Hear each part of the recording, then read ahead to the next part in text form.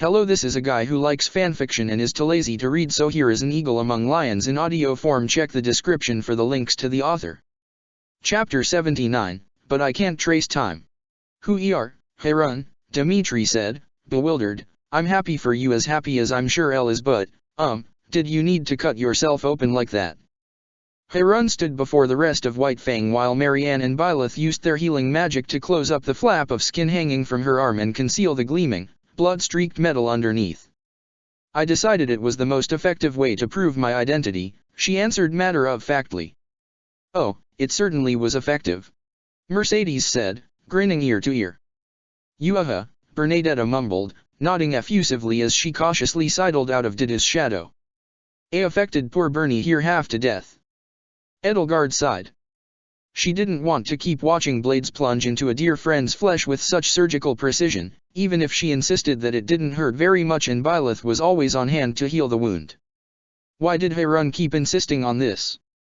She must have felt the need to prove herself, to assert herself, not unlike her and Hubert's villainous laughter and grim demeanor, Edelgard supposed.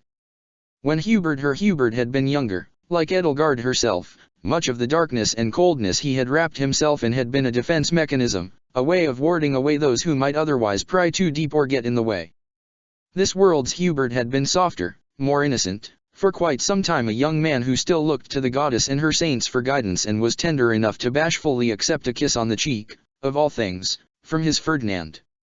He had not needed to hide that softness away or cloak it in a theatrically wicked demeanor. Harun, Edelgard thought, must have been doing the same thing here, using shock and horror to defend a vulnerable core as she addressed the people she'd been estranged from for 8 interminable years. How long would it take for her to drop that shield, though, that she now felt the need to raise up against people, once friends, who had become hazy memories to her? Judging from prior experience, it could take a long time. Actually, Dimitri added, this reminds me, Felix, Sylvain, Ingrid, you might know the story better than I. Gilbert often told me that when I was little, he lifted a hand to his brow, to a lock of his snow-white hair. I was often mistaken for a girl. Apparently, even Catherine was once fooled. When Gilbert would tell the story, I'd feel embarrassed, but looking back on it now, I do not think I had anything to be embarrassed about. Harun looked embarrassed on his behalf.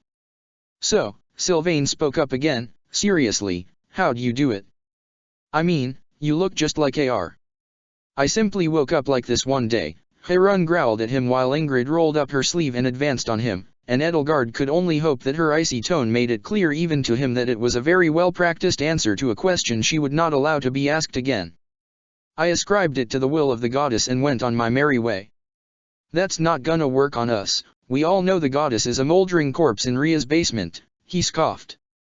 There's no need to ask prying questions, Edelgard told the others, her words augmented by Ingrid shaking her fist silently at Sylvain with a menacing, unspoken threat gleaming in her green eyes. That's right, Dimitri sternly reminded Sylvain. Harun has been a close friend and ally to us all, and as repayment of everything she has done with us and for us, we owe it to her to respect her privacy. Everyone nodded in assent. Annette raised her hand. How did you pick your name, Harun? It's a pretty one. Edelgard watched Harun's face turn red. I chose my name from, she coughed and let her voice trail off into an indistinct mumble. You got your name from what? Annette asked. We all heard her, Byleth announced. Isn't it obvious? Bernadetta asked Annette. She chose that name because that's what her enemies do whenever they see her on the battlefield. They hide, they run, they cower in fear as death stalks among them. Harun's face turned even redder. Oh my, perhaps we have a new Death Knight among us, Mercedes chimed in, adjusting the shawl that hung over her armored shoulders as she shot Harun a coy little wink. That salvaged Todd's Ritter armor ought to go to good use, I think. Harun, do you think red and green would suit you? One or the other, Harun said. I'd prefer not to look like a Saint Sikalday tree. I think green would bring out your eyes, Mercedes suggested.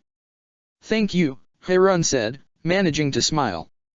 Kronia let out a derisive laugh. You primitive fools, she said, shaking her head, and Edelgard found herself frankly quite amazed it had taken her this long to open her mouth. Agartha and medical science figured this all out over 2,000 years ago. In Shambhala, she added, gesturing to Harun, they put chemicals in the water so that this doesn't happen. Harun stared venomously at her, and it was then that Edelgard realized she hadn't exactly been informed of Kronya's new position within the group. Kronya, Ignatz said, his tone a mix of stern admonition and put upon exasperation. But, she added, kicking her foot childishly against the floor, Shambhala's such an awful place, it's probably the wrong thing to do. I'm sorry about her, Ignatz told Harun, taking a deep breath and audibly swallowing a lump in his throat as he stared up at her. She's trying. Yeah, Felix grunted. All of our patience. Anyway, Ignatz continued, it's great to have you back, Harun.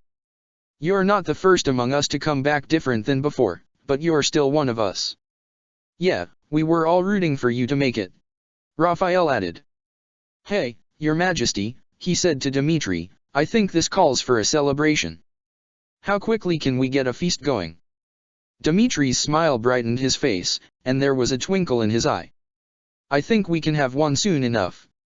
What do you say, Professor? He asked Byleth. I say, Byleth said with an assenting nod to him, that we should get going before Dorothea gets put on afternoon kitchen duty. That was incentive enough for everybody to stand up from their seats and gather their rain cloaks, but before everyone could leave, Edelgard addressed them all again, taking Harun by the hand, and for a moment Harun looked down at her, bewilderment flashing in her yellow eyes. You have our gratitude for respecting our wishes, she told the others. We have one more request. For the time being, the true nature of Harun's identity in her former life as a son of House Vestra is not to leave this room. What?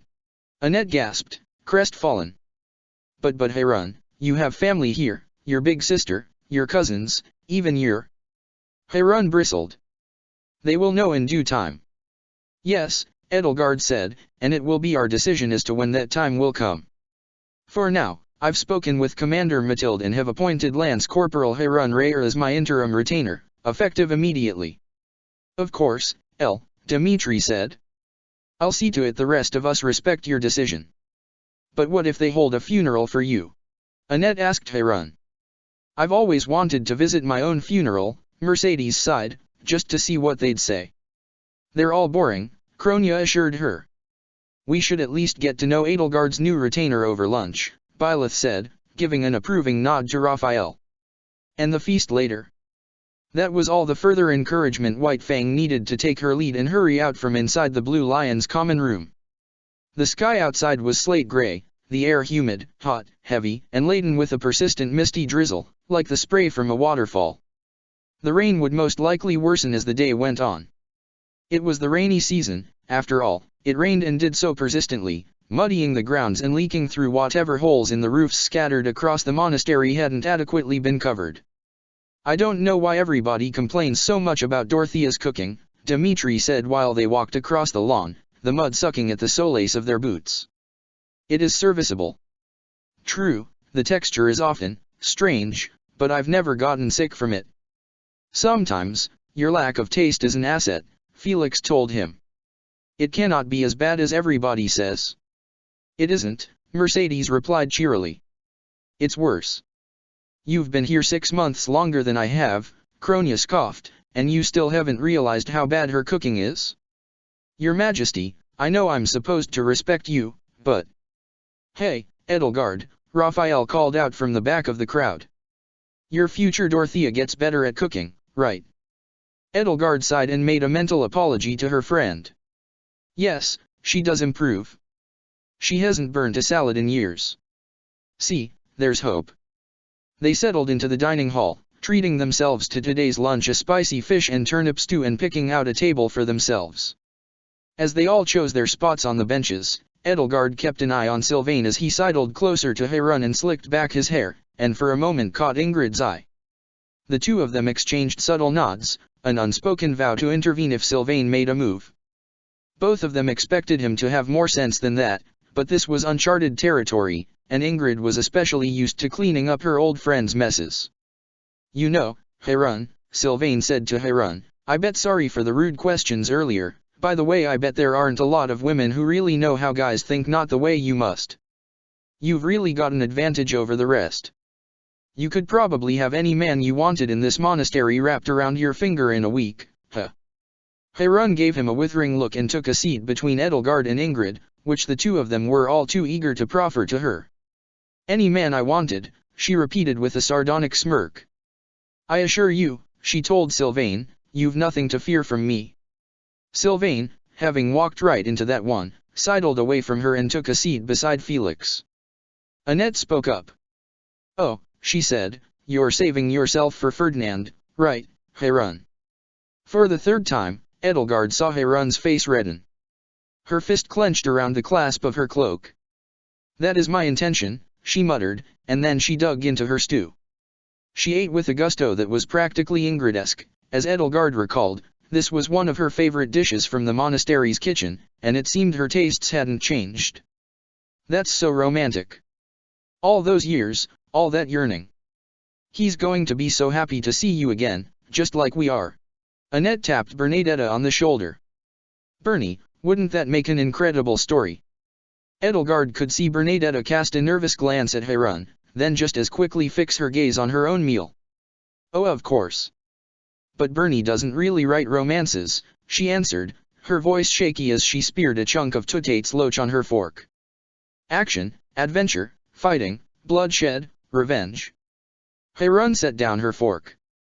I may have a few stories for you, then, Bernadetta, she said, if you'd be bold enough to hear them. She certainly is. Mercedes told her. Do you all remember when we went fishing with Captain Geralt? And we had that little storytelling competition. She giggled. Oh, I forgot you weren't there, Harun. But the rest of you remember, don't you? She asked the others. Even you were there, Kronia. I only wished the Death Knight could have scared you half as badly. Dmitri smiled. I think even you were afraid that night, Professor, he told Byleth, laughing. We ought to do another fishing trip when the weather improves, and while we still can. I think that might have been one of my first realizations that I truly considered you all my friends. As White Fang settled into their meal, and their conversations shifted from topic to topic, Edelgard began to feel less concerned for Harun. Perhaps her memories of the people she had left behind 8 years ago were growing stronger and firmer, but here and there were glimmers of what looked like happiness on her so familiar face. For a moment here and there, Edelgard saw a glimmering brightness amid the shadow that even seemed unique to Harun alone. Her body language was looser, the tension in her shoulders and back was eroding, she seemed comfortable. White Fang's good mood and that of all the rest of the officers gathered in the dining hall soured abruptly when a shout rang out from the great hall next door, muffled yet distinct. It was Geralt's voice, yet Edelgard had never heard him shout like that nor, judging from the shock painted on her friends' faces, let alone on Byleth's, had anybody else. All of them stood up in lockstep, their meals and conversation instantly forgotten. None of them were armed, though Byleth had the sword of the Creator at her hip. She drew it and headed in the direction of the outburst, and the rest followed in her wake. They hadn't gotten far before Geralt tore into the room with the suddenness and abrupt ferocity of a wild beast bursting from the underbrush. There was a manic energy to him, frenzied and fearful, as though he had just ran away from the Immaculate One herself. Dad, Byleth gasped. Captain Geralt! Dmitri exclaimed, as shocked as everybody else but his sudden appearance. What's the situation? Are we under attack? No attack, Geralt panted, doubling over and resting his hands on his knees. His chest heaved. His voice was hoarse and cracked, his complexion ashen and eyes haunted. You look like you've seen a ghost, Captain, Mercedes said, the levity leaving her voice. Her fingers tightened their grip on her shawl, pulling it closer to herself and wrapping it tighter around her shoulders. What's the matter? Annette asked him. He pulled himself up and put a hand to his brow to hide his eyes. Underneath it, Edelgard could see his face deform, his lips involuntarily curl themselves into an anguished frown, as hesitant tears began to roll down his cheeks. There's no easy way to say this, he choked, and Edelgard knew from the bewildered and frightened looks her comrades shared she was not the only person to feel an icy pang of unease and dread creep down her spine. There was a rawness to Geralt's voice that belied his gruff and often aloof demeanor, something soft and wet and quivering hiding under a stony shell. Byleth stepped closer to him. What is it? By, his shoulders quaked. It's your mother. For a moment, she could only stare, just as bewildered as anybody else. Then, slowly, she stepped toward her father and rested a hand on his shoulder. He lowered his hand from his face, and for only a moment Edelgard and the others could see his eyes, red-rimmed and glistening, as he met his daughter's gaze. Then, in a flash, his head snapped to the side as though he'd been slapped across the face, and he averted his eyes. "Captain Geralt," Edelgard asked, "can you tell us what's going on?" A flash of memory came to her, an echo of the terror and panic she had once felt while in Ria's clutches months ago, and she began to suspect that she knew what was going on and what Geralt had found. He turned his back on them. "Come this way," he said, and Byleth, Edelgard, and the rest of White Fang followed him into the great hall, where a cluster of soldiers in Faerghus blue and Adrestian red stood over a spread of discolored blankets and bedsheets. Behind the wall the soldiers created, Edelgard could see a glimpse of things no bodies. She would have known the sight of corpses laid out after a battle a mile away resting atop the sheets in an eternal repose. She was certain the rest of White Fang could identify the sight immediately as well. Professor Hanneman was among the ones gathered, standing with Vul and a few other Agarthants, and broke ranks with them to meet White Fang halfway. "Captain Geralt," he called out as he approached them and wiped the dust from his monocle with his handkerchief. "Are you quite all right? You ran off like a bat out of..." "What is it, Professor?" Annette asked. "What's happened here? Is somebody hurt?" "No, nobody is injured, thank heavens," Hanneman said with a half-hearted shake of his head, as though he could not even take comfort in that. His voice was shaking, his hands trembling as he continued to compulsively clean his monocle. "With Vul and the other replicants' help, we have been investigating the entryway to the Holy Tomb, and while we've yet to find a way to use the elevator, they call it, we found another passage on this side of the monastery we thought might provide an alternate means of ingress," he explained, gesturing to a large and ragged hole in the wall near one of the towering pillars. "It turned out, though, to lead to a different chamber hidden deep below the monastery, and we found..." "Ria's laboratory," Edelgard gasped.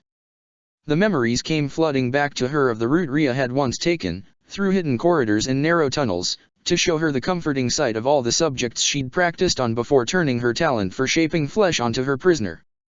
Ria's creations, her failures. Her mountains of failures. And yet out of all those experiments, the one she considered the greatest failure of all was the only one to still draw breath. "Professor Geralt," she said to Byleth and her father, reaching out for her hand, "I'm sorry I didn't tell you earlier, but..." Geralt pushed through the soldiers. They parted for him easily, and Byleth followed. The rest crept as close as they could while still maintaining their distance. "Here she is," he mumbled hoarsely, and with a half-hearted gesture he pointed to one of the corpses laid out on the ground. There were 12 of them, all wore simple white linen gowns and all had gaping and bloodless holes in their chests where their hearts should have been. All had long locks of hair in varying shades of green, from Ria's mint to Flane's emerald to Seith's or Suthi's deep forest green. Only one of them, though, looked human. The others were mere facsimiles, like life-sized dolls. Some had no texture to their skin, or even any ears or nostrils to speak of. The ones that looked the most human all bore Byleth's face, framed by tumbling verdant tresses, and one more than any other. A few more soldiers came out of the newly discovered passage carrying a large blanket between them, upon which they had piled several deformed half-human creatures, all sprouting a haphazard collection of horns, tails, wings, claws, yet White Fang was too transfixed on the body Geralt and Byleth stood over to pay them much of any mind. Byleth stared down into her own face. "Is that's your mom?" Geralt gasped, choking back a sob. Watching Byleth's face and the emotions that flickered across it, shock, sadness, and finally, devastation, made Edelgard feel her own heart crumble, and she wanted nothing more than to take her up in her arms. But Dimitri beat her to it and wrapped his arms around her, letting her rest her head upon his chest while one of his gloved hands hovered just over the mint-green hair that spilled over the nape of her neck. "Sickles beard," Hanneman cursed, blanching as the monocle fell from his hands and landed at his feet. "Professor," he asked Byleth, aghast, "is this woman here truly your mother?" Byleth didn't answer. Nor did Geralt. "It is," Edelgard said, answering for the both of them. Rhea kept all of her failed experiments down in that chamber. Her failed attempts to create life in her own image, as her mother once did her failed attempts at creating a vessel. The replicants converged on her. A vessel for what? Thales Sr. asked, a wavering note of anger in his voice. Periander stood at his side, her eyes wide and vacant, fixed on the mutated corpses that had recently been brought up and yet unfocused. Edelgard stared him in his opalescent blue eyes. Of all the people to tell this to, he was the one she least wanted to tell. For her mother, she said instead. Archbishop Rhea's desire is to resurrect her mother, the Fell Star. As had been expected, the rain only grew stronger as the day wore on, and though there was scant time before the misty rainfall became a downpour for Citri Eisner to be properly interred after over 2 decades, White Fang's collective efforts made quick work of the task. As soon as the last shovelful of broken earth had been piled back over the grave in front of that worn and weathered headstone, the soft drizzle began to grow harder. The downpour continued all night, and well into the morning the next day. Summer rains bombarded the monastery, tapping on every roof, worming its way through every leak, turning the lawn to mud. A pall seemed to have fallen over the entire monastery, and Edelgard found herself reminded of the days following Geralt's death in her world. Geralt was still here in this world, of course, but while it had been one thing for him to learn about Byleth's Creststone, it had been quite another to see with his own eyes where or who, rather it had came from. A darkness had overtaken him that Edelgard had never seen in him before, mournful yet seething. Edelgard could hazard a guess that if the monastery were still under Rhea's control, he would have set fire to it all over again. Byleth, having never known her mother, fared better, but was still rattled by the experience, stunned into a shocked stupor that kept her even more laconic than she typically was. And the night of the impromptu funeral, Edelgard was plagued by dreams that showed her all 3 of the Byleths she had come to know her worlds, Dimitris and Claude's all laying amid dozens of their doll-like predecessors with gaping, bloodless caverns in their chests that showed cracked ribs and desiccated organs and dead stares. Edelgard could only imagine that Byleth's dreams were infinitely more troubling than her own. That next day, while rain bombarded the monastery, Edelgard made her own trip down through the passage Vul and Hanuman had uncovered, down the winding stairs that led deeper and deeper underground, and saw for herself the malformed half-Nabateans that still remained in the pit. It was unknown what would be done with them, the ones who'd been brought up or the ones who remained, too deep to easily be hauled out. Some would be dissected. Hanuman was, though unnerved, eager to see what they might reveal about the origins of crests. The question for afterward, though, was whether they would be buried or burned afterward. Rhea had said that the experiments had possessed little more intellect than insects, but Edelgard was loath to take her word insofar as what sort of treatment their corpses deserved. She committed the position of the passage to memory, now that she had the presence of mind to do so, all the while wishing she'd done so earlier. Grief aside, that evening, Byleth used her power to send Edelgard and Hilda back to their own world, and Edelgard knew as soon as she arrived what to do. She found Byleth, and it was not a difficult task. She found her on that calm, dry late spring evening sitting on the edge of the little pier over the palace's pond, fishing rod in hand, a bucket of bait at her side. Byleth noticed her before she could even set foot on the pier's wooden slats, gave her a welcome smile, and rested her hand on the empty space at her side, and though the sun inched lower to the horizon and the sky grew darker, as Edelgard neared she could see the shape of an extra fishing rod lying beside the rest of the tackle. "Were you expecting me, my love?" Edelgard asked her. "No, but I was hopeful," Byleth answered, and she turned her attention back to her rod while Edelgard took a seat beside her, both of their legs dangling off the pier's edge as they sank their freshly baited hooks into the water and waited. "It's good to see you again," Edelgard said. Byleth nodded. "You, too, El." There was something about the way Byleth said El that was different from how anybody else said it. Though it was always said with love, there was more than that in Byleth's tones. There was first love there, and it sounded richer, stronger. Something about this world's Byleth, her Byleth, being the first person to call her that in over 10 years lent it a power and resonance it could never have coming from anybody else's lips. It had not been long since Edelgard had last visited, yet it was still as though she were seeing her for the first time, a love-struck girl who'd thought she'd forgotten how to love long ago, gazing upon her savior. The two of them continued to wait for the fish to bite, letting themselves sink into the uneventful calm of fishing. "Bye," Edelgard said. "I'm sorry," but I came here to tell you something, potentially upsetting. Byleth cocked her head curiously, as she always did. What is it? It's about your mother. She gazed off into the depths of the darkening pond as its still waters slowly took on the deepening hue of the sky. Citrai. I ought to have told you this much sooner. She isn't buried under that headstone in the monastery's graveyard, the one beside Geralt's. It was only recently that we in the other world found our way into the room where her body was really being held. It's in Ria's laboratory. Oh, we found that a few months ago, Ellie spoke up, interrupting her by seizing control of her own mouth against her will. Edelgard could feel all of her thoughts stumble into each other and collapse into a heap before they could make their way to her tongue. Why you did? She asked, wresting back control of her body. I didn't know. You're never here long enough for it to come up, Byleth said with a shrug and a mischievous little smirk. The artisans we hired to repair some of the damage found it. I'm sorry. She lifted a hand from her fishing rod and laid it on her heart, a faraway and pensive look in her eyes. Dad would have been. He's furious. To know that all this time, Ria was hoarding his wife's body, that her grave was a sham. I've never seen him so filled with rage. What about the other Byleth? She's quiet. She's taking it better than Geralt, but she's closed herself off more than usual. How did you feel? Byleth thought for a moment. I wished Ria was still alive so I could slap her. Just slap her. I had enough catharsis from that time I put my sword through her head. I don't need to go any farther. But as for the other Byleth, Edelgard mused. I find myself more concerned about Geralt, but the two of them.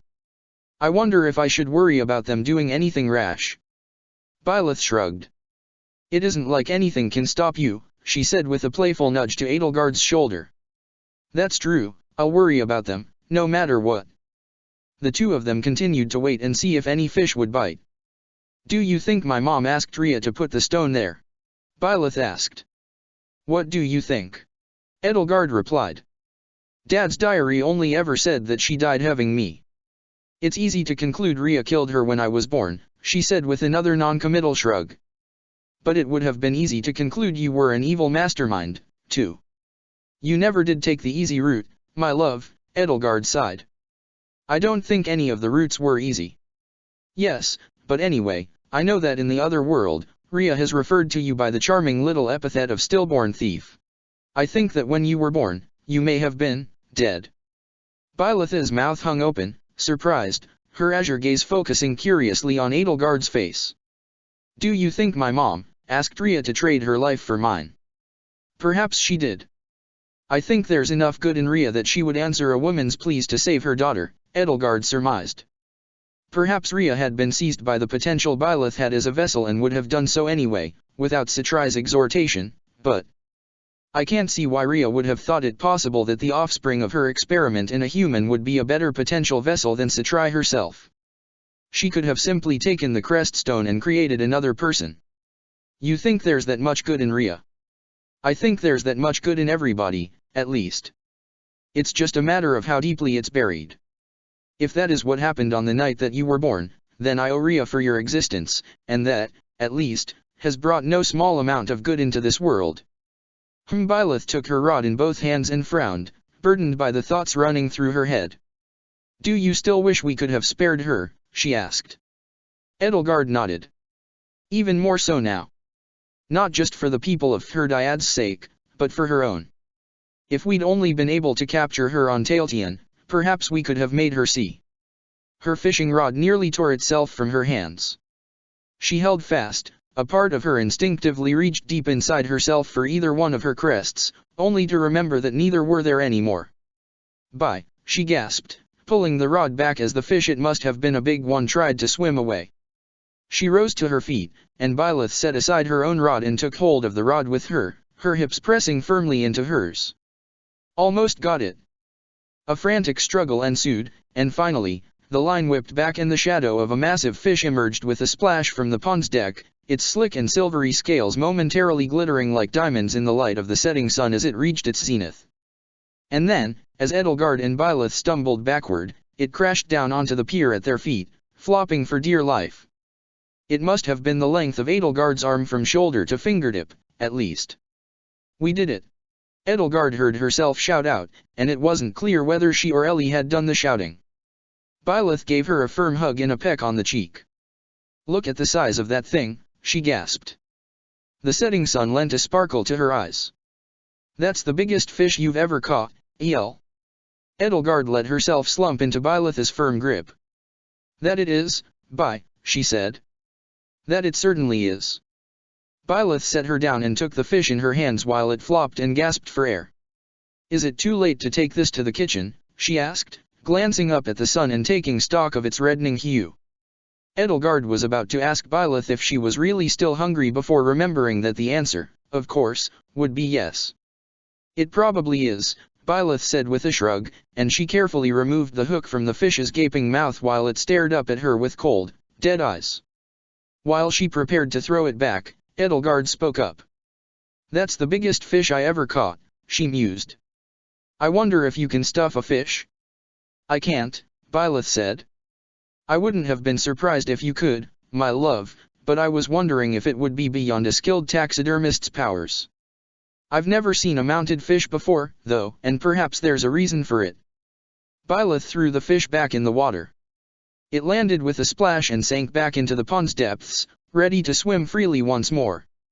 You'll catch it again someday, she told Edelgard as she stood up and collected her tackle, resting her rod against her shoulder. Edelgard gave her another hug. It's wonderful being with you again, my love. Byleth pecked her on the cheek. I know. Let's go inside before it gets too dark. The two of them walked off the pier and through the courtyard. Above, the sky seemed to grow darker with each passing second. Has Claude had any luck procuring some caterpillar cocoon for himself? Edelgard asked Byleth. He found a trader who said he'll have some in a week, Byleth told her. Good, she said, letting out a relieved sigh. The other Byleth and Ingrid would be happy to know that the burden wouldn't be entirely on her to explore Destinova's past. A fair warning for him using too much of it too frequently makes everything around you feel strange for a while. I'll make sure to let him know. Or perhaps don't, Ellie said, if it might be funnier. Hearing Ellie speak reminded Edelgard just a bit of the snippets she'd seen here and there of the other Edelgard, the one Destinova had known. 3 Edelgards, all very different, all the same in their own ways. If she hadn't intervened in this one's life, Edelgard thought, who would Ellie have become?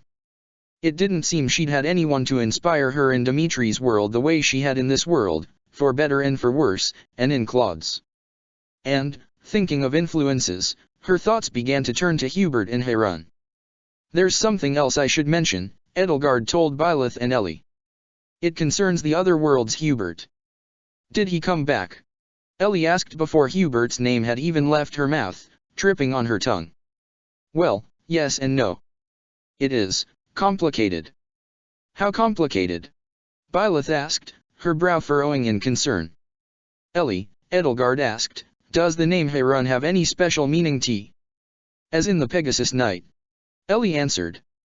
It still took a second for Edelgard to recover from the always disconcerting feeling of being interrupted by herself. Yes, as in the Pegasus Night, Heron. I'm told there's an old story about her. She felt herself nodding her head as Ellie took control for a moment. Yes, the boy who prayed for wings. When I was little, just before I was sent to Faerghus, I gave Hubert a book with that story in it, because I noticed that he always wanted to be a Pegasus Knight when I let him play with my siblings. I don't recall that at all, Edelgard admitted, and not for the first time that day she cursed her poor memory. I don't think he does, either. Or maybe he just doesn't like to talk about it, Ellie said. I think he might have thought the gift was a joke. While I was exploring Destinova's world, I found that its Edelgard has a retainer named Heron, Edelgard explained. And when Hubert returned in yours, Ellie, well, she goes by the name Heron now, she added, and she's a Pegasus Knight. Ellie all but squealed. Oh, goddess, she gasped, putting a hand to her mouth, he really did pray to the goddess until it happened, just like in the story. I'm not sure it was that simple, Edelgard said, taking back control of her rebellious hand.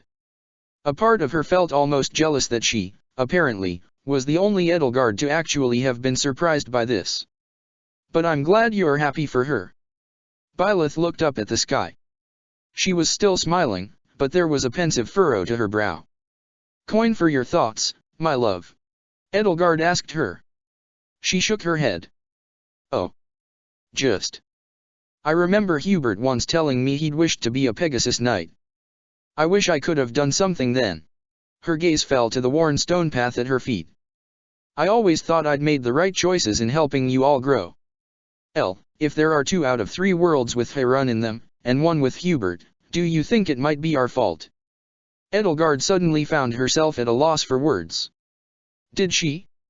Harun had told her that her new life had been something she'd chosen when she'd looked into herself and thought of what she wanted from a life without Edelgard and the duties of House Vestra. There was no clearer indication that Hubert's duties in this world, the harsher life he'd lived, had shackled him to manhood and denied him the dream of Harun. I think that thought has been bothering me these past few days, she admitted, though I hadn't consciously realized it. Do we tell him? Ellie asked. Perhaps, Edelgard said, arguing with herself in more ways than one. In this one world, he is meant to be Hubert, and in the others, she is meant to be Harun. Maybe we ought not to influence his decision either way. It's not our place to say who or what he should or shouldn't be, but his. Maybe, Byleth noncommittally agreed. Or maybe he needs us to tell him. That's exciting, though, Ellie said. I can't wait to come home and meet her. Is she wearing her hair long now? And what about makeup? How does she look? Does she look pretty in a dress? She looks fine, but I won't ruin the surprise for you, Edelgard told her, and she felt a sinking in her chest that she supposed was her counterpart's disappointment. So, then, we won't tell Hubert for now, but perhaps later, when we've given it some more thought. They stepped into the palace foyer and, as though conjured by their words, found Hubert stomping down the stairs toward them, followed closely by a pair of trailing pink pigtails. For the last time, Miss Goneril, he huffed, redoubling his speed and letting his long legs carry him more swiftly down the staircase while Hilda pursued him with a little brush in one hand and a little bag in the other. As I have said to Dorothea many times before, I have much better ways to spend a night such as tonight than seeing if anything you could do to my face would bring out my eyes. His voice came to a halt at the same time his feet did, when he saw at the base of the staircase that Edelgard and Byleth had come back from their fishing trip. After a few days growing accustomed to Harun's face, Edelgard was embarrassed to admit that the sight of Hubert's was almost jarring in all its subtle differences. Lady Edelgard, he asked as Hilda caught up with him, can you please tell our favorite uninvited house guest to stop pestering me about makeup? The next day, much to Edelgard's chagrin, she found that she could no longer put off having her feathers and scales groomed. She hadn't done so since she'd woken up, and after a month it was all in an utterly frightful state. Not only did Ingrid insist, but Harun did as well, and it was all but impossible for her to keep them from barging into her bedroom and refusing to let her leave until they had done their work, which Edelgard did have to admit was necessary and not entirely unpleasant, but certainly did not have to be done right this minute. It was a losing argument.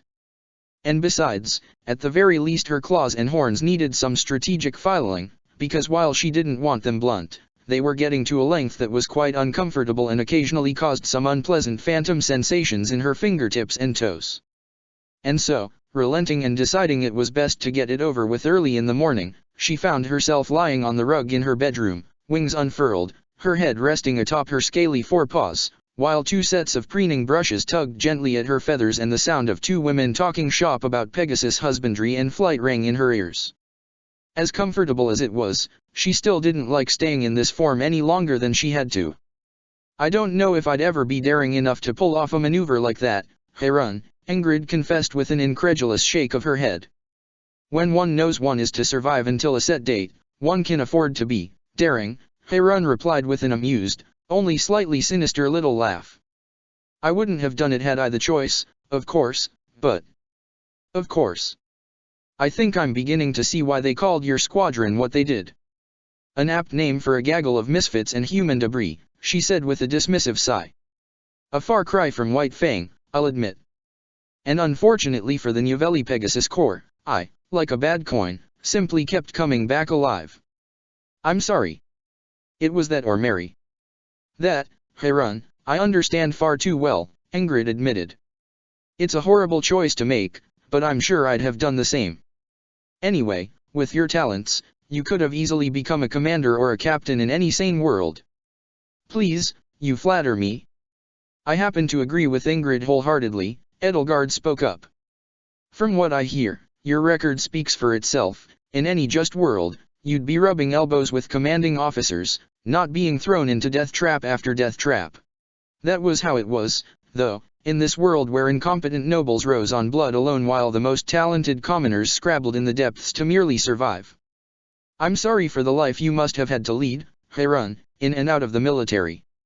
It was difficult, yes, Harun said, and there was a slightly threatening tone in her voice that said quite clearly that she would not be proffering any further details.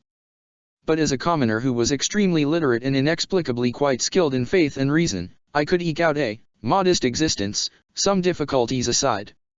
A part of Edelgard wanted to know every single detail, so that she could know exactly how firmly and warmly she ought to throw her arms around Harun and how long she would need to keep her wrapped in her embrace.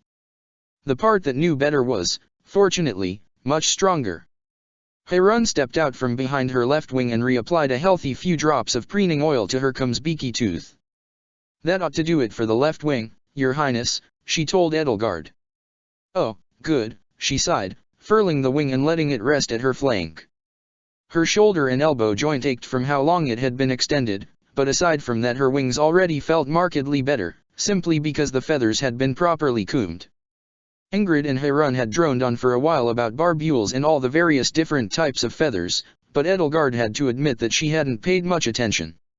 Extend your left arm, Harun told her. I'll do the feathers on your forearm next. Edelgard did so, and winced at the sight that greeted her of quite a few ugly little pin feathers mingled amid the raven-black forest that ran from her wrist to her elbow while Harun set to work on them. It's so wonderful to simply be able to ask you, Ingrid marveled, continuing her work on the last few feathers of the right wing. You're even more well-behaved than Artemis, and I like to think he listens to me more attentively than most people do. Isn't she, Harun? Ingrid, if you're about to make another joke about carrots or sugar cubes, Edelgard grumbled, you'll find out just how unruly I can be. A smile brightened Harun's face, and Edelgard was struck then, and not for the first time, by how handsome she had grown. In her world, Hubert had grown into his features those strong nose, brow, and cheekbones that hadn't quite seemed to fit the rest of his face right during his adolescence, and Harun had grown into those same features in an entirely different way, shaping from the same stock a fairer twin. Lady Edelgard certainly is well behaved, Harun said, when she wishes to be. Oh, of course there's no discounting her stubbornness, Ingrid replied. We've both been on the receiving end of it, haven't we? I'm done with your wing, keep your tail still and I'll get started on it next, all right. Edelgard pulled back her right wing. I can hear you both, she reminded them. Your right arm, please, Lady Edelgard, Harun said. Edelgard pulled back her left arm, resting her scaly head upon her forepaw, and proffered up her right. Good girl, Harun said to her, her voice low and rough. Edelgard suddenly felt a heady rush of warmth within herself. Harun. Yes, Lady Edelgard. What was that just now? She could see Harun's cheeks burning red. And nothing, Your Highness. Force of habit, perhaps. Ingrid laughed. You're in good company, Harun. I think I've lost count of how many times I've almost called her that. Girls, Edelgard said sternly. Sorry, Ingrid said, bright traces of laughter still bubbling up in her voice. It's too easy to get carried away. Before Edelgard could further admonish her friends, there came an insistent knocking on her bedroom door. Who is it? She called out, at once grateful for the distraction and embarrassed to be distracted at this particular time. Lady Edelgard, Thales Sr. called out from behind the door. If Perry and I can have a word with you. Come in, Edelgard answered, and the two of them opened the door and stepped into the bedroom, sloughing off their rain cloaks. I'd give every ship in the Federation fleet for an umbrella, Thales grumbled, feeling his long coat underneath for dampness. A shame we're interrupting your grooming session, but I'm afraid this cannot wait. What's the matter? Ingrid asked. I'm the matter, Periander sighed, scratching at the side of her neck so roughly that her fingernails left angry red marks on her pale flesh. It wasn't just the side of her neck, either, but her scalp, and her wrists, and doubtless many more parts of her body that were currently hidden by her clothes. There were dark shadows around her fractured eyes, and her long two-tone hair was unkempt. "She's been feeling worse by the day," Thales explained to Edelgard, "and due to your similar situations, we thought that you might have some insight." "What do you mean by situations?" Ingrid inquired. "It's the itching, mostly," Periander added, her fingernails biting deeper and deeper into her skin. "I can hardly sleep anymore." Thales took her by the wrist and guided her hand away from her neck, forcing her to leave the irritated, reddened skin alone. "We think it might have something to do with her shape-shifting." Ingrid was shocked. "You mean, you can turn into a dragon, too?" "I was a prototype for a transformation-capable replicant," Periander answered quietly, her other hand rising to her scalp. "How often do you transform?" Edelgard asked her. She'd only seen Periander transform once, and it had been brief, and the shadows in the dark tunnels of the Yamato's maintenance network had been long and dark. She didn't have much of a sense of the form's shape or size, just that it existed. "Only when absolutely necessary," she answered. "In other words, twice, in total, since I was placed under Thales' command." "Well, the itchiness might be because your scales need treating," Ingrid said. "How often do you groom yourself?" "We've been told that a Nabatean should do so once every 1 or 2 weeks or so." Thales and Periander stared at each other. "Grooming?" Periander repeated timidly. "Grooming?" Thales repeated incredulously. "Yes, just like you'd groom your human self," Ingrid told them. "We've got some wyvern scale wax here we were planning on using for Edelgard today. If size won't be an issue, perhaps you could transform here and one of us can get started on that while we file her talons." Periander looked down at her own boots with trepidation, folding her arms against her chest. "Does it hurt?" Edelgard asked her. "Every time," she answered. "Is the pain worse than what you've been feeling for the past few days?" She shook her head, then took stock of the room. "I think I can fit on the bed," she said, and while Thales closed and locked the door behind himself, she took a seat on the side of the bed and began to strip off her uniform, dropping each article of clothing in a pile next to Edelgard's neatly folded clothes. Her naked body showed even more fresh scratches, her skin so irritated in places that it almost resembled a rash. Thales stood at her side. "The rest of you should close your eyes," he told the others, and they did so.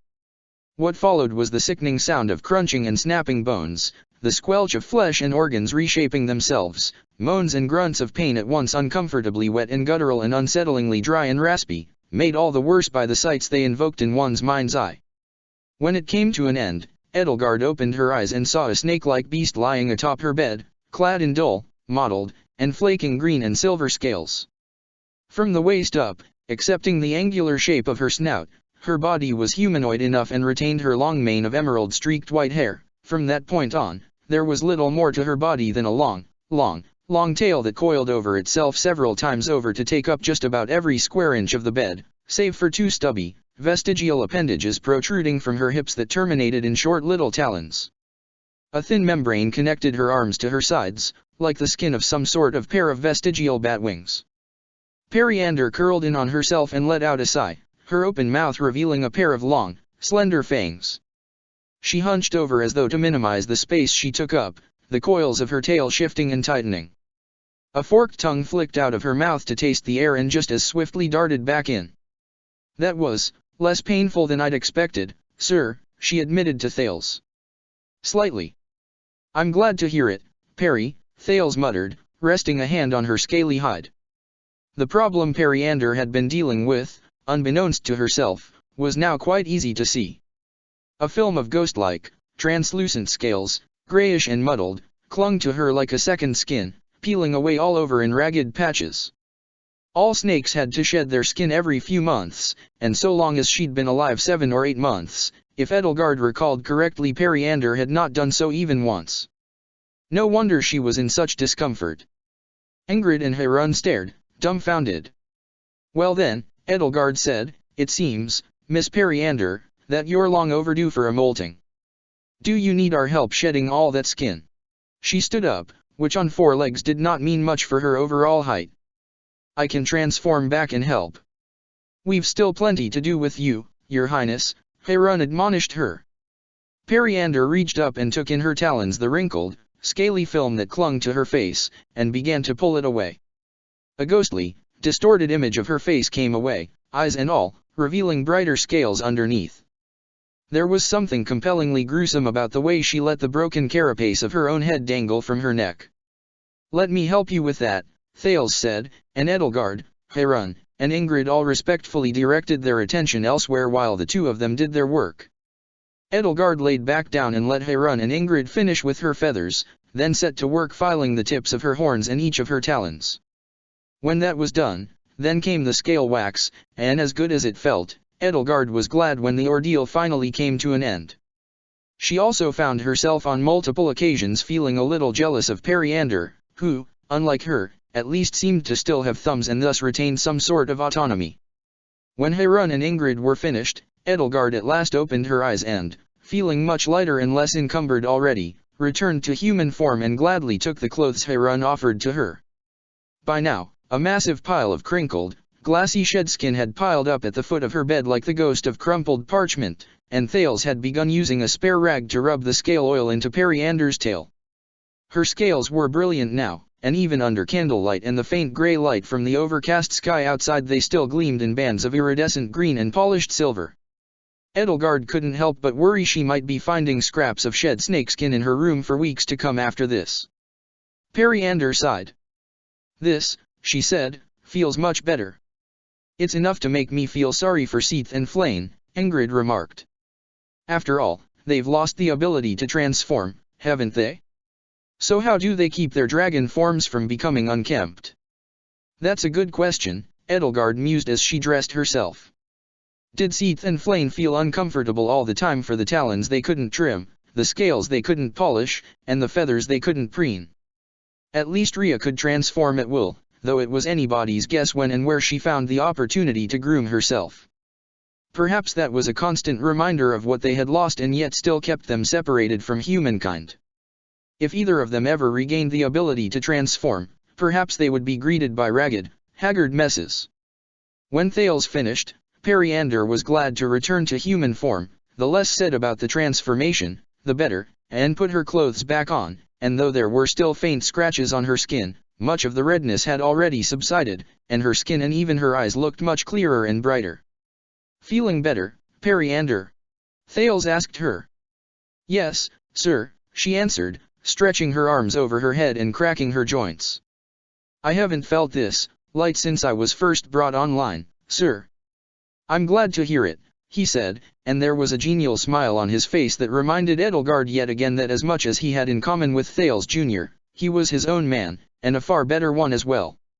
You three have our thanks.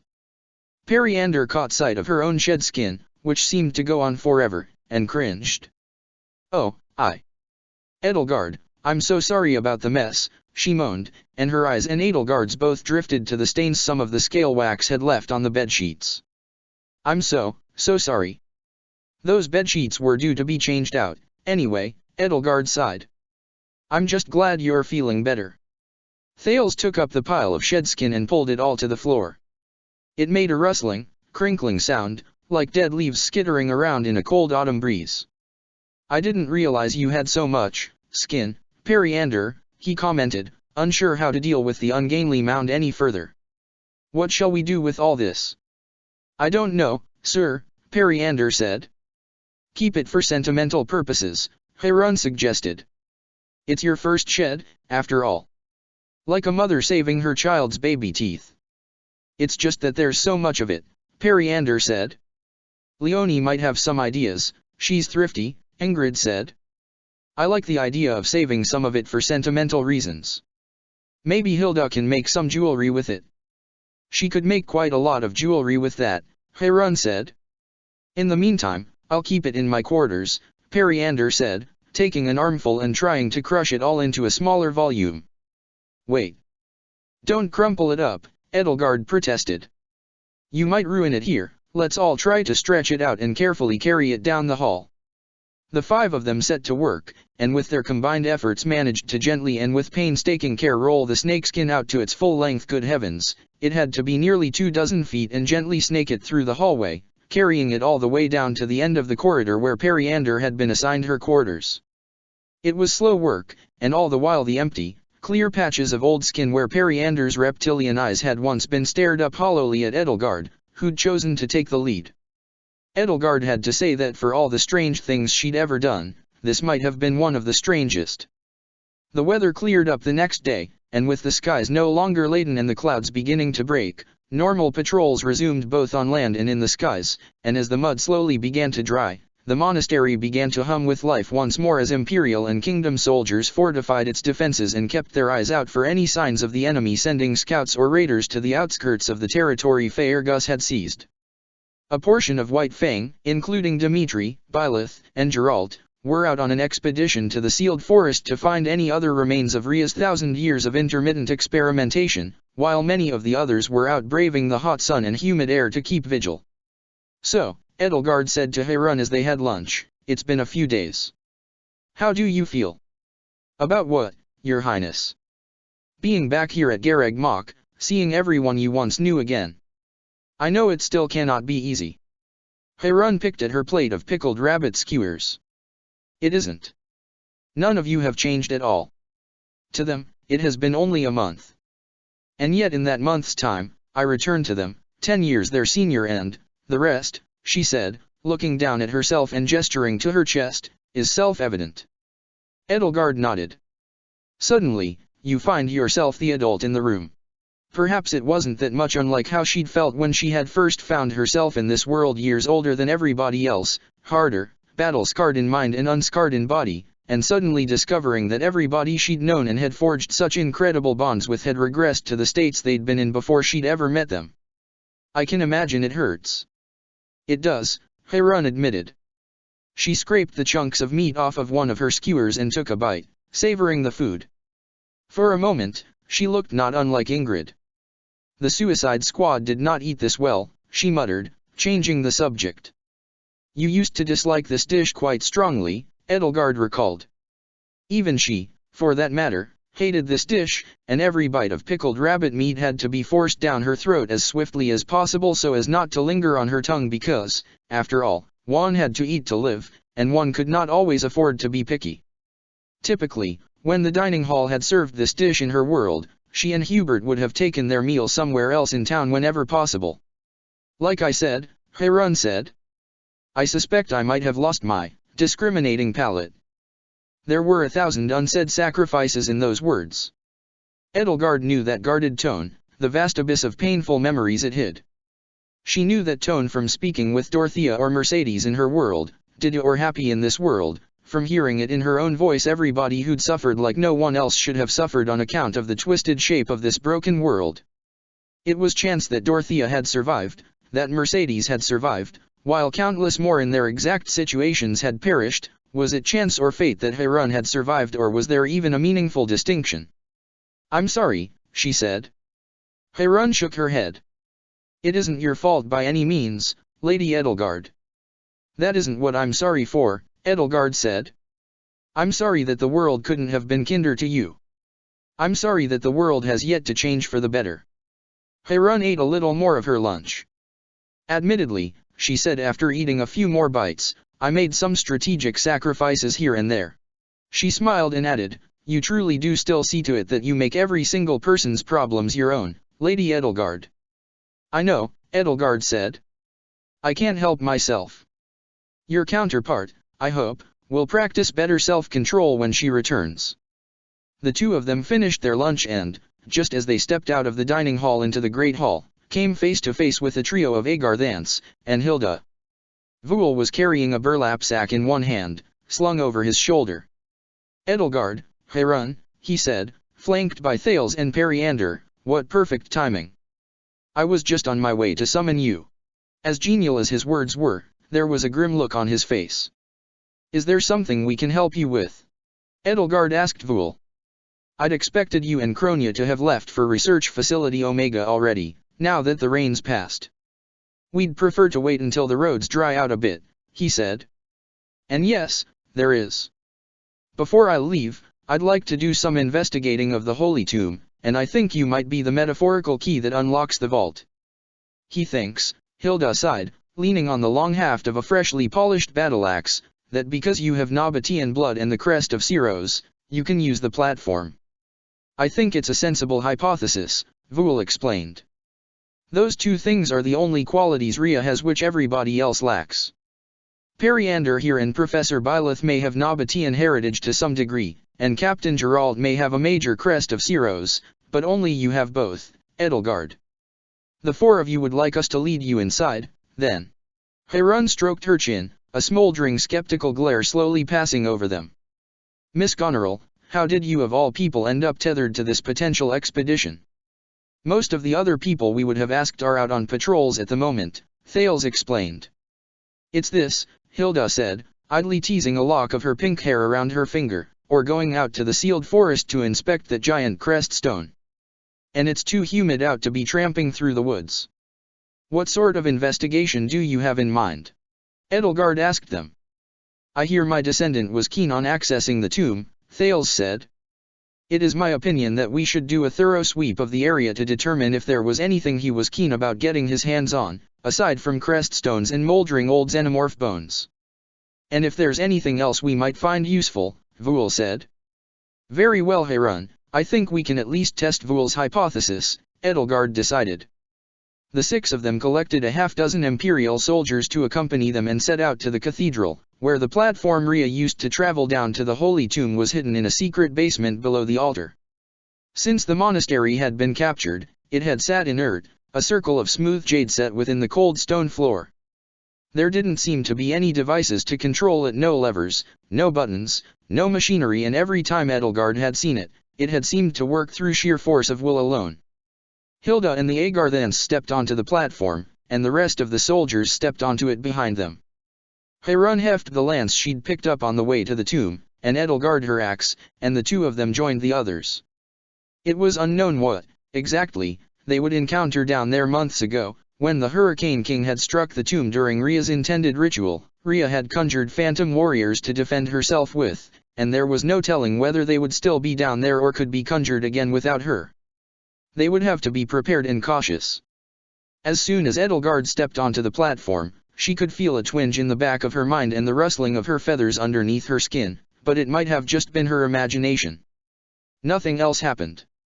Oh, no, it didn't work, what a shame, Hilda said, her voice utterly deadpan and unenthusiastic in its attempt to sound disappointed.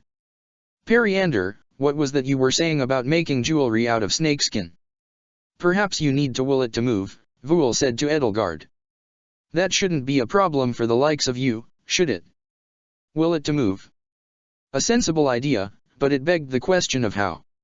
Was it simply a matter of imagining the platform descending, or of imagining an intense downward force upon it, or recalling the unusual sinking sensation of being inside one of the elevators on the Yamato? One of those three things worked, because with a low rumble and the grinding sound of stone on stone, the platform began to sink into the floor. Edelgard looked down and noticed that just underneath her boots, there seemed to be a faint glow permeating the stone. Everybody was startled by the sudden movement. It's working, Vul gasped, his face lit up with an almost childlike wonder. We're descending. Within seconds, the rest of the basement's rough, unpolished stone floor was at waist level, then hip level, then eye level, then over their heads. The lantern light above them began to dim and recede down the length of a long, dark tunnel. Down here, the platform itself glowed with its own eldritch light, a jade glow that lit everybody from below, wreathing their faces in ghoulish chiaroscuro and painting their skin in sickly green tones. This might be why Rhea's suddenly so desperate to retake Garreg Mach, Hilda wondered. But wait a minute. Professor Byleth has got Nabatean blood, too, doesn't she? And the crest of flames is Sutha the Fellstar's crest. She tapped her foot on the platform, deep in thought. You'd think the elevator would let her down, too. I assume Rhea changed the locks, so to speak, Vul theorized, once Byleth decided to switch sides. What about Edelgard? He shrugged. Perhaps she didn't think it would work for a hybrid. I'll admit, Hanneman and Linhard both thought this was a long shot. The descent was long, but eventually, The platform came to a halt at one end of the massive jade cavern beneath the monastery. The holy tomb stretched on in all directions, lit every inch of the way by the same dusky green light, its extremities awash in fog. Before them lay a shrine flanked by pillars and jade burial vaults leading up to a great stone throne. The far walls were lined with massive machines whose alien shapes left no clues as to their purposes, and beyond the rows of pillars and reliquaries were rows of dust-covered golems. The central area of the massive cavern still bore the scars of battle from many months ago. A few broken golems were scattered across the floor, some lying under toppled pillars and over crushed reliquaries. A handful of soldiers in the Hurricane King's colors were strewn about amid pools of dried blood, their long dead bodies broken in various ways, and across the floor there was a terrible fissure like a gaping wound. The sight of the chasm alone made Edelgard feel sick, like staring out into the pitch-black ocean at midnight and feeling powerless against its unfathomable depths, its ceaseless void, the vastness that could consume her and everything she was in an instant. Down there, the husk of Suthes rested in an infinite repose, asleep yet restless, unconscious while its heart and mind dwelt elsewhere. And she could feel the corpse's presence, the spark of animation that still dwelt within its lifeless body, the yearning that could at any moment reach out for every part of itself that had been taken from it, bone, heart, blood, and all. The Agarthans were as visibly awestruck by the sight of it all as the rest of the soldiers, and Edelgard had to wonder if they had any further insight into the strange devices that towered in the distance that the people of Fodlan would lack. To her surprise, Edelgard felt a hand clasp itself around hers and found that it belonged to Periander, whose slight, pained grimace and gently heaving chest spoke to her own quiet discomfort. "Periander," Thales asked, "is something the matter?" "It's this place, I think, sir," she said, shaking her head. The cold green light painted her white hair with a faint jade hue, in addition to the unhealthy tint it lent to her skin. "Can you feel it, too, Edelgard?" Edelgard nodded. Her scales itched underneath her skin and her feathers ruffled themselves warily while the dragon churned and coiled within her. Doubtless Periander could feel that same visceral unease. "It's the corpse," she said. "It exerts a sort of pull on our blood, if I had to describe it. But it won't hurt us unless it awakens." Thales' brow furrowed, lending his face the dark, cold expression that called to mind his descendant. "Will it?" he asked her. "3 people would all have to call upon the crest of flames at once," she said. "We should be safe." The 12 of them stepped off of the platform and made their way deeper into the tomb. It was as deathly quiet as one might expect it to be, save only for the cavernous echo of their boots against the floor. They crept past one of the decaying soldiers, a young man still clutching the hilt of a broken sword with a death grip even as what little remained of his bloated and discolored flesh had begun to slough off his bones. There had been no creatures to scavenge his flesh or disturb his skeleton, and so he remained frozen exactly as he had died, in a puddle of long-dried blood and liquefied viscera. The stench was, even after more than 3 months, still ungodly. "Goddess," one of the soldiers whispered, holding a hand to his nose, his face wrenched up by the horrible smell. "Poor dastard." As she and the others gave the corpse as wide a berth as possible, Edelgard could still feel the dragon inside her writhing with discomfort, like anxiety made manifest. "I've got a bad feeling about this," one of the other soldiers grumbled, echoing Edelgard's own sentiments. "The dead cannot hurt us," Harun assured the others. "It's the living we ought to be concerned of, and whatever snares they may have left behind for us." To distract both them and herself, Edelgard gestured to the vast machines off in the distance. "Thales, Periander, do you have any insights as to what those things might be?" Periander studied them closely. "They could be anything," she said. "Shield generators, power sources, maybe even the terraforming machines we thought the Felstar used. For all we know, they could even be weapons." Harun eyed the ruined golems, and the dozen more that stood in the distance. "As I recall, the church only sorted half a dozen golems, correct?" One of the soldiers nodded. "That's how many we recovered, at least, miss," he said. "One would think she wouldn't have kept so many in reserve down here when the monastery was under attack. Twice as many could have easily turned the battle's tide." Perhaps those were all she had time to transport before the fighting began, Thales surmised. Logistics is the bane of every commander. All the firepower in the world can't overcome a supply bottleneck. I can't imagine that platform fitting more than one golem at a time, Hilda mused. Rhea would have had to make 6 trips just to get those up. It would have taken forever to bring up a dozen or more. There was something disquieting about Hilda's remark, though Edelgard couldn't quite place it. The nearer they all came to the chasm that had opened up in the floor, the more she felt the unnerving presence of Suthi's corpse, and perhaps it was simply that sense of unease that was permeating her thoughts and the words of others. Rhea couldn't bring an army with her to Garreg Mach. Tactically, it would have been a ridiculously poor decision, and even if she did, Didu had saboteurs that could stymie them indefinitely anyway. Down here she had no shortage of golems, and ghostly soldiers she could summon on a whim, an army lying in wait that bent its knee only to her and that could handily catch the monastery's occupants by surprise and force them out. But if the elevator truly was the only passage to the surface, then even those phantoms would be of little use to her. And if there did happen to be a way to bring them up to the surface in large numbers, then why had Rhea not used it months ago? Vul ambled over to one of the reliquaries and set down his sack, and the others followed him. Thales, Periander, if one of you can help me get this open. I doubt there's anything inside there besides crest stones and old bones, Edelgard said. We've no interest in crafting new heroes' relics. Of course not, Vul said. I'd hardly suggest such a thing. But you never know. Thales drew the sword from his side, and the single-edged blade began to hum. Stand back, he said, and he thrust the blade into the wall of the reliquary and cut a circular hole in the smooth jade stone. When he was finished, he withdrew the vibrating blade, deactivated it, and sheathed it at his side. Together, Vul and a few soldiers carefully dislodged the cut stone to reveal the monument's contents, a bed of glittering shards of crest stones and bones. A bunch of crest stone shards, how disappointing, Heirun sighed facetiously, shaking her head and clicking her tongue. I'm sorry, Vul. I suppose we had better move on. Wait, Vul said, and he reached into the reliquary, felt around in its contents, and finally withdrew one blood-red stone that seemed to be devoid of any cracks, fractures, or chips. In the shadows, Edelgard could just barely make out the shape of the crest emblazoned on it, but couldn't quite discern it. Hanuman would doubtless know. This one's whole, he pointed out. And the crest of Makul, I believe. Put it back, Vul, Edelgard insisted.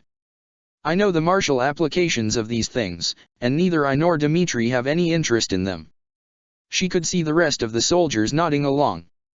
They'd all heard what had happened to Miklon Gautier nearly a year ago. While Rhea had intended to keep the story buried, it had made an excellent propaganda coup for both Faerghus and the Eastern Adrestian Empire.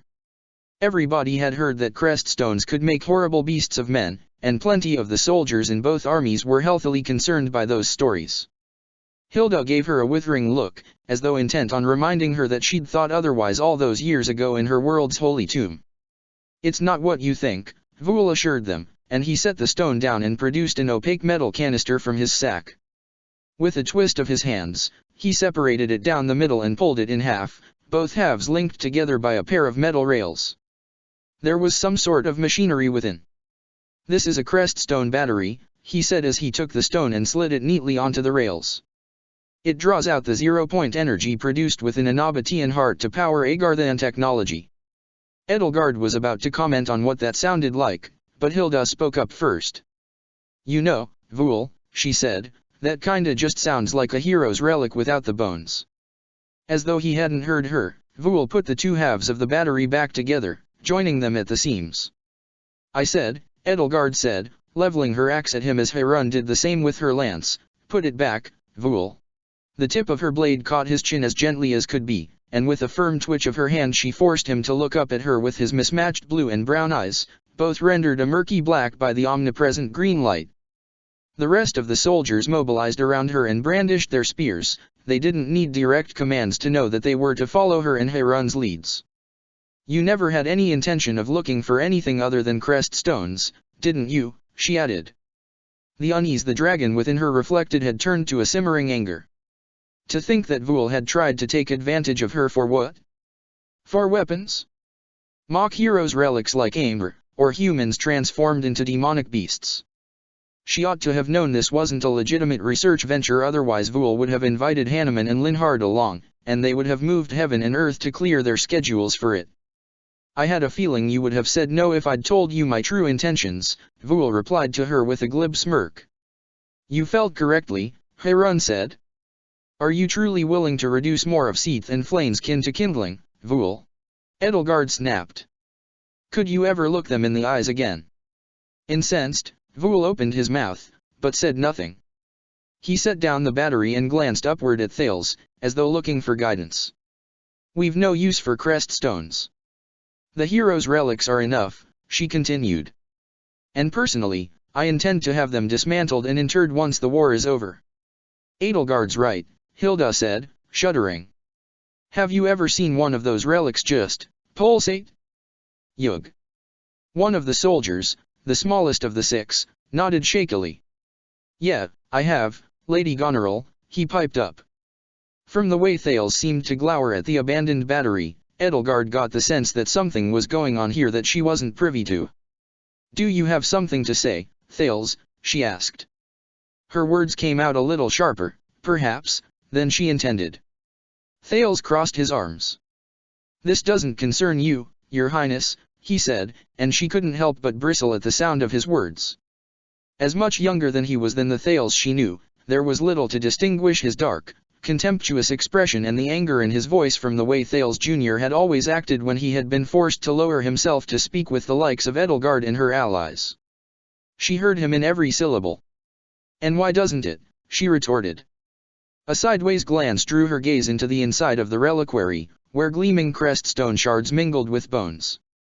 For 1,000 years, Rhea had used this place to inter the remains of her kin. Most had died in their human forms, leaving behind human bones and broken stone hearts, and some form of vitality did still cling to those stones enough to animate long-dead Nabatean bones and turn humans into beasts. It wasn't right to disturb these stones. Tell me what you intend to do with them, she said. As I said, it isn't something that concerns the people of Fodlan, he said. Vul, see if you can find any more nearly whole cores for the other batteries. Edelgard kept her axe and Harun's lance trained on Vul to keep him from the reliquary. Sir, said Lieutenant Hudson, the highest ranking of the accompanying soldiers, Princess Edelgard will judge how much this concerns the people of Fodlan. Thank you, Edelgard said to him. Vul, Thales, Periander, are your intentions so gruesome that you fear telling them to me? As much as Thales looked indignant, Periander looked crestfallen, and averted her eyes. It's for Shamhala's power grid, Vul blurted out. The city isn't as firmly under control as we'd thought. We need to send them these batteries in the event the opposition damages the main reactor. What? Why haven't we been told about this? Hilda asked, indignant. That's pretty important news for the liberationists to keep to themselves, one of the soldiers grumbled. Because there's nothing you can do about it, Thales said. Edelgard, as much respect as I have for you and Dimitri, you people don't understand electricity. You don't even understand the steam engine, let alone internal combustion, let alone nuclear power. Shamhala is a fortress cobbled together from a Federation military bunker and whatever scraps were buried under the earth with them, held together entirely out of duct tape and spite, Vul explained. A prolonged reactor shutdown could kill 100 people a day or more. They need a reliable backup power source, and Edelgard, I'm sorry, but that is something your people simply cannot help us with. Best for you not to worry at all. Just let us do our work. Edelgard didn't lower her axe. She wasn't fully convinced. We'll discuss this with Solon back on the surface, once the rest of White Fang has returned from their patrols. This isn't White Fang's concern, Thales hissed. His hand fell to the hilt of his blade, but Edelgard knew it was an empty threat. This territory flies the banners of the kingdom of Faerghus and the Adrestian Empire, she retorted. Pardon me if I sound callous, but these stones are our spoils, and Solon and the rest of the liberationists are going to have to respect that if they wish to maintain an alliance. People could die, Edelgard, he said. You know I can't allow that. I'm not letting a single creststone leave this tomb until we've thoroughly discussed this through the proper channels. Thales scowled. Edelgard, simply because you are part xenomorph does not mean you need to feel sentimental about their remains, after they enslaved. If you think this is mere sentiment, then is it because after everything we've done, then, you still don't trust us? It isn't you I don't trust, Edelgard insisted. I've seen firsthand what crest stones can do in the wrong hands.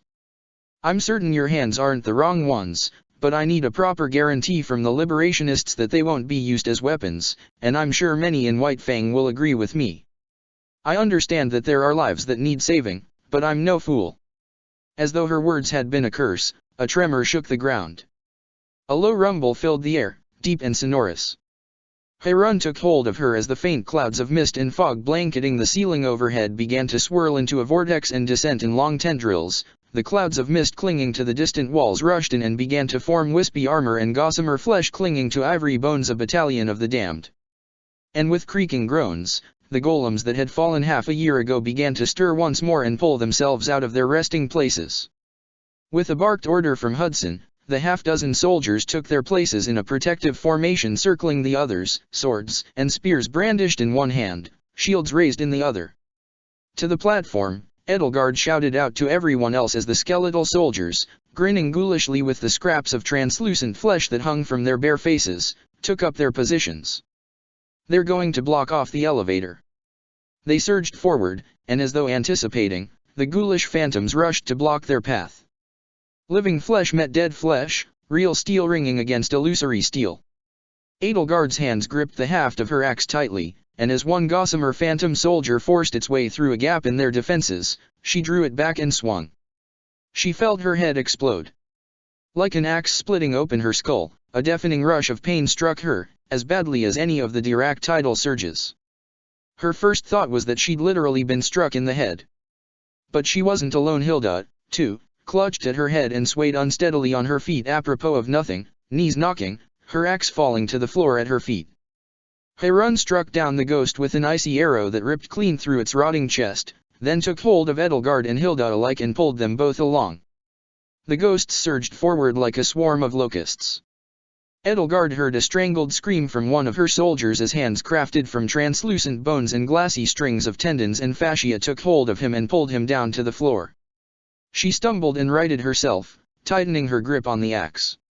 What was that? The time when Operation Antediluvian caused such tremors in time ought to have been long past. Was this instead a result of a momentary disturbance of Suthi's deathly slumber as though it had just snored and rolled over? The second wave to hit spared Hilda, but struck not only Edelgard but Periander as well. Edelgard could feel her wings explode unbidden from her back, mirroring the scales that sprouted from underneath Periander's skin, as a wave of hissing and crackling static blanketed her mind and smothered her thoughts under a blanket of silver snow. For the first time since she had first transformed in the hold of the ship all those months ago, she felt it all, and it all hurt. Every feather that tore through her flesh, every bone that reshaped itself, every part of her skin that hardened itself into tough scales. What felt like a mere instant later, with her own anguished outcry still ringing in her ears, she regained consciousness and was greeted first by the sound of heavy, pained breathing before her eyes cracked open. Lady Edelgard. Harun gasped. Edelgard looked up into her face, each careworn crease in her brow, and couldn't possibly think of a more familiar sight. You're awake, she noted, a tired smile splitting her lips apart. The eldritch light of the holy tomb still lent a sickly hue to her face. She tried to get her bearings. She could hear the sound of heavy, gargantuan footfalls in the distance, the reactivated golems, no doubt. Harun had her in her arms, the two of them were huddled behind one of the reliquaries. Hilda was peeking out from around the corner of the great jade monument, along with Lieutenant Hudson and Private Norville. Blossoms of blood tinted black by the light stained one of her sleeves down to her wrist, and a ragged scrap of salvaged cloth taken from the hem of her skirt was tied tightly around her bicep. In her other hand she held an old, chipped hand axe. How long have I been unconscious, she wondered aloud, trying to lift herself off of Harun's lap and immediately becoming cognizant of the talons she still had. Hands and feet alike, and she'd forgotten to wear the open-toed boots Bernadetta had made for her. Another pair ruined. She took stock of herself. Wings, too, talons, tail. She ran her tongue along her teeth. Fangs. And too many of them crowded into jaws that were far too long.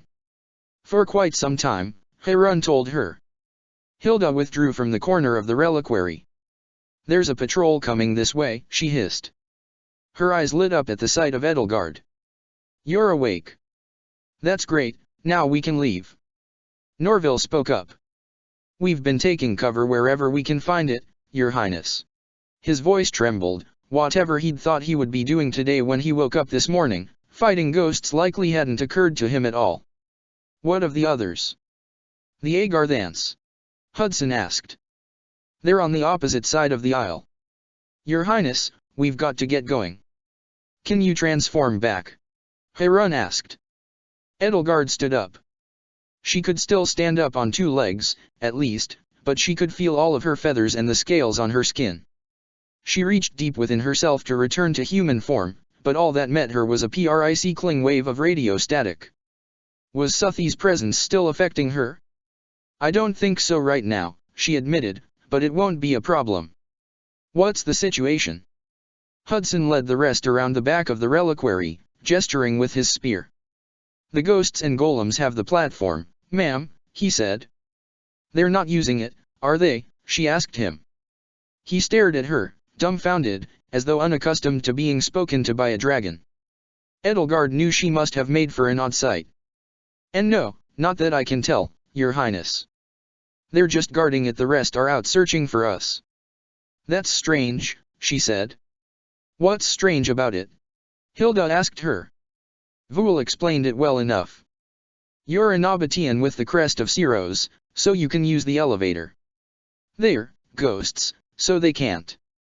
But you'll admit, that's strange, isn't it? Edelgard replied.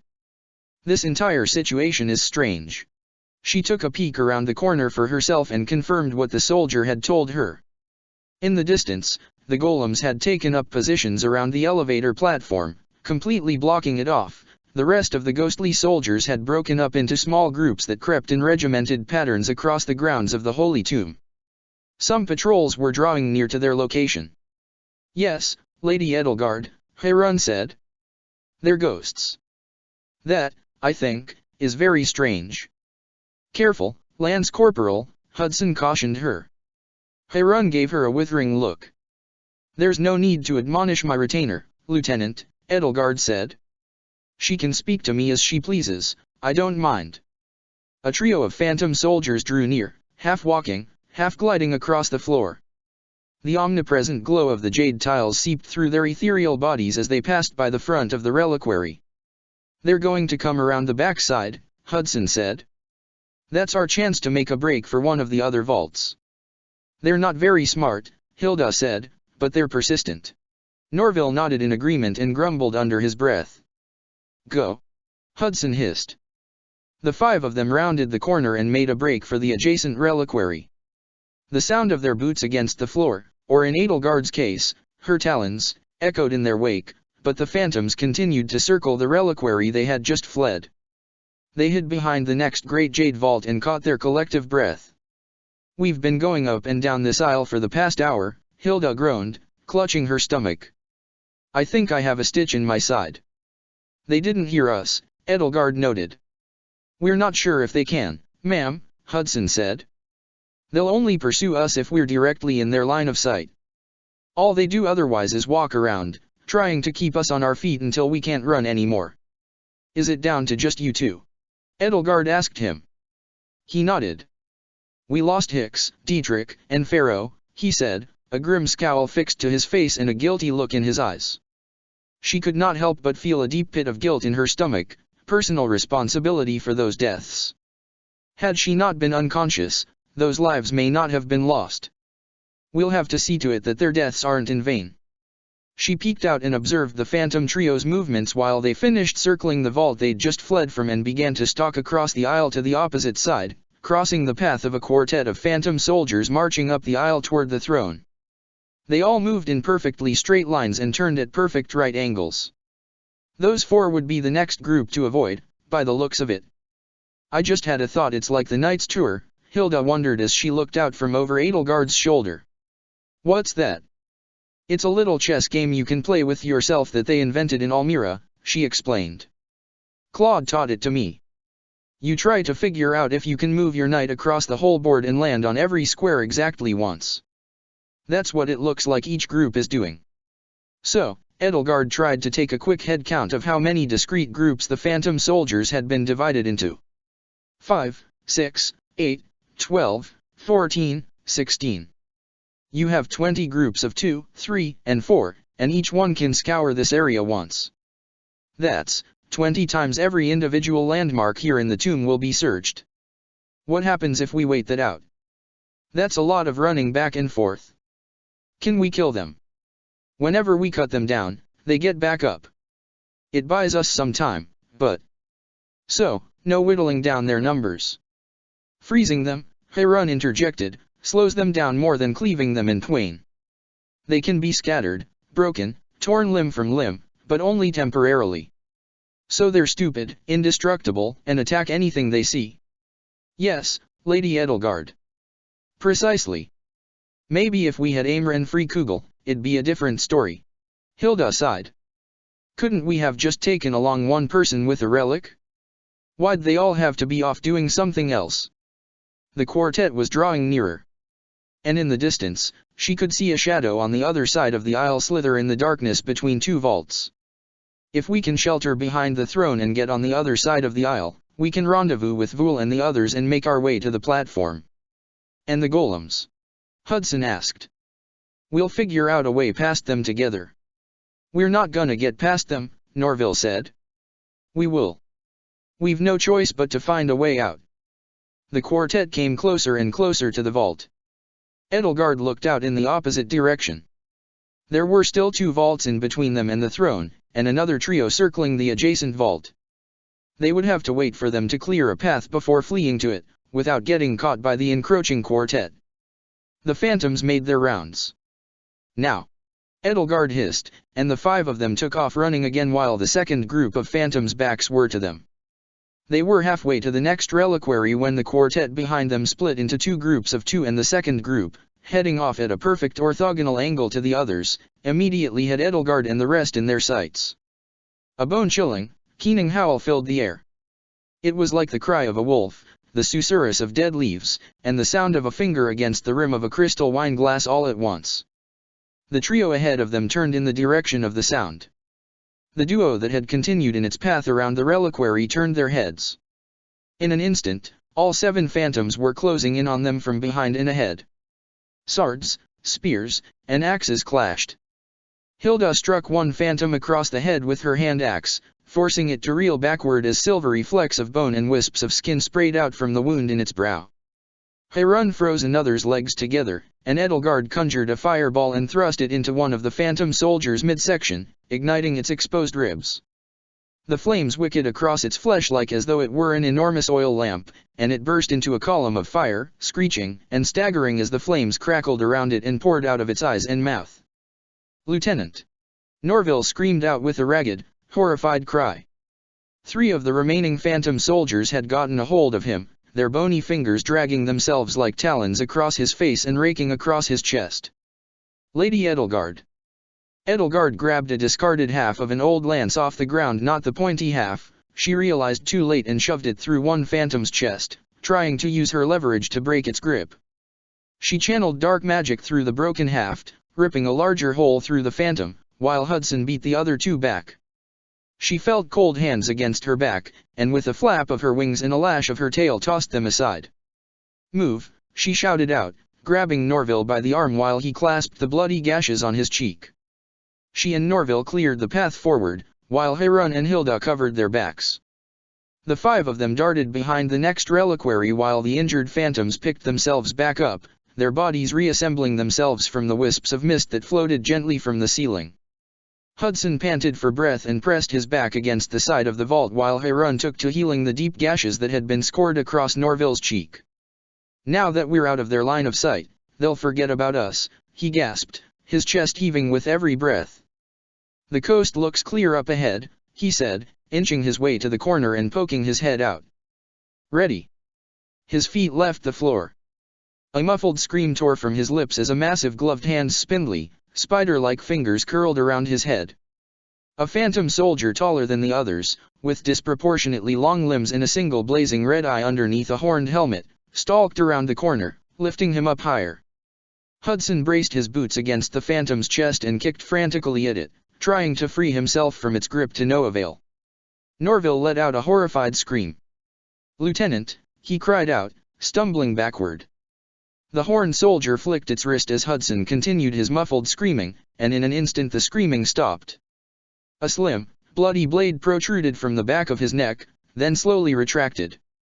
Hudson's body spasmed once and then dropped to the floor, limp and lifeless. "Go around," Edelgard ordered the others, and they circled the reliquary. The tall phantom followed them, Hudson's body lying forgotten in its wake, its long limbs and sharp nails scraping across the floor and the stone vault. "Move on to the next vault," she shouted out. The tall phantom gave chase, falling to all fours and prowling along at breakneck speed. Harun encased its head in a solid block of ice, yet it still pursued them. Edelgard felt its long nails bite into her shoulder as it wrenched her backward and into its clutches, her heart pounding. She struck it in the midsection with a lash of her tail, then took her makeshift stave and delivered a swift strike to its chin. Its frozen head exploded into countless fluttering shards of ghostly flesh, bone, steel, and leather helmet and all. It let go and reeled backward, stunned, gossamer viscera streaming from its ragged stump of a neck. Edelgard and the others headed for the next vault, past it, and then ducked behind the throne. The chaos in their wake subsided as their presence faded from the minds of their assailants, who resumed their mindless yet purposeful paths across the tomb as though nothing had happened. "Lady Edelgard, are you hurt?" Harun gasped, laying a hand on the bloody puncture wounds the tall phantom's nails had made in her shoulder. Her touch smarted. She clung to her more tightly than she ever had before, and it was then that she truly realized that it had been 8 long years for Harun since she'd last had to fear for her liege's safety. "I'm fine," Edelgard said, wincing as her fingertips brushed against the wounds. "I'd nearly forgotten how." Harun glanced over toward Norville as though remembering he existed and cleared her throat. "I'd heard the stories, but I had never imagined that danger would find you so readily, Your Highness." "We can't keep running forever," Norville wailed, clutching his spear with a death grip in his shaking hands. His face was a mess of tears, blood, and snot. "They're all out there. They can't be killed, can't be reasoned with, can't be bargained with. They don't feel pity, or remorse, or fear, and they absolutely will not stop, ever, until we're all dead." "We're not going to run forever," Edelgard told him. "Private Roger Norville, was it?" He nodded, his eyes wide. "How old are you?"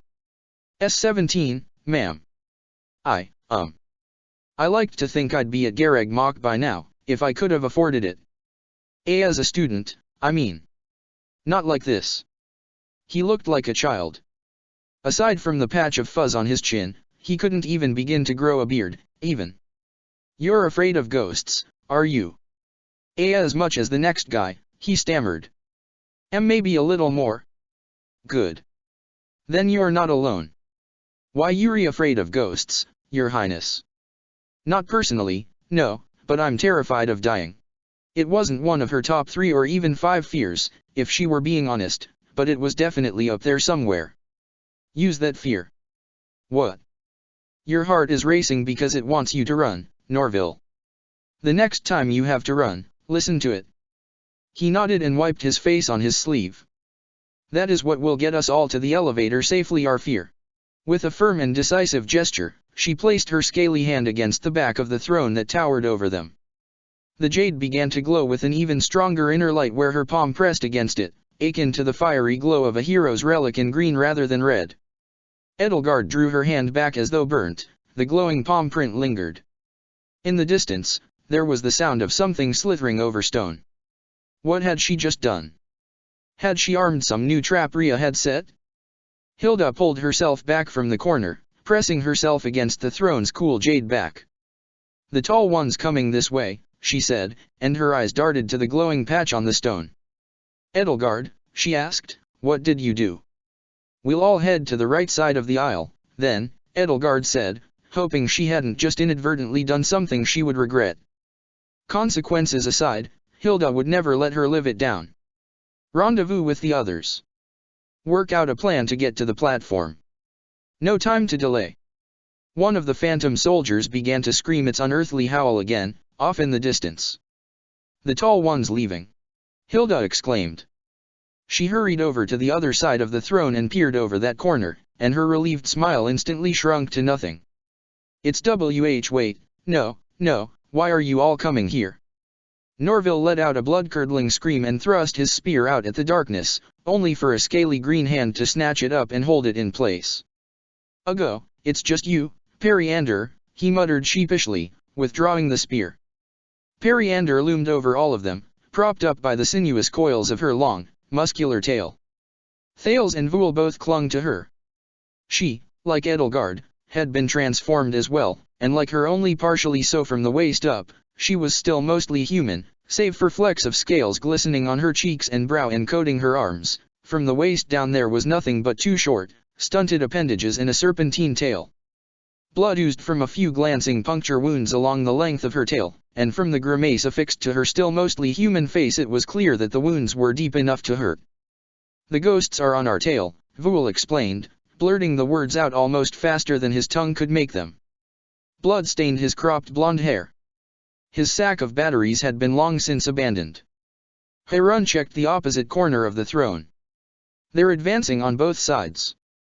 A pincer movement. "We're going to die," Norville moaned. "We are not," Edelgard insisted. "Where are we going to run if both our exits are blocked?" She looked to the glowing handprint that remained on the throne's back. There had to be some power here, something that her Nabatean blood obviously made her in tune with. She pressed both hands to the cool, smooth stone, the tips of her talons scraping across it. The glow spread. She gritted her teeth, fangs interlocked, and focused with all her might. Disable the trap. Disarm the golems. Dispel the phantoms. She squeezed her eyes shut and let the darkness that ensued fill her mind with visions of the golems slumping over, lifeless, and the phantom soldiers all melting into the mist from whence they had come. Or at least some other means of egress. Her eyes flew open to the sound of steel meeting steel. Norville let out another fearful shout as his spear parried the swing of the phantom's sword. Somewhere in the distance, she could hear the sound of stone grinding against stone. Harun tore a lance free from the grip of one of the phantoms and, with its blade sparkling and gleaming with the light of ice crystals coalescing on its worn steel, drove it into the phantom's neck, then wrenched it out just in time to parry a swipe from the tall phantom's long, bony phalanges as it crawled with inhuman dexterity over the throne. Voul and Thales hurled dark magic at the phantoms, forcing them back but not enough to create an opening. Edelgard's ears pinpointed the sound of scraping stone. She looked to the back wall and saw the floor splitting apart and sliding away. Adjacent to it seemed her touch and will had opened a passage into some deeper, hitherto unknown part of the holy tomb. "Everybody," she shouted out. "This way." She bolted. The others followed. Periander knocked away as many soldiers as she could with a sweep of her tail, but the tall phantom danced around it with eerie, inhuman dexterity, clambering on all fours like a spider. Edelgard pushed Voul, Hilda, and Norville ahead of her. "Go on." The passage was completely dark, and no one could know what might have lurked within it, but there was nowhere else to go. "Run." The three of them stumbled into the darkness ahead of her. She could have been pushing them to their deaths for all she knew, but if she was, then it would be a death that would come for her shortly as well. As the phantoms advanced, she took a deep breath, grabbed Harun by the arm, and threw her and herself both into the pit. For a moment, she was weightless. Then, she felt stairs under her feet, stone scraping against her talons, sharp corners digging into her back. Finally, she hit level ground. "What the hell, Edelgard?" Hilda castigated her, moaning in pain. "You pushed us down a flight of stairs." Thales and Periander followed the rest of them down, clambering down the steps. "Come on!" Thales shouted, hurling bolts of dark magic over his shoulder as the tall phantom bore down on them, its joints twisting unnaturally in its pursuit. Its head rotated all the way around on its neck, owlishly, as its single eye glowed an angry red. Its claws scored red furrows into Periander's scaly hide. "Close the trapdoor!" Norville cried out. "Somebody, for the goddess' sake, close the trapdoor!" Her eyes still adjusting to the darkness, Edelgard felt for the wall and slammed her palm against it. Nothing. She tried a different spot. Nothing. Nothing. No. Out of the corner of her eye, she saw a spark of foggy jade light illuminate the darkness. She pressed down harder. "Close the door." She shut her eyes and focused. "Close the door." The stone began to scrape again, and the floor above them began to inch shut. The tall phantom screeched and braced its dexterous feet against the closing trapdoor, forcing it to remain open while its free hands scrabbled against stone and flesh.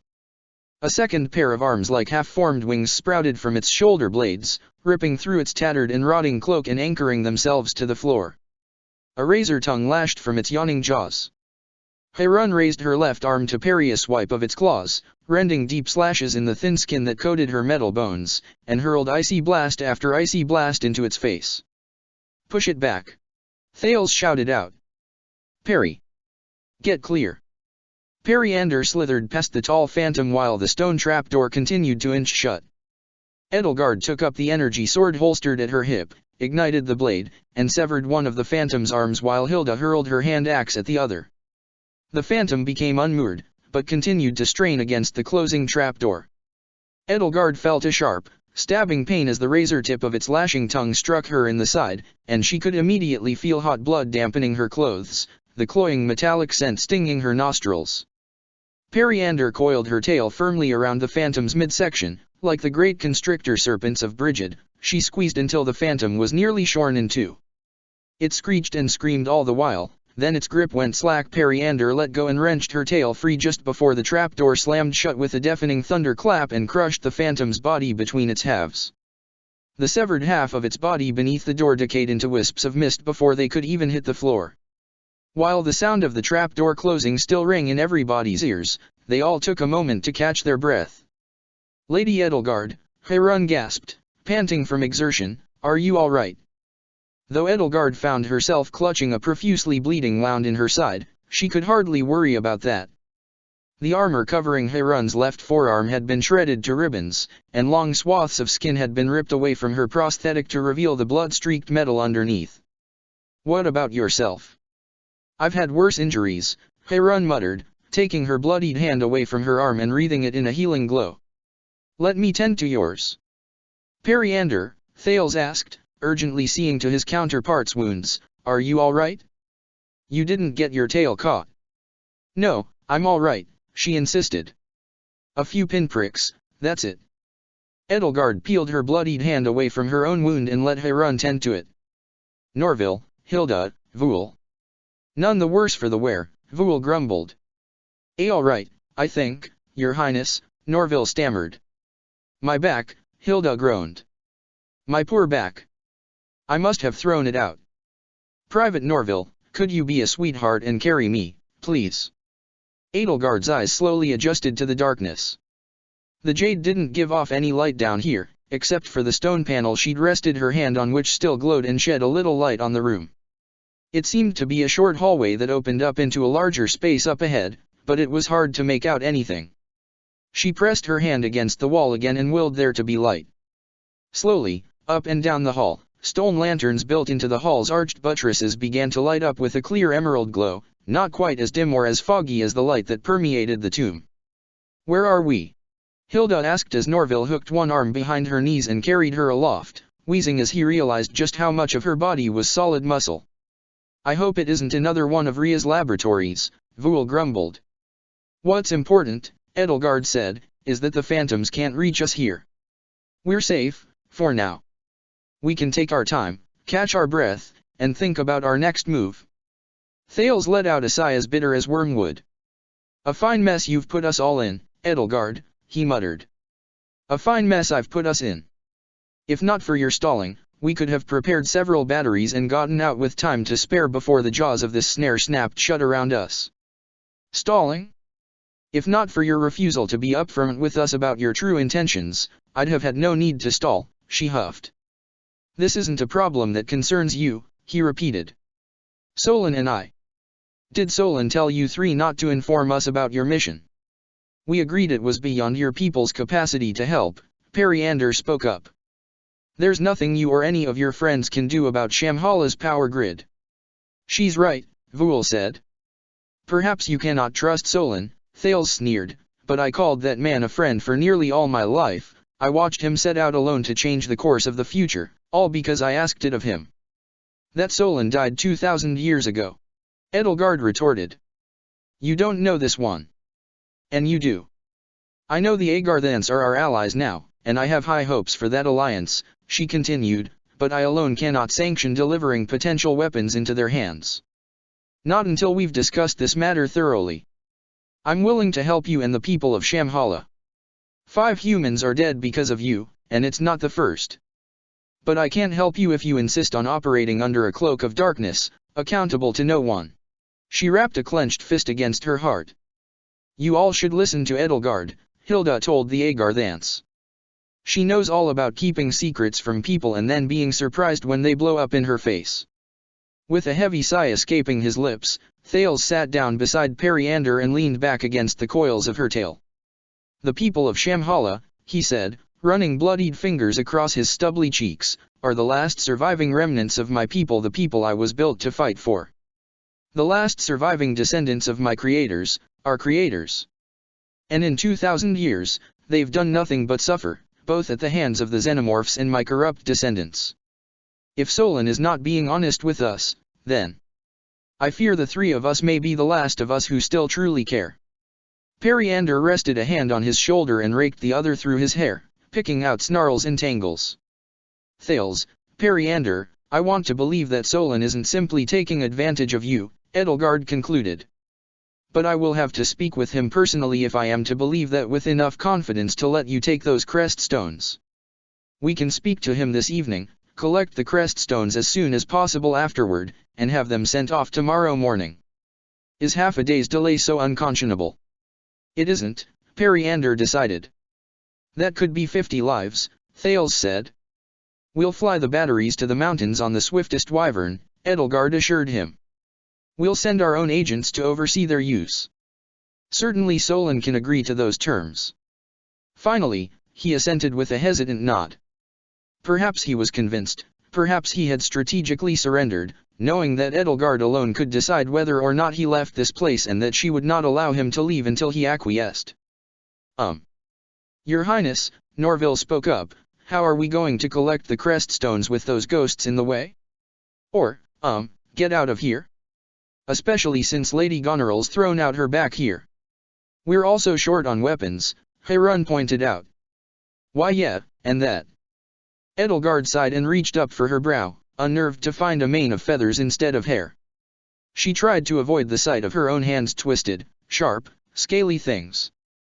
We'll pool together our resources and our wits, she said, and we'll think of something. For now, we should see where this hallway leads. We might find something that can help us there, or perhaps even another way out of this tomb. Together, the 7 of them set out down the hallway as it stretched onward. They were all weary, fatigued from both the intense combat and ceaseless hiding they'd endured, and walking was the last thing on anybody's mind. Edelgard knew from the way her own muscles burned and from the sounds of everybody else occasionally staggering and stumbling over their aching feet that she was not the only one here who was exhausted. And being trapped in this halfway state between human and beast, lucky to be standing on 2 legs at all, felt like a strange sort of subtle, full-body muscle cramp. If the influence of Suthi's corpse kept her this way indefinitely, it would be a cruel joke. She stumbled, staggered, felt her talons scrape against the stone, the jade lanterns began to flicker and twinkle as her vision faded and her thoughts began to sink into a prickling sea of static fuzz. She felt Harun's arms wrap themselves around her just as her entire body went limp and the world spun around her. She woke up, her head marginally clearer. At first, dull green blurs were the only sight to greet her eyes. She felt warm, smooth scales pressing against her back. She reached up to rub her eyes and felt a talon lightly scratch against her snout, 2 things she would rather not wake up to having. Her wings were wrapped around her shoulders like a cloak. The blurs coalesced into Harun's face. Awake again, Your Highness? She asked. She nodded, looked around, and realized that the giant scaly thing she'd been propped up against had been Periander's tail. There was a ripple through the tail's muscles as the mostly human woman at the other end of it stirred and lifted herself up off the floor on her elbows, her 2-tone hair cascading over her shoulders. Had they both passed out again, once more overwhelmed by the presence of Suthi's corpse? Periander, Edelgard softly called out to her. There was a part of herself that thought about adding something like, I thought snakes were meant to be cold, but that was something more like what Sylvain might have said, all slicked back wits and coy entendres, or what Byleth might have said, glib and yet surprisingly guileless and entirely earnest. Edelgard, Periander picked herself up and brushed her hair out of her face. Where is everyone? The others went on ahead to scout out the area, Harun explained. You two haven't been asleep for long. We thought it best to leave you where you lay this time. Good, she said.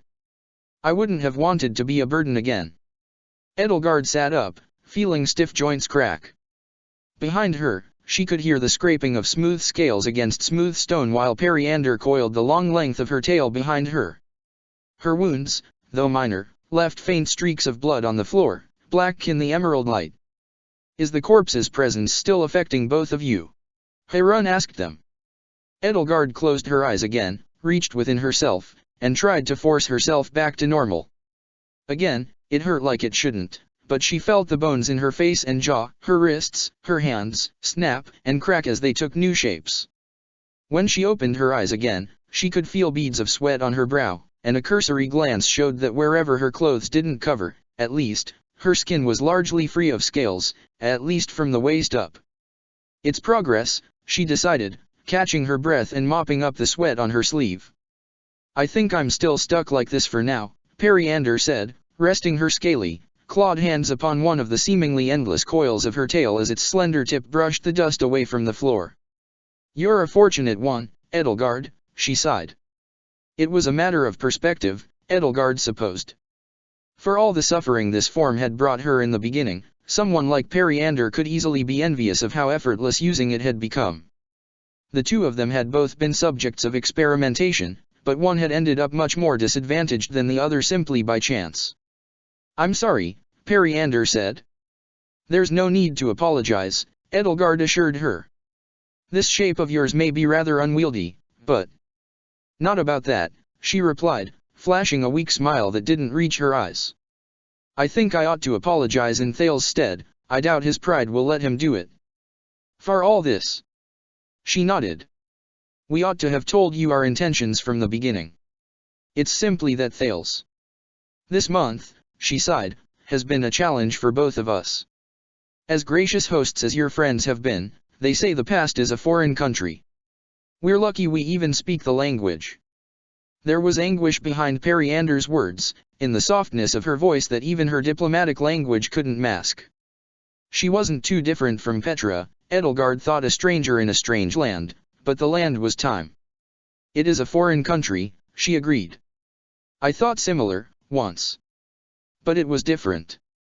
She had found herself in a foreign past, at least, nearly a year ago, but it had been a familiar one, as well, and though that in itself had made it all the more difficult in its own way, the alternative, a world completely reshaped in nearly every possible way, had to have its own burdens.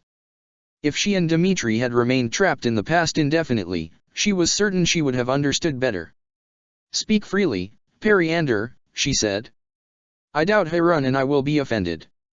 Periander opened her mouth, but thought for a moment before she committed to speaking. We're not short on time, Edelgard reminded her, though a part of her wondered what sort of stream of invective, and how much of it, might pour from this young woman's mouth if she encouraged her. There are good things about this future, as well, Periander finally said. And humans here are kinder to us, especially to me. But there are 1,000 little comforts we miss, all killing us with 1,000 little cuts, and we miss our friends. She paused, blinked, and for a moment seemed shocked the words had left her mouth. It's harder for Thales, she added, slumping over deeper into the coils of her own tail. The 8 of us, he built that. And as close as I am to him, and him to me, he's always been closer to the others than I've been. I'm only privy to a fraction of his anguish, I think. He lost more than I ever had to begin with. And here we are, 2,000 years later, still fighting the same enemy, without them. I understand, Edelgard said, but could she? No two people experienced even the same pain in the same way, let alone pains that differed in 1,000 little ways. She'd always known this. One's feelings could only be understood completely and in their entirety by oneself. But she had learned that so long as there were points of commonality to be found, there was comfort to be found as well. I'm sorry, she added, pulling herself up to her feet and bringing herself closer to Periander's side, that I couldn't be at your side when you came to our time. There's no need to apologize. Your stepbrother was a great help, in his own way. Periander smiled again, and this time it nearly reached her eyes. I'm glad to hear it. I don't know why Solon didn't want anybody else informed about Shamhala's power grid, she added. Perhaps he feared that your people might find the Agarthans weak or needy and would take advantage of that. Perhaps caution, pride, or arrogance, or perhaps he truly has ill intent. But I understand why Thales and I were so quick to take him at his word.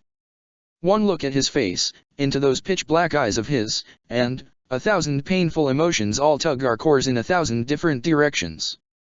Edelgard reached out and clasped one of her scaly hands in her own. She knew exactly what she was going to say here. The words reached the tip of her tongue. She would tell Periander that she knew what it was like to feel those 1,000 painful emotions, to look a familiar face in the eyes and see nothing underneath of the friend she had known, to feel bereft and adrift in the currents of time and torn away from everything that was comfortable and familiar, to feel that bitter despair and frustration and wistfulness and... I thought snakes were meant to be cold, she said instead. Periander's smile blossomed on her face and a weak cough of a laugh burst from her lips. I'm not any of the things I was meant to be, she said, sheepishly brushing the unruly emerald lock that stood out from the rest of her ivory hair out of her face. Then I assure you, you're in good company, Edelgard told her, trying to recall what she had intended to say. Periander patted her on the hand. That's sweet of you, she said, leaving her tongue tied once more. Miss Periander, Harun spoke up, kneeling down in front of her, her lance planted firmly on the floor. If I might be so bold as to speak for Lady Edelgard and myself alike, she looked over to Edelgard, as though seeking her permission. Edelgard nodded, and she nodded alike in turn. To be torn away from one's home is always painful. To be marooned amid vast, dark oceans of time, to feel bereft of your purpose. You are not alone in that anguish. Periander looked from her to Edelgard and back. You've gotten to know each other so quickly, she commented. Actually, I have known Lady Edelgard for a long time, Harun retorted, her words slow and low as she lifted up her left arm and bore its still gaping wounds. Periander clasped her hands over her mouth and stifled a horrified gasp, her eyes wide and complexion ashen. Your arm. It's... She let her hands fall into her scaly lap. It's metal, she said, dumbfounded. Oh. You're that Hubert we've heard so much about. Harun smiled. You flatter me, she said, lowering her arm. I am glad to hear my reputation precedes me, but I digress. She took a deep breath and let it out, a deep weary sigh. Time has made us all exiles in our own way. But at the very least, we may all be exiles together. The sound of boots pounding against stone down the hall drew nearer and nearer, and before Harun could finish, Thales' voice rang out, echoing off the walls. Periander, he barked. The rest of you. You must see this. Edelgard and Harun shot up to their feet. Periander lifted herself up on her tail. Thales grabbed her by the arm and tugged on his sleeve. There was a wild, manic expression on his face, something that looked as though it might have either been excitement, terror, or both. What is it, Thales? Edelgard asked. Where are Hilda and the others? Down the hall, he snapped, dragging Periander along as best he could. She slithered along beside him, and was surprisingly swift considering how ungainly her partially transformed body seemed. Farther down the hall there was a great circular chamber, about the same size as the dining hall. A massive stone throne rested in the center, tilted back at a reclining angle, with crystalline pillars suspended over it by long, gossamer arcs of metal, and other devices protruded from the walls. The machinery was strange, and though it bore some resemblance in its angular decorations and ornamentation to some of the more advanced Shamhalan technology Edelgard had seen, in every other way it was utterly alien, looking as though stone had grown like flesh around strange and intricate arrangements of metal and crystal. On the opposite side of the room to the entrance to the hallway was a massive obsidian black slate that bent with the curve of the wall. Voul was standing off to the side, poking at one of the machines. Norville was still carrying Hilda, who seemed to be enjoying the arrangement the two of them had. Thales led Periander, Edelgard, and Harun deeper into the room. Look at this, he said. Look around. Edelgard looked around. She had to admit, she didn't see anything of note, not anything she recognized, anyway. Thales, What exactly are we looking for? She asked, drawing closer to the chair in the center. It was enormous, easily the size of the dais in the tomb, and above it hung one long, thin crystal rod flanked by two smaller, thinner rods capped with flawless crystal balls. She'd never seen anything like it. Next to its disproportionate size, she felt like a child. "Perry!" Thales called out. "Tell me, doesn't this room look familiar? Am I the only one who sees it?" "I think you might be, Thales," Voul said. Periander's eyes darted from one arcane device to the next. She bit her lip and teased a lock of her hair around her finger. "Sir, if you're saying what I think you're saying." Thales nodded. "This," he said, "is the command center for this entire complex. It's a bridge." "A bridge to what?" Hilda asked. He took a deep breath, his chest heaving. He rubbed his brow. "Oh, what would you call it?" "A quarterdeck." Edelgard stared at the crystal throne, dumbfounded. "A quarterdeck?" As though this entire structure, the holy tomb, the hidden hallway, this room, whatever was beneath it or around it, were. It couldn't be. Thales couldn't be saying what she thought he was saying. That would make this the equivalent of a ship's wheel, and that was simply preposterous. She climbed carefully up onto the throne and placed her hands onto the crystal balls. The entire arrangement seemed to be set up for someone who was 8 or perhaps even 10 feet tall, and she had to spread out her arms just to reach both orbs at once. There was a strange, tingling heat just beneath the polished crystal surfaces that leaped into her skin and spread up her arms. Immediately, she could sense it. She could sense flashes of possibility flickering past her mind's eye, prickling at the back of her mind like a persistent itch deep in her brain. It was just like the elevator platform or the back of the throne, it responded to thoughts. And suddenly, she could discern all the breadth of thoughts it could respond to. Disabling the trap, though certainly possible, was trivial in comparison. She'd been misleading herself all along. Fixating on the ghosts and golems, she'd assumed that somewhere in the holy tomb there would have to be some mechanism to move that buried army en masse to the surface so that Rhea would not need to bring an army with her to retake Garreg Mach. But that had never made sense, try as she might have to make it if it was so easy. After all, why hadn't she done it during the battle at the end of last year's Lone Moon? It had never been about the army.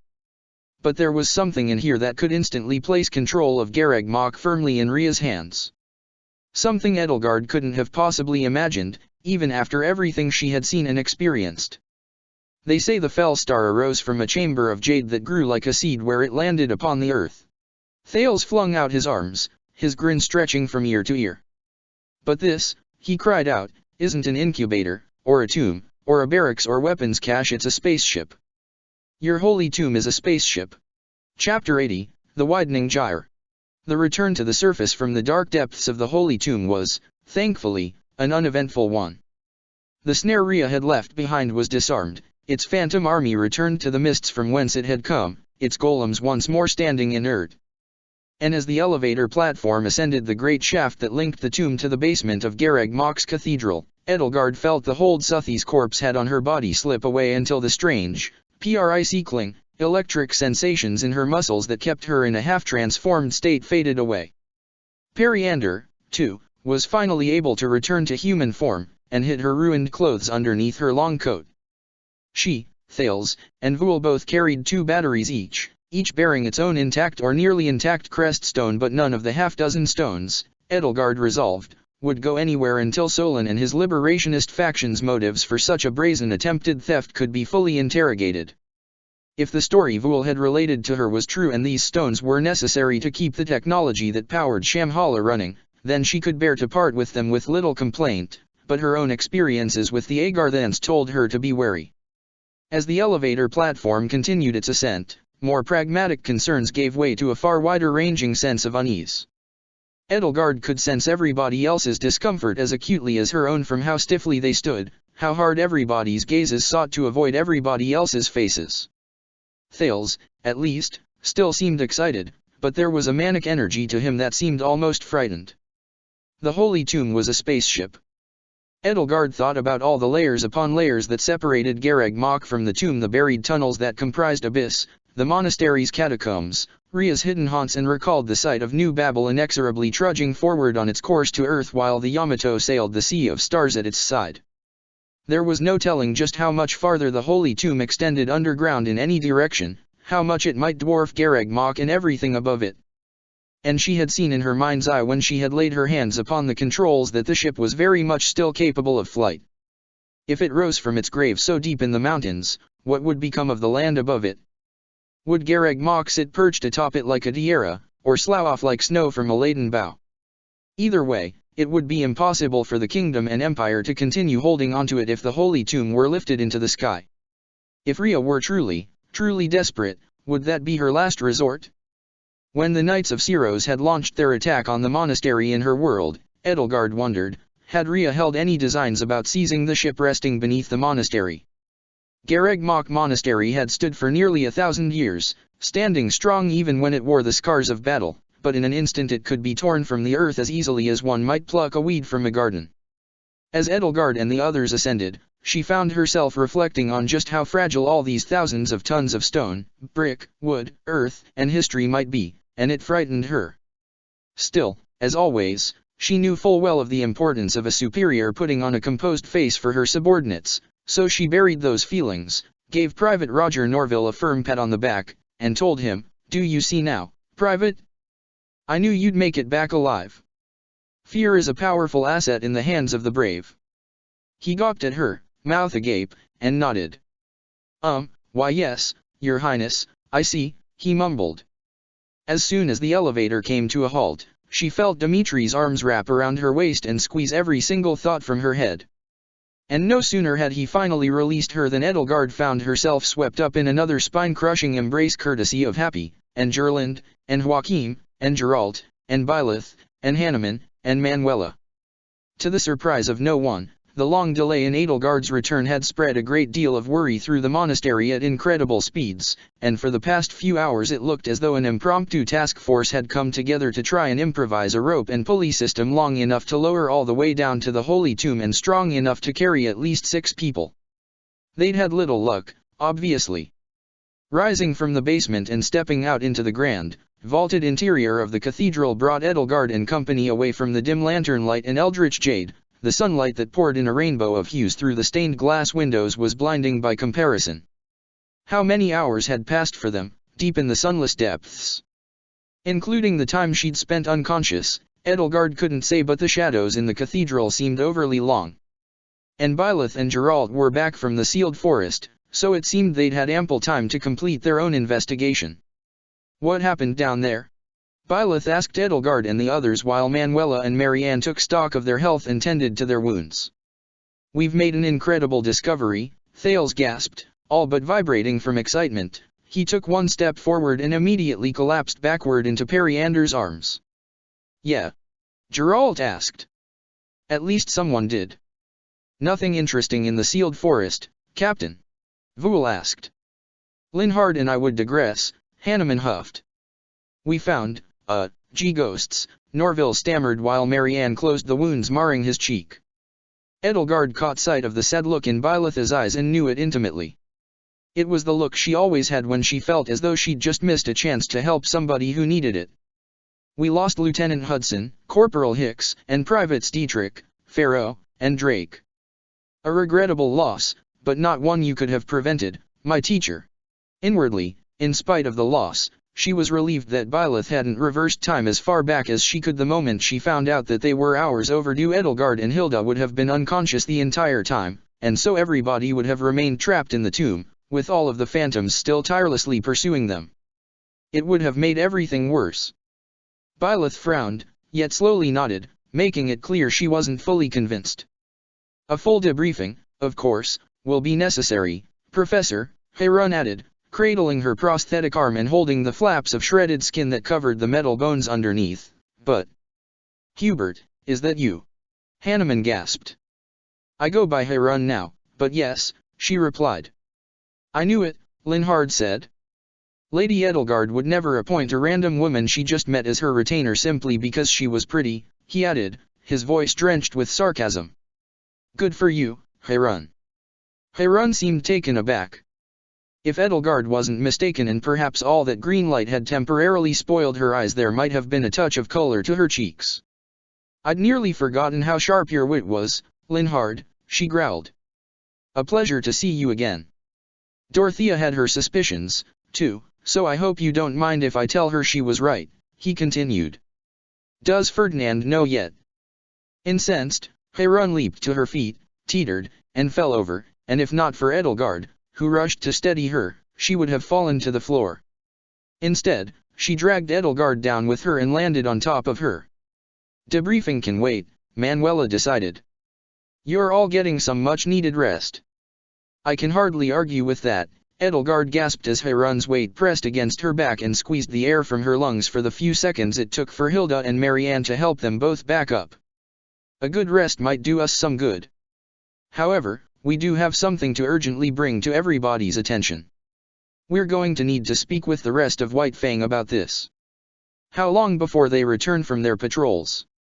Most of the teams have already returned, Dimitri informed her as the rescue team helped her and the others out of the cathedral and across the bridge overlooking the mist-shrouded chasm down below. Edelgard looked down from the side of the bridge and felt a chill run up her spine. It was far too soon for her to see blankets of mist and fog again, after her experience with those ghosts, and she wouldn't have been surprised if some of the others felt the same. Ingrid, Bernadetta, and Sylvain are still out there. They've found something, sent up a beacon calling for reinforcements a while ago. They should return soon, though. Church spies, Harun grumbled. I ought to have known those Pegasus Knights couldn't have been the only ones following me. Those three will be fine, Byleth said, and as flat as her tone was, Edelgard knew that she was trying to convince herself of that, knowing that she couldn't use her power to intervene. She found herself filled with the desperate urge to take her by the hand and assure her that yes, of course Ingrid, Bernadetta, and Sylvain would be fine, and she was entirely justified in having faith in her students. Dimitri beat her to the punch, of course, since he was right there. Yes, he said, taking Byleth by the hand and giving her a warm smile. Of course those three will be fine.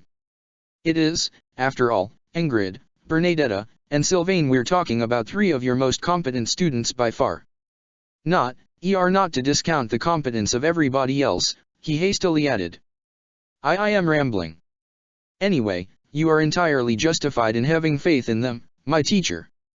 Byleth smiled back at him, which made Edelgard feel her dragon curl up jealously inside herself.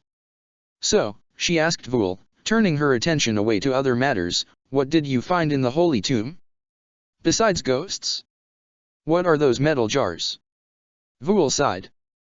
These are Creststone batteries, Periander explained, still shouldering Thal's weight while he nudged her sharply in the elbow. Solon asked us to procure them for Shamhala. Her voice was weak and weary, her sigh heavy and guilty, as though buckling under the weight of the trio's duplicity. What? Why? Dimitri asked, a sharp and icy flash to his eye and bite to his voice. To keep Shamhala functional, and its people alive, Thales spoke up. He still spoke with unbridled and uncompromising righteousness. Since it's a technological matter, it was decided that this didn't concern your people, your majesty. We'll have to have a talk with Solon about this, Edelgard said while Gerland and Joachim continued to cling to her. Yes, of course, Dimitri said. Byleth nodded along. Edelgard knew that they both shared her opinion about using crest stones. Perhaps Solon was too brazen, Vul admitted. But these batteries are an urgent need. The city's electrical grid is under attack by rebel forces. Whoa, there. I thought Thales Jr.'s faction collapsed when we captured him, Geralt interjected. A good Agarthan fights to the death, Captain, long after any hope for victory has been extinguished, Vul told him. That's the Agarthan way, the way that's kept us alive in the darkness for 25 centuries.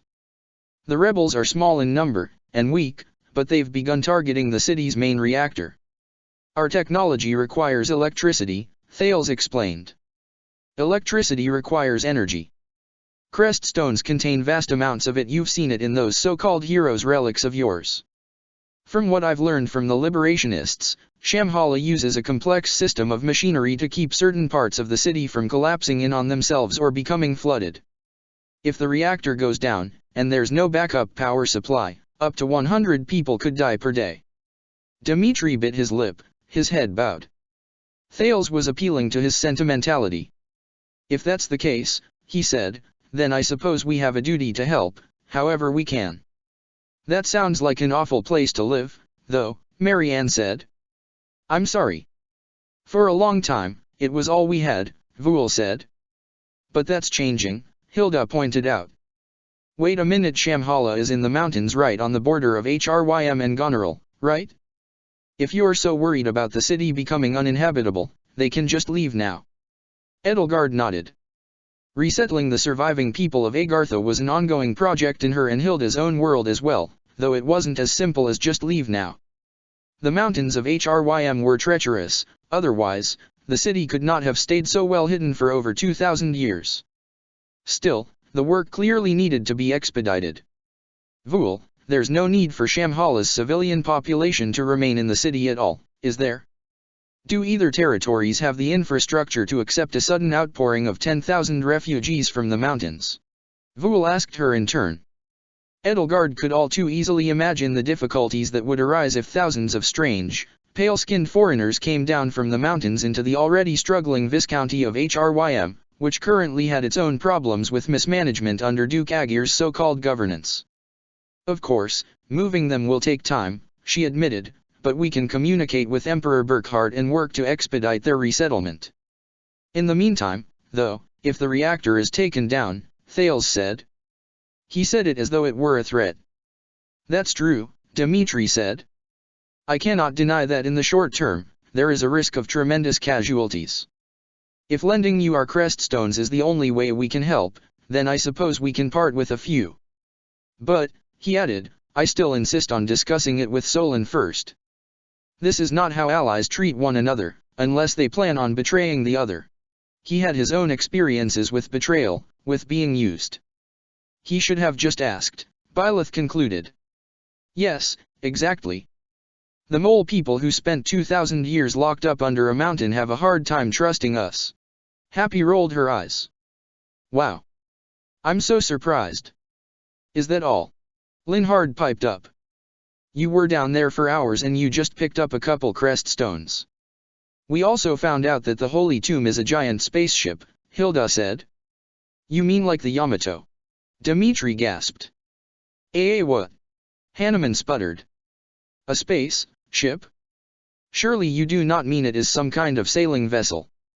That's exactly what it is, Thales said. A vessel to sail the Sea of Stars. And that, I suppose, is why Rhea is so keen on taking it back. The Yamato was designed not only for spaceflight, but also for operating at stratospheric heights and projecting aerial dominance, Periander said. In other words, to fly at a level of 7 to 31 miles above the ground and use its onboard weaponry to target aerial and ground-based threats. If the Holy Tomb is capable of the same thing. The little convoy came to a halt at the entrance to the main hall. Do you mean to say, Joachim spoke up, that right under our feet is a giant flying battleship that can attack armies and fortresses from 30 fucking miles up in the air? Perhaps, Periander said. Most of this is conjecture, but we should be wary. Whatever the tomb's capabilities, it's more important now than ever that we keep it in our hands, Byleth decided. If Rhea will stop at nothing to seize it back, then we must be prepared for anything. Edelgard and the others made their way into the Great Hall, while Manuela grumbled about all the choice words she had for the genius who'd decided to put the infirmary on the second floor, but before they could reach the stairs leading to the infirmary they found another sight awaiting them. At the front gate, the portcullis raised above them, were Sylvain, Bernadetta, and Ingrid. The former two flanked the latter, who knelt at the threshold with Lewin resting on the floor before her. Something was wrong, everybody could feel it in the air immediately. Manuela. Sylvain called out, waving. Boy, am I glad to see you here. Sylvain, Ingrid, Bernadetta. Dmitri called out, breaking away from the others. You're back. What have you found? Was there any trouble? Edelgard and Byleth both hurried along in his wake, though Edelgard could feel much more acutely now how her legs burned from the exertion and her shoulders ached. She focused instead on Ingrid, pushing aside her weariness and exhaustion for the time being, and the portrait that greeted her was a golden-haired mess of regret, guilt, and shame. She took stock of all three of them. None of them looked severely battered beyond a few scrapes, bruises, and shallow cuts. Sylvain had the lance of ruin propped up against his shoulder, its spiny blade spattered with drying blood, and Bernadetta was covered in dirt and had not a single arrow left in her quiver. Ingrid didn't look all that severely harmed, either, but she looked as though she wanted nothing more than to curl herself into a ball and roll off into some quiet corner of the monastery where nobody could find her. One of her hands was resting atop her relic's bony blade, the other was bunched into a fist and pressed to her chest, bleeding like a great scarlet carnation upon her breast. Bernadetta patted her on the shoulder. It's okay, Ingrid. You didn't do anything wrong. It was a stroke of bad luck, Sylvain assured her. It's not your fault. Ingrid, Edelgard asked, what's wrong? What happened? Ingrid lifted her head.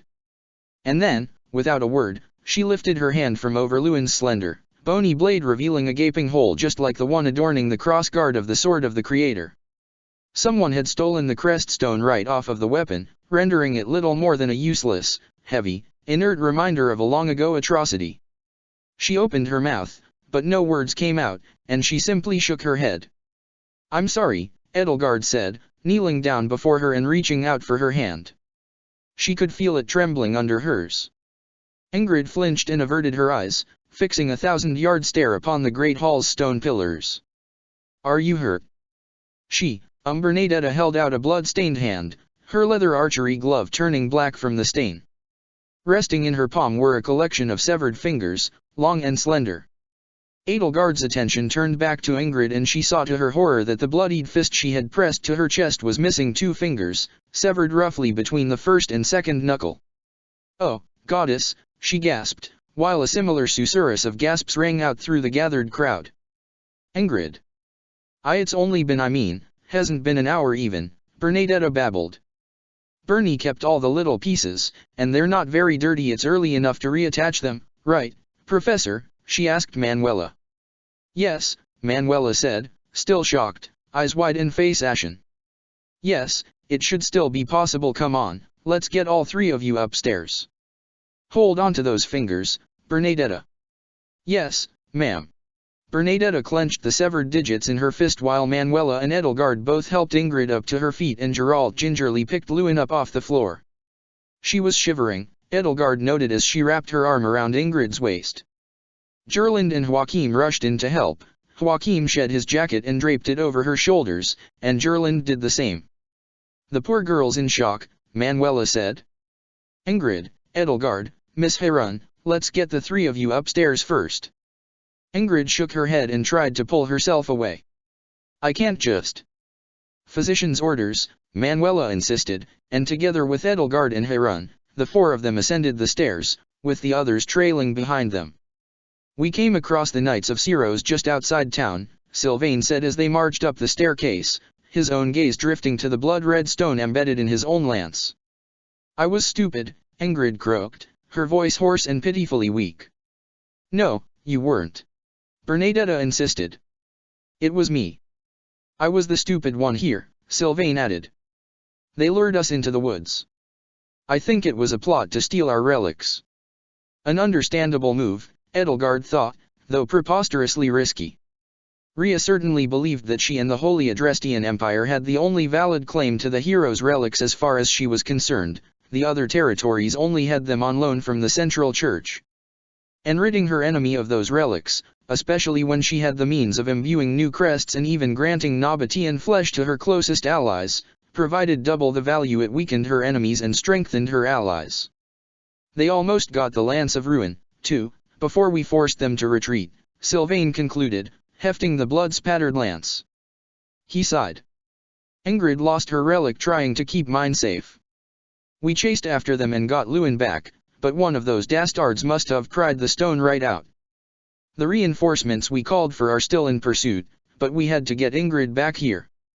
She's in no condition to fight. Ingrid shook her head, but spoke nothing in protest. These people were not afraid to handle heroes' relics, Hanneman murmured, stroking his mustache. Rhea must have granted crests to the knights she sent on this mission, to lessen the risk to her subordinates. There was a dark, almost angry furrow to his brow and glint to his eyes, and his hands were trembling. Edelgard could tell that his thoughts had turned to his late younger sister, who had perished like so many other young girls and women for want of a crest-bearing heir, while Rhea granted those things left and right to anybody she saw fit to give them to. It seems the liberationists aren't the only people with their eyes on these stones, Periander noted. And if Rhea can give people crests, Happy said, her arms crossed in a sour frown on her face, maybe she can make them wield relics, too. That's great. Edelgard's mind raced. If Rhea could confer more than just the crest of Ceros with the stones or stone fragments she had in her possession, then it would make stealing the hero's relics an even more appealing venture. What relics were unaccounted for? Thunderbrand was in the hands of House Caron, Failnaught, Freekugel, and Thyrsus were with houses Regan, Goneril, and Gloucester, respectively. Bloodgon, the relic associated with Marianne's crest of the beast, was hiding deep within the densest forests in Edmund. I'll speak to the commander of the Faerghus Wyvern Corps and have a full search party sent out immediately, Dimitri said. We shall scour the monastery outskirts. I'll do it, Byleth said. You focus on Solon. We should send letters to House Caron, Regan, Goneril, and Gloucester, Edelgard added, warning them about the church's actions. The need for them to safeguard their relics is even more urgent now. Right, Byleth said. Hilda, Gerland, Joachim, do you think you can take care of that? When they reached the top of the stairs, Manuela led the injured onward to the infirmary while Byleth split away with Sylvain and Bernadetta to gather the Empire and Kingdom's swiftest wyvern riders. Dimitri took the Agarthans with him and headed for the Cardinal's chamber where Solon and his liberationists had set up shop. Hilda took Edelgard's siblings along to send word about the relic thieves. Manuela and the others came into the infirmary like a whirlwind, and in a matter of what seemed like seconds, she'd cleared a bed for Ingrid, washed her tools, gotten out a spool of surgical twine, and collected the fingers from Bernadetta. Clean cut, makes things easier, she murmured, sponging the digits clean and with great effort struggling to pull away Ingrid's clenched fist to remove her glove and inspect the other end of the amputation. Ingrid resisted, trying to keep her clenched fist pinned to her breast. Edelgard, if you could help me. Edelgard didn't even need to be asked. The weariness had vanished once more from her body, though when all this was over she knew she'd drop to the ground like a stone.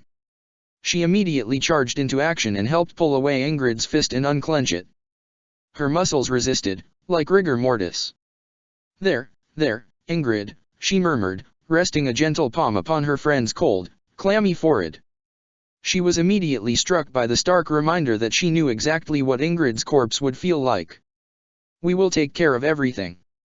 Compared to this, all of the injuries the Holy Tomb cohort had suffered were minor, and the others were content to sit still and wait for one of Manuela's assistants to come around while she dealt with the important matter of Ingrid's injury. 432, Manuela called out to an Agarthan of Vool model on the other side of the room, prepare that general anesthetic of yours. The Vool unit went to the medicine cabinet, procured a bottle that Edelgard supposed was of Agarthan make, and poured a dash of its contents onto a rag, staining its white surface the dull brown of long-dried blood. It'll be all right, Ingrid, Manuela said as Vool 432 drew nearer.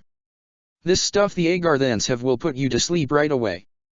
I swear, it's almost as magic as, well, magic. It'll be fine. Edelgard felt a pang of jealousy.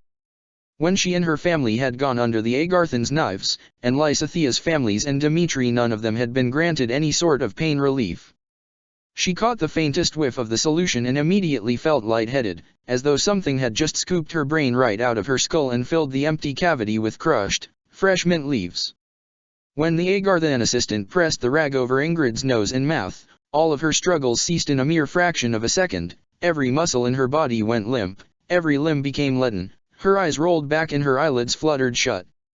Edelgard had never seen a soporific act so swiftly or so effectively. When 432 pulled away the rag and retreated, she was relieved to feel the strength return to her legs. Potent, isn't it? Manuela commented, steadying herself on her own feet.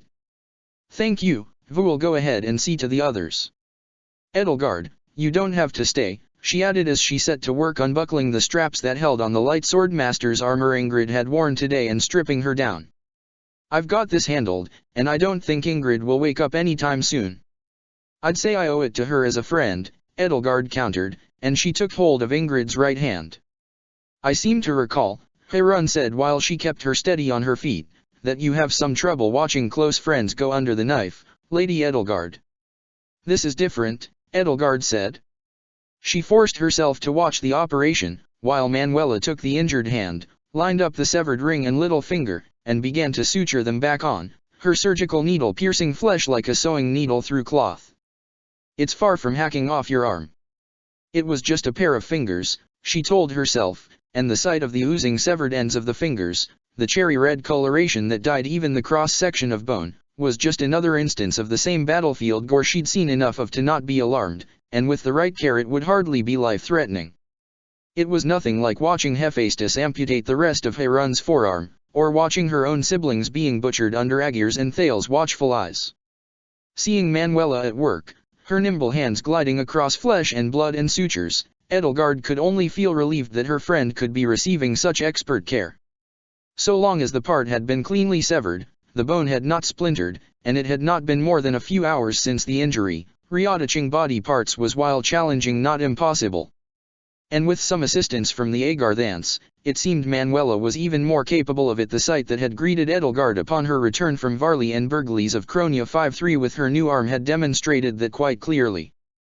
The sutures would hold the digits in place, a healthy dose of healing magic would set the blood vessels, tendons, and bones on the path to knitting themselves back together, and further doses over the next week or so would complete the recovery process. Edelgard could allow herself to feel confident. She felt relieved, too, that it was Ingrid's left hand that had been injured, and not her right. That way, the recovery process might not be so onerous. Still, those were two fingers that might never be quite as dexterous now as they had been before.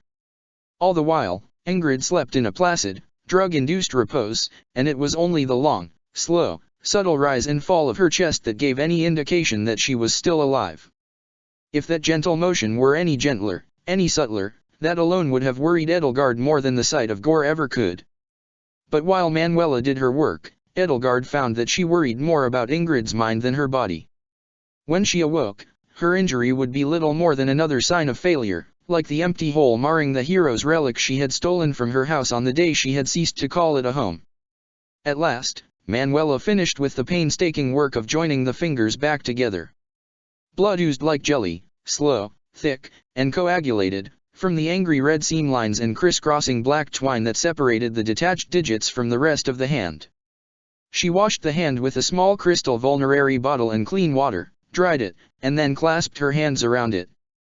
A soft glow seeped out from between her fingers as it bathed the injured hand in healing light. And at last, Manuela let out a sigh and stepped back, exhausted. Ingrid's hand slipped away from hers and fell limply to her side. "Since you're here, Edelgard, can you help me? Anything you need? Help me with the splint and gauze wrap. Those fingers need to be kept straight until the bones and veins have had plenty of time to get to know each other." Of course. The two of them worked together to wrap Ingrid's hand, pinning her ring and little fingers in place. The layers of gauze formed a thick, stiff mitt, leaving only the thumb, index, and middle fingers free to move. What a day, Manuela sighed, looking down at her patient. "You know, every morning I wake up and say to myself, I'll set out for Fort Mercers tomorrow. Emperor Burkhart can wait. These kids need me. And today. I'm glad I told myself that. I'm grateful for that." "We all are," Edelgard assured her. "But you don't want him to think you've spurned him." "No, of course not," she agreed, nodding along. "That's why I made sure to write to him, and actually, I can't quite remember if I wrote to him. I'll do it tomorrow for sure. Anyway," she added, changing the subject, "Hubert, no, Heron. Look at how you've grown." Heron had no time to protest before Manuela looked her up and down, mostly up, and swept her up in a hug. "I should have known right away, honestly. You could be his twin. And you've no issues with, the proper medicine." Heron stared at her, mouth agape. "You're familiar with." Manuela giggled. "Heron, darling," she said, giving her one last firm, hearty pat on the shoulder, "I have worked in the Middle Frank Opera Company for 16 years. Of course I am. And I know those herbs and tinctures can be quite a challenge to acquire and prepare. So rest assured that if your supply runs out. Thank you, Professor, Harun said, looking at once mildly embarrassed and greatly relieved. Goddess, though, you've aged so gracefully. You must be nearly 30 now. Nearly. And you don't look a day over 25. It's enough to make me jealous. So, if you don't mind me prying. I do. Edelgard cleared her throat. I'm sorry to interrupt, but I'm feeling somewhat faint and quite famished, Harun, if you could please escort me to the dining hall. As if on cue, she could feel her stomach growl. I'm a bit concerned about stairs in my current state. Yes, certainly, Lady Edelgard, Harun said, putting an arm around her waist. We shall have to catch up later, Professor. The two of them fled the infirmary together and took off for the dining hall, passing by a worried Lottie on the way down as she headed up to check on Ingrid. Thank you, Harun sighed. I'd forgotten just how much of a handful Professor Manuela could be. After she'd had dinner, Edelgard returned upstairs to the infirmary to check up on Ingrid. It was to nobody's surprise that Raphael and Ignatz trailed so closely behind her. Raphael, never one to waste food, took his half-full plate with him and picked up another from the kitchens on the way, just in case Ingrid was awake and hungry. When they reached the infirmary, Ingrid was still asleep, and had been moved from the surgical table to one of the proper cots. Aside from the mitten of gauze swaddling her left hand, which rested atop its uninjured counterpart on her bedsheets, and the simple gown she wore under the sheets, one would hardly be able to guess that she'd only recently undergone a surgical operation. It was later now. The sun had begun to set, the sky had begun to darken, and aside from a few other convalescing patients, the infirmary had nearly emptied out entirely. Edelgard pulled up a chair and sat by Ingrid's side. Her slumber was still placid, but it did not seem like as deep of a sleep as it had before, if the soft rhythm of her breath was anything to go by. There was a little more color to her cheeks, but only a little. Raphael pulled up a chair as well and, with his dinner plate resting in his lap, continued where he'd left off with the half-eaten slices of roast pheasant breast on his plate. It's a shame Ingrid isn't awake right now, he said between forkfuls. This roast pheasant is one of her favorites. And the gravy is so savory. It's just too bad her dinner's getting all cold and eaten. Ignatz looked down at the full plate in his hands. I haven't taken a bite, I swear. Ingrid's eyes cracked open as if on cue. Her nostrils flared. She blinked, eyelashes fluttering as her eyes gradually focused on her three guests. She sniffed the air again. Is that roast pheasant? With mashed potatoes and gravy, Ignatz said, holding the plate out to her. We thought you might be hungry. She studied them both, and Edelgard, and the plate. She licked her lips, and there was a hungry little twinkle in her green eyes. She tried to push herself upright. Edelgard helped her sit up, taking her by the wrist and drawing her injured hand away from her. Don't put too much pressure on this hand, she warned her. Manuela's only just reattached the fingers, they still have some healing to do. Fingers? Ingrid gasped. Her eyes wide, she wrenched her left hand out of Edelgard's grip and studied the gauze that encased it. The color drained from her face yet again. Oh, goddess. I can't feel my.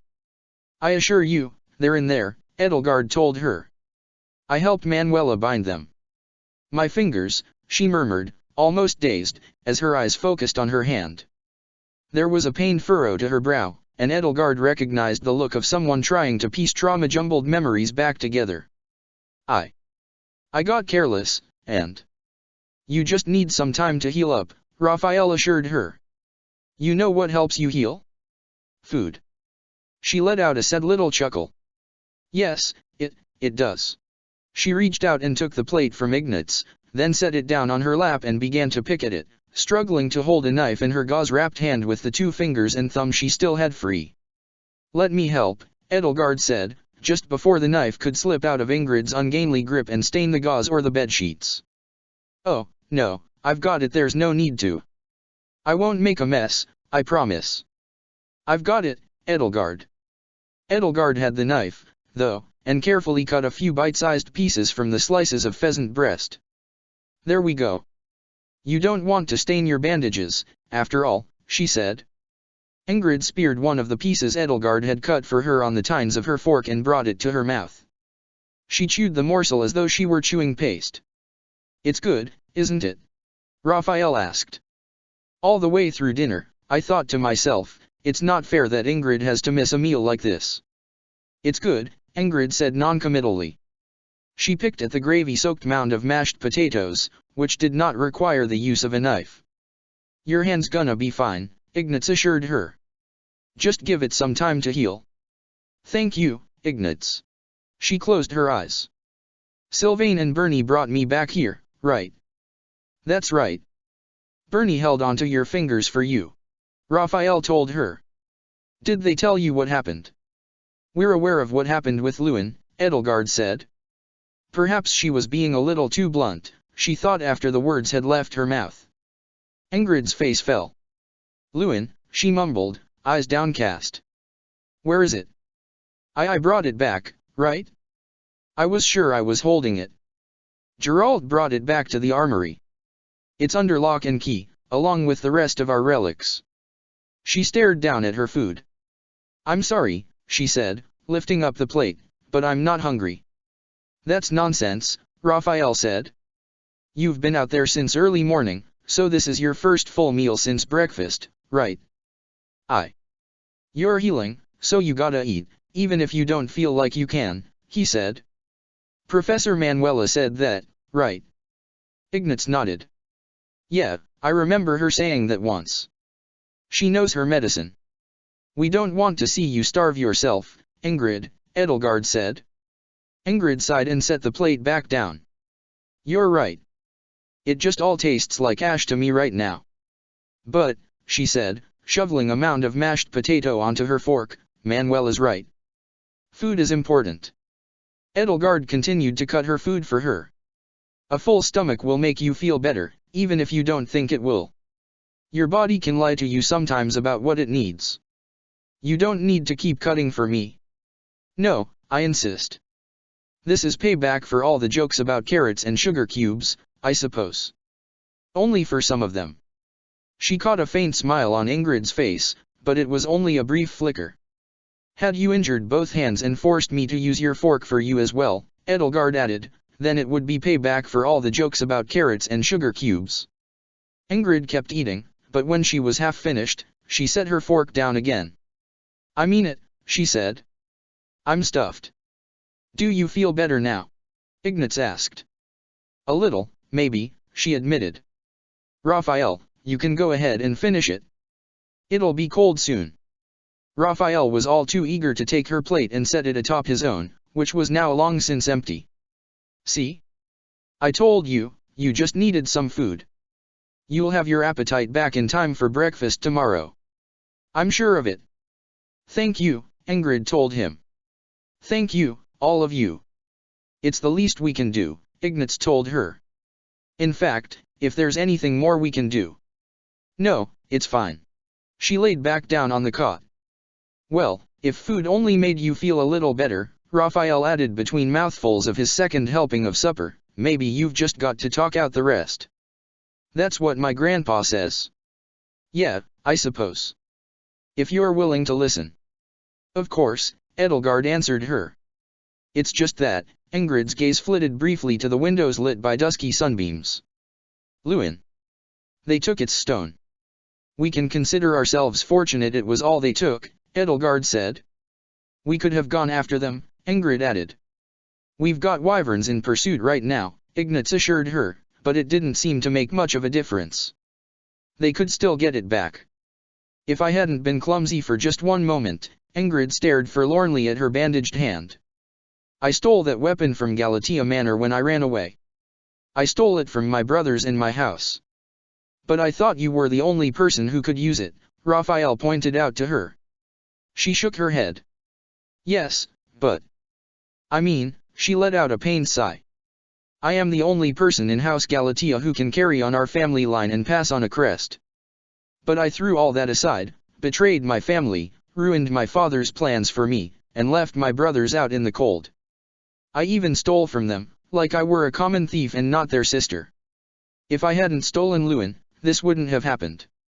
If they find out about this, they'll have every right to despise me for it. Raphael nodded sagely. I see.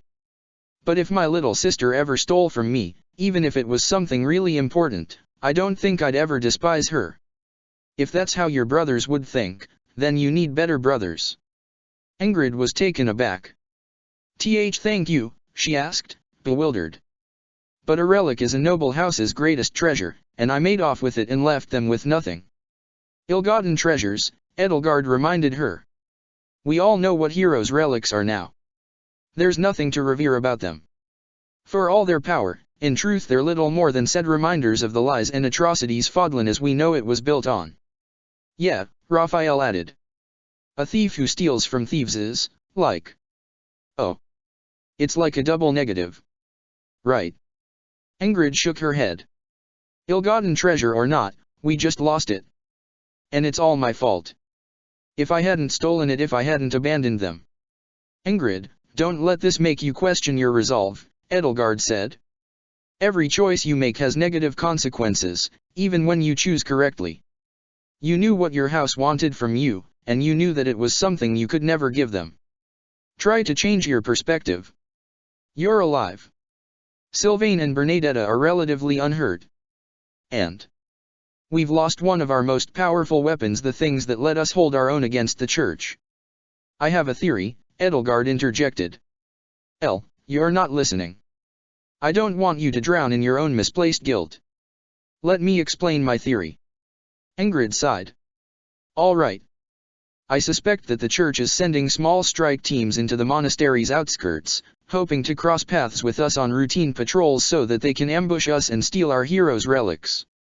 It was mere luck on their part that one of these teams crossed paths with you and Sylvain on a day you decided to take your relics with you, an act of serendipity you couldn't have predicted. By your efforts, though, we prevented 2 of our heroes' relics from falling into enemy hands. But I lost the stone. Lewin is as useless now as a wooden lance, Ingrid insisted, shaking her head. Rhea can grant crests to whomever she pleases. If she were to seize any of our heroes' relics intact, I'm sure she could appoint one of her loyal soldiers to wield them. While I'd like not to think about what she might want to do with the stone itself, the fact that you recovered the rest of the lance and prevented the Lance of Ruin from being similarly taken is a partial victory at the very least. Rhea can grant any crest to anyone. I can't say for certain, but I know that with her supply of crest stone fragments, the Chalice of Beginnings, and her own blood, she's capable of much more than we might expect. Ingrid shot up from her bedroom. That dastard, she snapped, balling her hands into fists and letting out a sharp, pained cry as her recently reattached fingers tried to bend against the splint and bandages holding them in place. Careful with your left hand, Edelgard reminded her as she clutched at the gauze-swaddled digits. At least I can tell they're there now, she sputtered, taking a deep and heavy breath. They hurt. Should I get Professor Manuela? Ignatz asked. I'm fine, she gasped. I'm fine. Just the more I realize about crests, about the church goddess, I could just wring Rhea's neck. At least, Edelgard thought, Ingrid was mad at somebody other than herself now. When we crush the church, we can put an end to this age of crests that has ensnared Fodlan for 12 bitter centuries. We'll put an end to relics, as well. If Rhea stands in our way, we'll strike her down. Ingrid took a few deep breaths. Perhaps I did overreact. I'm sorry. There's nothing to apologize for, Ignatz assured her. It's just a good thing Edelgard's here to keep an eye on the big picture for us, right? She nodded. Yeah. Thank you, Elle. Oh, you look terrible. Do I? Edelgard asked, realizing that she most likely did. She hadn't had time since she'd left the Holy Tomb to do more than have her mostly superficial wounds, scrapes, and bruises healed, after all. She spent all afternoon being chased by ghosts in the Holy Tomb, Raphael said. Oh, Ingrid said. You've been on your feet all this time since then? You haven't even changed clothes, she pointed out, gesturing to Edelgard's armor. And you came all the way back up here for my sake instead of taking a bath. And it's good that I came when I did, Edelgard said. I wouldn't have wanted you to wake up alone, Ingrid.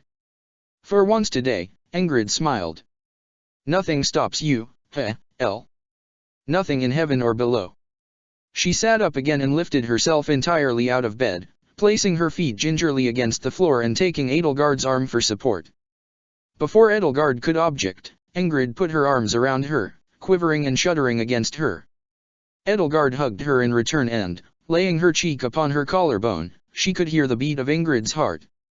There were two precious hearts to her across two worlds, she thought to herself, and both of them beat in its own unique way. Byleth's heart would beat so strongly that it was as though it were making up for lost time. Ingrid's was lighter, slower, steadier. The door to the infirmary squealed as it opened, and it appeared into the room from across the threshold. White Fang is meeting in the cardinal's room, he told them all, sounding blunter even than usual. Follow me. What is it? Ingrid asked, taking a few shaky steps forward and nearly falling onto her face if not for Edelgard's tight grip on her.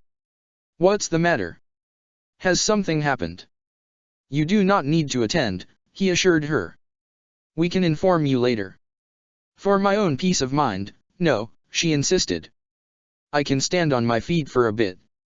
The four of them followed him out into the hall, down the corridor leading to the cardinal's room. Edelgard wondered what was going on, something to do with the Agarthans or the church, she guessed. Something sudden, and, it seemed from Dida's dour demeanor, something unwelcome.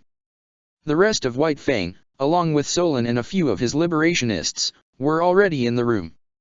Vul, Thales, and Periander manned a ramshackle console of Agarthan radios and other devices that Edelgard couldn't fathom the purpose of in the back of the room.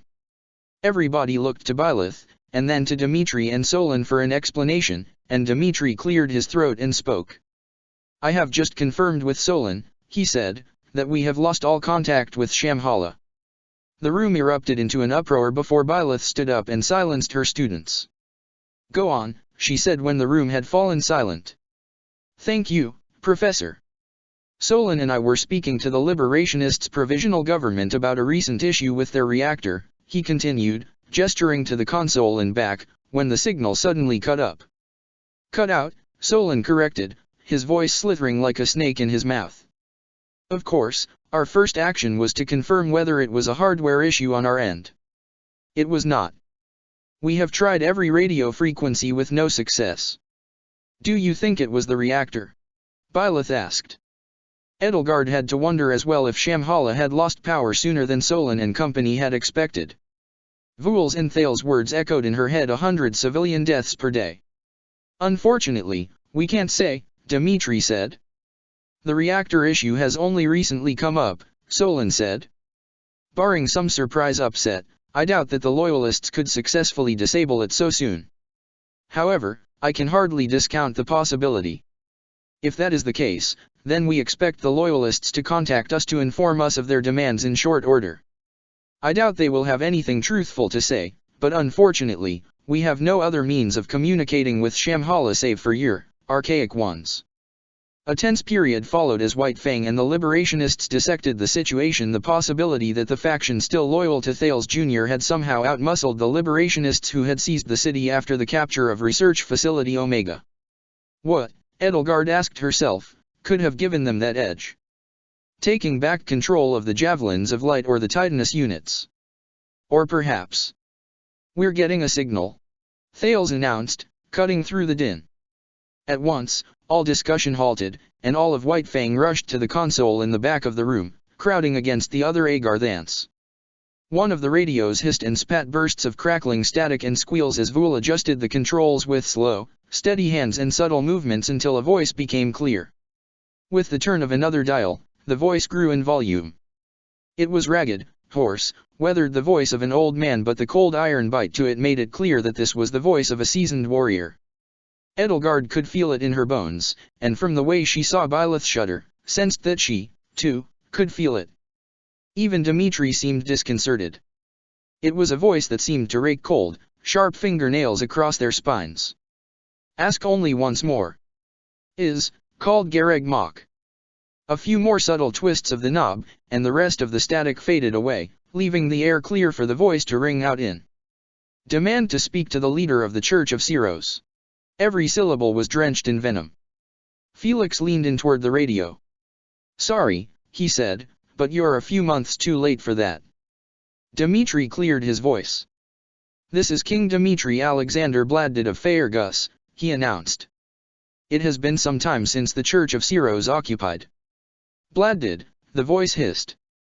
A low, cruel laugh bubbled up from the other side of the radio's speaker grill. "Bladdid. Ah, I see. King Bladdid, you sound like a strong man. A shame I will have to kill you." "It certainly does sound like a shame to me," Dmitri said. "Who are you? I am not sure what quarrel we have, but I hope it need not come to violence. You may find us more formidable than we seem." The voice laughed again. "A brave one. I admire your resolve, Bladdid. But you and your allies have something that belongs to me. Offer unto me your most valiant struggle, you are sure to keep me entertained." "Who are you?" Dmitri asked again. "You think you can threaten us with words alone?" Byleth leaned over his shoulder. "We're not with the Church of Siros," she answered. "What quarrel do you have with us?" A burst and hiss of static swallowed up whatever the voice's reply might have been. Vul continued to work the console's controls fruitlessly, but no more coherent sounds came from the radio. "We've lost the signal," he eventually announced, dramatically lifting his hands from the controls and slumping backward in his seat. Thales pounded his fist against the console, but nothing changed.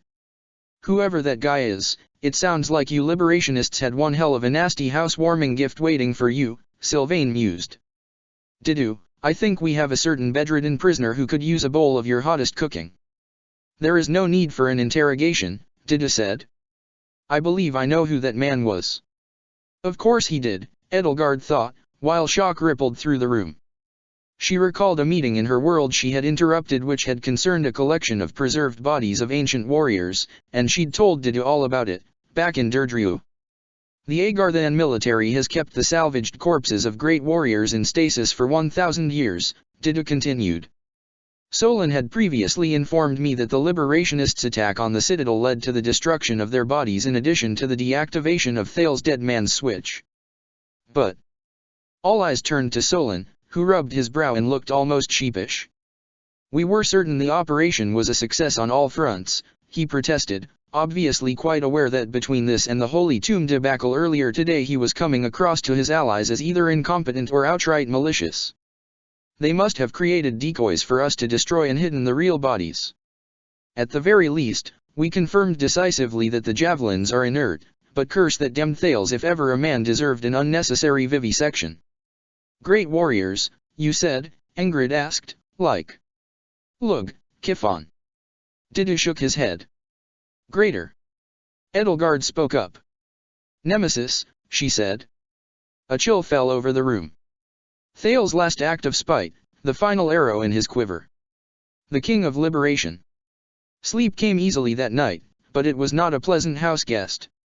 In Edelgard's dreams she found herself transported once again into the long-forgotten dungeons, made acutely aware once more of the stench of brackish water, blood, pus, rot, and filth, the sounds of anguish without succor and pleas for mercy left unheard. But in this dream, her jailers had changed. Gone were the dark cloaks and beaked face masks of Thales' hellish scientists. Instead, the monsters wore silver armor adorned with red and white and emblazoned with the crest of Siros. In place of Todish, sneering Ludwig von Agir, Archbishop Rhea wore a look of serene and placid grace that nearly hid the hardness of her luminescent emerald eyes. And the experiments were different in the dream. Returned to a starving and emaciated 12-year-old body, Edelgard could feel every throbbing ache and sharp pain of a body reshaping itself in monstrous ways, and could see the same monstrous outgrowths spilling out from her siblings' flesh as they cried out in agony: scales, fangs, talons, horns, feathers, fur. She awoke to the sound of her own voice ringing in her ears. The summer air wafting in from her bedroom window was thick and humid, even this late at night, but the sweat that plastered her pajamas to her skin was bitter cold as Faergus winters. The panic that seized her and grasped her heart in its relentless vice slowly eased itself as she forced herself to breathe again. She sat up and let her bedsheets slough off of her chest and rest upon her lap, her eyes slowly adjusting to the darkness and showing the familiar silhouette of her bedroom. With a snap of her fingers, she conjured a flame and set it to the wick of her bedside candle, casting some small light upon the room. Its simple warmth alone did much to relieve her of the burden of her night terrors and quell the reverberations that still echoed through her mind and body. There was a quiet knock on the door. "Lady Edelgard," Harun asked. "Is something the matter?" "Everything's all right. Come in, if you'd like," she said. The door creaked open and Harun stepped through. The dim light and dark shadows pooling around her sharp and distinctive features nearly made a death's head from her face. In one hand she held a ceramic cup, the fingertips of her other hand were speckled and stained with ink. She smiled. "You're not hurt?" "No, simply another one of my nightmares." "I'd forgotten you had them," she admitted, her smile turning sheepish. "I'm not surprised, your Edelgard doesn't. I can't blame you if you struggle to tell the two of us apart after so long away. Rest assured that when this is all over, you'll never be woken up in the middle of the night again." Harun shook her head and took a short sip from her cup. "I was already awake. Times such as these make sleep difficult. I'm sure you agree." "I do," Edelgard said. She closed her eyes and caught the faint scent on the air. "Coffee makes it harder, though, I've found." Harun sat beside her on the bed and stared down into the black pool in her cup as it stared up at her. "I've been savoring it." "That's the same cup from dinner." She nodded. "Over 8 years, I can count the number of times I've had coffee on my hands. This is an excellent blend. Blacker than a moonless night, more bitter than Alel. I'd almost forgotten how good the coffee is here," she said with a smile. Edelgard held out her hands. "Can I see that cup?" she asked. "Certainly, Lady Edelgard," Harun replied, and she placed it in her hands. It was ice cold. "As I recall," Edelgard said to her, channeling a subtle fire spell into the cup until its surface began to steam, "you like it blacker than a moonless night, hotter and more bitter than Alel. That is coffee." Harun chuckled and took the cup back from her, resting it in her left palm. "Some things don't change. Ah, to have good coffee again. Another sacrifice you made." Edelgard closed her eyes again, lost in thought. So many sacrifices. Hubert had always made sacrifices.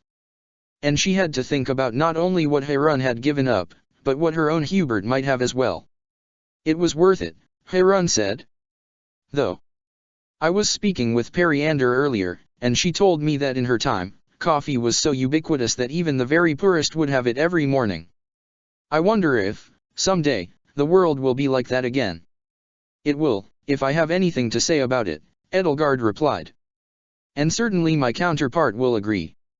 "What have you been doing up at so late an hour?" she asked, studying the ink on Harun's fingers. "Writing something." Harun looked away. "A letter." "To whom?" 8 years of time to prepare," she sighed, "and I still haven't the faintest idea how to tell your fiancé." She took a sip of her newly warmed coffee. "A month passes by for him, yet now I am 10 years his senior. He hasn't changed. None of you have. I've simply forgotten." Edelgard wondered to herself if Harun was worried that the next time she saw Ferdinand's face, she would see not a man but a boy, just as Edelgard had on the day she had been brought to this world. She probably looked at her and saw a child. "I can't give you an easy answer," she said, resting her head against Harun's shoulder, "but I can tell you something I know about you and Ferdinand in my world, if it helps." "It might." "Go on, Lady Edelgard." "For my world's Hubert and Ferdinand, it was hate at first sight." "Hate?" "Surely, I did not exactly start out liking him, but they loathed each other. They could hardly stand to be in the same room together sometimes," Edelgard admitted. "Such acrimony and animosity was certainly a headache sometimes, both for myself and our professor. And yet, 5 years later, they were all but joined at the hip, even if it still took them a while to admit it. They loved each other. Love each other. And I don't think I've ever seen a single world where you, Harun, do not end up being dear to Ferdinand's heart in some way." She chose to omit that she still knew little about Destinova's world and that 2 timelines hardly made for a sufficient sample size to make any sweeping generalizations. Harun disguised the weak smile she made with another sip of coffee. "Do you think," Edelgard asked, changing the subject, "you might be ready to tell your family? Everybody else in the monastery seems to know by now. The news might reach their ears on its own now, and I'm not sure you want that to happen." "Perhaps. I can do it for you," if you'd like. Heirun stared down at her, brow and nose wrinkling in bemusement. I need only say in my capacity as the saint of liberation that the goddess has smiled upon the wayward scion of House Vestra and liberated her from her masculinity. Heirun spat out an awful laugh into her coffee. Lady Edelgard, she protested. I suspect it would work. I'll do it myself. Tomorrow. Yes, tomorrow. Edelgard closed her eyes and leaned closer into Heirun's shoulder. You simply needed some practice first. Yes. To inure myself against the mortifying ordeal of, yes. Is something the matter? You ask that question too often. Old habits die hard, I'm afraid. Is something? I'm glad you're back, Edelgard sighed. I would hope so. However, I can't help but wonder why my world doesn't have a Heirun in it, she admitted. Hubert's only a few years younger than you. Yet even I had no idea. If this is what you became when you gained a chance to live a life beyond service to House Hresvelg, then I have to wonder if I'm to blame for not giving your counterpart that same chance. For the life I led him into a life that apparently precludes being you. The same way it was a result of her actions and choices, either indirectly or directly, that her world lacked Geralt or Ingrid, Felix, Sylvain, Leonie, Dimitri, Didu. Heirun chuckled. You do insist on worrying, she commented. She stifled a yawn. I've always thought about the path he might have gone down if not for my ambition and his sense of duty, Edelgard mused. I gave him every chance to step away. He never would. That certainly sounds like myself, Heirun agreed.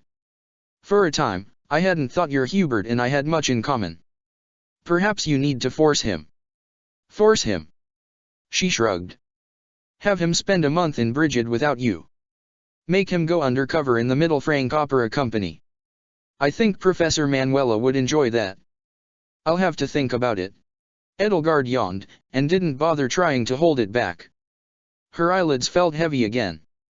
One more question, though, she said, but she fell asleep just as her next words reached the tip of her tongue. An instant later, when she opened her eyes again and tasted dry cotton in her mouth, she was met by rays of morning sunlight, warm and bright, streaming into her room and the faint chirps of birds and the distant crowing of roosters. There was a weight across her stomach that she eventually realized, once her head had cleared and she'd rubbed the sleep from her eyes, was a very familiar prosthetic arm. She could feel a soft breath against the back of her neck. She and Heirun must have fallen asleep together. Gently, carefully, so as not to disturb her, Heirun had gotten less sleep than even she had. After all, Edelgard pried that firm metal arm away from her, feeling her fingertips glide against the rough pattern of scars upon scars that covered the arm's synthetic skin. She would have to scold Heirun later about her willingness to use her arm as a shield in battle. Sooner or later, she would break something, and Hephaestus would not be happy at all. Edelgard pulled herself out of bed, sat up, stretched her arms until she felt every joint pop, and yawned again. Beside her, Heirun laid in bed, still and silent save for the sound of her breath, the sunbeams falling upon her long waves of raven hair. Edelgard had often found that Hubert resembled a raven or crow that had somehow been granted human form, and if anything, Heirun bore an even stronger resemblance. Heirun's eyes cracked open. Good morning, Heirun, Edelgard told her. I don't recall falling asleep, she muttered, shielding her eyes from the sun. Lady Edelgard, you didn't have to bring me back to my quarters. I didn't. She sat up, rubbing her head and wincing. You mean, this is... She looked down at Edelgard's bed. She looked at Edelgard. She looked at Edelgard's desk. And then she let out a shout and leaped to her feet, recoiling from the bed as though it had just bitten her. Lady Edelgard. I do pardon me, for I hope I didn't crowd you out of, she sputtered, red-faced. It's all right, Edelgard assured her. Yesterday was a long day. There was a knock on the door, and Hilda's muffled voice rang out from behind it. Edelgard? Heirun? Are you two alive in there? Yes, we're alive, Edelgard called back, striding across the room and pulling open the door. Hilda stood on the other side, still clad in her rose-pink nightgown, her hair pulled back into a loose bun that Edelgard had to admit looked quite distinguished and mature. She had a set of clothes folded under one arm and a bag of makeup and other accessories slung over her shoulder. What is it now? What do you mean, what is it now? Breakfast will be ready soon, Hilda answered. I was just going to get a shower in and make myself look nice, when I heard one of you scream. She sighed, relieved. I'm glad neither of you were in danger. I left my axe all the way back in the armory. So, do you both get blood-curdling nightmares now? No, just me, Edelgard said. Yeah, I heard you last night. I thought about coming in, but figured Harun would take care of it. What a good friend you are, Harun muttered sardonically, crossing her arms. I was right, wasn't I? Hilda asked. She clapped a hand to her mouth to stifle a long, slow yawn. Speaking of dreams, I had the weirdest one last night, she added. The three of us were all in it. We were we? Harun hummed, uninterested. We were all students again. Hilda fought back another yawn, unsuccessfully. Constance was there for some reason. And there were three of me. Heaven forbid. And I thought the prospect of Nemesis marching up to Gareg Mach was bone-chilling, Harun replied, raising her thin eyebrows. Anyway, how'd you come up with your name? Hilda asked her, Harun's insult simply rolling off of her like water off a duck's back. Because I think Zelda would suit you pretty well, too. Noted, Harun said. It's a name from a children's storybook that, her gaze lingered upon Edelgard, who felt almost guilty that she couldn't recall the book as well as her counterpart could. One that meant a great deal to me, once. If you'd like to look more like something out of a children's storybook, I think I can help, Hilda said with a coy little grin. You aren't the fair maiden type, but you could make a stunning evil sorceress. Oh. I think I have just the thing to bring out your eyes, she added, reaching into and rummaging around in her bag. Why don't we all get ready together, so I can try a few things out on you? Perhaps later, Edelgard said dismissively on Harun's behalf. You know, between me, Annette, and Manuela, one of us is going to corner you eventually, Miss Harun, Hilda grumbled. All right. I'll see you both at breakfast. She left, and Harun made for the door in her wake. I will see you at the dining hall, Your Highness, she told Edelgard. I have some business to take care of first. Do you want my help? Edelgard asked her. She shook her head. I think I will be fine on my own, she said, though the faint smirk that curled her lips projected as much anxiety as confidence.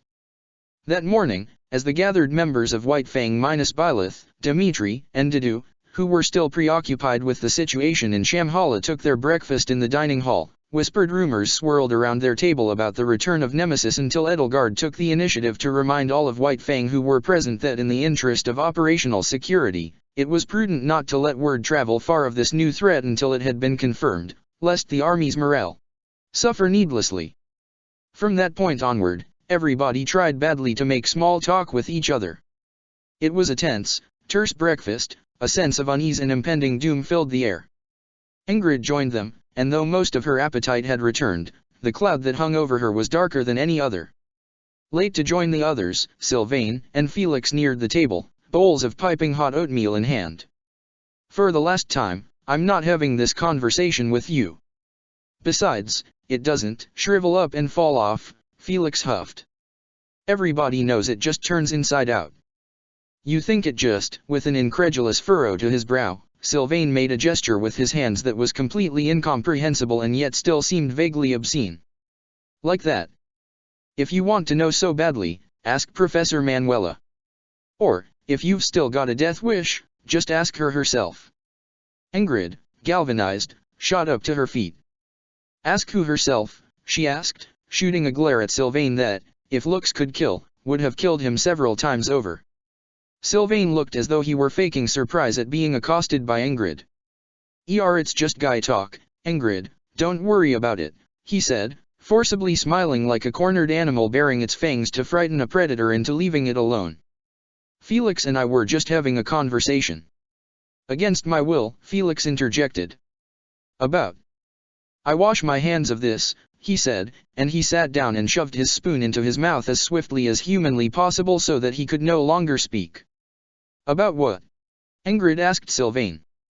About flowers, he replied. Edelgard stood up. I'll handle this, Ingrid, she said, and without further ado she grabbed Sylvain by the shoulder before he could sit down and hauled him off to a less populated section of the dining hall. "What flower?" she asked Sylvain, "were you talking about?" "Well, it's something Bernie would know." "Never mind. Be honest with me, Sylvain." Edelgard crossed her arms. "Your plan was to say the most crass and offensive thing you could think of in order to get Ingrid's attention. Is that right?" He stood, paralyzed, for a second, then slowly nodded. "I figured it's better for her to be mad at me than at herself, right?" he answered, offering a pained, sheepish grin and shrugging his shoulders. He made it sound so noble. And in his own dysfunctional way, he was trying to help, Edelgard had to admit. From what she'd been told, Ingrid had been cleaning up his messes practically since the two of them could walk. Arguably, Ingrid hadn't been so much his, Felix's, and Dimitri's childhood friend as their childhood surrogate mother. "Giving her a new mess to clean up won't have the effect you think it will," she told him. "Then what should I do?" he asked.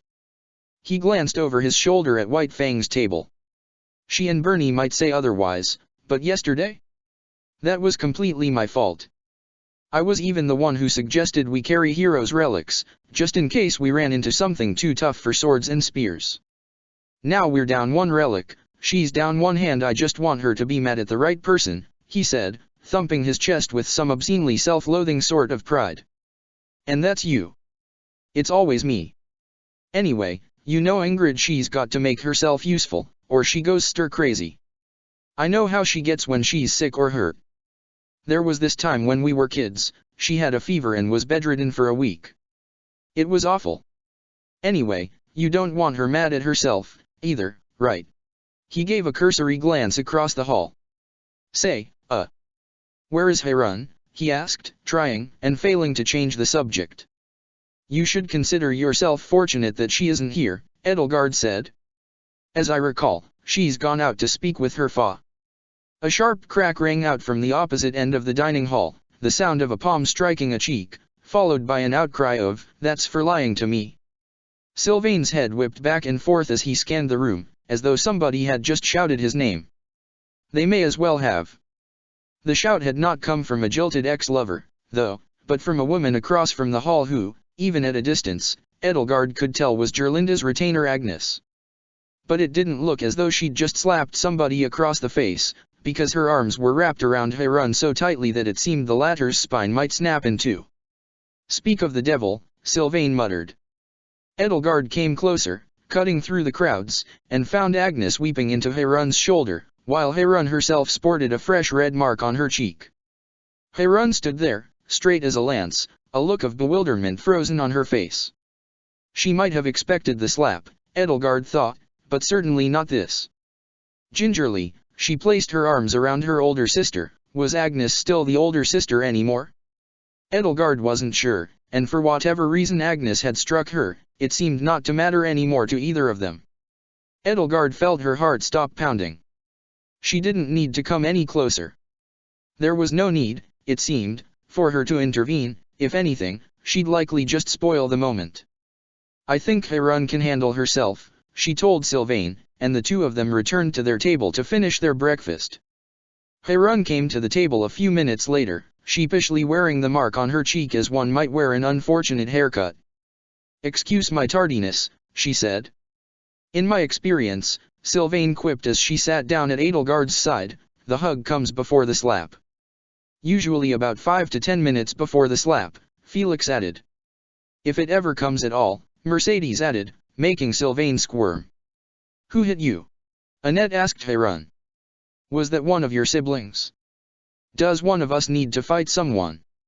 "No," Harun told her, rubbing her cheek, while Annette rolled up her sleeve. "I doubt anybody here needs to fight on my behalf. My older sister took the news better than I'd expected." "Oh, good," she said, rolling her sleeve back down. "That's great. I knew your family would take it well. Did you tell them all?" "Nearly." Harun picked up a cup of coffee, raised it to her lips, inhaled the aroma, and set it down without drinking. "You gonna make that cup last until tomorrow's breakfast?" Felix asked. "Perhaps I shall," Harun replied. Mercedes cleared her throat. Harun, Sylvain, since the two of you are both here, when would be a good time for you two to start your Death Knight apprenticeships? She brushed a wisp of her white hair from her brow, a devilish gleam in her eyes. Those spare sets of Todd's Ritter armor are begging for somebody to take up the mantle. Sylvain opened his mouth as though to say he didn't remember agreeing to any lessons, then promptly closed it, as though he'd just realized that learning how to use the Agarthan armor salvaged from Research Facility Omega might be an especially good idea in light of recent developments. He said. He looked over to Ingrid. Hey, actually, that reminds me. Ingrid, didn't you study a bit of white magic after Remire, while your leg was healing? Ingrid gave him a bewildered look. I did, but, she said with a self-effacing little laugh, I can't heal anything worse than a paper cut. I just couldn't wrap my head around it at all. Well, studying it could keep you busy while your hand heals, he suggested, mustering a nervous smile and a sideways glance at Edelgard that seemed to seek her tacit approval. And maybe you'll do better this time. Yeah. Raphael chimed in. You can definitely get it if you try. Ingrid looked down at her hands with a sour frown and a furrow to her brow. I suppose it's a useful skill that I could try to improve on, she said, but not by myself, and I doubt Professor Byleth has time to tutor me right now. Annette gasped. Ingrid, I've got an idea, she all but squeaked, bouncing up out of her seat. She turned to Ingrid. I could teach you. I can make time for it. Yeah, and I think Edelgard could stand to learn some faith spells as well, Sylvain added. Harun looked taken aback at first by how sensible he was being, then nodded approvingly. Oh, yes, people have a habit of getting hurt around her, Mercedes chimed in. I've never had any aptitude for faith, Edelgard said, shaking her head. Although she did think there was a grain of sense in Sylvain's idea, Ingrid really did thrive on being kept busy, and white magic could certainly keep her occupied. But if Ingrid wants to learn, I think I could stand to take some remedial lessons as well in my spare time. The two of us do make good study partners, as I recall. And you'll make an excellent teacher, Annie, Mercedes told Annette, a pleasant smile brightening her soft face. Perhaps the two of us can combine our classes. I'll pass on my knowledge of the dark arts to my new acolytes while you teach these two. It'll be, she stifled a cough into her sleeve. Fun. Such fun. Yeah, I'm looking forward to it already, Sylvain said, and Edelgard supposed he was recalling how far Mercedes had pushed him and Edelgard when they had last studied under her. Harun merely smiled. I suppose I could make a stunning evil sorceress, she rasped, her voice low and menacing, her lips splitting to reveal a flash of teeth. Mercedes clapped her hands. That's the spirit. In that moment, a sense of levity brightened the air, and for just a little while, Edelgard and her comrades could remember being students they could set aside for the moment the mounting concerns and gathering storms on the horizon. There had been plenty of moments like these, Edelgard thought, with her friends in the Black Eagles during both the Academy's darkest days and the war's most miserable slogs, shimmering, fleeting glints of light like diamonds in the rough. There was much work to be done at Garreg Mach, and that made setting aside time for lessons difficult, especially given Mercedes' weakening constitution and Annette's typically overstuffed schedule. But that night, the six of them found time to meet in one of the outer walls guard towers, where Edelgard fondly recalled studying black magic with Sylvain under Mercedes' tutelage in preparation for the mock battle at Gronderfield. It already felt like far more than a year had passed since then. While Mercedes oversaw Harun and Sylvain rummaging through the scraps of armor salvaged from Research Facility Omega, Annette took Edelgard and Ingrid both aside, two precariously positioned tomes of white magic wedged underneath both arms. She had brought 6 with her altogether, 2 of which Edelgard was currently holding onto, and had only dropped the remaining 4 twice on the way to the tower. Mercy studies magic here all the time, Annette said. You can feel it in the air, can't you? She set the books down and sat down on the floor, and Edelgard and Ingrid joined her. So, where to begin? Well, Ingrid, you already know the basics. How about you tell me what you know? Ingrid blinked. ERI. Well, it's like. You get the hang of faith magic by reflecting on your faith in the goddess, and using that to hone the magical energy in your body. I guess I just don't have very much of it. She lifted her hand and let the tiniest white spark leap from her forefinger to her thumb. Honestly, these books go over my head. You're close, Annette said. But it's not that simple. I was worried you'd say that. Edelgard, she asked, turning to her other pupil, can you give a basic overview of reason? That might be the easiest way for both of you to understand faith. Edelgard nodded. Of course, she said. Black and dark magic fall under the category of reason magic. The name comes from the magic's source understanding natural phenomena, be it fire, wind, water, or lightning. Mastery comes from first using trigonometry and calculus to gain familiarity with magic seals, then training the body to channel magic according to the seal's construction. Annette nodded, beaming with pride. You know your stuff, Edelgard, she chirped. That's right. Reason comes from understanding the world around you. Faith, on the other hand, comes from. The way Mercy likes to put it, the foundation is trusting something you can't understand. Most people use their faith in the goddess or the saints, but that's not the only kind of faith. Trusting what one could not understand. That, Edelgard thought, could explain her past aversion to white magic. When she'd been younger, every attempt she'd made to approach the subject had left her feeling frustrated, and that had carried on through her time in Garreg Mach. Faith and trust, indeed, had been in short supply within her then. When Byleth and the Black Eagles had chosen to stand with her, at first their actions made no sense to her despite her hope to the contrary. She had been as sure of their abandonment as she was that the sun would rise each morning. That, though, was the same faith behind white magic, and that faith had grown and strengthened over the years to an absolute conviction. If she could learn white magic now, then perhaps, she mused, she could have learned it a long time ago, and just had never realized. Trusting something you don't understand, Ingrid mused, resting her cheek in her hand. Yeah, Annette said. You know, like you and Edelgard. Ingrid let out a sharp, wheezing cough, her eyes nearly leaping from her sockets. What? What I don't? What, she sputtered. She pounded her chest a few times with her fist and cleared her throat. I understand L pretty well. Don't I? She smiled, though, and it was the brightest smile she'd had all day, one that warmed Edelgard's heart and brought an equally bright smile to Annette's face. Edelgard laid a hand upon her bandaged mitten and watched Ingrid's cheeks turn a shade redder. I think you do. So, she summarized, faith doesn't just mean faith in the divine. One can channel white magic through their faith in people, family, friends, leaders, or ideals, justice, equality, freedom, chivalry, and so on. That's it. Annette gave her an emphatic, vigorous nod. Most of the literature on white magic you'll find focuses on faith in the goddess, and I hadn't thought all that much about that before, she said, stroking her chin, but I guess the church had a vested interest in making people think that was primarily where white magic's strength came from. Religion is a potent form of faith, and one readily available to a great many people, Edelgard agreed. I might not believe, but even I cannot deny that.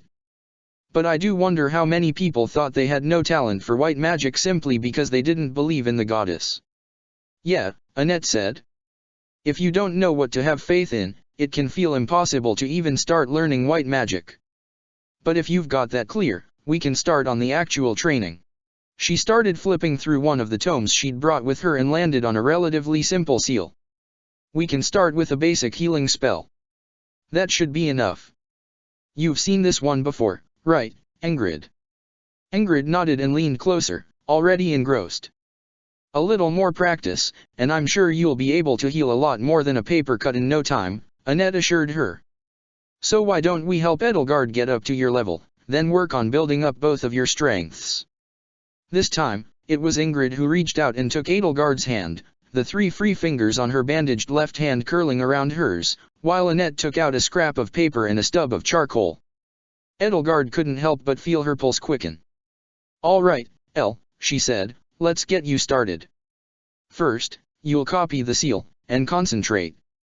The 3 of them worked well into the evening and well after Mercedes had retired, and at the end of it Edelgard was finally able to conjure a single gleaming spark of white light, and she felt the same wondrous sense of pride she had felt when she had first conjured Flame Moriso, in fact, because while reason had been something she'd simply never given thought to studying in the first place, Faith had seemed for her an impossibility for so long that she hadn't seen any point in trying.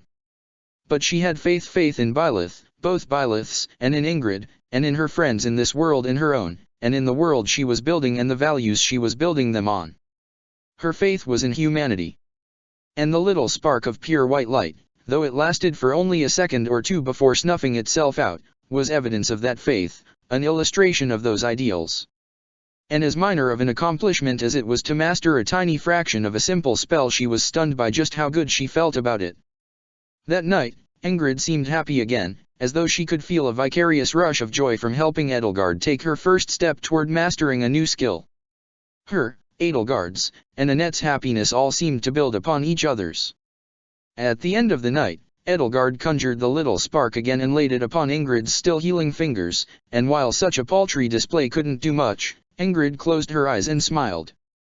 They both continued their training over the next few days, fitting their sessions in between further preparations of the monastery's defenses, Edelgard's short visits back to her own world and Destinova's world, and the ongoing investigations into the situation at Shamhala and the Creststone theft.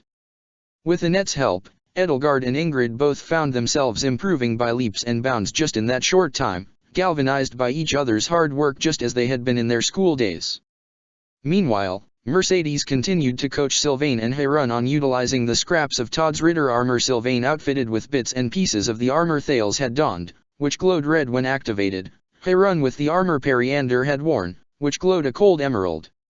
Each night, the six of them returned to the dormitories exhausted, especially Harun and Sylvain, who both spoke of how strange it felt for the armor to siphon the magical energy from their bodies and stockpile it within its crystalline lattice. By the third day of training, Ingrid had finally been allowed to remove most of the bandages from her left hand, leaving only the splint holding her two fingers straight and the wrapping necessary to secure it, though it still made it hard for her to use her left hand. That alone seemed to lighten her mood considerably, though what had happened with Lewin still weighed heavily on her mind. At the end of the session, as she had the past 2 days, Edelgard took her injured hand and brought forth the brighter, stronger, more substantial light she'd learned to conjure, feeling with the tips of her fingers the rough pattern of the sutures lancing through her skin along the seams of her fingers, the smooth sanded wooden splint, the rough gauze, as she clasped her hands around them. The light was warm, like a cup of hot tea, and Edelgard could see it bring a stronger touch of color to Ingrid's face and a brighter smile to her lips that belied the melancholic look in her eyes. "Great," Annette chirped. "Nice work, Edelgard. I knew you could do it. Now, how about you, Ingrid?" Ingrid's blush spread to the tips of her ears, and she slipped her left hand out of the clamshell of Edelgard's clasped hands. Oh, of course. I think I've made a lot of progress. But I don't think Edelgard has any wounds I can heal." Edelgard's hand found itself resting over her heart, where under her clothes the scar Cornelia had left ragged, ugly, and prominent ached anew. "Oh, that's okay," Annette said, hiking up her sleeve to reveal an angry red scrape on her knee. It was a very severe scrape, and bruised as well, cloudy black, gray, blue, and livid purple mingling with the chewed skin. The bloody red looked like freshly ground meat. "I accidentally scraped my knee before class today and decided it could make a good teaching moment." Edelgard remembered to start breathing again. "You could have told me," she said. "That looks awful, Annette." Ingrid stared at Annette's knee, aghast. "You've been kneeling on that all this time." "Teaching moment," Annette insisted with a pained smile.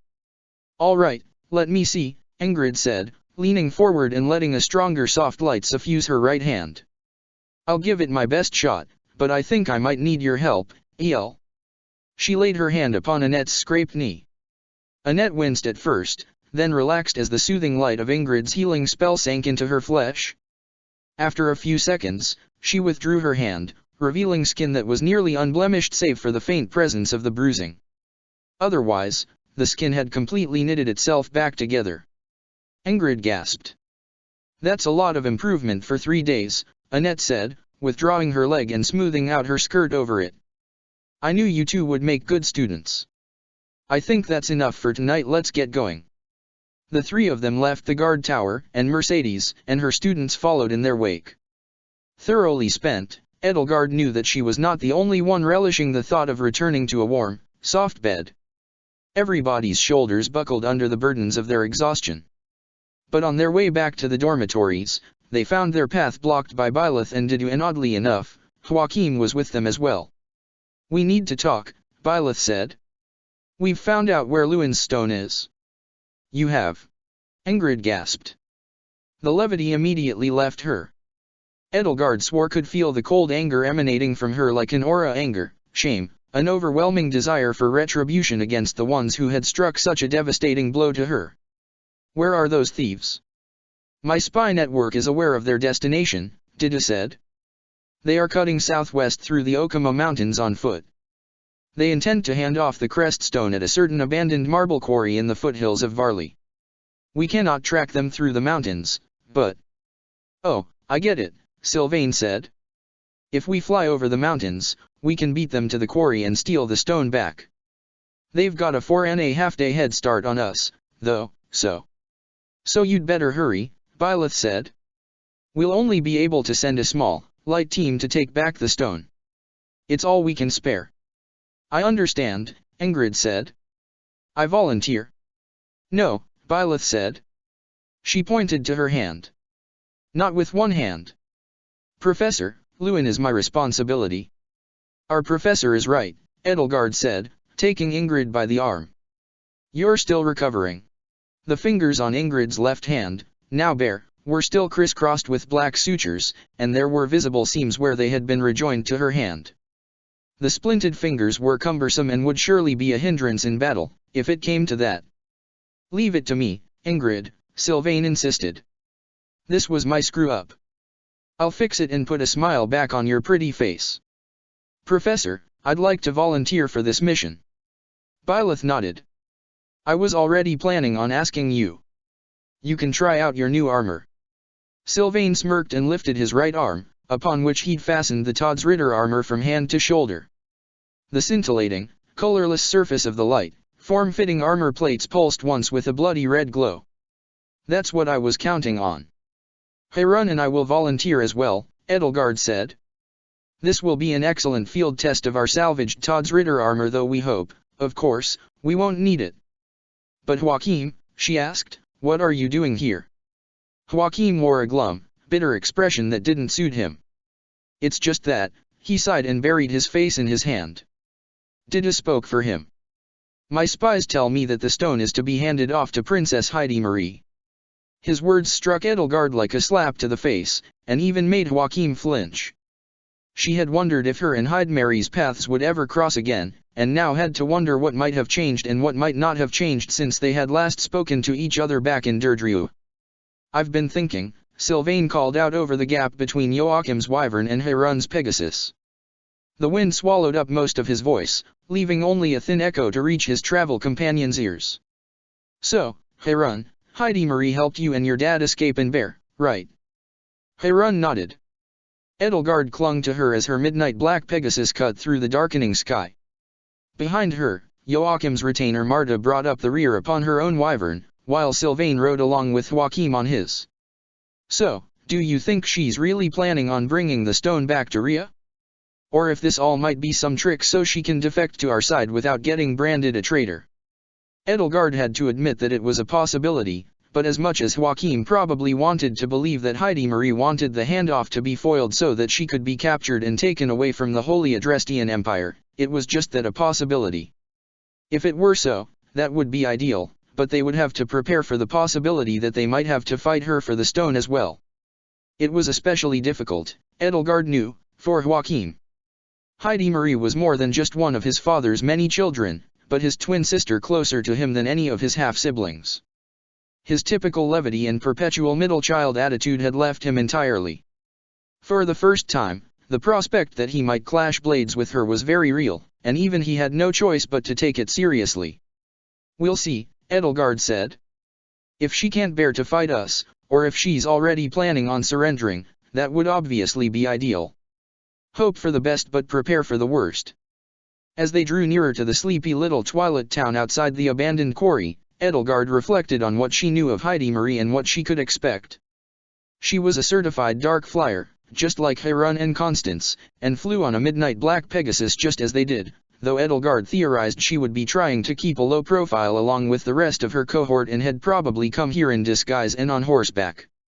She was part Nabatean and could transform into a diminutive draconic form just like Edelgard, though she seemed to lack the same versatility and control over her dragon half that Edelgard enjoyed, though, again, she would be keeping a low profile, and would likely not transform unless backed into a corner. That meant she had little freedom to use her more spectacular abilities and talents. Most likely, she would be on foot, and would have a sword or axe to rely on in battle and her skills in white and black magic. Likewise, Edelgard and the others had to keep a low profile as well, so as not to alert Heidi Marie prematurely. "We'll land here in the woods, outside of town," she told Harun and Joachim, "and make our way to the inn on foot." "Gotcha," Joachim said, and he brought his wyvern down into a dive. Marta and Harun followed, and the 5 of them touched down in a nearby clearing, dismounted, and set up camp and hitching posts for their mounts. Marta removed the saddlebags from her wyvern and set about unpacking them. Edelgard could tell that she, too, was expecting to cross paths with her twin brother Martel, Hyde Mary's retainer, and was not particularly excited about it. "So, Prince Joachim," Marta, Sylvain said while he donned nondescript commoner's garb to cover up the patches of Todd's Ritter armor affixed to his arm and chest, "Princess Heidi Marie and her retainer are your twins, right?" Joachim nodded and hefted his axe-chipped, worn, single-bladed battle axe that one might expect a mercenary to wield. He'd changed into the light leather armor, tunic, and furs to better look the part of a sellsword passing through the area, and looked the part remarkably well. He could have easily passed for one of Geralt's blade breakers, if one didn't notice how few battle scars he had. "I hear twins can always sort of tell what the other is thinking. You got anything for us?" "That's just an old wives' tale, Sylvain," he said while he rubbed a bit of dirt into his short, bristly brown hair. "Martel's nervous," Marta said. "Thanks, babe," Sylvain said. "The disguises will let us get close," Edelgard explained as she did as Sylvain and Harun were doing. The plan was for them to pass as traveling merchants escorted through the area by a hired sellsword, and that would allow them to slip into the village without arousing any suspicion. But no disguise will prevent Heidi Marie from recognizing her twin brother, or her half-sister. "Her favorite half-sister," Joachim interjected, smearing some dirt over his jaw to accentuate his stubble. "Oh, shit," Sylvain said. "The princess is gonna recognize me right away, too." Joachim froze in place and whirled around to face him. "What did you do?" he hissed. "Do? Nothing," Sylvain said, holding up his hands. "I'm one of Edelgard's classmates. We played poker together, remember? Heidi Marie will likely recognize any of us," Edelgard added. "As soon as we encounter her, we'll have to capture her. Then, we'll ambush the thieves and relieve them of Lewin's stone. Is everybody clear on our strategy?" "For the last time, Ellie, yes," Joachim sighed, relaxing. Likewise, Edelgard reminded herself, they could expect Heidi Marie and all of her subordinates to be in disguise as well, since House Varley was now firmly aligned with the Eastern Empire. Then again, this was an old, out-of-the-way village next to a quarry whose supply of marble had been depleted at least a decade ago, and was likely halfway toward being a ghost town. There probably wouldn't be much presence from the Eastern Empire to speak of, or even, for that matter, the Holy Empire. In fact, in a place as remote as this and especially in a dead mining town where large sums of money and resources were no longer flowing in and out, it was entirely possible that news of the entire civil war had yet to reach what few villagers remained. "Let's go, then," she said, and the 5 of them set out for the main road into town through the woods. The terrain was rocky and uneven. It was a long uphill hike into town. The sun had long since set by the time they reached the village outskirts, following the main road's well-worn path. Harun had a tarp draped over her Pegasus, obscuring his wings, and a few strategically placed saddlebags from the wyverns done up to seem full created the illusion of a small-time merchant. The horse walked at a slow trot, carrying Harun and Marta, with Edelgard, Joachim, and Sylvain walking alongside. At the inn, they would make up a story about losing their other horses and their wagon and most of their merchandise to bandits in the south, if necessary. To the north of the village, the slope's steep end, painted pitch black in the gathering darkness. Likewise, the abandoned quarry to the west seemed as black and as vast as the sea and nearly as hungry and unforgiving. For centuries, as it had widened and deepened, it had fed pillars and sculptures across Varley, and when its riches had been depleted at last, the village that had prospered on its precipice had withered. The stone-working shops had closed, the road that brought massive blocks of marble to manors and churches was empty, the men and women who had made their living hewing and hauling stone had either left for the next mining town, if they were younger, or laid their weary bodies to rest, if they were older. All who remained were those who were too old or infirm to leave.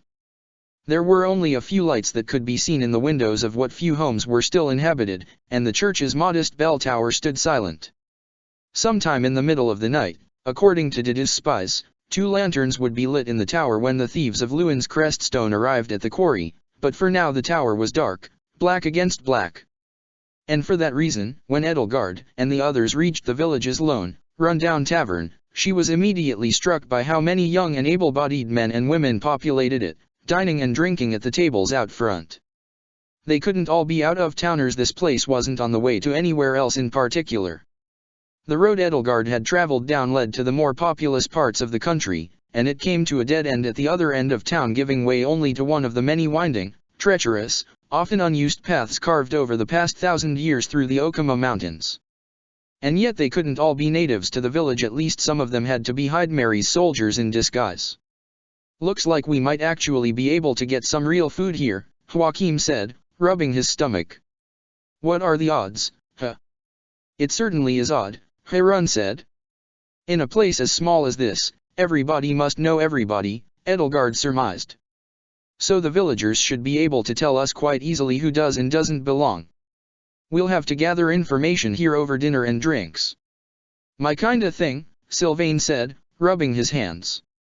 "Just leave it all to me." A young man came forward to greet them. "Hello there, sirs and madams," he said. "Welcome to the Pale Rider Tavern. Need a room for the night?" "Yes," Edelgard said, "if you have any available." "Are you the tavern keeper?" "I'm Miss Muriel's assistant." "And who might you be?" She offered him a polite curtsy. "Please allow me to introduce ourselves. My name is Cassette Victor, and these are my fellow merchants Eponine, Anselma, and Gavroche Hugo. And this man here," she added, gesturing to Joachim, "is John Madeline, our bodyguard." "Nice to meet you all," the assistant said. "Merchants, huh? This town doesn't get many of those anymore. We have a room that will fit 5, assuming 3 of you don't mind sleeping on the floor." "That'll do just fine," Sylvain said, rummaging in his coat for money. "How much for the night?" 5 gold coins. Estil. Per person." He sighed. "All right. And if we'd like some dinner, and a bit of booze, how much for that?" 1 coin each will get you a bowl of stew, a roll of bread, and a pint of ale." "What's in the stew?" "Whatever we have on hand, sir," the assistant said. "Currently it's mostly cabbage and river trout." "Oh, great. Yum." Sylvain parceled out 30 coins into his hand. "All right, this should cover it," he said, and he handed it to the young man. "Thank you, Mr. Gavroche. You can take any table you'd like, as long as it's empty." Edelgard surveyed the room. Half the tables were full, which was quite a surprise. "It seems busy tonight. Is the Pale Rider normally so packed?" "Oh, this is a pretty normal day, miss. Everybody in the village comes here to unwind at night. So, everybody here is a local resident. We don't get many outsiders." The assistant nodded. "Well, I'll let Miss Muriel know you're here and have your room prepared. Go ahead and sit down. We'll bring your meals out soon enough." "It's been a hard journey here," Sylvain said. "The tavern keeper, Miss Muriel, you said? I'd like to thank her personally for her hospitality." The assistant smirked. "Oh, she's pretty busy, but I'll see if she can spare a moment to greet you in person." "Oh, wait, need help bringing your bags up?" "That won't be necessary," Marta said.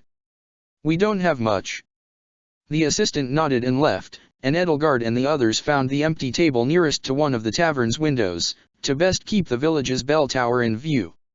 "What a day," Joachim sighed, finally able to rest his feet and set down his bags along with the others. "To think we'd end up in such a hospitable place when that bandit attack forced us off the main roads." Thank the goddess for small villages. I'll drink to that, Sylvain said. When the drinks arrive. He lowered his voice. Hey, Ada Cassette, why do these two and I have the same surname? He asked Edelgard, gesturing to Harun and Marta. Because you're our brother, Harun said. You inherited your red hair from our mother, we inherited our cheekbones from our father. There was a sadistic little smirk on her face. Our baby brother isn't the brightest, Marta said, matching her smirk, one that, Edelgard suspected, ran in the family, but we let him handle the money because people tend to have more respect for men. Isn't that so, Eponine? Most certainly, Anselma. We do love our little Gavroche, Harun said, reaching out with a long, lanky arm to touzle Sylvain's hair. Hey. Sylvain batted her hand away. Hey, stop it. And keep your voice down, I don't think anyone here's heard one as deep as yours. Harun withdrew her hand. I see. She reached into her bag and produced a small flask and took a short sip from it. What's in that? Sylvain asked her. Nothing, she said to him, putting it away. And if a dash of it were to end up in your ale tonight, she added, arching her eyebrows, nothing would happen. He swallowed a lump in his throat. Edelgard didn't think Harun had the talent for poisoning that her world's Hubert did, or, at least, not the practice, but she couldn't know for sure. Perhaps at some point in her eventful past, she'd dabbled in that sort of subterfuge. At the very least, Sylvain was cowed, and that was what mattered. Eponine, Marta sighed. I don't want to know where you picked up poisoning, or why, but I don't think it's something Uncle Ottiar, father, would approve of. Harun glanced at Edelgard. One picks up the strangest things when one travels with the strangest people. Edelgard continued to survey the tavern. Once our supper arrives, we'll need to conduct some intelligence gathering, see how many people here are out of place. Yeah, Sylvain said, stroking his chin. A town as dead as this, a tavern as lively as this, it doesn't make any sense. Anselma, Edelgard said to Marta, while we wait for our meal, would you mind keeping an eye on our horse? Martin nodded. Of course, Miss Cassette. Hey, you can't order my middle sister around, Sylvain said. Anselma, while we wait for our meal, would you mind keeping an eye on our horse? Sure thing, little bro, Marta said, and she stood up and headed for the door to keep watch on both the Pegasus hitched outside and the bell tower. It wasn't much longer before each of them were served a plate of perpetual stew, which, as the assistant tavern keeper had said, was dominated by the pungent flavors of cabbage and river trout, though as was the nature of perpetual stew, there seemed to be a little bit of just about everything in it, a medley of trace amounts of fish, beef, pork, chicken, mutton, venison, potatoes, yams, carrots, shallots, onion, anything that grew out of the ground, all reduced to a single melange that defied prescription. With the stew they were all served a small roll of bread and a pint of ale.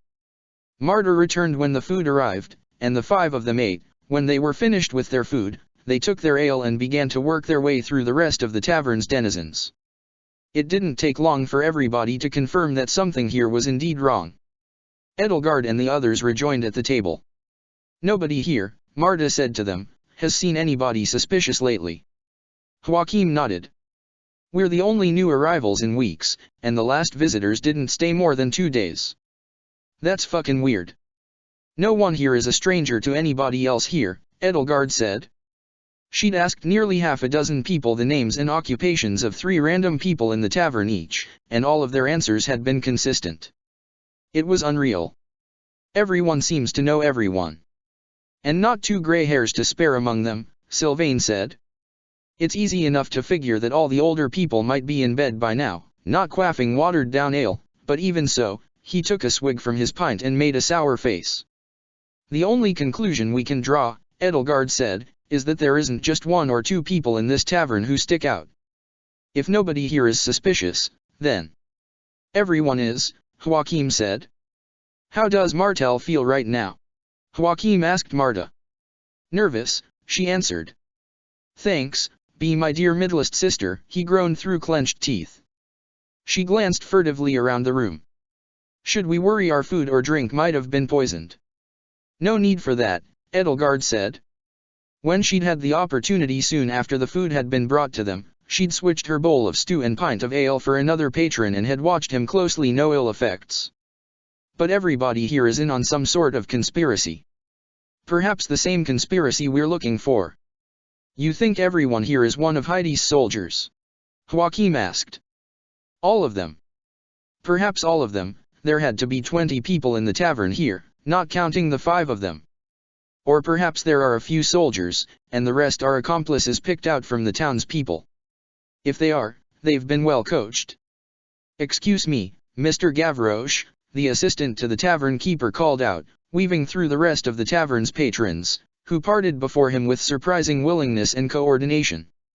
You said you wished to speak with Miss Myriel. Sylvain broke out in a huge grin and stood up. That I did, he said, slicking his fiery red hair back and adjusting his collar. All right, let's see what this lovely, oh so generous lady has to say. The tavern keeper's assistant stepped aside to reveal the keeper of the Pale Horse Tavern, Miss Myriel, a stout young woman, hale and hearty, wearing a forest green dress and long, ruffled white skirt that was quite modest from the chest down and substantially less modest above that. She had brown hair, lightly teased and curled, flowing in loose and wavy ringlets that bounced with every step she took. The smile drawn across her soft, round face did not shrink so much as a fraction of an inch, though as soon as she caught sight of Edelgard and company there was a flicker behind that smile for just the briefest fraction of a second. In that fraction of a second, she smiled only with her mouth. Oh, Ellie, Joachim, Marta. Sylvain, Heidi Marie von Hresvelg said, her eyes and her smile briefly widening. What an unexpected surprise. Joachim spat out his drink in a frothy amber spray. Heidi, he wheezed, eyes bulging, face ashen. She wrinkled her brow and her nose, her smile shrinking by the second. Why are you covered in dirt? He shrugged. Fuck if I know. Heidi, sis, what the hell are you doing here? I could ask you the same, she said. It's wonderful to see you all again and you, she added, gesturing airily to Heron, from Inver. But I cannot fathom why I might see the 5 of you here of all places. We could ask the same of you, Marta said, Your Highness. Nobody in the tavern so much as flinched at the sound of that epithet. And now of all times, Heidi Marie said. Not unless, you know what's going on here. She cocked her head, and the smile that tugged on the corners of her plump lips was much colder. Do you? We know what you have come here for, Heidi Marie, Edelgard said. And we have no interest in letting you retrieve it. This is where your path ends. The relics are ours by right. We have every right to take them back. Relics, so Heidi Marie didn't know what had been retrieved from Gareg Mach, or in what quantities, Edelgard thought. She retorted. I suppose there are none more zealous than the converted. So, it was Heidi Marie leading Ria's Creststone retrieval operations. What did that mean for where her loyalties lay? After everything Edelgard had told her about Ria, everything she had warned her about, was she still just as dead set on currying her affection as before? Something must have changed for Heidi Marie to aid in Heron and her father's escape from Inver, but what? Present company aside, I suppose. Heidi Marie said. I'm sorry, Ellie, but one way or another, I'm taking them back. Joachim raised his hands up. Hey, hold on now, sis. Heidi, why don't we just all sit back down and talk about this over a fresh pint? Oh, if anyone's got a deck of cards, he added, flinging an arm over Sylvain's shoulders, you remember playing Fairgus Hold'em with Sylvain here, right? Maybe we'll beat him this time. You won't, Sylvain said, brushing his arm aside.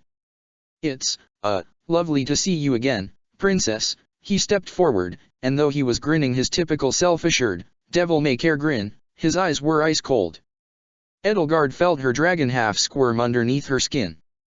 For a moment, she could see all the anger within him that he kept focused on himself redirect itself from inward to forward.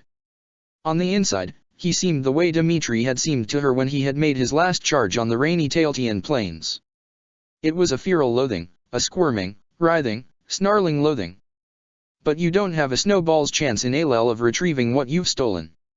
Heidi Marie took a step back, girding herself. Edelgard could sense the bristling beast beneath her skin, ready at any moment to release itself from the bonds of her human form, ready to fight. By now, Every patron of the tavern had stepped away from their seats and formed a perimeter around the 6 of them, drawing daggers from their jackets and slipping gauntlets over their knuckles. Edelgard's suspicions had been correct, everybody had been in on it. She just hadn't made the connection that the innkeeper would be the ringleader and not simply another accomplice. Heidi Marie stared down Sylvain. "Your reputation precedes you, Sylvain Gautier," she frostily intoned. "I suppose you'll tell me I should be flattered that you came all the way down to Varley for my sake. In any other circumstances, I would have, babe, trust me," Sylvain said, his tone just as frigid as hers. "But I'm actually here for a friend. Because I'm the only one she lets break her heart." As if the tone in his voice wasn't enough to hint that he was on the verge of doing something incredibly rash, the Todd's Ritter armor underneath his sleeve began to glow red, its color seeping through the fabric like a phantom of a bloodstain, like the inner fire of a hero's relic, as though the lance of ruin had become a part of him, as though it could consume him as it once had his brother. Edelgard stepped forward, putting herself ahead of Sylvain so that she could place herself between him and Heidi Marie. "Sylvain," she said, her voice a stern, sharp, authoritative bark. She softened her tone. "Our brother is right, Heidi Marie.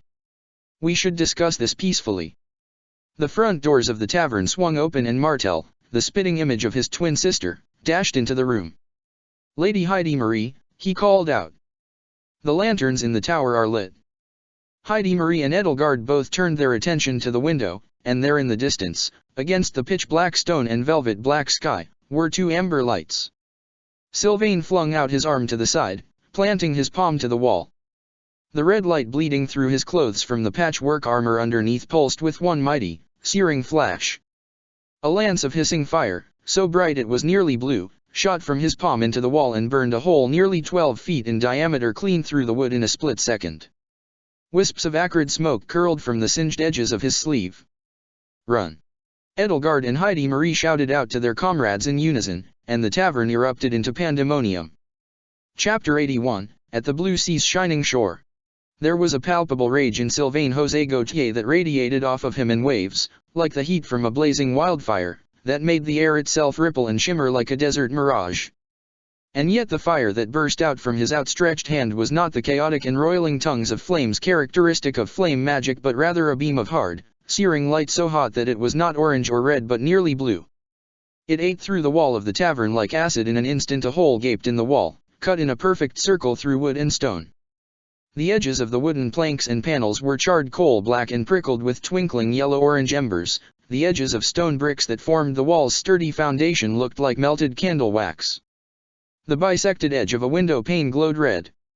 Edelgard's and Heidi Marie's shouts to their comrades still hung in the air as pandemonium took hold of them all. Joachim's axe sprang to his hands, and he was just barely quick enough to swat aside an enemy soldier's dagger with its weathered head. Marta conjured a flash of light in her hands to blind the soldiers nearest to her. While spots danced in front of her eyes, Edelgard felt a rush of air as a spiked gauntlet grazed the tip of her ear. Her fingers curled around the rough-hewn wooden back of a chair and she swung it at her attacker. It shattered to splinters against him. While he reeled backward, fire leaped from her palm and struck him in the chest. Heidi Marie was already running off for the church at the edge of town, following the 2 lights that shone in the distant bell tower. Edelgard and Sylvain both took off after her, and she pressed herself hard to make certain her pace was swifter than his. The rest of the soldiers filling the tavern had already leaped into action, but with a wave of her hand, and with a hard emerald light shining through her bodice and dress, Harun conjured a sheet of ice that swept across the floor, spilling over it like a tidal wave on the store, splashing against the tables and chairs and leaving glittering white crests and caps of frozen waves sparkling in the lamplight. The soldiers all shouted out in alarm, all struggling futilely to wrench their ankles free of their frozen prison. Edelgard bolted forward. The streets were dark, lit only by moonlight and starlight, but she could still see Heidi Marie's shadow. She wasn't far behind. The others ran out with her, leaping over the cooling and sizzling edges of the hole Sylvain had burnt through the wall. "Sorry to give you the cold shoulder," Joachim called out to Heidi Marie's bewildered soldiers. "Harun, you should have said that. It'll sound more menacing in your voice." "I'll have to remember that for next time," she replied, her tone bitter and sardonic. If her eyes weren't dead set in front of her, she surely would have rolled them. "And when we catch up to Heidi," he added, "you can tell her to cool down or say ice to meet. Why? Focus, Joachim, Edelgard snapped at him. Harun, slow her down. At once, Your Highness, Harun hissed. There was another emerald flash underneath her clothes, bleeding through the layers of cotton and leather. A wave of ice tore down the road, leaving a smooth, glassy patina over the cobblestones in its wake. The wave rushed between Heidi Marie and Martel, creating a frozen wall between the two and all around it. In its wake and to its sides, the ground became ice. She slipped, stumbled, fell. The sole of Edelgard's boot met the ice, but she was ready. Talons had already sprouted from her toes, long and sharp, as her crest surged in her blood and the dragon inside her burst free of the confines of her flesh. Their razor tips scraped against the ice, cut furrows into it, anchored her as she pressed onward. Heidi Marie kept stumbling, lost her balance, fell onto all fours, struggled to right herself, as Edelgard swept across the ice toward her. She closed in on her.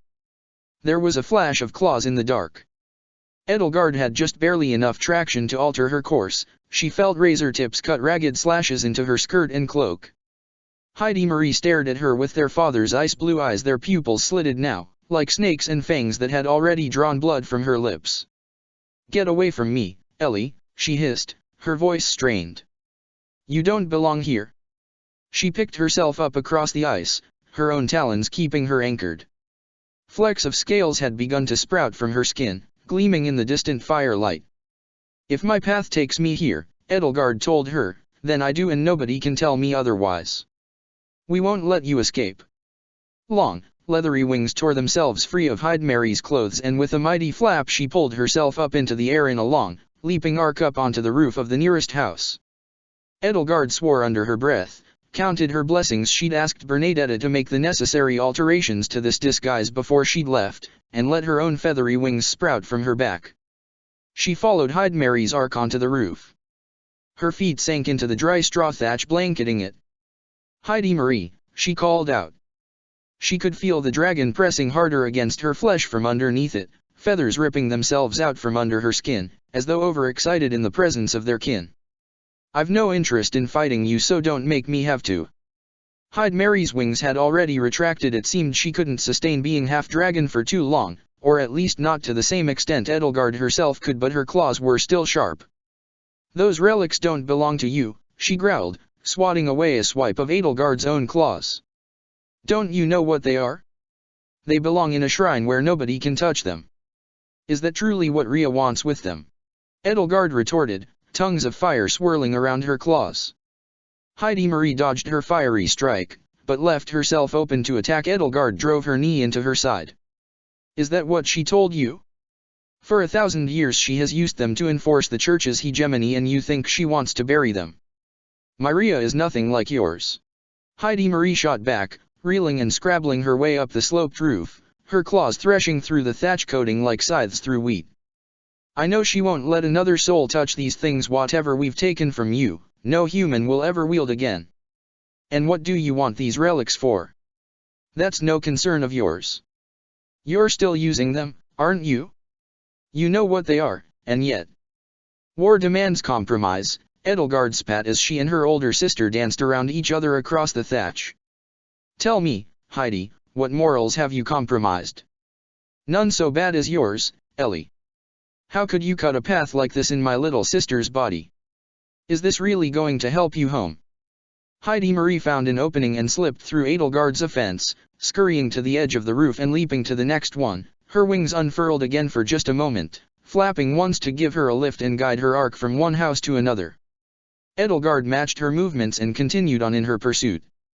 Down in the street, she could see Joachim, Martel, and Harun following the two of them, but there was a distant explosion, and a pillar of fire roared up into the sky like the bellowing of a great beast, and a meteor struck the roof right in front of Heidi Marie, forcing her to rapidly adjust her course. The meteor was Sylvain, his Todd's Ritter armor burning red.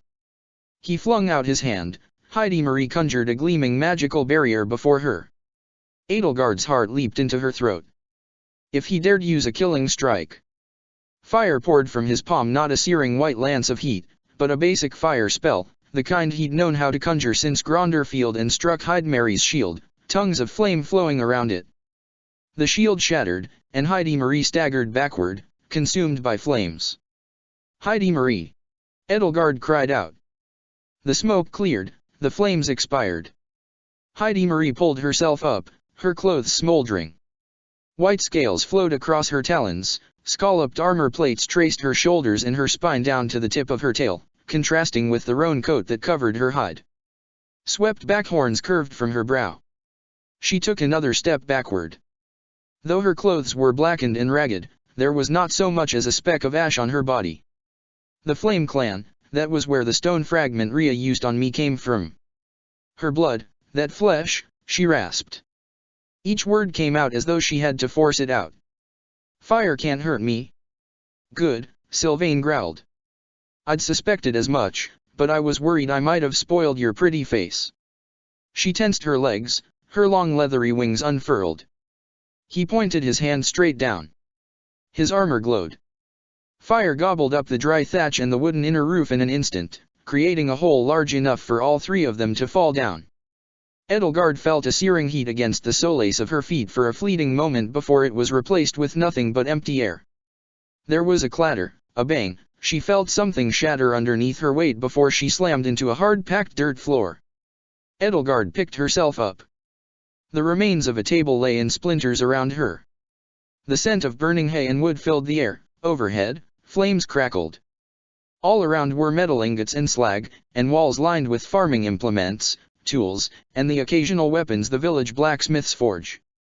Heidi Marie pulled herself up off of the cold anvil she'd fallen onto, braced herself against the wall, and caught her breath.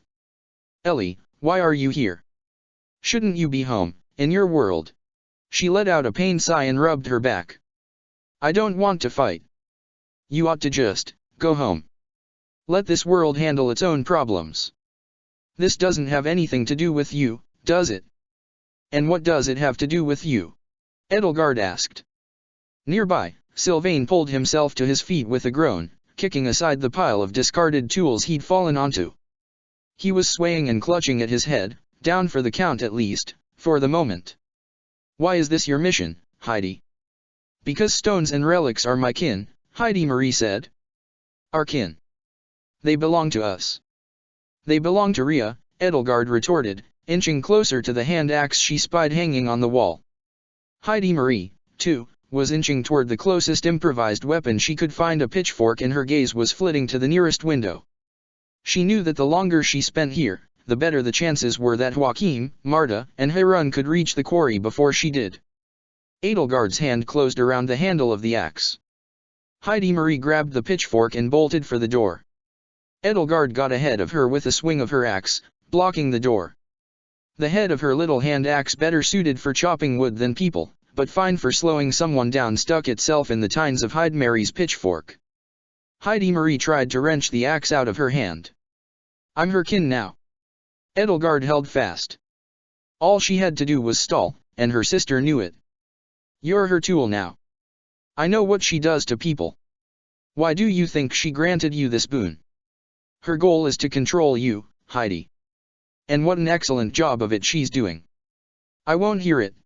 Heidi Marie pulled back her pitchfork and thrust it forward, trying to frighten Edelgard into stepping aside. Edelgard deflected it with her axe and felt one of the tines graze her side, pinging against the light armor beneath her clothes. You're not her kin, you're her weapon's living hero's relics. You don't understand her. Just because yours burned her dyad to the ground. I won't let you succeed in giving her weapons to strengthen her grasp on this land and its people. And why shouldn't she have a grasp on it? Wisps of white magic swirled around Heidi Marie's pitchfork as she stabbed again, and this time, Edelgard felt the magic penetrate her armor, even if the metal couldn't. She doubled over and stumbled a half-step, and that was all Heidi Marie needed to push past her. Edelgard whirled around, letting her dragon half burst out of her. The weight of her feather-plumed tail struck her in the small of the back, bent her spine, and knocked her down to the floor. Heidi Marie retaliated. She struck with her heel into Edelgard's solar plexus, knocking the wind out of her even through the light cuirass beneath her clothes. Heidi Marie leaped to her feet and made a dash for the door, running outside just as a shovel struck the floor behind her. Panting, Edelgard picked herself up and caught her breath, a hand pressed to her stomach as stars twinkled before her eyes. Damn it, Sylvain swore, limping to her side. Almost got her. You tried to throw a shovel at her legs, he clarified. Not her vitals. Are you hurt? Might have rolled my ankle. Damn it, didn't think I'd fall that hard. Go on without me. I can fix a sprained ankle, Edelgard told him. She knelt at his feet, rolled up the leg of his trousers, and placed a hand over his ankle, channeling healing magic through the leather of his boot. Typically, skin-to-skin contact was preferable, especially for beginners, but a sprain ought not to have been much trouble. Can you kiss it and make it better, too, he said, delivering the joke with utter mirthlessness. She chose not to dignify it with a response. Let's go, she said, and the two of them rushed out onto the street after Heidi Marie. Edelgard's eyes found the lantern lights still shining in the church's bell tower and guided her onward. Also, Sylvain said, wiping the sweat from his brow on his sleeve. His face was red, it seemed almost as though the armor was boiling him alive with all the fire magic it had been pulling out of his body. Sorry for trying to throw a shovel at your stuck-up big sister. And for trying to immolate her. I already suspected she was immune to fire magic. Back at the tavern, when I burned a hole through the wall, she didn't even flinch. Fire Clan, huh? I wonder what crests those ones had. Edelgard reminded herself that even if he was in a particularly fraught emotional state right now, Sylvain was still quite smart when he wasn't thinking with certain other parts of his body. She herself hadn't even picked up on Heidi Marie's reaction.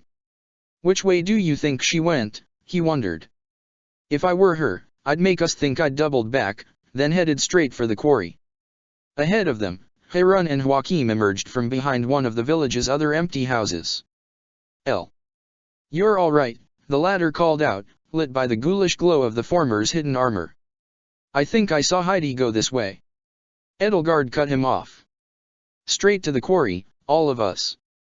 That's where she's headed. Astute, Lady Edelgard, Harun said. The four of them headed for the quarry. Where's Marta? Edelgard asked the others. Dealing with Martel, Joachim answered. Phew. Twins versus twins. Average night in a noble house, right, guys? Edelgard, any luck talking some sense into Sis? No, she huffed. Didn't think so. I don't think I can do much better. Edelgard cursed herself. She'd warned Heidi Marie about Rhea. But she hadn't listened. Had it already been too late for her, even then? Was it too late for her now? What if Heidi Marie had decided to betray Edelgard's trust to tell Rhea and Anselm the truth about her identity? Still, if her faith was so absolute, why had she helped Marquise Vestra escape? What was Heidi Marie really doing here? The four of them reached the edge of the quarry. A long slope led down into the pit. In the daylight, Edelgard thought, one would clearly be able to see the sharp, neat, angular cuts in the quarry's walls, stacked like a child's wooden blocks, where enormous marble slabs had been sheared off and taken away. Rainwater may have even flooded the bottom over the years. Now, though, here in the dark of the night, it was a pitch-black abyss, one that seemed to be without end, without bottom, where one could fall for all eternity. There were two pinpricks of light in the distance, two lanterns. The Creststone thieves must have been out there, waiting for Heidi Marie to greet them. Edelgard and Sylvain conjured flames to their hands to use as torches and, with their way illuminated at least a little, began to make their way down. She could feel a prickle in the back of her mind that gradually grew more and more comfortable, an invisible force that pressed against her chest, a sense that the air had grown a dozen times denser and felt as dense in her throat as the marble that had once been hewn from these very walls. It was as though she were stepping into an enormous open-air dungeon, or drifting down to the crushing depths of the ocean. The distant lanterns seemed to be drawing nearer. As Edelgard and Sylvain neared the bottom of the slope, the light from their conjured torches danced upon the gently rippling ground. There was indeed ink-black water, perhaps only just above ankle-deep, blanketing the entire floor of the quarry.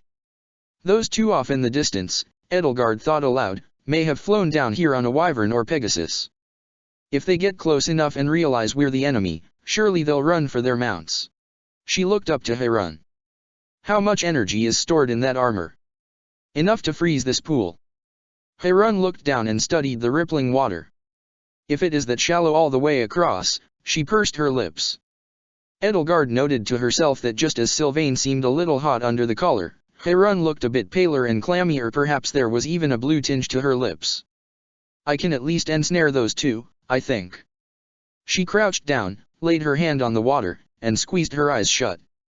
The gentle, eerie green glow of the Todd's Ritter armor under her disguise turned harsh and strong. There was a loud, ringing, crackling sound that filled the air as the black water turned to black ice, smooth and glossy.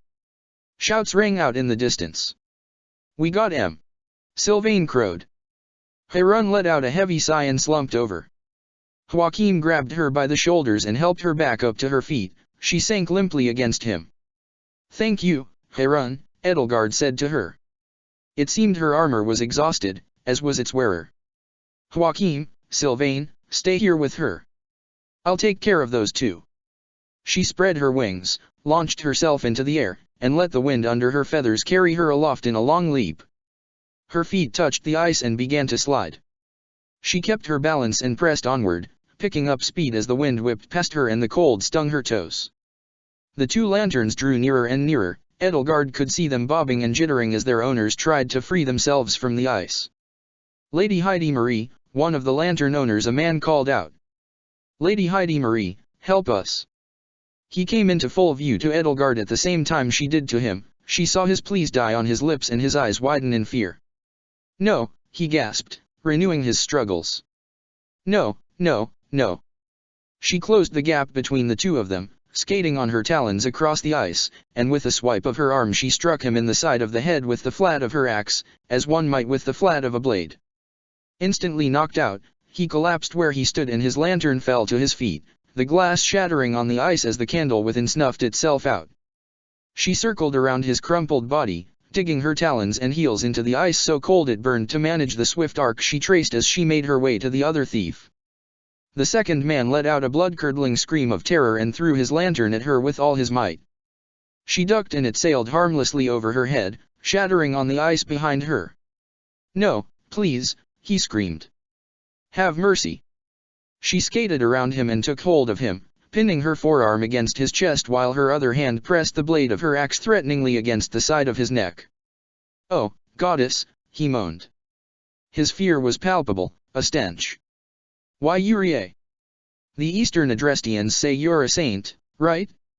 Are you a saint like Siros, or? Edelgard had no time to waste with his blubbering. The stone, she hissed in his ear. He had it. Please, let me go. I'll be good. I surrender.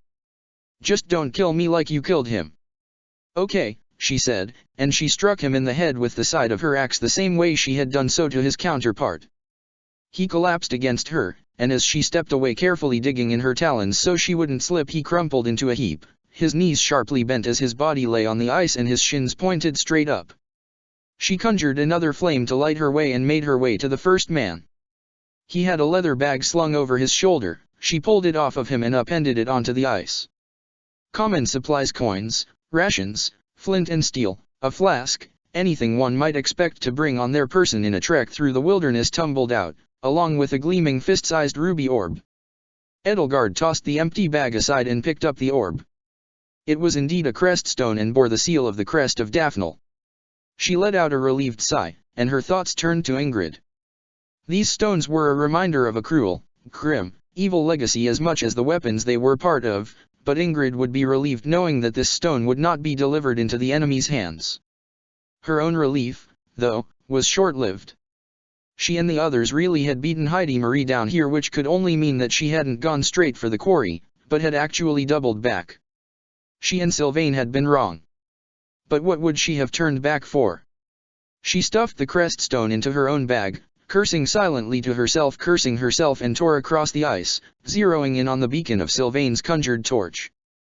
She made her way back to the entrance to the quarry, where Joachim, Harun, and Sylvain were still waiting for her. Skidding to a halt, she was relieved to step off of the ice and onto solid stone which, compared to the ice, felt warm. Did you get it? Sylvain asked her. She nodded and patted her bag. It's in here. Now, we must make ourselves scarce. Heidi Marie isn't here, which means she must be up to something. Ellie. Joachim. Heidi Marie's voice rang out across the night air. She stood at the precipice of the quarry, illuminated by pale ghost lights that floated at her sides in slow orbits, lending a pale and ghostly hue to her once rosy complexion. There were a dozen soldiers flanking her, and one was holding a dagger to Marta's throat. "Marta!" Joachim gasped. Hey, Heidi. This isn't funny. Marta, are you all right?" Heidi Marie was unfazed, or at least managed to look the part at her current distance. "Where," she asked, "are the relics, Ellie? I thought for sure you would have taken them." Sylvain let out a bitter laugh. "Ha! Relics? Plural? Listen, Princess, you really overestimated the competence of your thieves.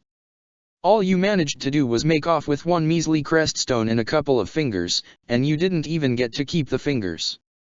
Fingers? Yeah, Ingrid's fingers. Don't worry, her hand's better now.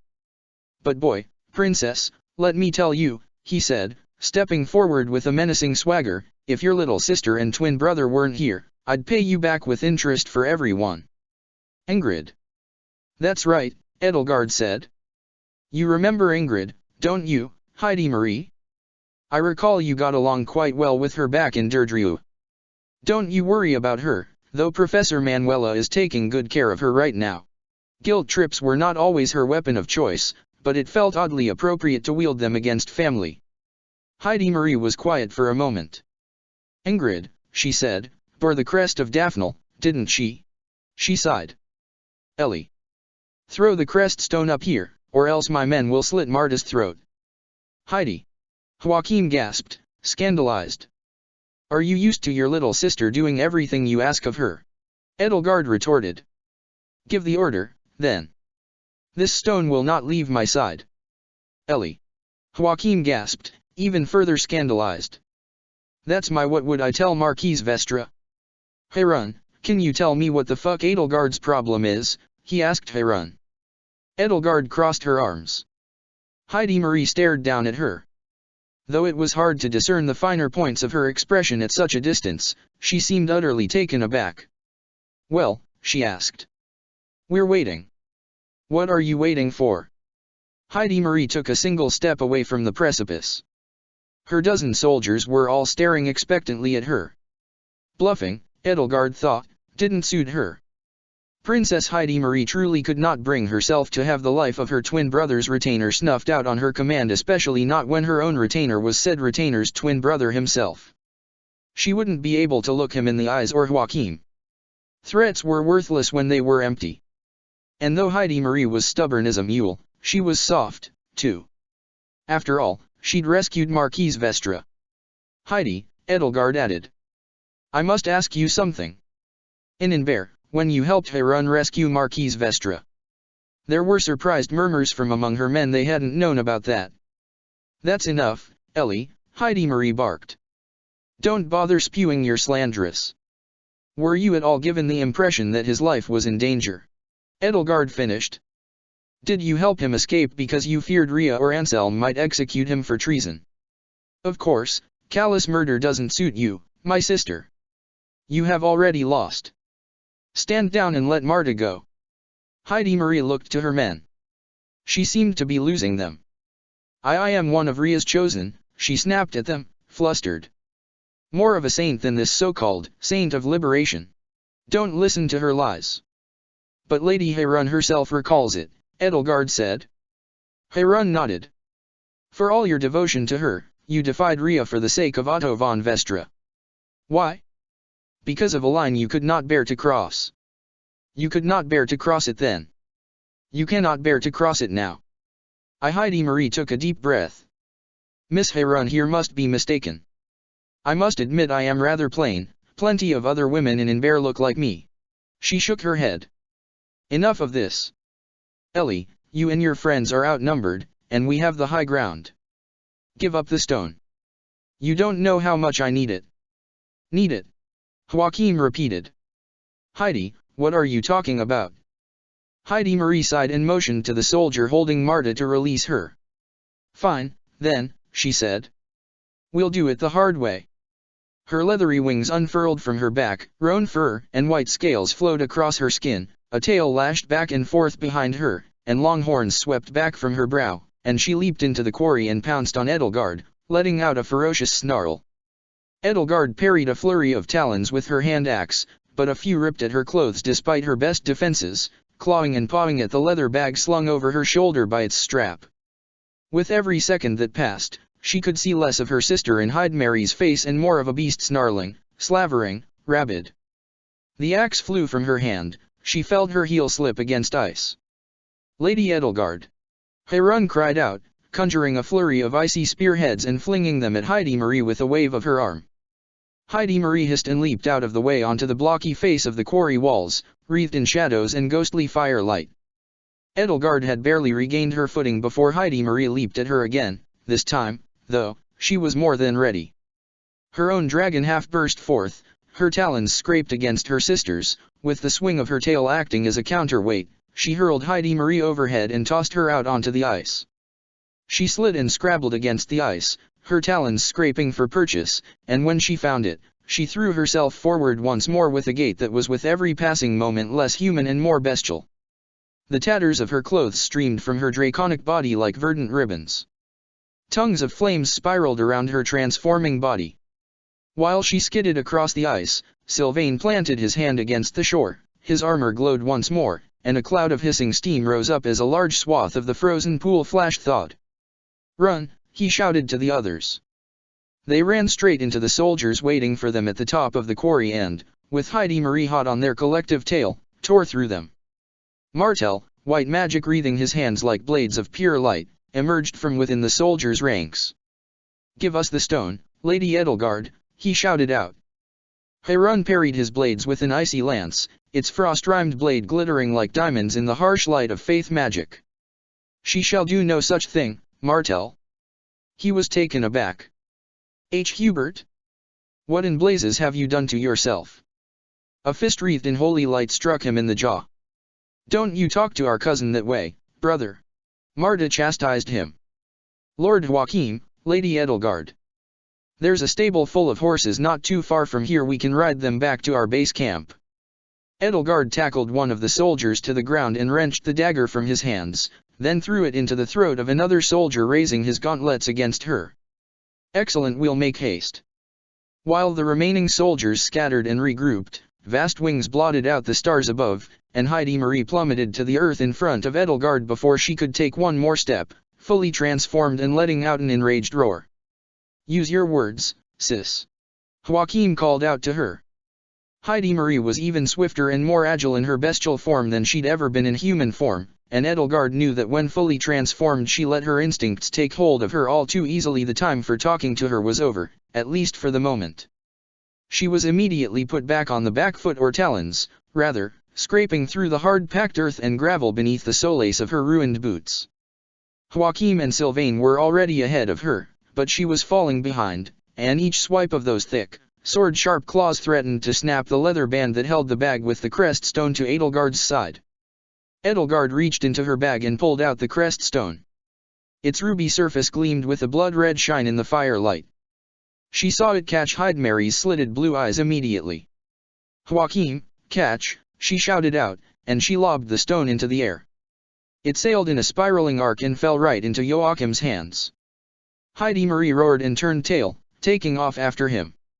Edelgard conjured a Luna spell while her back was turned, darkness and moonlight wreathing her talons. Before she could loose the spell toward her, though, one of Hydemary's soldiers tackled her, or tried to, anyway, but with one swing of her arm the magic surged into him and struck him with its full force, heaving him into the air and throwing him against the church's stone facade.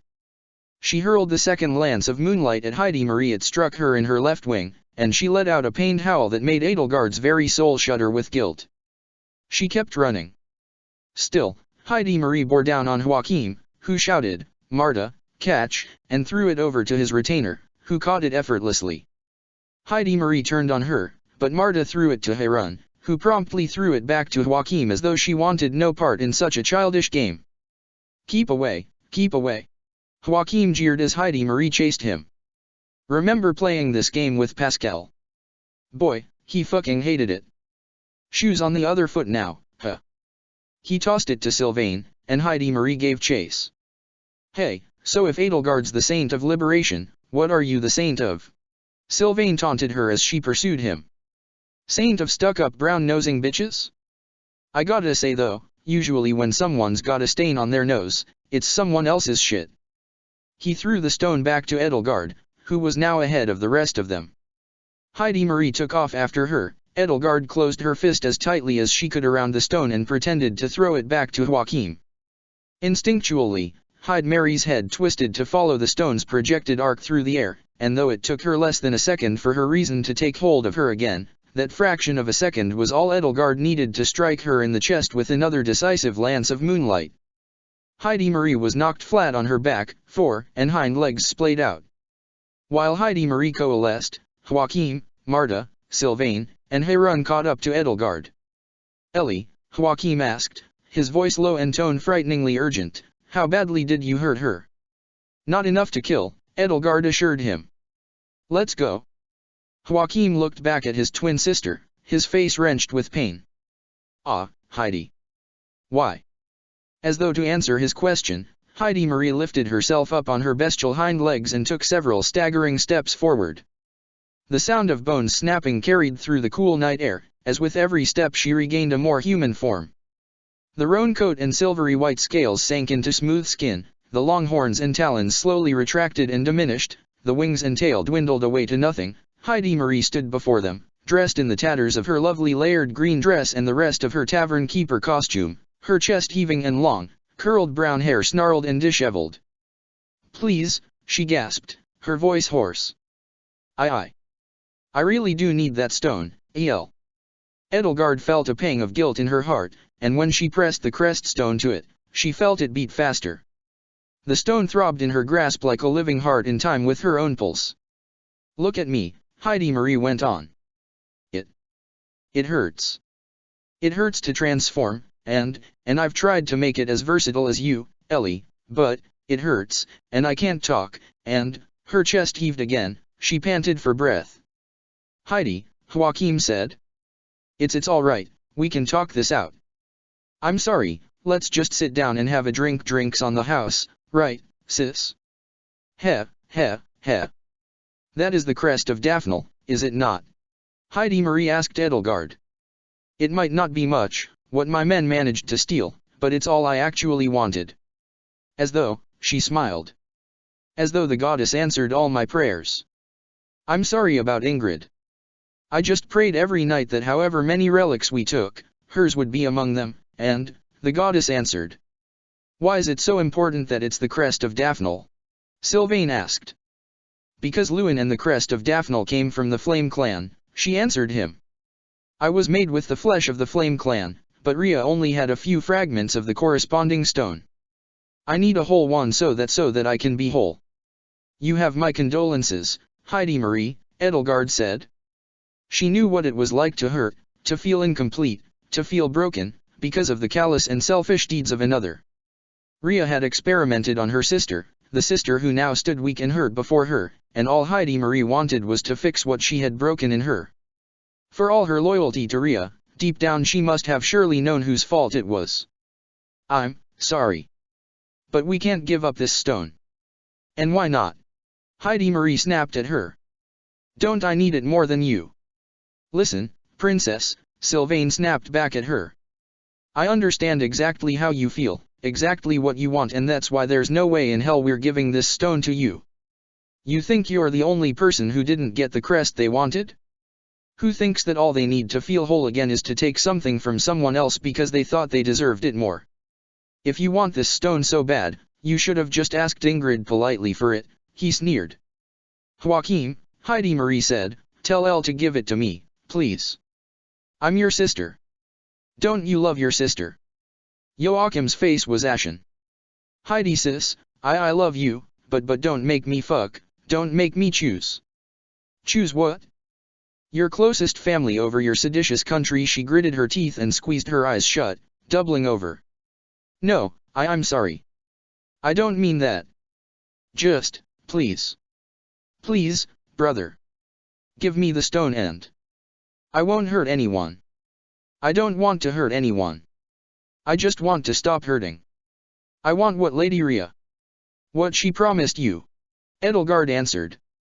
Heidi, you must know, the entire 1,000-year history of the Adrestian Empire has been 1,000 years of broken promises from the Church of Syros, 1,000 years of broken promises from Lady Rhea, 1,000 years of broken promises from Saint Syros. I've seen it, and surely Anselm has, too, by now, in the secret library revealed only to the crown heirs of the Empire. Lady Rhea never intended to complete you. No. I know it's hard to hear, but it's the truth. This is what Rhea does to people. She breaks them down, takes them in at their weakest, and rebuilds them into loyal puppets to do her bidding. She did it to Catherine, Gilbert, Cyril, she's doing it right now to you and Anselm.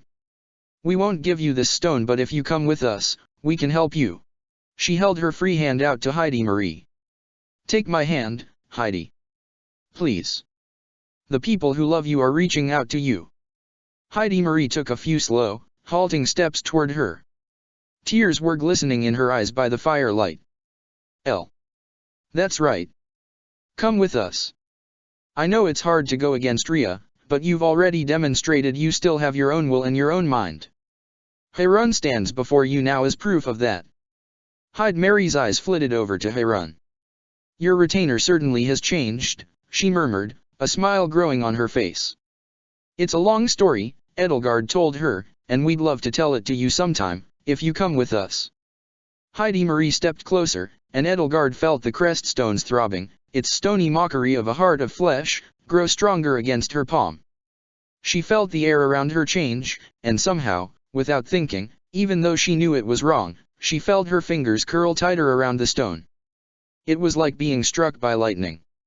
In an instant, 1,000 images, sights, and sounds filled her head like the time she had taken hold of Thunderbrand during the assault on Garreg Mach. She saw through the eyes of a creature that had lived in flames. The shock tore the stone from her hand. She stumbled backward and fell to the ground. The stone fell to the ground. Heidi Marie lunged for it. Edelgard hit the ground. The stone hit the ground. Heidi Marie's trembling fingers curled around it. No. Joachim shouted out. Don't. The stone began to glow. Heidi Marie began to smile. And inky black tendrils burst from the stone's ruby surface and began to climb up her arm. Edelgard's consciousness returned to the present, sloughing off the distant memories of bygone creatures, of Fodlan's former rulers. But not sooner had it returned than she was thrown into the past again. To Conan Tower. It had been miserable that day, long ago, at the end of the verdant rain moon. The rain had been lashing, the winds black. It was, after all, the end of summer, and summer ended sooner in Faerghus than anywhere else. At the top of that abandoned fortress, Miquelon Gautier the scarred, haggard, spiteful, bitter older brother of Sylvain had clutched the purloined lance of ruin to his chest, challenging all who came to him. In her world, Edelgard had faced him with her black eagles. In this world, Dimitri and his blue lions had confronted him and, of course, Sylvain. The storm had only grown stronger, and it had seemed that the weather and Miquelon both fed themselves on their fury, their hatred, their will to destroy and tear apart. And it had been then that the lance of ruin had come alive, that black tendrils had burst out from the surface of the stone embedded in its blade, that they had climbed up his arm like vines of living tar, that they had swallowed him up, subsumed him, cocooned him until nothing of the poor wretch was visible. And then, what had remained when the tar had all sloughed away had been a beast. A black beast, larger and stronger than even the demonic beasts the knights of Syros hunted across Fodlan. In both worlds, both houses had seen firsthand the secret awesome and terrifying power of crests and their ultimate taboo. Both houses then had seen the world the church had created at its ugliest, and both houses would remember forevermore the panicked and helpless screams Miquelon had let out before he had ceased to be Miquelon. Tonight, both Edelgard and Joachim watched the same fate befall their sister. And Sylvain watched the beast that had been his brother rise as though from the grave. They all watched the black tar slough away. The beast underneath bore the features of Heidi Marie's once diminutive dragon form, but writ large the scalloped armored plates were spinier, the talons thicker, the horns longer. The crest stone, dwarfed by its physique, was embedded in its shoulder, throbbing and pulsing as it gazed out like a leering eye from within striated muscle fiber. Parts of the beast's flesh was bare, with no hide, no scales, no equine roan coat, but exposed muscle and fascia. And the beast still had Heidi Marie's blue eyes, though they were wet and wide and wild with pain and fear. "Heidi!" Joachim screamed up at the beast. "Heidi! Sis!" His voice was raw and hoarse, so hoarse that one might expect him to spit blood with every syllable that dragged its sandpaper surface across his windpipe. "Heidi Marie!" Marta held him back as best she could. "There's nothing you can do, there's nothing you can do." Harun took Edelgard by the shoulders and hauled her back across the empty cobblestone street, away from the beast. "Lady Edelgard," she gasped, struggling to take her eyes off the malformed dragon, "are you hurt?" Sylvain simply stood, slack-jawed, horrified, petrified, wide-eyed. "No," he whispered to himself, "no, no, no." Edelgard tried to pick herself up. "I'm fine, Harun," she said, but her legs gave out beneath her and she scraped her knees against the ground. "Lady Heidi Marie, control yourself," Martel shouted out at his transformed liege. "Please. You must fight it." There was a flash of claws and a splash of blood. Joachim tore himself free of Marta's grip. "Heidi Marie," he bellowed. There was a flash of claws, and, finally galvanized into action, Sylvain picked up a discarded blade off the ground. His Todd's Ritter armor glowed red, searing red, then orange, then yellow, then blue-white. Flames licked at his shirt. Edelgard pulled herself free, too. The scent of blood stung her nostrils. Shadow, mist, and moonlight swirled in helices and spirals around her. Flames wreathed Sylvain's dagger, blue-hot. He threw it like a javelin. Edelgard hurled a lance of moonlight through the air. Silver and blue, like the colors of Faerghus, struck the stone embedded in Heidmary's shoulder. A deafening roar of pain echoed through the empty village. Edelgard felt the back of her head slam against the cobblestones. For an instant, everything was black. And then she opened her eyes, and the stars twinkled above her. "Lady Edelgard," Harun hissed in her ear, laying cold hands on her cheeks. "You're my siblings." Those were the first words out of her mouth. "Where are my?" She sat up. The world spun around her, but her eyes took in everything. The beast was gone. All that remained was Heidi Marie, clothed in nothing but blood, cradling what remained of her twin brother. Edelgard's heart sank to the bottom of the world. "No," she cried out, leaping to her feet. Heidi Marie sobbed and shuddered, tremors racking her shoulders, her back, her chest, tears mingled with blood and itcher cut channels down her cheeks. She held a hand to the gushing wound that ran across Joachim's chest, but though she summoned a healing aura to that hand, the aura flickered and died, weak and unsustainable, the faith of a woman who had no faith left to draw upon. Marta was there, too, laying a hand atop Heidmary's, channeling her own faith into her liege's broken body, but the blood continued to flow unabated, unstaunched. All of a sudden, Edelgard felt calm. She strode toward them. All of the terror and horror had suddenly left her, all the anxiety, all the fear of seeing her brother on death's door. It all faded away. It was the strange, hyper-aware numbness that could overtake one in the darkest moments of battle, when all emotions save for the will to live became extraneous. She knelt down, slid her hand under Marta's and Heidmary's, felt the hot blood rush between her fingers and the throb of Joachim's weakening pulse, and felt the words of her teacher come to mind, cutting through the empty serenity. "Here," she said, wreathing her hand in an amber glow, "is something to believe in." When next she regained consciousness, it was dawn. That golden light was bleeding through the window of an old, long-abandoned little cottage, one of the dozens of little homes that had made up this ghost village. She was lying in a bed, with Harun and Marta both crumpled up and sleeping soundly in the corner of the cramped bedroom. In a chair at her side sat Joachim, a bloody swatch of gauze wrapped firmly over his bare chest, but little else to indicate that he had indeed been nearly dead when she'd last seen him. Overnight it seemed his face had turned gaunt and his complexion pallid, and the world weariness and distant grief in his blue eyes seemed as vast and deep as an ocean. But he smiled at the sight of her. Edelgard leaped out of bed. "Joachim," she cried out. "You're alive." He grinned. "I must be, it wouldn't hurt this much otherwise. Looks like the Saint of Liberation just performed her first miracle." "Miracle?" Edelgard scoffed. "Marta did most of the work, from what I could tell. I can heal a sprained ankle or a skinned knee, but mortal wounds are still quite beyond me." "Sure, Ellie," he said. Sure. What about Heidi Marie? She asked him. And Martel? Heidi? Unconscious, but alive. His smile faded. Can't say the same about Martel, he, didn't make it. Heron and Sylvain are alright, though. And the crest stone, she finished. Not in one piece, I'm afraid. I don't think all the king's men could put it back together again. Poor Heidi.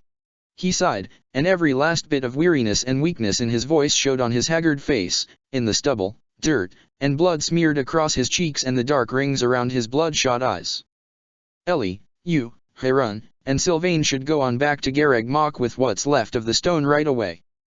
Marta and I are gonna fly Heidi Marie over to Fort Mercers instead, once I'm feeling better. I think that's best.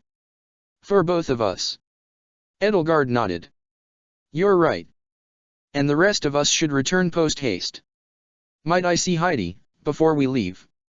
Of course, he said, and he took her by the hand and led her from the cottage's cramped bedroom to its main room, where another makeshift bed had been made on the floor from an old mattress and sheets.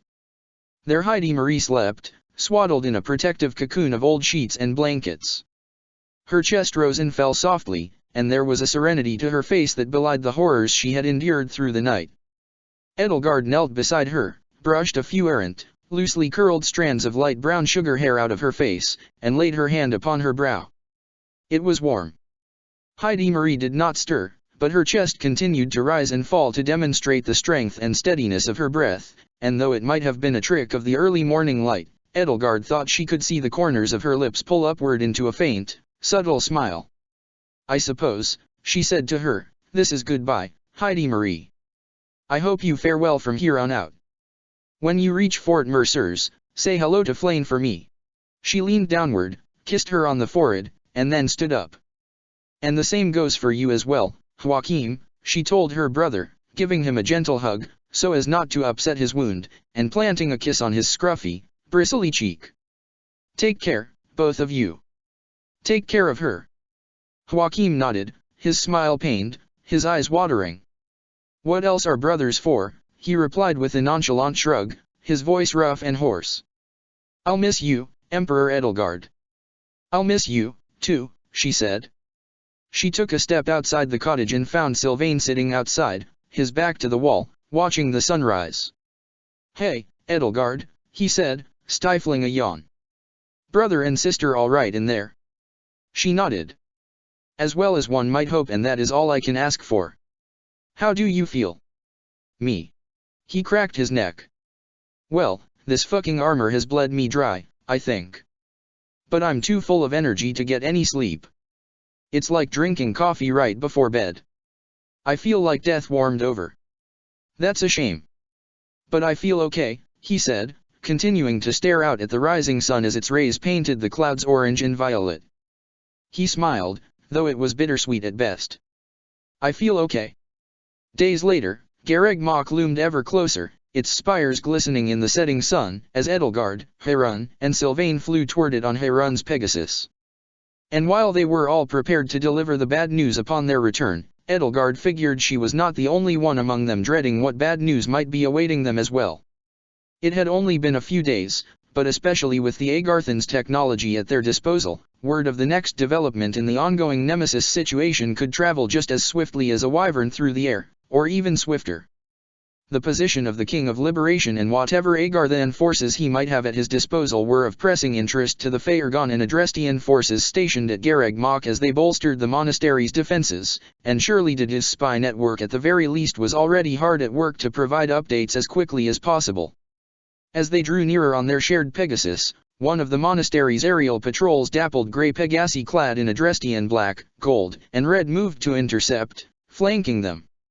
The leader, identified by her plumage and gilded armor as Commander Mathilde, saluted to them and guided them on their descent past the monastery's outer and inner walls to the stables. On the way, Edelgard was struck by a bizarre sight, the sight of giant metal soldiers standing and walking around on the lawn enclosed by the inner walls. Sylvain gasped. What the hell are those mobile suits doing here? His guess was as good as Edelgard's. It was a sensible enough decision that, in light of Nemesis' return, the mobile suits seized with the capture of research facility Omega should be sent to Garreg Mach, but when Edelgard had left on this mission, it had still been undecided how they could be transported. War machines so big and so heavy couldn't be transported easily or quickly, especially not if they remained in one piece. In her world, it had taken months for Cornelia to receive the Titanus and Viscom units she had installed in Arianrod, and that had been with the aid of extremely powerful and magic-intensive warp spells to get them out of Shamhala and past Arianrod's walls. The rest of the long trek from the easternmost corner of the Empire to the western stronghold had been in pieces, by wagons, and through tunnels dug under the earth.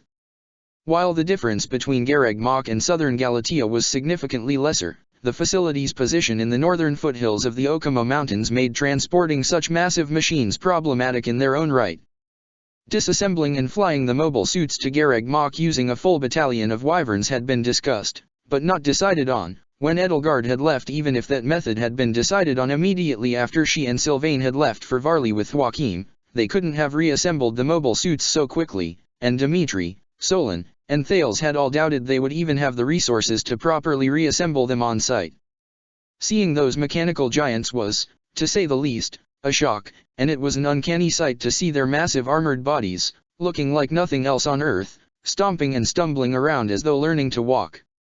Massive weapons leaned against the monastery's walls: lances, axes, swords, and those two-handed guns from Thales' time writ large. There was little time for gawking, though, during their descent, and Edelgard and the others soon touched down on solid ground at the stables and dismounted. As solid as the ground was, though, distant tremors shook it. Mathilde saluted to all of them. Lady Edelgard, Major Sylvain. Corporal Reier, Lady Vestra, excuse me. I hope your mission was a success. Could have gone worse, Sylvain said, unbuckling the saddlebags from Joachim's wyvern. Though it was not a total loss, Edelgard said. We'll need to speak in further detail to our professor. I'm sorry to hear that, milady, Mathilde said. If you would like to meet with Commander Eisner, I believe she's currently overseeing the squadron of those strange manned golems today. I was just going to ask about those, Commander, Sylvain added. Don't tell me those things walked all the way here through the mountains. They didn't, Major, Mathilde explained, leading them onward. Just the other day, those Agarthans created some sort of magical doorway between here and the Galatia base, and those things simply walked through. What? Edelgard gasped. A magical doorway? Did she mean the time portal? Was the gate already functional? Would she really be able to go home so soon? We shall most certainly need to speak with the professor about this, she said, feeling her heart flutter and a knot twist in her stomach that felt almost anxious. In the meantime, can you give us any updates on the Agarthan forces heading toward the monastery? If she was really going to leave soon, then she could at least help as much as she could in the meantime. Mathilde nodded, a grim frown puckering her lips. A few towns south of the East Gronder thoroughfare have been razed to the ground, Your Highness. It appears the army is headed north along the road toward the Great Bridge of Murden. We've alerted the Alliance about the impending incursion. They must be planning to attack Garreg Mach from the east, Edelgard surmised. The same route through Ordelia and Gloucester that Buckhart's forces took. Can His Majesty lend any support to Leicester's defenses? Harun asked. She likely figured as well as Edelgard that House Ordelia was in no position to beat back the tide of Nemesis and his resurrected allies. It would be a slaughter. Leicester's only hope would be in mustering its forces swiftly to defend the bridge, recalling them all from Fodlan's Locket and wherever else they were stationed. I doubt any forces His Majesty sends can arrive at the bridge before that army does, Sylvain said. But, hey. I bet he can definitely send some troops after them to block their retreat. However far they make it, if we can trap them between the Empire and the Kingdom, we might stand a chance. Edelgard had to agree. Certainly Byleth had already considered that. And if Nemesis and his army were leaving Shamhala, then it was possible that they were leaving behind whatever liberationists remained in the city as well. Perhaps that remainder, if it existed, could also pledge whatever martial support they could spare in an attack from the rear. Still, she had to worry about those towns in Hrym that had already suffered so much, and further people that would be trampled under Nemesis' foot on his way to Garreg Mach. All for what? One final act of spite from Thales? They arrived at the lawn where the mobile suits were cavorting, and true to their expectations, they found Byleth standing before the baker's dozen of mobile suits as they all took slow, stumbling, earth-shaking steps. Their metal boots left massive footprints in their wakes. Their armor gleamed in the sunlight, 12 olive green, 1 crimson. Byleth observed them all from a safe distance, her arms crossed, peering up at the titans looming over her as their shadows passed over her. Sylvain watched her and swallowed a lump in his throat. "All right, let's get ready to disappoint her," he muttered. There was a proverbial perk to her ears as Edelgard and the others drew nearer. She turned, and Edelgard could see the faint warmth in her eyes that lit her entire face even from a dozen paces away. "Sylvain, Edelgard," she called out, turning away from the machines and striding toward them. "You're back. What happened?" "We could ask you the same thing," Sylvain said, obviously not yet ready to disappoint her. "How'd we get these mobile suits all the way here from Galatea so quickly?" Byleth pursed her lips. "Professor," Edelgard said, "we're sorry, but our efforts to retrieve Lewin's creststone merited only a partial success." Heron reached into one of her bags and produced half of the stone, split down the middle and bearing the bisected sigil of the crest of Daphnel traced in stony veins across its dulled ruby skin. The rest of the stone was a handful of shards no larger than a fingernail. Byleth looked to Edelgard. "And Heidi Marie?" "We can explain in our debriefing," she said. Byleth nodded. "That'll do. You must be tired from the trip." She turned her attention back to the mobile suits as they all slowly, one by one, walked to the inner wall beside their weapons and stood themselves up against it, statue still like sentinels. "Vul and Kronia opened a portal just the other day right here on the lawn and helped us bring the mobile suits through. We've picked 10 volunteers to learn to control them from Thales and Periander. Those two have the most experience with antediluvian technology." "So, the gate at Facility Omega is working again?" Edelgard asked. "Can Hilda and I then go to Facility Epsilon, whenever we wish?" There was another flutter of trepidation in her stomach, a beat her heart skipped, a hitch in her voice she couldn't quell. After being trapped for so long in this world, it didn't seem real to have a way out in such close sight. "It's complicated," Byleth said. "On the other side, it was several weeks into the future. That's when they get the gate back online." "They sent our mobile suits into the past," Sylvain muttered. "Well, guess that solves the transit problem," he said, sheepishly scratching his head. "Good for future us. A curious gift. What might they know about the future that we don't?" Heron asked. "Something about Nemesis' incoming army, I'd imagine. Certainly they think these weapons will come in handy." Her eyes roved to the giant-sized weapons propped up against the wall, seemingly perturbed by their incredible size. Byleth offered her a sage, knowing nod. "We've yet to confirm the extent of his forces on our own. But future Vul informed us that Nemesis and his elites are all furnished with what appear to be replica heroes' relics. And they're traveling with 8 Titanus units and an army 10,000 strong. And we're still down 1 relic," Sylvain grumbled, the toe of his boot pawing at the ground like a nervous colt's hoof. "So, Professor, did our future friends say whether or not we win?" he asked, mustering a strained grin. "They managed to get the gate working just a few days after they received word that Nemesis was days away from Gareg Mach," Byleth explained. "So, he's projected to reach us around the end of the second week of the verdant rain moon. We have until then to prepare ourselves." She looked up again at the mobile suits, all of which had come to a stop by now. "And learn how to use these things." The hatch on the end of the nearest mobile suit, one that bore a few scuffs and dents and a deep gash in the shield mounted to its shoulder pawl drawn from the battle at Research Facility Omega, slid open, and its driver climbed out, lowering themselves down on a long cable to the ground. Sunlight turned the occupant's hair to spun gold as it spilled out from under her helmet. "Ingrid!" Sylvain gasped. "Hey, Professor! What's she doing in one of these things?" Byleth shrugged. "She volunteered." The cable extended down to the lawn, and Ingrid slipped her boot out of the loop on the end and climbed down onto the grass.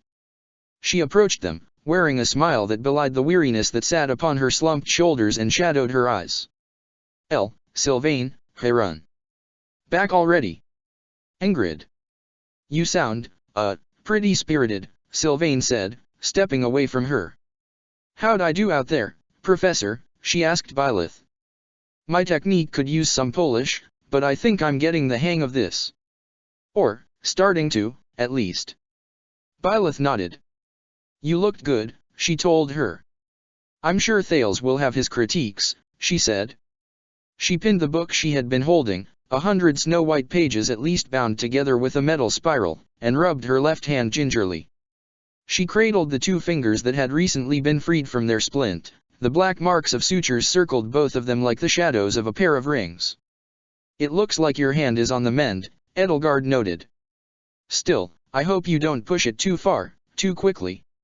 Oh, you don't have to worry about that, Ingrid assured her, laughing. She made a fist with her left hand and winced a little. I think I'll keep my hands off of a lance until we're ready to take the stitches off, at least, if even then, she said with a resigned little sigh, but I can't just be idle in the meantime. When Byleth asked for volunteers to ride these mobile suits, my hand just lifted into the air by itself. Across the field, the rest of the volunteers had lowered themselves down to the ground. Edelgard could make out across the deepening and lengthening shadows Thales and Periander the ad hoc teachers along with the other 10 volunteers. The 12 of them all converged on Byleth, pulling off their helmets to reveal tired faces. Along with 3 other Faergon soldiers Edelgard didn't recognize, the other volunteers were Ignatz, Kronia, Didu, Leonie, Casper, Linhard, and most surprising of all Hanneman. All were carrying books identical to Ingrid's. Edelgard, you're back. Casper shouted out. Good to see you again. Hey, did you see me out there? Pretty cool, huh? He looked up to Thales. So, when do we learn to fight with these things? I think I've got walking down pat. I want to start throwing punches. We are going to focus on rougher terrain and navigating the monastery's architecture before we start putting weapon in anybody's hands, Thales said, casting a glare at Leonie that suggested she, like Casper, may have been a little too eager in today's training. These mobile suits and their armaments are irreplaceable. We can't afford anybody falling on their swords literally. It looks like you all did well for your first day, Byleth said. Good work. Let's have dinner. With that, she led them all onward away from the walls and toward the dining hall, leaving the mobile suits standing still as the setting sun's fading light darkened their armor. Linhard yawned. I might have to pass on supper. I hadn't thought this would be so tiring. Now, Linhard, Hanneman chided him, you cannot neglect to feed yourself. You will need the strength for tomorrow. He mopped the sweat from his brow. It is tiring, I will admit. But what an experience. They all reached the dining hall and took one of the tables, picking up plates of today's meal pheasant gratin made with a recent shipment from Gautier of its renowned Gruyere cheese on the way. I cannot say I expected to see either of you here, Heron said to Linhard and Hanneman while they ate, plucking the words right out of Edelgard's mouth before she herself could speak them. What prompted you to volunteer for this? I have to add, I'm curious myself, Edelgard added. Does antediluvian technology excite you enough to tear you both away from your crest research? Well, you are indeed right that it is certainly fascinating, but not quite, Hanneman said. Sitting in a chair and using those controls seemed preferable to marching, Linhard admitted. By the uneasy way he squirmed on the bench, as though struggling to relieve fresh saddle sores, it seemed he already regretted that decision. It is an atypical field of study for me, to be sure, Hanneman said, but I am not getting any younger, and these mobile suits have quite thick and resilient armor.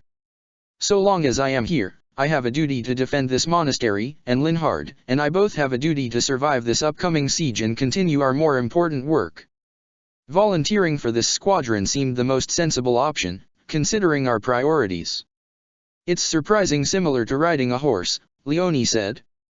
Anybody who thinks you can't get sore from sitting down probably hasn't done a day of hard riding before. We'll all get used to it, we've just got to break ourselves in. It is a lot like riding a horse, Ingrid agreed with a vigorous nod in between voracious bites of pheasant and potato smothered in cheese and browned bread crumbs. It was heartening to see her appetite return with no reservations. The rigorous training regimen she'd taken on seemed to have nearly driven her prior melancholy entirely from her mind, or at least given her something new and engaging to place in the forefront of her mind in its place. As complicated as all the levers and buttons are, and as many things as there are to learn, I was shocked by how much the suit does on its own. These things feel like they have a mind of their own, really, just like a Pegasus or a Wyvern, you're merely guiding them. That, mind of its own, would be the onboard learning computer, Periander explained. It's programmed to react to its environment and handle all of the finer details of movement, while the controls handle broader commands. It should be constantly collecting new operational data and integrating it into its heuristic algorithms for improved performance. Casper's brow furrowed. So, that, heuristic what? The more practice they get, the better they get at fighting, Linhard explained. Just like us, huh? Whoa. I didn't think these things had minds, Ignatz admitted. I thought they were all metal. They are, Periander said. It's difficult to explain. You see, there are these things called computers that... Sir, she asked Thales, a smile growing on her weary face, do you recall how Bias would describe them? Thales nodded, matching her warm, wistful expression with his own. Rocks that we tricked into thinking. Fascinating. Hanneman stroked his mustache. Thinking rocks, you say? I cannot help but be reminded of how Lady Cornelia, or rather, her impostor, somehow held the seat of her consciousness within that stone in her chest. Is there any relation? Periander placed a hand atop her own chest. Some would. It is complicated. Perhaps I can explain in more detail after supper. I see, I see. Why not meet me in my office upstairs when we are done? I see what you're doing, Professor, Thales growled, his moonstone eyes narrowed into suspicious slits. Periander and I will be retiring to our quarters after supper. Hanneman sighed, defeated yet again. Perhaps some other time. Anyway, would you say these thinking rocks are as intelligent as a horse? A wyvern? A cat or a dog? These suits aren't intelligent in the same way we creatures of flesh are, Professor, Periander explained. They don't do anything on their own. They have no will beyond executing the pilot's will. So, they won't start chasing after people and trying to eat them, like those golems we salvaged did, Sylvain said, wearing a worried furrow to his brow. Right. Right, Periander said. They are entirely incapable of autonomous action. And you don't have to groom them, or feed them, or worry about them breaking an ankle and having to be turned into stew, Kronia added. Well, with our lack of replacement parts, Thales reminded her, and the rest of the volunteers, if any of you break one of your mobile suit's ankles, the entire suit will be useless. That is why we must exercise the utmost care in our training not to move too swiftly and risk damaging these things. He shot another pointed stern glare to Leonie, who, it seemed, had pushed her suit a little too far today. You can say they don't have any will, Ingrid said, but I think mine felt more than a little temperamental. By the way, Didu, Sylvain said, gesturing to Didu with a heaping forkful of food. I'm kinda surprised to see you volunteering for all this, too. You've got your whole spy network to monitor. How do you have the time? I am not alone, Didu answered. He's got Bookworm Bernie helping him, Kronia answered. They certainly make a good couple. Sylvain shot her a dirty look, and Didu looked entirely unfazed, but in a way that suggested that if he lacked any self-control he would have done the same. He raised his eyebrows. I'm not the only person who's noticed it, right? Kronia continued, either oblivious or purposefully working to rile Sylvain and Didu up. They cook together, they're in the garden together, they... That's great, Sylvain croaked. That's great, Didu. I'm happy for you. Is she gonna be the Viscountess Molinaro when we're done here? Didu was stone-faced. A Duskyrite blacksmith marrying an Adrestian noblewoman, huh? Leonie chimed in. Just don't let the noble life make you too soft, all right, Viscount. Dinner continued onward as the skies outside the monastery's windows darkened, and the whole time, Edelgard found her thoughts turning to home, and anxiety continued to tie writhing knots inside her.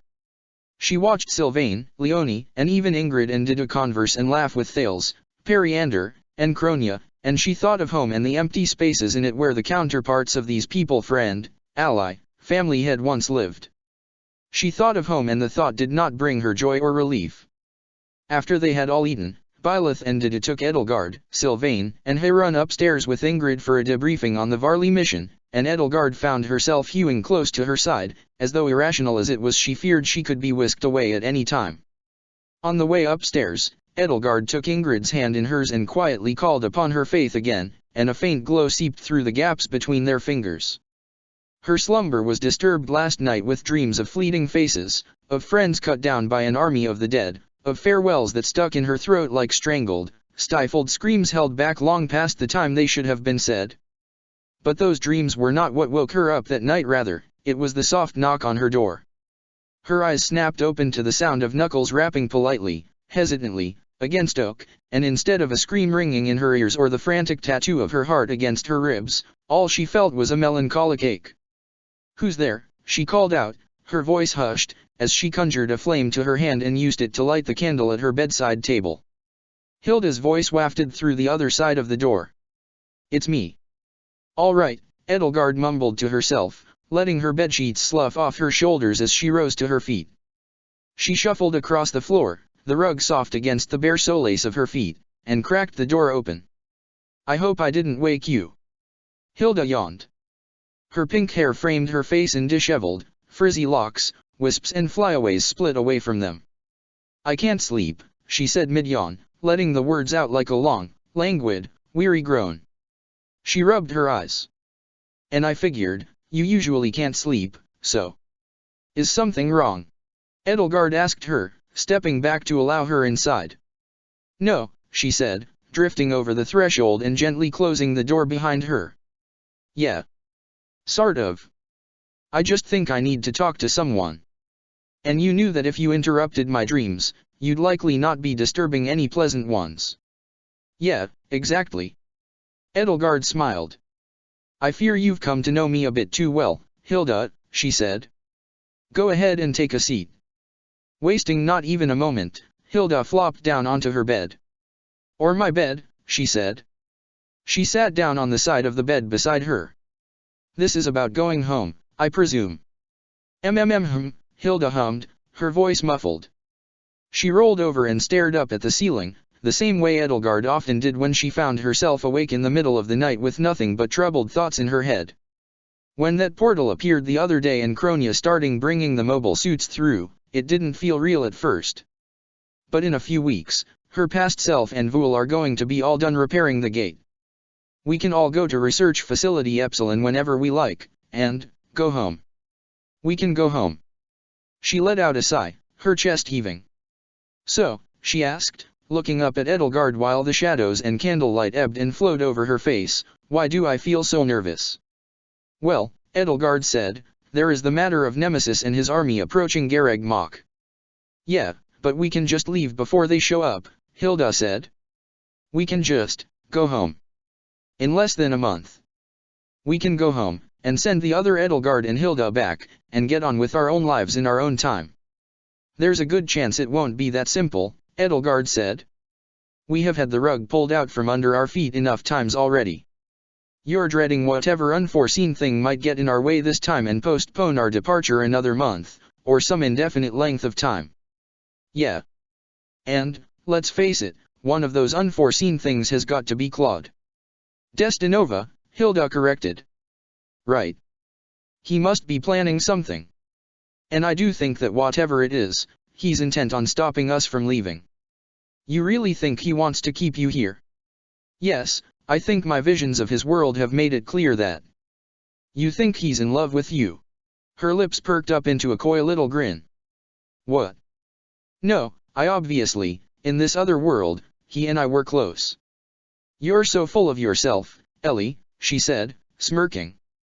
"The sheer arrogance." Edelgard felt her cheeks turning red. "It's not." Hilda sat up and put an arm around her, pressing herself close to her. "Do you have feelings for Claude?" "What?" "I'll admit he's handsome. That little chin strap he decided to grow, I can take or leave, but..." "Oh, but you only chase after girls." "I don't only chase after girls," Edelgard protested, feeling so flustered that the scales and feathers under her skin started to writhe and bristle. "Have you ever been attracted to a man?" "I've seen what Byleth looks like as a man, and he is quite handsome. I can find men attractive, I simply don't do so very often." She shrugged. This is irrelevant. The point is, Claude's handsome, isn't he? Well, yes, of course, objectively speaking. Hilda pressed herself closer. Edelgard could smell the faint traces of perfume on her skin. Her smirk had somehow turned even more mischievous. You're really hoping that at least some version of Claude reciprocates, aren't you? Excuse me? Hilda, I'm simply going off of what I've seen. If I'd known you had feelings for him, I could have been your matchmaker. We could have prevented that whole stupid war. Hilda gave her a playful shove. That's enough, Hilda, Edelgard chided her, crossing her arms. I've struck a nerve. Hilda's jaw went slack. Wow, she said.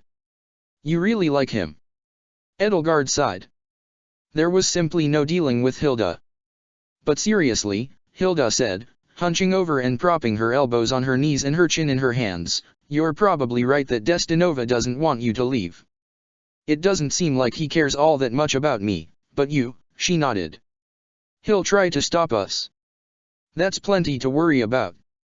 But as the saying goes, we shall burn that bridge when we come to it, Edelgard said, patting her on the shoulder. There's something else, Hilda admitted. Oh. We don't have to stay here.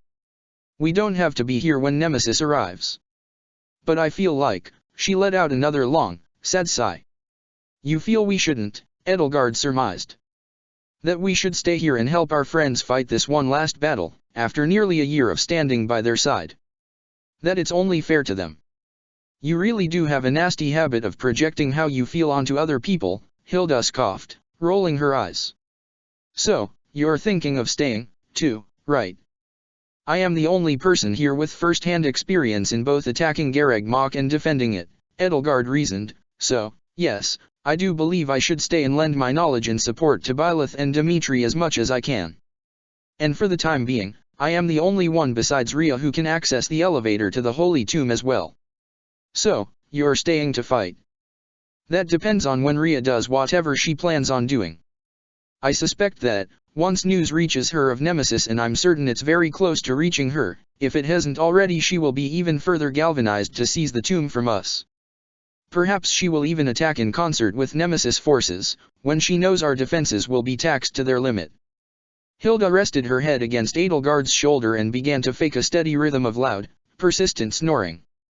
Of course, you can leave whenever you'd like, Edelgard told her. And leave you all alone. Oh? I'm flattered.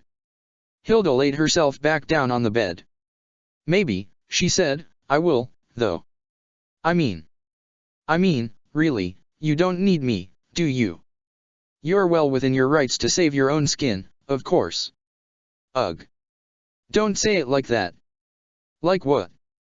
The way you just said it, she huffed, rolling over onto her side and turning away. It'd be the smartest thing to do. That's right. Even I can't deny that. Stop it. Stop what? Agreeing with me. You keep taking that tone. What tone? I'm not taking a tone. You know, that passive-aggressive, I know what's best for you tone. If I am, it's not on purpose. Edelgard sighed. I'm not trying to use reverse psychology on you, she told Hilda.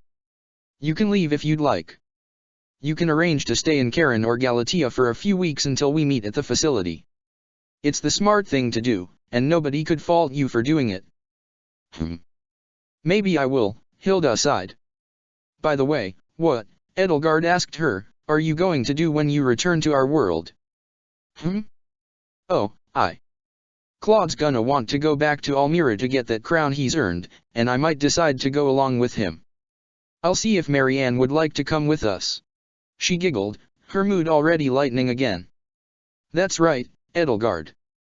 I'm gonna steal you away from her, just like you stole her away from me. You're welcome to try. As for you, I guess you know exactly what you're going to do. Of course. For everything I've done in this world, there's still plenty of work to do in mine. I've even gotten some new ideas, thanks to my time here. But you're nervous about leaving, too, right? I am. Edelgard rubbed her brow. Though by all rights I ought not to be. Not a day hasn't gone by that I haven't yearned for home, yet now, she took a moment to collect her thoughts. Your family, Hilda murmured. Yes. Ingrid. Of course.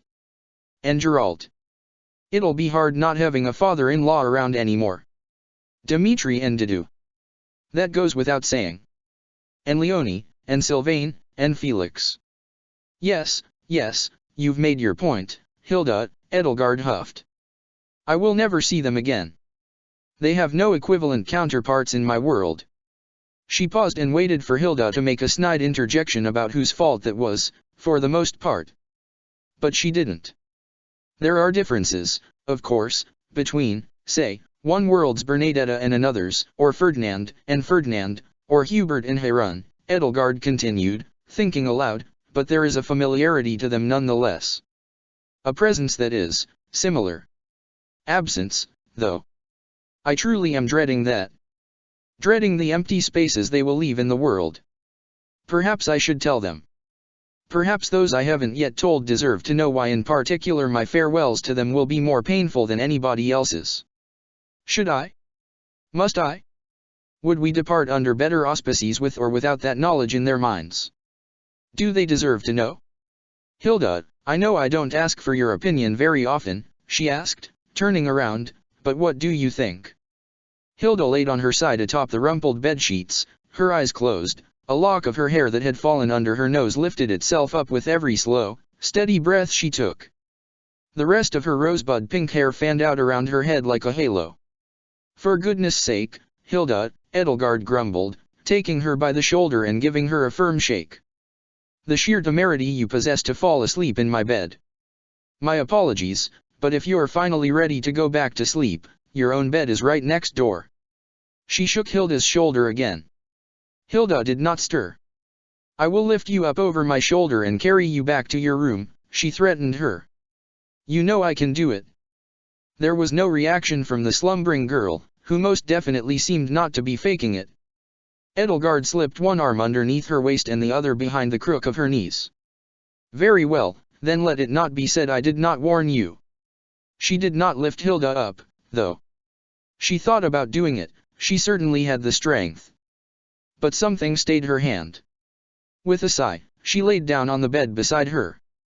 The bed was cramped with the two of them both lying on it. Edelgard could smell traces of Hilda's floral perfume on her skin and of something sweet on her breath, and try as she might it was hard for her not to admit that there was something soothing about the steady sound of her breathing. I suppose one sleeps better with a friend at one's side, she said, and we both need more sleep. She blew out the candle on her bedside and let darkness flood the room again. Good night, Hilda. She closed her eyes and let sleep come to her, as it had apparently already found Hilda, and bit by bit she found herself slipping into a peaceful repose by the warmth pressed casually against her side, the gentle ebb and flow of breath and heartbeat. Time travel made for strange bedfellows, she supposed, and it was one of her last thoughts before slumber took hold of her. She slept well until dawn. The next few days were as taxing as Edelgard expected them to be. Between her own personal training and all of the work she took on to prepare Garreg Mach and its military presence for the impending attack. At least half of those days' waking hours were spent with Dimitri, Didu, Gerland, and Byleth, poring over maps of the monastery and the surrounding areas, taking stock of the forces they had and the battalions yet to arrive from western and northern Faerghus and the forces Nemesis was expected to have. She would speak until she was hoarse about her own experience seizing Garreg Mach and fending off the Church of Ciro's attempts to take it back, noting what she'd learned about its defenses, its weak points, its strengths. They continued to consult with Solon about the status of the Liberationists, and about the strength and capabilities of the Titanus units under Nemesis control while Edelgard offered up her own experience fighting against those Titans at Arianrod. One day, after another exhausting strategy meeting devoured the afternoon, Dimitri took Edelgard aside and brought her down to the stables, where his wyvern was waiting for him. A king can escape from his work every once in a while, can't he? He asked her, a self-effacing smile on his lips and a twinkle in his eye as he took his saddle and buckled it onto the wyvern's back. Even kings and emperors are allowed a moment of self-indulgence, Edelgard said. Her words came out as a croak. She cleared her throat and coughed into her hand as best she could. Excuse me. You've spoken enough today, Dimitri told her. And I need to clear my head. I've decided to follow Ingrid's example and take to the sky for a little while. And besides, if I am to ride Kifon into battle, I cannot let my riding skills atrophy. Would you like to come with me? Certainly, Edelgard said. You've not had your fill of flying, I hope, he added. No, she said. In fact, I'm starting to wish I'd trained for a Wyvern Lord certification myself. Jealous? Perhaps a little. With Kifon saddled and dressed, Dimitri climbed onto the beast's back and helped Edelgard up. Then, with a shout and a snap of his reins, and with a mighty flap of the beast's leathery wings, they left the ground and sailed into the air. They flew in silence for a while, basking in the late afternoon sun. Beneath them, Gareg Mach stretched out before them, and the soldiers from Faerghus and Adrestia all milled around like multicolored ants. Encampments and bivouacs sprawled around the monastery's outer walls, and supply lines stretched out further to the north. Edelgard held on tight, burying herself in his regal fur-lined cloak as the air grew colder. No matter how high we fly, Dimitri noted, breaking the silence, we won't see the world as we saw it back then. Edelgard shivered. If we go any higher, one of us will freeze. The two of them continued to glide on Kifon's back. The land drifted beneath them. It was calm up here, with nothing for company but the whistling wind that ruffled Dimitri's ice-white hair and the deep flaps of the wyvern's wings. I want to see that again, Dimitri said. It was possible for humans, once. Even before Suthies came to Earth, Periander once told me, a long-lost nation left its banner on the moon. I want it to be possible again. So do I, Edelgard answered. Her voice still came out as a rasp and stung her throat. The sky was a cloudless blue from horizon to horizon, and the moon hung near the edge of the horizon, a pale and ghostly silver sliver in the air. She wondered if that banner might still be there, undisturbed all those thousands of years. It was possible for humanity to reach those heights again, when they had the freedom to stand together, to lift each other up, to grow, and it was possible for them to do it better next time, and not lose all they had worked so hard to create. That, she supposed, was what frightened Rhea about humans, why she had kept the people of Fodlan stagnant and ignorant while the rest of the world, bit by bit, scraped itself out of the nuclear ashes. In another several hundred years, perhaps, somebody in Dada or Almira or some land even farther beyond the horizon might invent something that led, bit by bit, iteration by iteration, to the same heights the antediluvian Agarthans had once tasted, while Fodlan remained small and ignorant. As the air currents and Kifon's wings guided them to the south, Edelgard couldn't help but survey the area. Out of the corner of her eye, she caught a glint of something metal on the bank of the river that flowed near the monastery. Two glimmering things, large metal objects. She tapped on Dimitri's shoulder and brought it to his attention, and the two of them on Kifon swooped down to investigate. As the ground drew nearer, the forests grew denser, the gleaming metal in the sun coalesced into the shapes of two mobile suits sitting on the river banks, their arms stretched out straight in front of them, laundry lines and dozens of yards of drying sheets and clothes flapped in the breeze between their arms.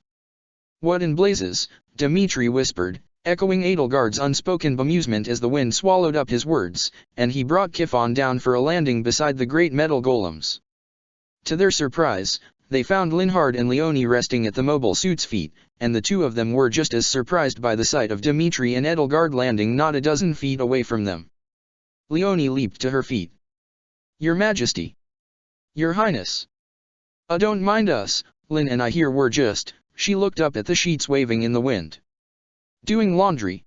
Edelgard inquired, craning her neck to study the enormous mobile suits looming over them all. Linhard, who'd been huddled next to one of the mobile suit's boots, stirred and lifted his head. Edelgard? You sound terrible. You should make yourself some tea. Chamomile, with honey. Thank you, Linhard, Edelgard croaked. I'll do just that. I apologize for her voice, she's been speaking almost non-stop all day, Dimitri said. Did you really wash all those sheets just this afternoon? He asked, impressed. Leonie put her hands on her hips. We sure did. It was mostly Linhard's idea. He thought that since these mobile suits are shaped like people, they could do anything a person could do, like washing clothes and sheets. Linhard yawned and pulled himself up onto his feet. It's not quite so simple as that. What inspired me was that these things don't just have a normal human's range of motion. You can spin their wrists or their heads all the way around, and quite quickly, too. So, when it was our turn for laundry duty, I asked Leonie if she felt capable of trying out something I theorized was possible. He pointed lazily up at the fluttering sheets. Instead of washing all those against a board by hand, we held the sheets, soap, and lye in the suit's hands and used the rotation of their wrists to create strong eddy currents in the river. Overall, I think it was a fantastic success. I'd say, Dmitri said, a smile on his face. You just did 2 days' worth of laundry in an afternoon. Less than an afternoon. Leonie crowed. They should all be dry soon. And it was by far the easiest load of laundry I've ever done. But I think we can dry them faster, Linhard said. Those vents on the bottoms of these Bladdids backpacks produce some very hot air, they're practically scorching. Dunno about that, Linhard, I don't want to set them on fire by accident. Dmitri's brow furrowed in confusion. Bladdids, he repeated, wrinkling his nose. Oh, Linhard said. Sorry. These suits are actually called Kshatriyas, but it's too difficult for most of us to pronounce. Annette brought up that their heads make them look a little like one-eyed boars, with those snouts, so Felix said. He stared straight through Dmitri and it seemed to occur to him then that it would behoove him to stop talking. Dmitri self-consciously scratched at the thin white scar that peeked out from under the edge of his eye patch. I mean, you won them in battle, Your Majesty, Linhard told him with an evasive little shrug of his shoulders, which makes them your property, so we decided to give them your name. The laugh Dmitri let out was more than a little nervous and self-effacing. Bladdids, are they? I think the name suits them, he said, taking a good look at the mobile suits as the sunlight made their olive-green armor gleam. The 4 of them decided to rest a while on the riverbank before checking the sheets. Finding they had dried, they all set to work folding them and piling them up into the laundry wagons the Bladdids had carried from the monastery in their enormous hands. While they worked, Edelgard found her eyes and her thoughts constantly turning to Leonie, though she did her best to hide it. She was industrious and as absorbed in her work as always. It seemed Linhard had accomplished some minor miracle to convince her to stand still and rest a while after all the laundry had been done. She carried all of Geralt's competence and no-nonsense swagger in a comparatively smaller package, a package that, like the uniform she was wearing or the bag slung over her shoulder, had been resewn and repatched that almost nothing left of the original fabric seemed to remain. You're distracted, Edelgard, Leonie pointed out. Excuse me? Edelgard asked, aware she'd just been caught. I apologize. I've had a lot on my mind, recently. Yeah. Leonie kept folding. It's easy work to do while distracted, at least.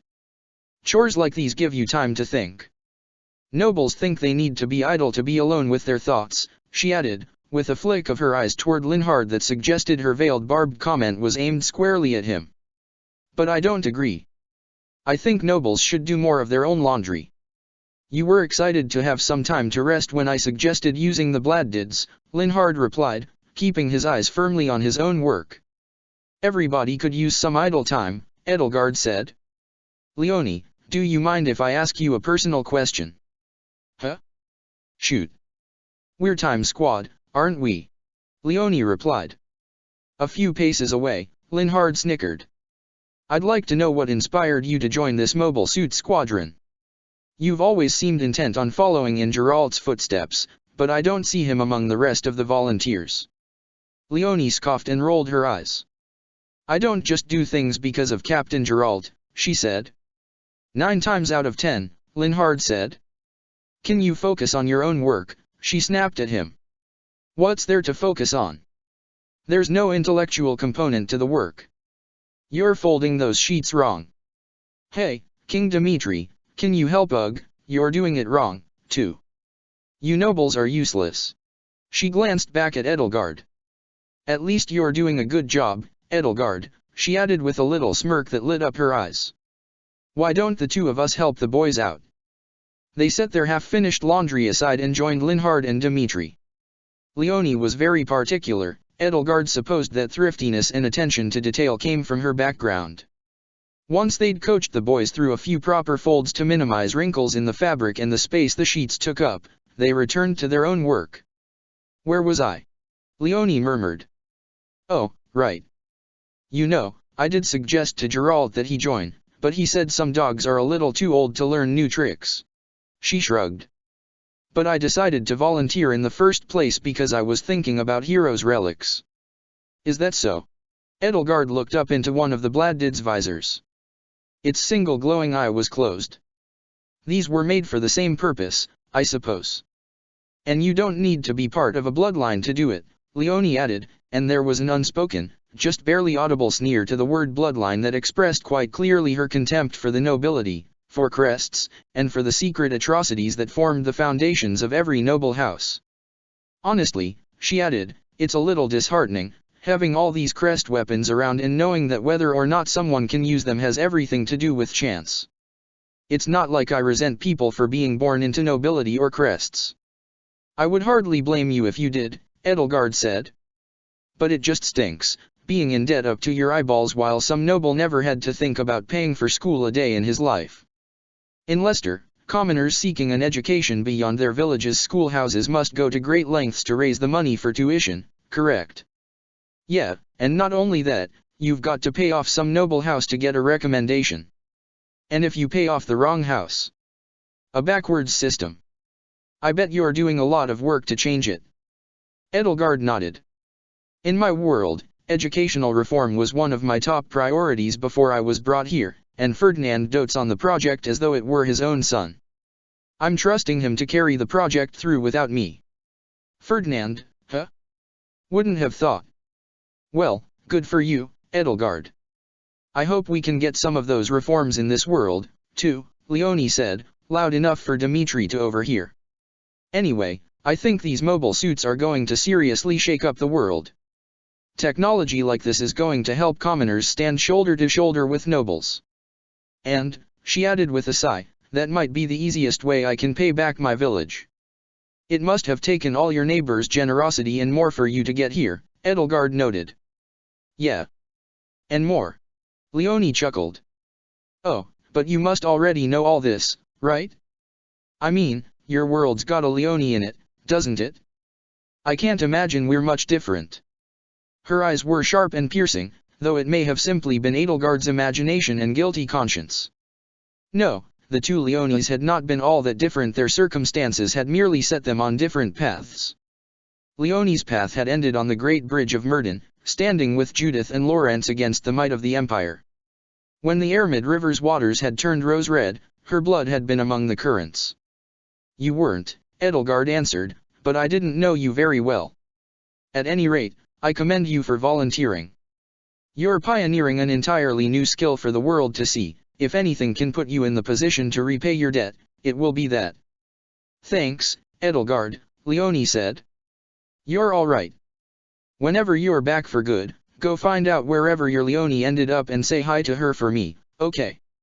Edelgard swallowed a lump in her throat as surreptitiously as she could. Of course. The four of them finished with the laundry, and with everything neatly packed away in the wagons, both Bladdids promptly picked them up in their hands as though they were cradling a fallen nest of baby birds. Leonie and Linhard drove the Bladdids back to the monastery, walking along the riverside and down the path back to Garreg Mach. Dimitri and Edelgard rode atop Kifon's back and kept the wyvern perched upon the shoulder of Leonie's mobile suit. Edelgard was certain they must have made for a bizarre sight, this colossal humanoid machine, with a human lodged in its chest controlling its movements through switches and levers and buttons, holding a load of laundry in its cupped and open hands, while a wyvern carrying the king of Faerghus and the 9th princess of Adrestia perched on its shoulder like a falconer's hawk. It's amazing, isn't it? Dimitri asked as he gazed upon Garreg Mach. His thoughts, though, were not on the monastery. Edelgard could tell that much. Weapons designed to fight and kill Rhea's kin, the children of the goddess, and yet here they are, doing laundry. He chuckled. Give Linhard a few months or years, Edelgard said, and he'll find a way to have them till farmland and build castles. Dimitri's chuckle turned into a laugh that bubbled up from his throat. His grin spread out from ear to ear. I don't doubt that, he said, speaking between the thunderous sound of the Bladdids' footsteps. These things. I can almost picture them helping to rebuild it all, once this war is over and Fodlan is free. His tone turned sober. I don't imagine Eredbar could ever have such use. Edelgard wrapped her arms tight around his chest. When you give a weapon a human shape, she said to him, it can do anything a human can. Dmitri bowed his head, his voice drifting to a pensive intonation. Even stop being a weapon. He and Edelgard, of course, knew it best. Surely even now the doubt still gnawed at him, groomed to be a beast, forged to be a weapon, raised to be a tool for the wills of others, that there may be nothing else in the world for him. Be a sword that grasps its own hilt, Edelgard recalled once having told him nearly a year ago now. Those had been her words to him when he has still thought of himself as a mere sword, a vessel when he had not yet found himself to be human. But he was a human, with all that entailed. He had strengths, weaknesses, he had foibles and frailties, he could be filled with wonder or whimsy. He was no longer the sword whose hilt was grasped by others, he was no longer even the sword that grasped its own hilt. He was the man who grasped the hilt of his sword, and decided where its blade would point. He knew that now for himself. Even if he sometimes still doubted, he knew it in his heart, and that was enough now to carry him through. She felt the contour of his shoulder blade, softened by his fur-lined cape, against her cheek as she rested her head against it, and felt the steady pulsing vibration of his heartbeat in her ear, and she held him tighter. I feel sorry for the hero's relics, he said. They were once people, not humans, but people like us. Now they have no purpose but to wound, to kill, to destroy. What should we do with them when we are done with them, El? What do you think should be done, she asked him. When we have put an end to their bloody legacy. I think it only seems right to bury them. When they have done battle at last with the wretches who brought them into this world, like any other corpse, it is only right that we should lay them to rest. I agree. The era of heroes' relics, the age of crests, the fundamental lie on which Ceros created the Fodlan we knew, it all must be brought to an end. Only then can we move forward, she said, and create something new. Something better. And these relics deserve their rest, their eternal rest. The Bladdid carried them onward along the path. Dmitri was silent for a long while, as the monastery's walls drew closer and closer. Then, when he spoke again, his voice was low and husky. El, he said. I'm going to miss you. So will I, she answered. She was about to close her eyes and close off her senses to everything but his warmth, his heartbeat, and the scent that hung in the air of freshly washed linens and bedsheets, but before her sight could fade behind a cage of eyelashes, there was a flurry of movement in the sky. She looked up. She could see a wyvern's wings beating against the air, sunlight shining through myriad holes in its membranous wings. Almiron green and gold adorned it, and a tattered banner flapped in its wake that bore the crest of Regan. A trio of Pegasus knights were already moving to intercept it. The chest hatch on the Bladdid behind Leonie's opened up. Hey, whose wyvern is that? Linhard called out. Dimitri's gaze snapped upward, following Edelgard's and Linhard's. I'll take care of them, he called out to Linhard and Leonie, and Kifon took off from the mobile suit's shoulder and took to the air. They reached the foreign wyvern and its rider before the Pegasus knights could, matching its speed as it drew nearer and nearer to the monastery's outer walls. Nader the Undefeated waved a broken battle-axe from atop the battered wyvern. King Dmitri. Princess Edelgard, he boomed, his voice ringing out through the hot summer air. Hello there. General Nader. Dmitri called out, shocked. What are you doing here? Kifon closed the gap between them and Nader's wyvern. It wasn't just the Almiron general mounted atop the battered wyvern, another man was strapped into the saddle behind him, swaying wearily, bound in ragged bandages, a paler man, burly yet visibly weakened, clad in battered piecemeal armor and holding a spiny hero's relic. Upon drawing even closer, Edelgard could just make out that the haft of the bony battle-axe was tied to his hand so that he could not accidentally drop it, and for good reason, too, as his bandaged, bruised, and bloodied fingers could just barely curl around it. His hair was a short, bristly shock of cherry blossom pink, making him instantly recognizable as Holst Goneril, she gasped. The next day, on the date they'd both agreed upon, over tea and another smoky pot of Almiron pine needles, Edelgard and Claude held their long-awaited meeting to discuss their findings and trade the stories that had played out before their eyes, the vignettes of Destinova's past.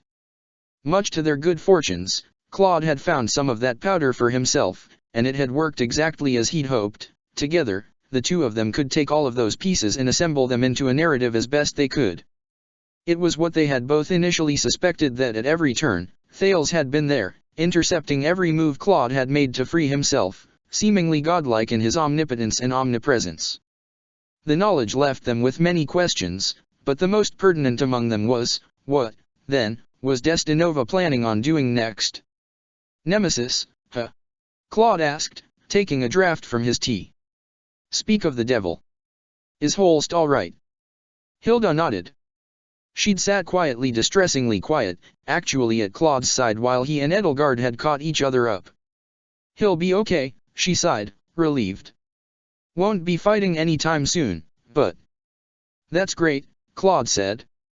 Knew you couldn't keep a Goneril down, he added, flashing a toothy grin and giving her a firm pat on the back. He looks better now than he did that time he ran afoul of some bad mushrooms, Edelgard said, recalling the particular way Hubert had poisoned him after the fall of Deirdre. It had been a part of some labyrinthine plot to demonstrate to the nobles of the fallen Leicester alliance that the Empire, in particular, Edelgard, and her most elite soldiers were more than capable of defending themselves from Almiran incursions, beginning with rendering Holst temporarily incapable of doing his duties. Neither Claude nor Hilda needed to know precisely how those mushrooms had found their way into his food. But Hilda's right. His convalescence will be long. And once again, free Kugel passes into my dainty hands, Hilda huffed. And just when I was thinking of leaving. You weren't going to, anyway, Claude told her. Yeah. I wasn't.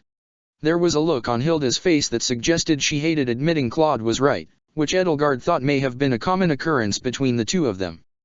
Still, even if she had been listening to the story of Destinova with a white-knuckle grip on the edge of the table, it seemed that being with her Claude lifted her spirits considerably, and that somehow made Edelgard feel more at ease.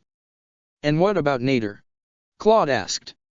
Edelgard had the suspicion that he had wanted to ask about him first. Nader, after all, had been a good friend and loyal ally of his in this world and in Destinova's, and this world's Claude had lost his Nader months ago at sea. He had been more his friend than Holst ever could be, but he had restrained himself and insisted on asking about Holst first for Hilda's sake. Battered, wounded, but entirely willing to fight. He challenged me to a race around Garreg Mach the moment he set foot on solid ground, Edelgard said, prompting a smile from Claude. Well? Claude asked. I have better things to do, she informed him, then. Practice your flying, he asked, wearing a teasing little grin. Which I think I've demonstrated is particularly useful on the battlefield. We're short on time here, Claude. Oh, all right. So, with Nemesis and the 10 elites tearing through Fodlan, what's my white-haired doppelganger up to? It seems, Edelgard said, that by the time Nemesis forces crossed the Ermid, Destinova's secret society had already begun to mobilize people out of their path, which I surmise both Didu and your counterpart have had quite a heavy hand in. She had to wonder how much of a role Emmanuel and Dagmar, all the way in Fort Mercers as they were, might be playing in the evacuation at this very moment. How many lives in HRYM might they have saved? And Nader and his immortals have been assisting as well under the aegis of House Regan, of course. There it is. There was a cold, slight twinkle in Claude's eye as he took another sip. I'd say that's a pretty nice propaganda coup, huh? Amiran's swooping in to save the people of Leicester from a mysterious army of the dead before the rest of the 5 great lords can even put their boots on, he whistled. The rest of the round table have their hands full with strategically placed incidents of unrest throughout Leicester again, I suspect Destinova's doing, Edelgard said. Exactly what you would have done in his situation, I take it, she asked him. We are a pair of craven opportunists, aren't we, Your Majesty? Craven might be a strong word. For you, at least. Ah, thank you. You're too sweet sometimes, Edelgard. The coldness of his hard jade eyes seemed to soften for a moment, and he sheepishly raised a hand to his brow. Something the matter? Seeing you through his eyes was weird, he admitted. He looked away. Seeing you, die. I could feel his tears freezing on his cheeks. Hilda looked at him with a furrowed brow, then stared at Edelgard in silent disbelief. Edelgard sighed. Claude, if you have any latent feelings for me, I'm sorry, but you'll have to keep them buried. Claude laughed. There's that sense of humor of yours. If you'd shown it a bit sooner, maybe we'd have gotten along sooner. Hilda let out a sharp, involuntary laugh while Edelgard bristled. "Sar subject?" he asked. "Let's get back on track. Of course, we shouldn't be surprised that Destinova is using this crisis to make himself Leicester's protector and savior," Edelgard said. "People all throughout Ordelia and Gloucester, and all of the Alliance, and perhaps even a good chunk of Eastern Adrestia are going to owe him and General Nader's men their lives. But for him to be so well prepared means that he knew that Nemesis was coming, maybe even before you did," Claude answered darkly. He stared down into his cup of tea. "Well, of course he did. Nemesis was on the move when Thales put that dagger in his back, after all. He knew that peace was just waiting to be put on the board." He offered Edelgard a terse smile. "What, you don't think Destinova released Nemesis in the first place?" "Maybe he did," Hilda said darkly, folding her arms over her chest. Edelgard wasn't sure, even then, that Destinova could have fallen so far. True, it seemed he had cut out Bylitha's chest in his world, and a man who did that could do anything, but what made her think otherwise wasn't that it was too morally questionable, or flat out unconscionable, but rather that it seemed uncharacteristically foolish and short-sighted. "It's possible, but the point is moot," she said. "He could have had spies among the Liberationists relaying information to him that got word to him faster than word reached us, for all we know." "That sounds more like me," he said, nodding along. "The point is, Destinova's definitely not through playing the hero, and this is his golden opportunity." "Golden opportunity, indeed," she said. "Within the span of a month, he'll completely rewrite the book on Fodlanish-Almiran relations for the better. Sure beats blowing up Fodlan's locket," he said, cracking his knuckles. "You know, I was there when he spoke to Rhea, the morning Thales struck him down. He had a whole speech prepared for her, told her she was the best villain he could have asked for to make himself Fodlan's hero. But if you ask me, I think Nemesis himself might be a step up. He's already a villain in Fodlan's history, after all. The King of Liberation," Edelgard said with a sage nod, "who became corrupted by the power of the goddess, the story every child in Fodlan learns from the Book of Siros." "Exactly. And when Nemesis attacks Garag Mach, I think you can count on Destinova to show up on a gleaming white wyvern with an army at his back just when all hope seems lost. After a performance like that, the rest of the Alliance Round Table might as well not exist for all the power and clout House Regan will have. It'd be just like what I'd planned would happen if I'd managed to fend off you and your Black Eagles at Derdriu." He sighed and placed his hands on the table, staring down into his half-drunk teacup. "At the end of the day, he's still me where it counts. He wants to look good, because he's hiding something the whole world finds ugly." Hilda reached out and laid one of her hands atop his. Though it looked like she wanted to say something, she said nothing, holding back something unkind about his doppelganger, no doubt. Edelgard could feel the pent-up, frustrated anger boiling inside her from all the way across the table. She may have put on airs as a lazy, delicate young girl with no want for responsibility or duty, but beneath that veneer was an ironclad loyalty to her friends, and especially to Claude. There was a part of her that was probably just as knightly as Ingrid, just as devoted as Hubert, that she only showed to people she thought deserved to see it, not the smug and self-assured nobles she always knew she could trick into doing her work for her, but great and intelligent leaders, visionaries, men like Claude. Keeping Destinova and Hilda apart, or at least at arm's length, had probably been part of Thales' strategy. And a Claude without his Hilda certainly was lesser in some decisive respects. Edelgard wondered if she could or should start teasing Hilda about her own feelings for Claude. Claude pulled his hand out from under Hilda's as though he'd just noticed he'd stuck it in a bear trap. "I just got a horrible idea," he said. "It makes my insides squirm just thinking about it, so I think you're gonna like it, Edelgard." Edelgard kept herself as stone-faced as possible while Claude chuckled to himself. Claude looked around the table. "I need a sheet of there." He reached out for one of the sheaves of paper he'd taken his notes on, dipped his quill pen in its inkwell with the manic energy of a man possessed, and began to draw. "Hilda," he said while he drew, "I think you might like this plan, too. It's clear that Destinova has some plan for Edelgard, and I've got an idea that'll stop him in his tracks. Or at least give him pause enough for you to subdue and capture him." Just be careful with the back of the neck or the ankles, I hate being touched there. He held up the page he'd doodled on, revealing what looked like a crude, rushed drawing of Edelgard's own face. Edelgard could only guess that it was her face, devoid of details as it was, because it was frowning. It looked like Claude had devoted most of his half-minute of effort to the hair. Instead of either of the ways she typically wore her hair in this world or the other world, he had drawn a completely different hairstyle consisting of long, high tails trailing from a smaller pair of buns. He showed it to Hilda. "What do you think?" Hilda was nonplussed. "I think it's a cute style," she said, "but I don't know what effect it'd have on Destinova if I put my hair up like that."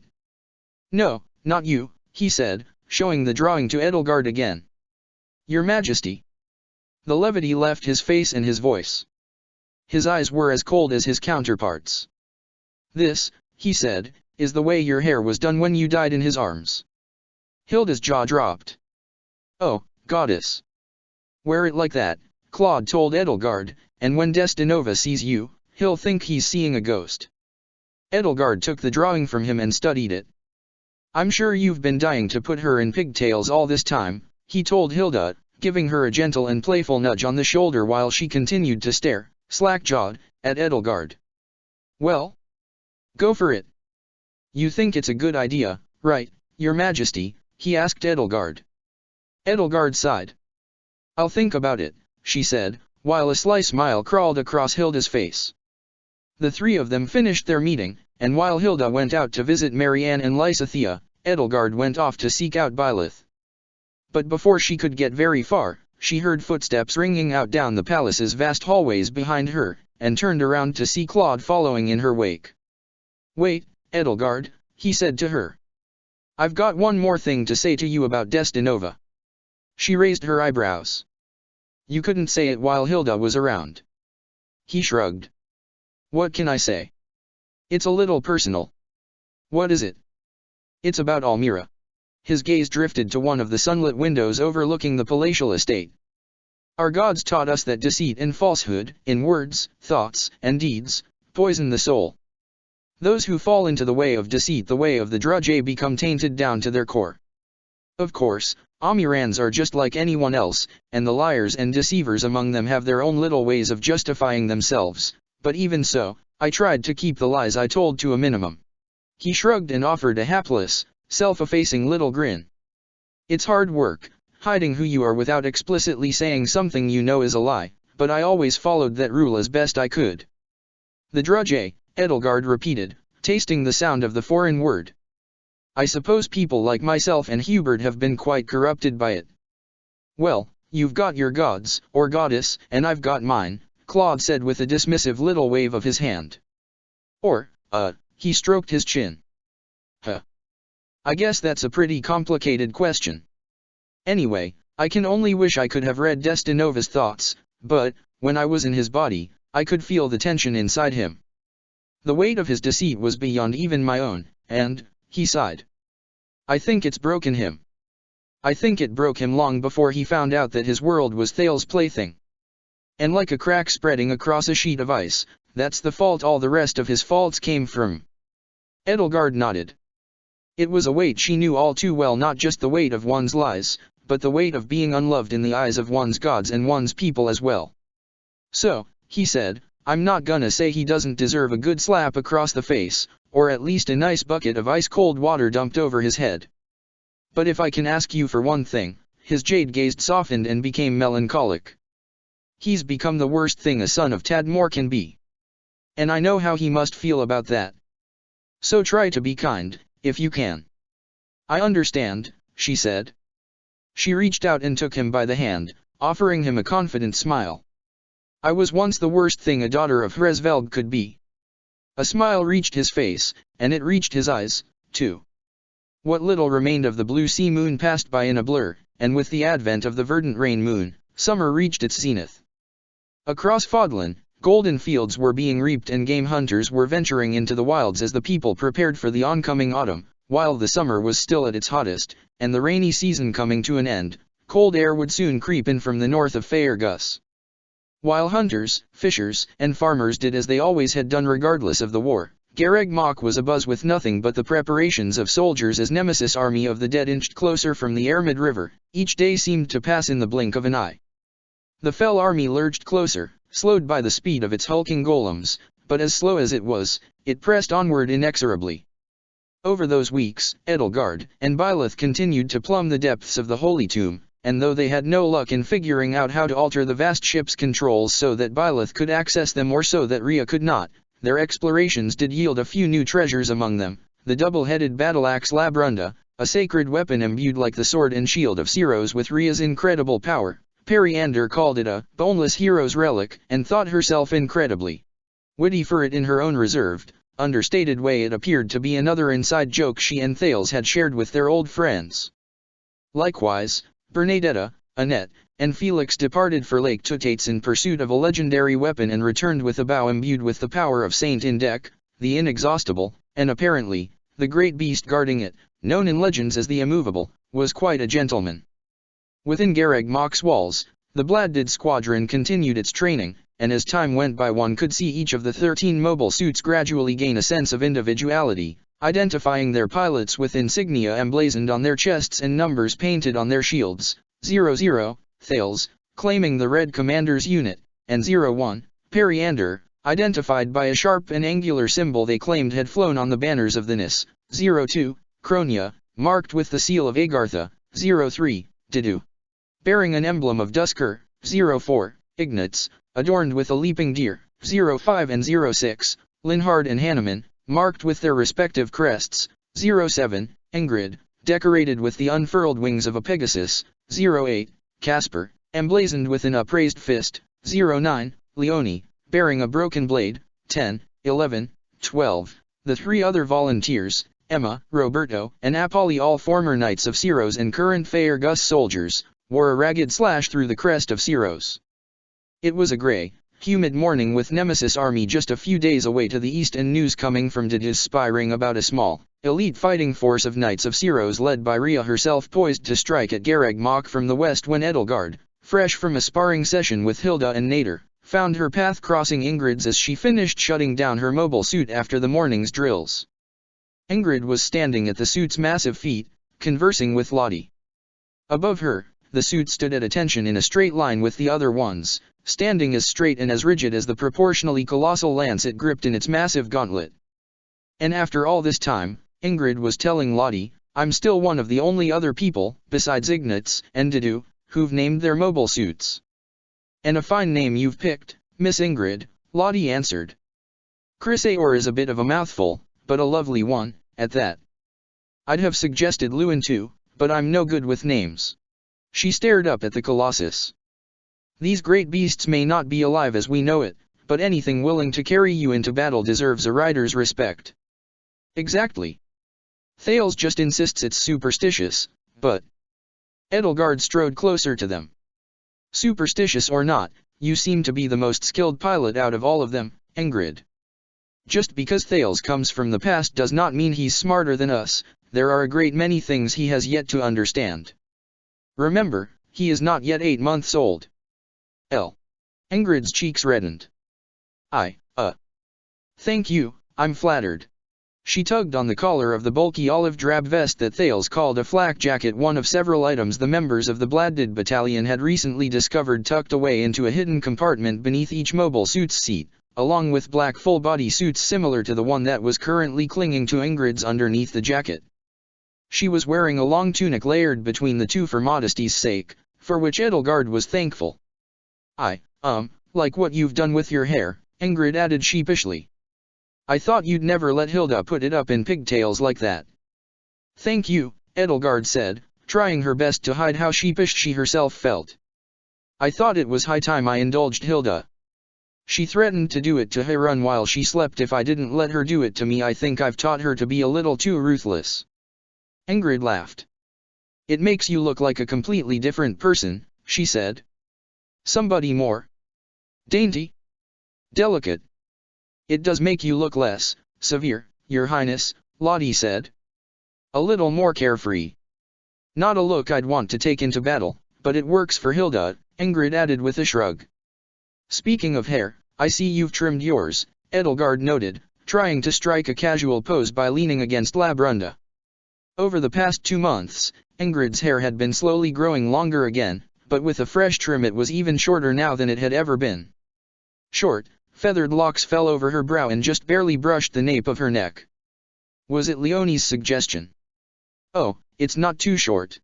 Ingrid asked, raising a hand to her ear and brushing aside a strand of flaxen gold. "I was worried I'd look, unfeminine." "Does it matter?" Edelgard asked. She had to say, Ingrid's hair was beautiful however long or short it was. She found herself idly wondering how Byleth might look with shorter hair. Perhaps she would broach the idea in her world sometime. "What matters, Miss Ingrid," Lottie said, "is that you prefer it like that." "Why yes, of course," Ingrid said, nodding, "and I do. It was Leonie's suggestion, actually, and it's funny, but the shorter I cut it, the more like myself I feel." The words slipped hesitantly from her mouth, as though she were afraid to give voice to them. "That," Edelgard said, feeling a smile draw itself across her face, "is what matters." She craned her neck and studied Chrysaor's towering bulk. "Do you feel ready to fight in that?" "As ready as I'll ever be. At least we know what we're dealing with when it comes to those Titanus units," Ingrid said. "I can't thank you enough for bringing all that intel from your world. If the Black Eagle strike force could take down these things, they shouldn't give our Bladdids any problem. Perhaps they'll be less frightening now that we can fight them on their terms." She turned to Lottie. "And, speaking of battle, you need to leave, Lottie. Before it becomes impossible. There won't be many points of egress available once the fighting begins, and I don't want to lose you." Lottie merely laughed. "Miss Ingrid, I've been here for you since you were little. I've no intention of leaving now. Please, take this seriously. It's precisely because you've always been here for me that I don't want to lose you. You're not a soldier, you're getting on in years." "Oh, don't you worry about me," she scoffed. "Ingrid," Edelgard said, picking up her axe and resting its haft over her shoulder, "I think I see where you've gotten most of your stubbornness from. Besides," Lottie added, "I've little elsewhere to go already, the fighting will hardly decrease my options. I'll stay here and do what I can to help, and I'll trust you and White Fang to keep the battle away from the stables," she assured Ingrid, patting her on the shoulder. Ingrid smirked. "I'm not going to win, am I?" she asked herself. "All right, but you'd better take care of yourself, Lottie. Let's get lunch, I've worked up an appetite." The three of them left the mobile suits where they stood and headed off to the dining hall, but Annette blocked their path. "Edelgard." "Ingrid.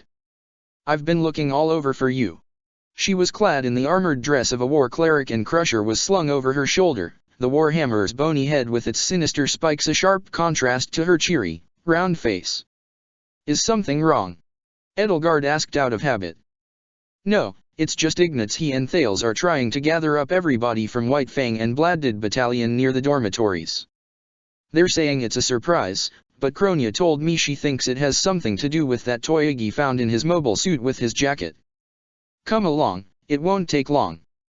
And then we can all eat lunch together." Ingrid's stomach growled, and so did Edelgard's. Neither had eaten since dawn, but they both supposed they could take a little more time to humor Ignatz. Whatever it was he was excited about, friends, after all, came before food in all but the worst possible scenarios. And so they followed Annette over to the dormitories, and there they found everyone grouped together, standing in rows and arranged by height, against the building's battered facade. Everybody who had a hero's relic had one, and were all fully armored: Dimitri with Eridbar, Byleth with the Sword of the Creator, Sylvain with the Lance of Ruin, Hilda with Free Kugel, Mercedes with the Raphael gem affixed to her Todd's Ritter armor, and Felix with the Aegis shield recently delivered from Frildarius Manor. Annette with Crusher completed the set. Everybody in the Bladdid battalion wore their matching jackets taken from their mobile suits' cockpits, save for Didu, who was too large to fit into his. As well, Gerald was there, the shield of Ceros strapped to his shield arm and a lance in his other hand, along with Happy and Harun. Kronia 5-3 stood about 24 paces away from them, peering into a strange device she held in her hands. Yes, I know how to use an instant camera," she called out while Thales cautioned her on operating the device. "Actually, I know how to use a normal camera, but just don't press the button until everybody's in frame. Thales barked. Ah, good, here come the others. The crowd parted and allowed Edelgard, Ingrid, and Annette to take their places among them. Edelgard found herself standing between Caspar and Kronia, since they were the same height, while Annette went to Bernadetta's side. Caspar, Edelgard asked, can you tell me what's going on here? It seems I've missed something. Sure, Edelgard, Caspar said. Ignatz found something in his bladdid that Thales said can make tiny paintings in a few minutes, so it's gonna make a tiny painting of all of us. Pretty cool, huh? I wonder if there's a tiny painter in there right now. Pfft. You're such an idiot, Kronia scoffed, drawing a dagger from her belt and holding it out in front of her, blade pointed downward. You can't make a paintbrush that small. Huh. Kinda feel bad for the poor guy, Caspar said, his train of thought undeterred. I wonder if we can let him out when we're done, or if he's just stuck there. That doesn't sound right. Do we have to feed him? Raphael wondered aloud. Man, a guy that small, a little crumb of cheese would be like a feast to him. All right, 5-3 said, I think I've got every 6-1-2, quit holding that dagger over Bernadetta's head. Caught in the act, Kronia sheepishly drew back the dagger back. What? Dagger. Bernadetta quailed, jerking her head upward to see where the dagger had been just seconds ago and cradling the inexhaustible close to her chest. It's customary to say cheese when a photo is being taken, Periander announced to everybody else from the back row. It helps you smile. I'm not doing that, Felix said.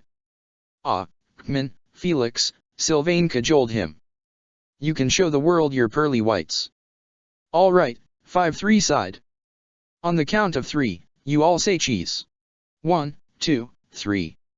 A chorus of cheese rang out from everybody except Felix, and a small part of the device lit up with a bright flash of dazzling white light. Got it, 5-3 crowed, and a slip of white paper slowly protruded from the front of the device.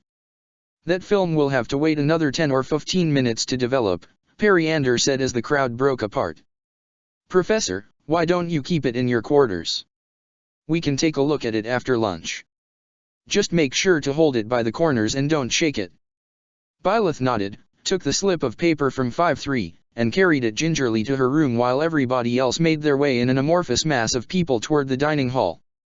Hey, Periander! Kronia called out across the crowd. Caspar wants to know what you're going to do with the little man inside the camera. Edelgard weaved through the crowd. Excuse me Dimitri, Didu, Felix, Sylvain, Leonie, Kronia, Ingrid, Geralt, I'd like to speak with you in private, she said, collecting the 8 of them and drawing them aside. What is it? Leonie asked. Something wrong. If you're looking for a date, Your Highness, you shouldn't ask all 4 of us at once, Sylvain said while Felix rolled his eyes. Also, Kronia added, I'm flattered, Edel, but I already have a human pet and I don't need another one. Edelgard led them to the door of Byleth's quarters. Butterflies fluttered in her stomach, scales and feathers bristled and roiled, and she fought it all down. Most of the people here already knew what she was about to tell them, but the 4 who didn't were an unknown quantity. Byleth's presence, she thought, would help or, at least, she hoped. Byleth opened the door and stepped outside. What's wrong? Edelgard has something to say, Felix said, like she always does. Sylvain gasped. Oh, goddess. You're finally gonna do it, aren't you? You're finally gonna confess your love to the professor. We all knew it was only a matter of time. No, Sylvain, Ingrid sighed, knowing full well what Edelgard wanted to say. I just want to tell you all, Edelgard told them, that, her gaze met the eyes looking down upon her and she felt a sudden lump in her throat harden. She swallowed it, and spoke. When I return to my world, after this battle is won, I'm going to miss you all very much. We'll miss you, too, Edelgard, Leonie said, but I'm sure you'll get used to our counterparts, just like we'll get used to yours. If you give us these sorts of dramatic goodbyes, you'll make us worry we won't survive the battle, Sylvain said. What's going on, Edelgard? This isn't like you. Does someone need to say cheese again? I'll pretend I didn't hear that, Edelgard said. She sighed. You, Sylvain, along with Felix and Leone, ought to know.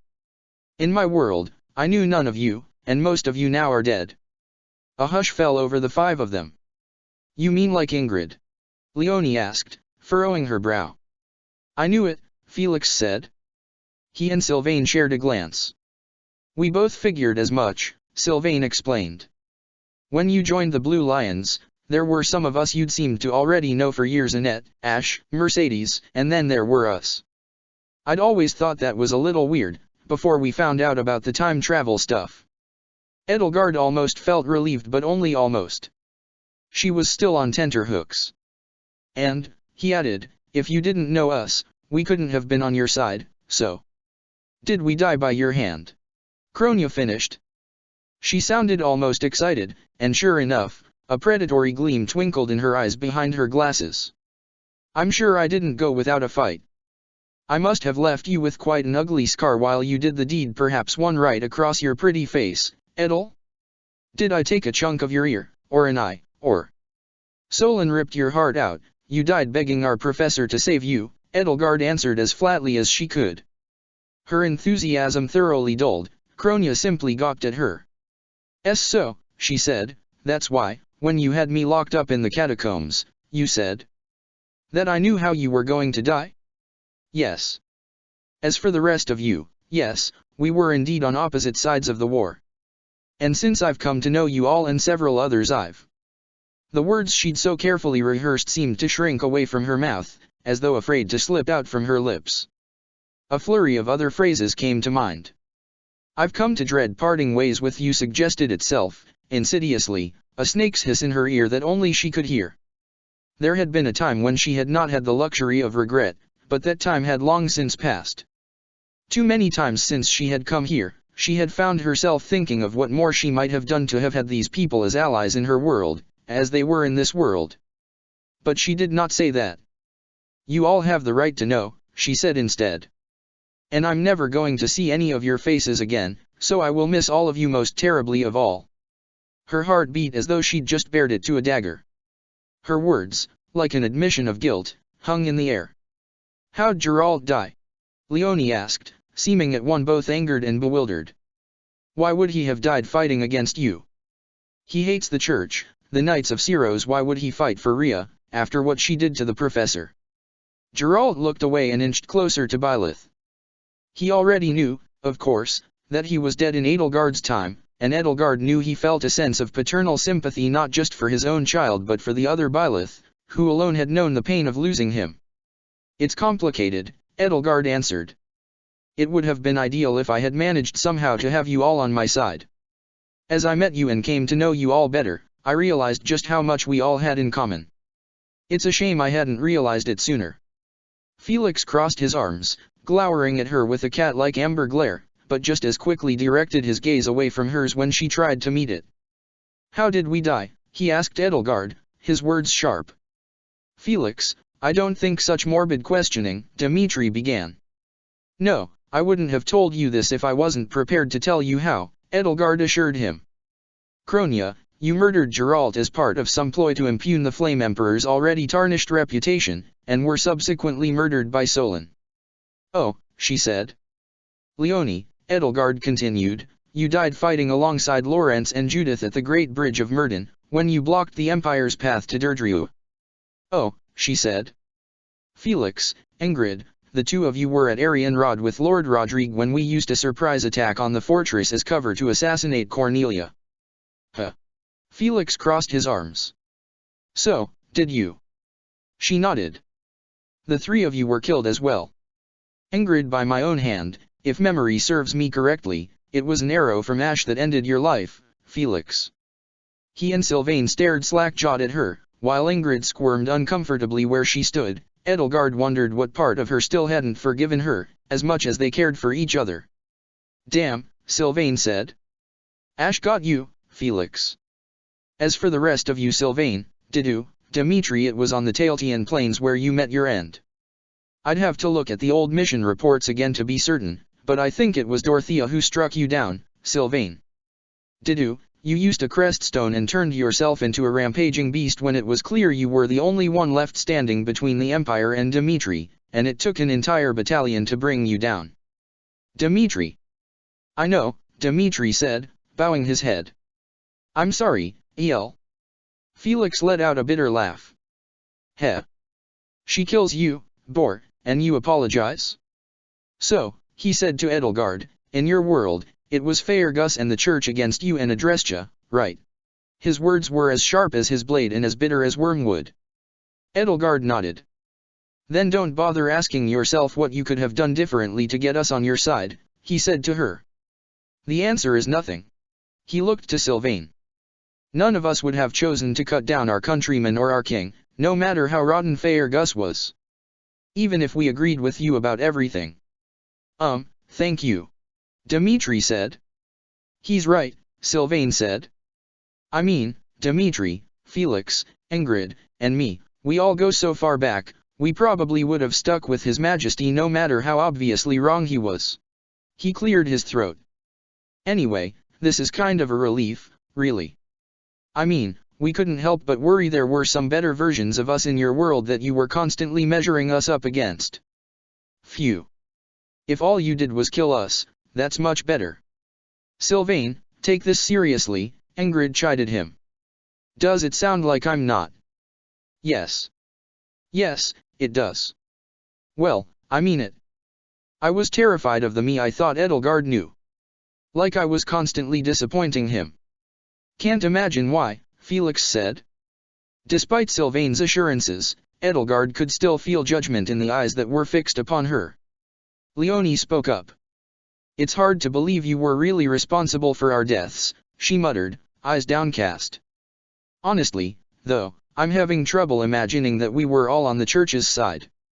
I'm sure our counterparts couldn't imagine that we're your friends in this world, Ingrid said. You know it was hard for me to forgive you at first. Honestly, when you told me, I was certain I'd never forgive you. But why? Felix asked. What do you mean, why? In Edelgard's world, you were defending Arianrod, right? That means you were a knight. You should have been on bended knee thanking Edelgard, he said. If it wasn't for her and her war, you'd have been on your back popping out pup after pup for some slimy noble dastard.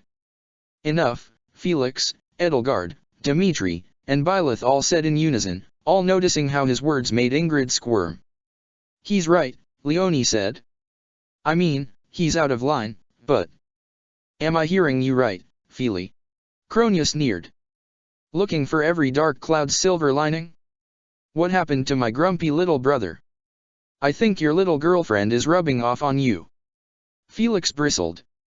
First, you're not Glenn and never will be, and second, Annette and I, he said, raising his shield arm as though to hide behind his relic, are not. I didn't say anything about Annette. Kronia cackled. Felix, Didu intoned. Everybody knows. Felix seemed to deflate. Well, I'm getting lunch, he muttered, and he turned his back on them all and trudged onward toward the dining hall. Lunch with Annie. Kronia teased him, taking off after him. Are you gonna have dessert together, too? Are you gonna share the same cup of sorbet? Can I have some, too? Just a taste? We're practically family. Byleth buried her head in her hand. Gerald clapped her on the shoulder. You've raised some good students, kid, he told her with a gruff smile that Byleth matched with her own. Weird kids. But good. Dmitri smiled, laid his hand on Edelgard's shoulder with a painstakingly gentle touch, as though she were a delicate glass ornament, in a way that would have been patronizing from anybody but him, if not for the earnestness in his blue eye. Thank you, he said, for telling the others. I know it's hard for you to speak about your past, but one less secret between good friends is one less weight on one's shoulders. Didu and I know that better than anybody else. He and the others made their way toward the dining hall in Felix and Kronia's wake just in case the two of them made any sort of trouble, but Byleth and Gerald hesitated and remained standing with Edelgard. It's all right, Byleth told her, and those simple words were nearly enough to make Edelgard throw her arms around her. I'm proud of you, she added, and those simple words were enough to make Edelgard forget every single difference between this Byleth and her own. She threw her arms around her, pressed herself into her, felt weakness burn through her flesh like acid as she buried herself in her. She could feel the ends of Bylitha's feathery mint-green locks tickling her cheek, she could smell stale sweat, she could feel the warmth. It was enough to make her knees weak, enough to nearly wrench a sob from her chest. But no heartbeat. She pulled herself away, but choked out a single, solitary sob anyway. She put a hand over her mouth and closed her eyes, feeling shame replace the weakness burning down to her bones. "Praise is not necessary," she muttered. "It was a long time overdue." "Glad you told Em, kiddo," Gerald said, patting her on the back. "I'd wondered when you were planning on ripping that bandage off. No time like the eve of war, huh?" She nodded, and not a second later she felt his arms wrap around her. "Captain." "Dad," he corrected her. "At least for now. You know we're gonna miss you, too.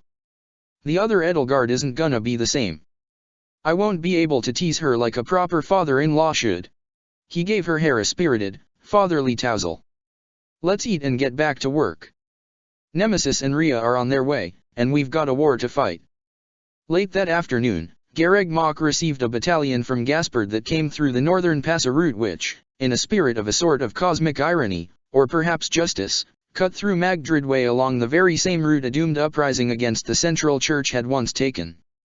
While the soldiers in their rows and columns were still a long way off, the sound of their voices all working in unison wafted on the breeze toward Gareg Mach and bathed it in the faint strains of song still too distant for any words to be discerned, but clearly one written for soldiers on the march, steady and rhythmic, to keep everybody's steps in time and formations in place.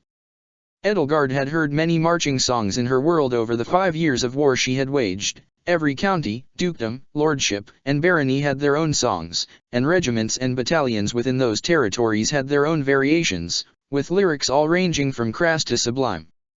Dorothea and Hubert had helped write a few, with Dorothea handling most of the lyrics and tone and Hubert assisting with the overall outline and message. They were unifying songs, ones that reminded people of common heritages and common causes, ones that bound them together. Of all the marching songs she'd ever heard, the one that came nearer and nearer carried on the northern winds like the soldiers of Faerghus themselves seemed to be was entirely unique. It was one she'd never heard before. It was later in the day, while clouds rolled in from the north and blanketed the blue sky, when the faint strong drew nearer and grew clearer, a chorus in many tired yet eager voices ringing out as one. Edelgard and the rest of White Fang were standing on the northern ramparts of the outer wall, watching the Gaspard battalion draw closer, when the words first became discernible. "What are they singing about?" Annette asked, leaning over the parapet as though it would help her hear just a little better. Felix instinctively reached out and took her by the scruff of her neck, as though worried she would topple over the side of the wall. "I think," Kronia said, squinting through her glasses as though that would help her hear better, "I heard something about bodies moldering in their graves. I like those kinds of songs." "It sounds kinda like a hymn," Ignatz said, closing his eyes to better focus on the sound drawing nearer. "Doesn't sound familiar to me," Raphael said. "Maybe it's a new one the Western Church invented." Ingrid and Edelgard both closed their eyes, like Ignatz had done, and Edelgard wondered just how much better hearing her slightly longer Nabatean ears afforded her. "Will you meet us, oh brothers, will you meet us, at the blue sea's shining shore?" Lonato was a hero, undaunted, true and brave, and Faerghus knows his valor when he fought our rights to save. "Oh, goddess," Ingrid gasped, a hitch in her voice. They're singing about Lonato. Lord Lonato." Edelgard opened her eyes. The banners of the kingdom of Faerghus and House Gaspard fluttered in the cooling breeze. They were. "Lonato who?" Kronia asked. "Ash's father," Bernadetta answered, eyes wide and jaw slack as she took in the faint lyrics. A adoptive father. A man who actually wanted him for a son." Didda laid a gentle hand on her back. "The dim fool who got himself killed standing up to the church a few months before Thales snuck you into Gareg Mach," Felix told Kronia. "Well, it doesn't sound like they think he's a fool," Sylvain said. "Not anymore, at least. Captured Magdridway with brave knights and militia, too, he frightened the archbishop till she trembled through and through, they cut him down apostate, they themselves apostates true, but his soul still marches on." "Frightened Archbishop Rhea?" That's an interesting way to say she sent out Catherine to slaughter him and his men like animals, Felix scoffed. Shut up, Ingrid snapped at him. Edelgard put her arm over her shoulder and held her close. It's all right, Ingrid, she murmured. Felix, believe what you will, but in the interest of diplomacy, I wouldn't say what you just said to any of these Gaspard men. I hear Lonato's spirit haunts those who spit on his legacy, Mercedes said. They say his specter comes in the night. No one says that, Felix retorted. They will, she said with a slow nod and cheery smile. They will. Besides, Edelgard continued, Rhea was plenty frightened by Lonato. He couldn't have possibly taken Garreg Mach, though, Felix said. All he did was get a lot of his own men killed, all because of his own stupid grief. Such is a price for being the first to stand against injustice, Edelgard said. It had been a price she had once been almost certain she would bear. It was personal to him, but he knew the corruption and the callousness of the Central Church. He, like the Western Church, believed with all their hearts in what Rhea and her closest confidants knew was a lie, and he could see their hypocrisy in their words and deeds. And he sought to challenge it. Not just from grief but because he saw evil and knew it could not stand. Because he truly believed in the good the Church had to offer. The conflict that he heralded he looks from heaven to view, on the army of the kingdom with its banner, white and blue, and the land shall ring with anthems o'er the deed he meant to do. Rhea knew, of course, that he could not do so much as land a scratch on her, even if he reached the monastery. But still, Edelgard explained, just the empty threat of rebellion alone terrified her to her core. She had to send out Catherine, her strongest knight, with Thunderbrand to make an example of him and his men before he could get any farther than his own territory. Because no matter how impotent the rebellion, the longer a tyrant allows it to continue, the further its message spreads, and the more seeds it plants in the hearts of the people the more chances it has to take root and bloom. When word came of Lonato's rebellion, Rhea immediately became desperate to make an example of him before he could become a hero instead. Well, sounds like she was too slow, anyway, Sylvain said. The whole territory's singing about him now. Do you think Jasper and Laura helped write this? Annette wondered aloud. As the soldiers came closer, song grew louder, ringing out like the pealing of great church bells across Garreg Mach over the sound of distant footsteps. Ingrid buried her face against Edelgard's shoulder, shuddering. Edelgard could only imagine her thoughts had turned to ash. In her world, she and Ash had often reflected together on what would have become of Lonato had he not been struck down by the Knights of Syros, if he would have marched at Edelgard's side, as Ash had chosen to do. But Lonato, the man who had prematurely raised his blade against the Archbishop, marched here. He marched alongside his men. Every man from Gaspard carried him into battle against the Church of Syros, and every soldier in that battalion timed their feet to the stately stepping of old Gaspard as his soul went marching on. It hadn't been like that in her world. Gaspard had been one of Faerghus' bulwarks against the Empire, despite Ash's defection, and what few of its denizens had revered Lonato for his doomed crusade either kept it to themselves or became spies and informants for the Empire. Those who revered him were Adrestians, and the Empire's scattered supporters in Leicester. Here, though, he was a hero, the man who sought to draw first blood against an invincible foe, long before anybody else had the courage to stand against it, and not only that, but a hero of his homeland. The same people who had once regarded him as a mad dog, rabid and frothing and spitting invective, now thought it an honor that they had once been his contemporaries, that they had once shared a world and a life with him. If only Ash were here to see what's become of his father, Ingrid murmured, as Edelgard held her closer and ran her hand in soothing, slow circles between her shoulders. He'd be so proud. My eyes have seen the glory of the coming of the Lord. He is tearing down the throne where the false goddess is adored. He has loosed the fateful fighting with his mighty lance and sword. His truth is marching on. Glory, glory. There were tears in Dimitri's eye, too, and rolling down his cheek. Marianne held his hand tightly. For months, he said, after Lonato's death, I could only see him as a premonition of my own fate, of our fate, if any of you were foolish enough to follow the Hurricane King. Rhea showed us all what became of those who raised their blades against the church. I was afraid I'd meet him in the fires of perdition, having accomplished nothing but to soil my lineage, but I never thought I'd meet him like this. He never made it this far, but I think he would be proud of us, as we stand here in Garreg Mach and Faerghus banners fly from its spires. He did, Dida said, a solemn, reverent intonation to his deep voice. He is here now. That's right, Annette said. Those soldiers are bringing his spirit with them. I just wish Ash were here to see it.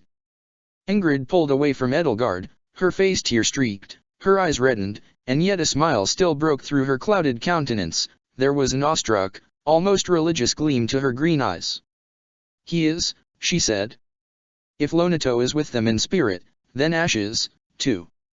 Right now, even now, though grass grows green over his grave, his soul, too, is marching on. It's marching with us. Ingrid's smile was contagious, and it passed itself first to Byleth, who took her by the hand. You're right, Ingrid. When Nemesis and Rhea attack, Ash will be with us. And on that day, all the Blue Lions will be together, one way or another. We'll all stand together as one class. Of course, Mercedes said. With the best teacher in Garreg Mach on our side, and the goddess herself working through her. We can't lose.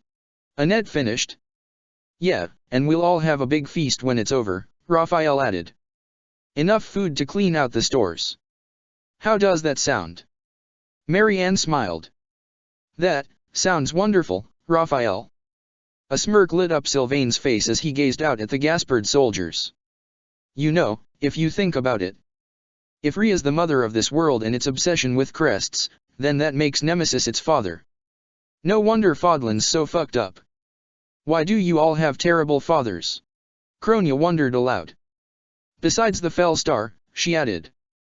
You have a point, Sylvain. It's time for Fodlan to step out of the shadows of its parentage, and for humanity to retake its future, Edelgard said. This is our childhood's end. Right. We'll take down Rhea and put Nemesis back in his grave, Bernadetta said. And then it'll be time for Fodlan to finally grow up. I imagine the Fell King will make a worthy opponent, Felix said. I hope he tastes my blade. And if we die, then I hope we die together, Sylvain said. King Dimitri, Byleth said, do you have something to say? Dimitri cleared his throat. Yes, Professor. I'm glad you asked. Professor, Marianne, Didu, Edelgard, all of you, my friends, I want to thank you all for walking this path with me so far. Fodlan is at a crossroads. We can escape the chains of our bloody past, or be bound to them. We can live for tomorrow, or like Nemesis and Rhea, remain caught in the endless struggle between Nabateans and Agarthans that have trampled humanity in its wake. It is time to lay to rest all of the ghosts of the past, and that includes Nemesis' army of darkness. I'm honored beyond belief to have you all fighting at my side. With all our might, let us place the final period on the final page of the story of Rhea and Nemesis. My friends, my fangs, he lowered himself on one knee and bowed his head. Let us rise up together, and answer the iron will of our enemies with the bite of our lance. We shall go onward, to our final battle. And we will all live to see the dawn of a new Fodlan. We'll cast down Nemesis and show Rhea that humans can stand together and rise up without her. Well said, Your Majesty, Dida said. We will, Byleth said. We will all live. I won't allow anything less. I won't allow any of you to die. If any of you do, I'll drag you back to the land of the living myself. Last winter, we promised to all return here for the Millennium Festival. I'll make sure we all can, and I'll see you all again, 5 years from now. Edelgard couldn't help but feel singled out. She asked herself, would her counterpart feel welcome at such a reunion, 5 years from now, a promise made by her counterpart, not by her own choice? Would that promise Edelgard had made in Ellie's body prove a chain around her ankle? But she felt the warmth from her classmates, and felt at ease. Ellie would be welcome here, among them. She could feel it. Ignatz grinned. That's our professor. Yeah. You always know how to get us pumped up for battle. Bernadetta said. Even if we're completely terrified. It will all be okay, Mercedes assured her. If any of us die, we will never truly leave you, just like Lonato and Ash. Merci, I don't think that's helping, Annette said. But we won't falter, no matter who we're facing. Not White Fang. We're going to win, Felix said. We're going to put all those worms back in the ground, where they belong. Kronia crowed. Now, let's drink until we're no longer afraid. I'm down with that, Sylvain said. Yeah, Raphael said. The wine comes first, then the fighting, then the feast. Let's go. Following his lead, the rest of White Fang made their way down from the ramparts and crossed the path to the inner walls and down to the monastery grounds. Dimitri watched them leave, while Byleth, Felix, and Edelgard remained at his side. I think they liked your speech more than mine, Professor, he said, wearing a sheepish grin.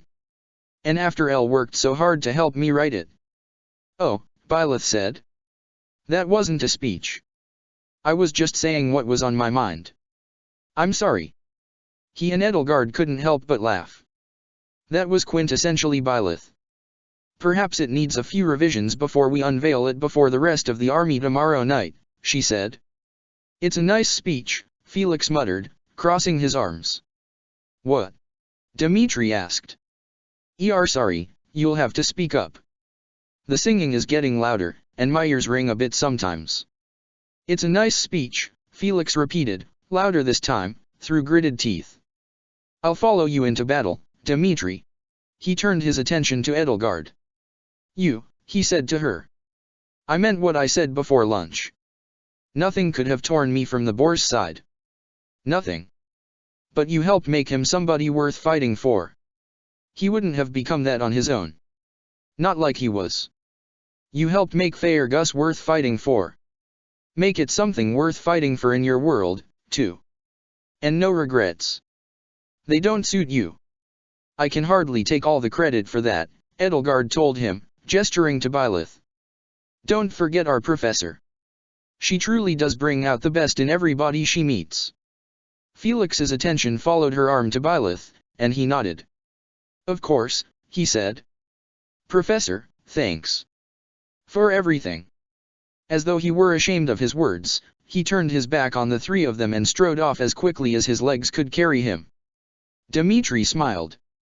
Felix, you're a true Frildarius, he whispered to the cooling evening air. No, better. He chuckled to himself. You put your lineage to shame. I hope we all can, someday. Those are the words of a true king, Dimitri, Edelgard said. I'd be happy to help you refine them for tomorrow. Ah, what am I going to do without you, El? He asked, taking her in his arms. She leaned into his touch, and felt his warm hand rest over the nape of her neck. When you leave, I won't have your rhetoric to lean on anymore.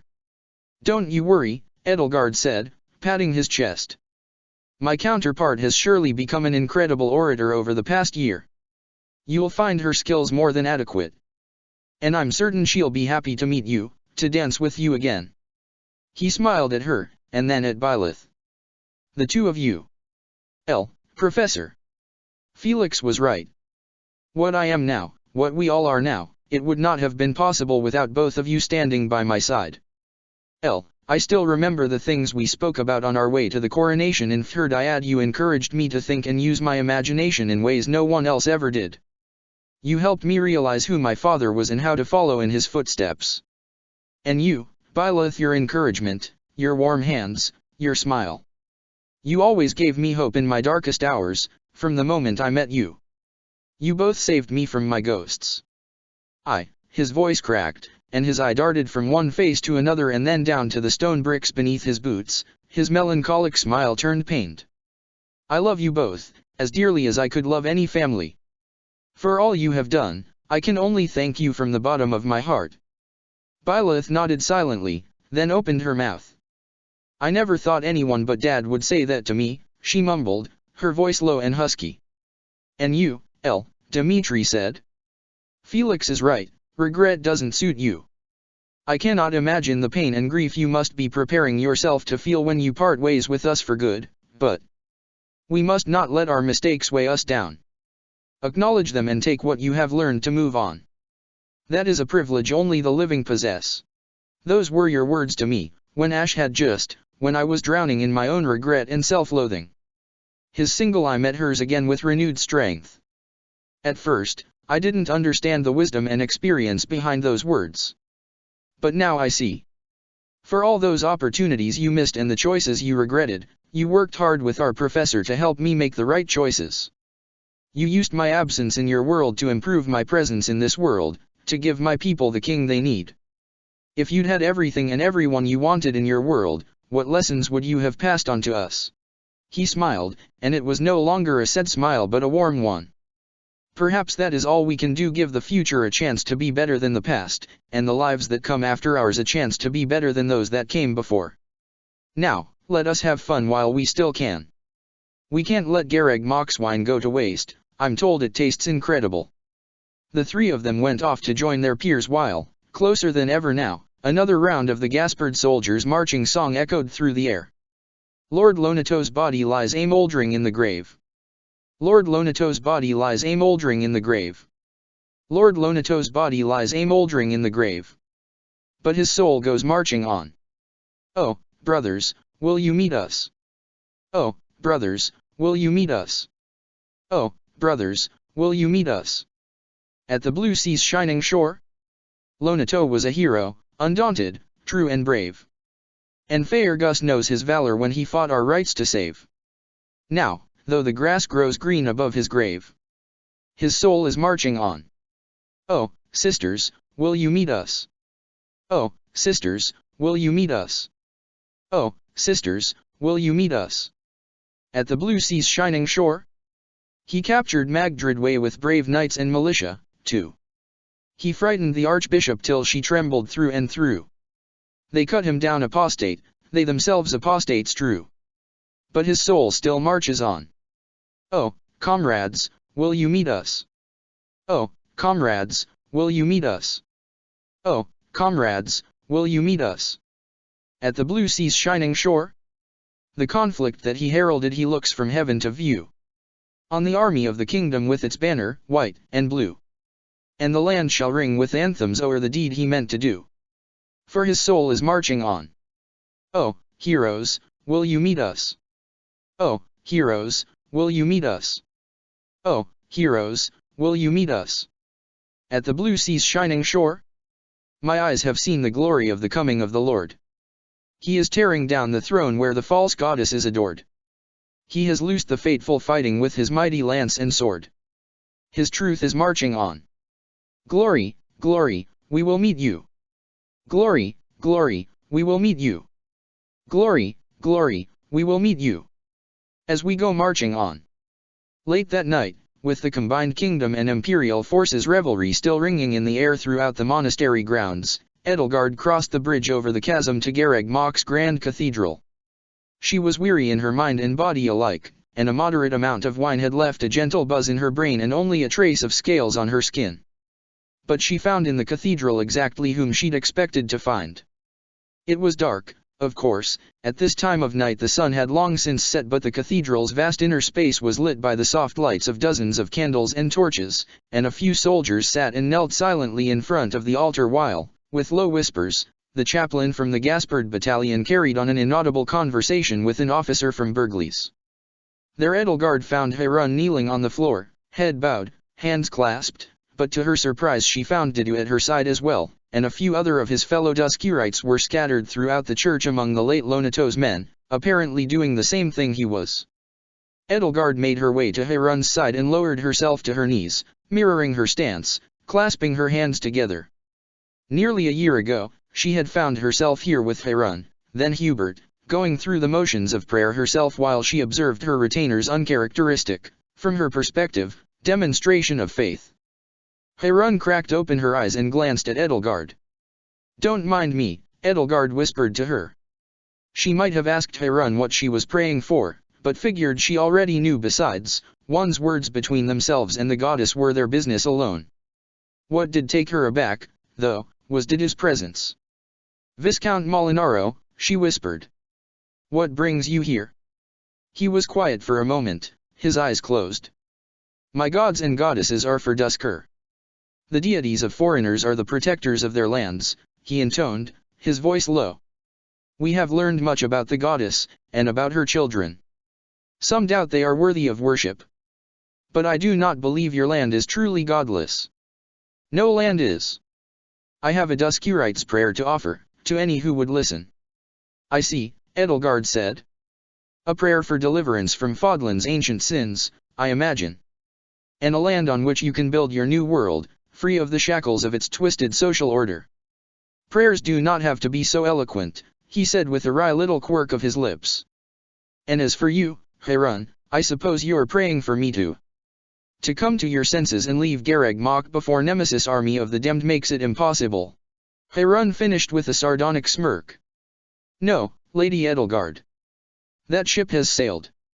I merely pray that your professor's self-imposed task of keeping all of her students alive is an easy one. She unfolded her hands and lifted her head. My other self, she asked, is not a man of faith, is he? You're different from him in many ways, Edelgard said. Precisely how many, I do not yet know. She closed her eyes and let her thoughts turn to Suthies, not the skeletal beast resting deep beneath Garreg Mach, but the girl embodied in Professor Byleth, and a wistfulness stirred her heart.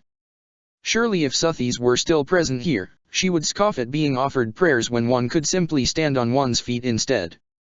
But prayer, Edelgard had learned, was not a substitute for action but rather simply the first step, so long as one's belief truly reflected their convictions. In her heart, she couldn't help but find it foolish to make an entreaty to Suthies not the way she once had when she had been a frightened and helpless child, calling out for the goddess and all her false saints for her life and her family's lives. But she found some image of Suthies dwelling in her mind, and an echo of her voice. She thought about Byleth, and how the love she had felt from her had been the first thing in years she had felt that was anything close to the love that men and women of faith ascribed to the divine. She had felt the presence of divine grace in its absence. She wondered, partly to herself, partly to Suthies, as though she might have been listening, despite everything what, for all the people who believed in her, Suthies herself believed in. In what or whom did she put her faith? She reflected on Suthies, on her own faith lessons over the past few weeks, and came to an answer. Suthies' faith, at least, the faith of the Suthies she herself had known, had been in the same place that Edelgard placed hers. In the heart of Byleth Eisner. In the heart of humanity. When Edelgard had lost her faith in religion, she had found it in people. In Hubert, at first, and in all the people who suffered with heads bowed under the corrupt nobility who all deserved more. She had found it in Byleth, and through Byleth, in herself. She had found it in the Black Eagles. She had found it in the Blue Lions. And so, too, had Suthies found her faith in Byleth Eisner and those she took under her wing. The Emperor and the Goddess were themselves not so different than either of them might have thought. They both saw in humanity a limitless potential for growth, for betterment, to stand up together and find their own strength in each other, the limitless potential that those who believed in the endless subjugation of the strong under the weak had blinded themselves to. She snickered silently to herself. Suthies may have had some cross words for her, if she could hear her thoughts and prayers. But fortunately, the goddess' ears were deaf. She stood up, opened her eyes, and set her gaze upon the grand altar as the ebbing and flowing light of 100 candles washed over it like the tides. To victory, to peace, to a better world. Edelgard had faith that Byleth would lead them all there, just as Byleth had faith that all of her students would lead her there. Unfaltering, unwavering, unerring faith. Chapter 82, Blood of the Eagle and Lion. The fog lifted on the morning of the last day of the second week of the verdant rain moon to reveal, bearing down on the eastern side of Garreg Mach, the full might of Nemesis' army of the dead. Black and violet banners bearing the crest of flames hung limp in the morning air around masses of soldiers, armored infantry and cavalry, Pegasus and Wyvern riders waiting to take flight, rows and columns of archers, black-cloaked warlocks, and dark mages. Mingled among them were Nemesis and his 10 generals, his 10 elites, the rotting foundation of this world's corrupt aristocracy and twisted social order. 9 titanous golems loomed over them, casting long shadows. One of the original 10, White Fang had just learned only a day ago, had been felled in a surgical strike orchestrated on the army by the new Count Gloucester's men and a daring squadron of Wyvern riders from Fort Mercers, though all save for Lawrence and the messenger he had sent to Garreg Mach had perished in the effort. With each passing hour as the sun rose in the east at the army's back, the sound of their distant footsteps, of the hooves of their horses and Pegasi, and of the thunderous plodding of their war machines grew nearer and louder, and they shook the earth. And though the Gaspard battalion had arrived from Faergus just 2 days ago proclaiming a rousing anthem for all to hear, the dead marched in utter silence. And dead they were, or nearly so. It had taken almost a week for Didu and his men to extract more information from Thales Jr., obstinate even when deprived of all his limbs, as one would expect about the nature of Nemesis' army, and where he had procured such a large fighting force seemingly out of nowhere. Thales had revealed only yesterday, cackling madly all the way, that there were 10,000 soldiers in that army, and 10,000 humans in Shambhala, and Thales Sr. had nearly flown into a rage and murdered him right then and there over the implications alone before his descendant had added, delighted at his ancestors' short temper, that the army had been produced from human byproducts rather than the humans kept captive in Shambhala themselves. The population of humans in Shambhala, penned in and managed like cattle through the callous benevolence of their replicant overlords, was always kept constant. Children were born only to fill in the gaps made by those who died, and their lives were sterile and regimented. Thales had taken the remains of 10,000 dead humans and fed them into a series of hidden replicant production factories buried deep in the vast depths of the ancient city. Fed on this dead flesh, from those vats dead flesh had been reborn. The resulting replicants would not be long-lived, 2 months at most, Thales had said, but 2 months would be enough for an army that had no need to eat or sleep and no will except to lay waste and raze to the ground everything in its path. Locust-like, Nemesis and the 10 elites would sweep across Fodlan, killing what stood in their way until their short lifespans got the better of them, mindlessly, fearlessly suicidal as they carried out Thales' final act of spite. And so, in every sense of the word, Nemesis' army truly was the phantom of Fodlan's bloody past, an army of the damned once more given life and flesh to torment the living. Revenants born of its foundational sin, rising from graves of blood-soaked soil with corpse-pale skin and corpse-blue lips, clouded and seemingly sightless eyes set in deep, hollow sockets, rotting teeth, lank and thinning hair, clutching their weapons with bony knuckles and leering with a shared death's head rictus. They were an army of the dead that, as though filled with resent for the living, had no will except to kill, shepherded by what few of Thales' loyalists yet remained and by the reanimated corpses of the King of Liberation and his 10 elites, grotesque beasts with pitch-black flesh and leathery wings plodded in their wake, led by the neck by thick ropes and chains held by the dark mages who acted as their handlers. And the Titanus units marched with them, slow and plodding strides making them seem to trudge through the mottled black sea of soldiers.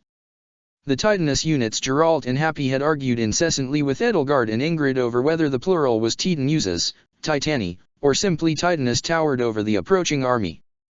Edelgard had shared her experience fighting them at Arianrod with White Fang, though there were 3 times as many of them here as there had been there. The Titani were great hulking brutes, equal in size to both Rhea's golems and the mobile suits of the Bladdid squadron, though distinct in proportion. They were broad and ape-like in their forms underneath their thick armor plating, with shoulders nearly as wide as they were tall and arms longer and thicker than their legs. They had no necks, and indeed seemed to have no heads at all save for a slight protuberance over their collars. Beneath their armor plating, cool blue lights glowed from arcane crystal lenses anchored to their flesh. Though they looked entirely mechanical in their armor, beneath that thick and heavy plating their striated gray-black muscle, though adorned with long and sturdy metal pipes and tubes burrowing into their flesh, had more in common with a demonic beast than one of Rhea's golems or the mobile suits from New Babel. Thales and Periander had a new word for them, a word for something half flesh and half machine, cyborg. On each Titanus, a long dagger was gripped in its right hand, a massive katar, its H-shaped hilt in horizontal grip positioning the broad blade just above its knuckles. Affixed to the left arm of each one was a shield made from many segmented strips of thick armor plating that formed nearly an entire semicircle around a golem's figure when held close to its body. The symbol of Agartha was emblazoned on each Titanus chest, the laurel wreath and single lidless eye staring out blindly like a cyclopean face. The air in the monastery that morning, permeating every inch of it down to the corridors of abyss buried beneath the ground and the bony tunnels of the catacombs, was fraught. Faerghus and Adrestia had massed its army at Garag Mach's eastern side, and where once the men under Emperor Buckhart's command had stood to lay siege to the monastery, now they stood to defend it. The colors of the eagle and the lion, red and blue, gold and silver, black and white, stood side by side, with Count Bergles at the head of the imperial forces and Count Rowe at the head of the kingdom forces. Among them, those who bore heroes' relics, from Faerghus and from Leicester alike, manned the front lines. King Dmitry Alexander Bladdid and his wyvern Kifon stood at Commander Byleth Eisner's side with the army at their backs and Eredbar in his hands as his fellow relic wielders took up their positions to fend off the 10 elite's own replica relics and keep them from punching through the monastery's venerable stone walls as White Fang themselves had recently done. The Varley Archery Battalion and snipers from all over Faerghus and Leicester lined the walls under Bernadetta von Varley's command. Shamir Neverand, who'd switched sides from the Knights of Syros after the monastery's capture, was at her side. Alois Rangeld, Geralt's former squire, had thrown his lot in with White Fang and the Blade Breakers as well, and along with a few of his fellow turncoat knights and Balthus von Albrecht and Raphael Kirsten, the self-proclaimed king of grappling and his self-appointed duke of grappling, stood prepared to defend the monastery with their lives should the walls be breached. Dorothea had joined her former mentor Manuela and bishops from all across Faerghus in the infirmary, awaiting all the blood that would soon be shed. The Bladdid squadron had dispersed. Leonie's and Ignaz's mobile suits had taken to high points on the monastery's architecture with long sniper rifles trained on the approaching enemy, while the other 11 occupied key strategic positions across the monastery. Thales, Periander, Caspar, and Ingrid had taken up positions in front of the eastern walls overlooking Burgles and Rose forces. Hanneman, Linhard, Kronia, and Dido kept watch on the northern walls, where the monastery's most glaring weak spot in its walls existed, precisely because, in their prior siege, White Fang's relics and Destinova's black powder had made it a weak spot. In anticipation that Nemesis forces would seek it out, Roberto, Apolli, and Emma defended the western gate with the Gaspard battalion led by Gwendol the Grey Lion in anticipation of Rhea's threatened strike force that had been sighted passing along the Arundel border toward Rheamire. All who stood in Garreg Mach's defense stood together in full knowledge that today, whether in victory or in defeat, the blood of the eagle and lion would be spilled upon the ground. And the sun rising overhead through the gathering clouds was ignorant to it all, warming the backs of the approaching army from the east and stinging the eyes of the defenders to the west not through any malice or favoritism but simply its own indifference as it blazed from its privileged seat in the heavens, 93 million miles above the surface of the earth. All of the positions of each of Edelgard's friends and allies had been decided on days ago, all that remained for them had been to take them. And while the morning fog dwindled away and the sky grew brighter, while martial footfalls crushed the delicate crystalline dewdrops clinging to the grass and heather, while trees and stone shook with each titanic footfall of living colossi, Edelgard, Herun, and Geralt kept watch over Garreg Mach's cathedral. Isolated as it and the goddess tower were by the ravine, it was the one part of the monastery least likely to be touched by battle and the place most likely for Rhea and her approaching forces to target. As soon as Rhea arrived, Dmitri and Byleth would make their way to the cathedral to keep Rhea from entering the Holy Tomb, while the rest of White Fang would continue to hold off Nemesis forces. Edelgard was used to fighting on the front lines, both at Byleth's side and apart from her. Her body and her conscience yearned for heavy armor all the better to shrug off the mightiest blows and a heavy battle-axe all the better to cleave through the mightiest foes so that she could face the same threats as her friends on the same footing, so that she could risk her life with them, gamble with the same ante they all offered, stand as their equal and not as their superior. No, she had never prioritized commanding from the comfort of a base camp far from the front lines. She had always resolved to place herself in the thick of it, with her friends, with her soldiers, with her subjects, whenever possible. That morning, as she set up one of the Liberationists' radios to receive information from its brethren across the monastery, and began preparing a large map of Garreg Mach with chess pieces in black and white standing in for allied and enemy forces, she couldn't help but feel a pang of cowardice. While she had her thick and sturdy Valkyrie armor, and Labrunda was just the battle-axe she could have asked for, powerful and filled with magical strength far beyond the materials of its construction, yet not some perverse imitation of an already perverse creation as Aimer had been, her heart ached for her to lend her strength to Byleth and Dmitri, to Sylvain and Felix, to Hilda and Marianne, where her heart knew that strength belonged. But this was not about her desires. This battle would be cataclysmic, and while Edelgard had a necessary role to play in it, that role was not there, in front of Nemesis and his army of revenants and replicants, but rather here, and she could not afford to take unnecessary risks with both her and Ellie's life and limb at stake. She would have to set her own preferences and compulsions aside.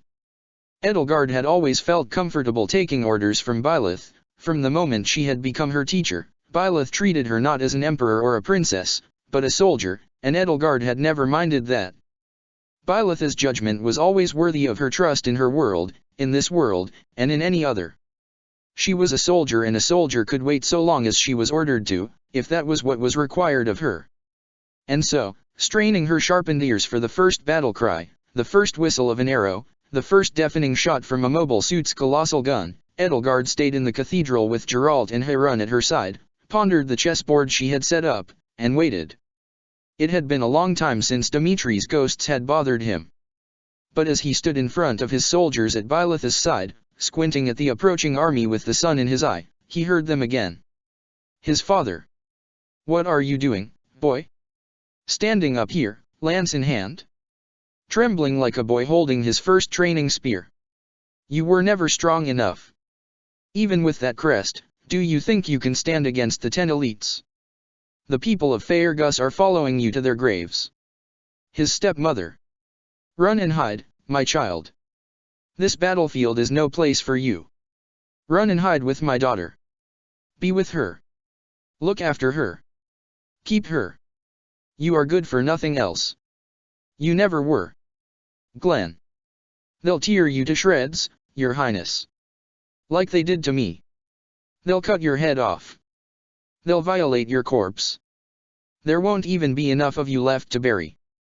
They'll take the rest of you underground and study it, and the next time your friends see you, it won't be you. Yuri. If you're so desperate to die, little prince, then just slit your throat yourself.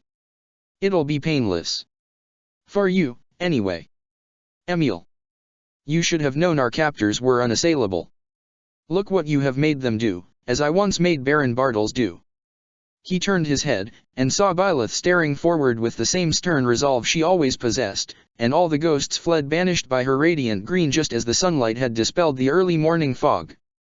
Dmitri Alexander Bladdid took a deep breath, clenched his fist tighter around Eredbar's haft, and faced forward with renewed strength. Byleth kept her eyes forward. Edelgard kept her eyes forward. He was finished gazing over his shoulder toward the past, finished fixating on it, finished pining for the lost childhood he could never remember, the old days he had once thought were perfect. The past he had once thought was idyllic had been ugly and bleak, but the future, as much of it was yet unwritten, had the potential to shine like the sun overhead, like the snow caps on the mountain tops. He faced forward. As the dark army in the distance continued its forward march, and the Titanian demonic beasts waded through their ranks and took their positions nearer to the front of their formations, one cavalry rider broke ranks and galloped swiftly forward. A Pegasus and a Wyvern rose into the air behind them and followed in their wake. Dmitri felt every muscle in his body tense, his right hand gripped Eredbar all the tighter, and his left fist clenched around Kifon's reins, leather squealing against leather. A sudden cold breeze from the north ruffled his snowy hair and silver wolf's fur collar. Behind him, he heard the sound of 1,000 men and more clutching their weapons tighter in unison, and in the distance the sound of servo motors whirring as the nearby Bladdids turned their attention on the approaching soldiers. The horse's gallop slowed to a trot as it and its rider drew nearer. Dmitri could not say he was as much of an expert on horses as Ingrid was. He could ride, of course, but he could not say he had much of a gift for discerning their personalities. But even he could quite plainly tell that the horse was disturbed, even at a steadily shrinking distance. It held its head high, its nostrils flaring, its eyes were wide and rolling, showing more and more of their whites the closer the horse came. Its long, sharp ears were stiffly pinned straight back. It seemed terrified of its own rider, a man clad in black dark knight's armor, his face hidden by a helm fashioned in the image of a war horse's head and adorned with swept-back horns, a black lance in his hand forged in the exact same shape as Eredbar down to each skeletal knuckle of its curved leviathan fin blade. His identity was clear. Bladdid, the founder of Dimitri's noble house and bloodline, the first bearer of the crest that bore his name. The frightened horse carried Bladdid closer to Dmitri and came to a stop before him. Neither of them dismounted. Dmitri studied his ancestor's face. It was not so different from his own, but the veins stood out inky black against the otherwise healthy complexion of his visage, and his eyes, shadowed though they were by his helm, were a solid pitch black save for the burning of 2 red coal pinpricks within them. A Pegasus showing the same signs of distress landed beside him, and this mount was ridden by a woman clad in a falcon knight's flanged and winged armor. Her lance was no relic, or at least none Dmitri could recognize, its black haft adorned with ornate works of arcane crystal and capped with a long spiral horn that formed its blade, like that of the mythical unicorn, but on her shield arm was strapped a coal-black replica of the Aegis shield, identical in every way to the very same relic that Felix currently wielded. This woman, like Bladdid, had once been fair and handsome in appearance, but the same black veins marred her thin, severe face, and beneath her winged helm her eyes were the same pure black. She was Felix's ancestor, Frildarius. The wyvern landed on Bladdid's other side. Dimitri could place the beast's signs of distress much more readily, based on his own experience, the gnashing of its fangs, the scraping of its talons, the subtle and restrained lashing of its thick reptilian tail. It rolled and stretched its long neck as though desperate to keep its nose as far from the stench of its rider as possible. The shining scalloped armor adorning its rider was that of a wyvern lord, and though his face seemed deceptively soft, he too bore his compatriot's marred flesh and baleful black eyes. Over his shoulder was slung a black replica of the mighty Warhammer Crusher, exact down to the tip of the last spine on its cluster of spindly bone phalanges. He, as his face's curious resemblance to Annette's so strongly suggested, was the founder of House Dominic. The 3 of the 10 elites formed a spearhead in front of Dimitri, with Bladdid at its tip. "You," he spoke, "must be my descendant." His voice was as bitter cold as the winds of the Pegasus moon that lashed at Fhirdiad's walls. There was no emotion behind it, and its cadence was clipped, odd, and halting. Dimitri suppressed the urge to shudder, though the voice's alien rhythm sent chills down his spine. Bladdid's horse had no such restraint. It gnashed its teeth against its bit, shook its head, and lashed its tail. Bladdid jerked firmly on its reins. "Enough of that," he said. "Are you inviting us to parley with Nemesis?" Dimitri asked him. "Would such a thing be possible, or are you here only to intimidate us? We do not fear your deathly appearances. I have seen real phantoms, and you are but a pale imitation." Frildarius and Dominic's gazes focused on Byleth. "A child of the goddess," the former said, her voice just as cold and her cadence just as halting. They spoke the way a marionette moved under the guidance of an inexperienced puppeteer, and their faces betrayed as much emotion as their voices. "It is as we were told. The beasts we slew yet live," the latter said. "Our work is not yet done." "I'm a child of Geralt," Byleth answered. "I have no intention of dying here." "What are you here for?" "You have what is ours," Bladdid said. "We will take it from you," Frildarius said. "We shall be whole once more," Dominic said. "We call for the relics we crafted from the spoils of our victory," Bladdid said. "Those which prove that we were the strong ones, and our enemies the weak," Frildarius said. "Those which proved our justice, and the tearing down of evil gods. And proved that all is right with the world," Dominic said. "Give them, and we will make your deaths quick and merciful," Bladdid concluded. "Refuse, and they will be slow." Byleth stared at all 3 of them in turn. Her grip on the sword of the Creator tightened. "No," she said. Dimitri did not take his eyes off of these foes, though a part of him wished to look back to his friends. He knew deep down that they were all ready to fight at a moment's notice, all holding their relics close, all brandishing their weapons, all willing to leap into battle as soon as it began. "Go back and tell Nemesis," he told the 3 resurrected elites, "that the age of heroes is over, and the age of crests will soon come to an end, and that we shall put the dead back into their still and silent graves, where they belong. Tell him that eternal rest means eternal. Your time is over. If you are so blind to this that you insist on carving a crest of blood into the earth, then we shall prove it to you in battle." Bladdid's shoulders quaked, and he threw back his head and let out a laugh. It was dark and bitter yet genuinely mirthful, a sharp contrast to his earlier unnatural speech. His head lolled on his shoulders, eyes rolling, and he lifted his replica Eredbar and leveled its bony blade at Dimitri's chest. "I," he hissed in a voice that was his own, yet not his own, "am listening, young King Bladdid." "Nemesis," Byleth said, her emerald eyes flashing with stern, cold anger, "we won't let you stalk the earth. Fodlan is not yours to dominate. Says the child of the false god." Nemesis chuckled through Bladdid's mouth. "I thought I had wiped out your ilk in Xanadu, when I painted its walls red. But I was wrong, or else you must be a descendant of Ceros." He spat out the name like a slur. "In slaying you, I will take back what is mine, and punish her tenfold for what she did to me. I will throw your corpse at her feet before I sever her head from her shoulders." and your bones will make fine new weapons. We shall take back the land we conquered. We shall slay all who are evil, all who stand against us. Our justice will be law once more." Bladdid bowed his head, suddenly silent, and slumped forward on his horse. He was inert for only a half-second, though, before he lifted his head. "You have spoken with His Majesty, the King of Liberation," he told Dmitri and Byleth, resuming his unnatural and emotionless speech. He and his fellow elites, it seemed, were just as mindless as the rest of the Revenant army, and Nemesis could control and speak through them as he wished. "He has heard your last words. You will now perish, and water the roots of the Tree of Liberty with your blood." "Okay," Byleth said. A shard of mirror slipped from her sleeve into the palm of her free hand, caught a stray sunbeam, and shone like a beacon behind her back, one only her allies could see. A deafening bang tore through the air like an earth-shattering thunderclap.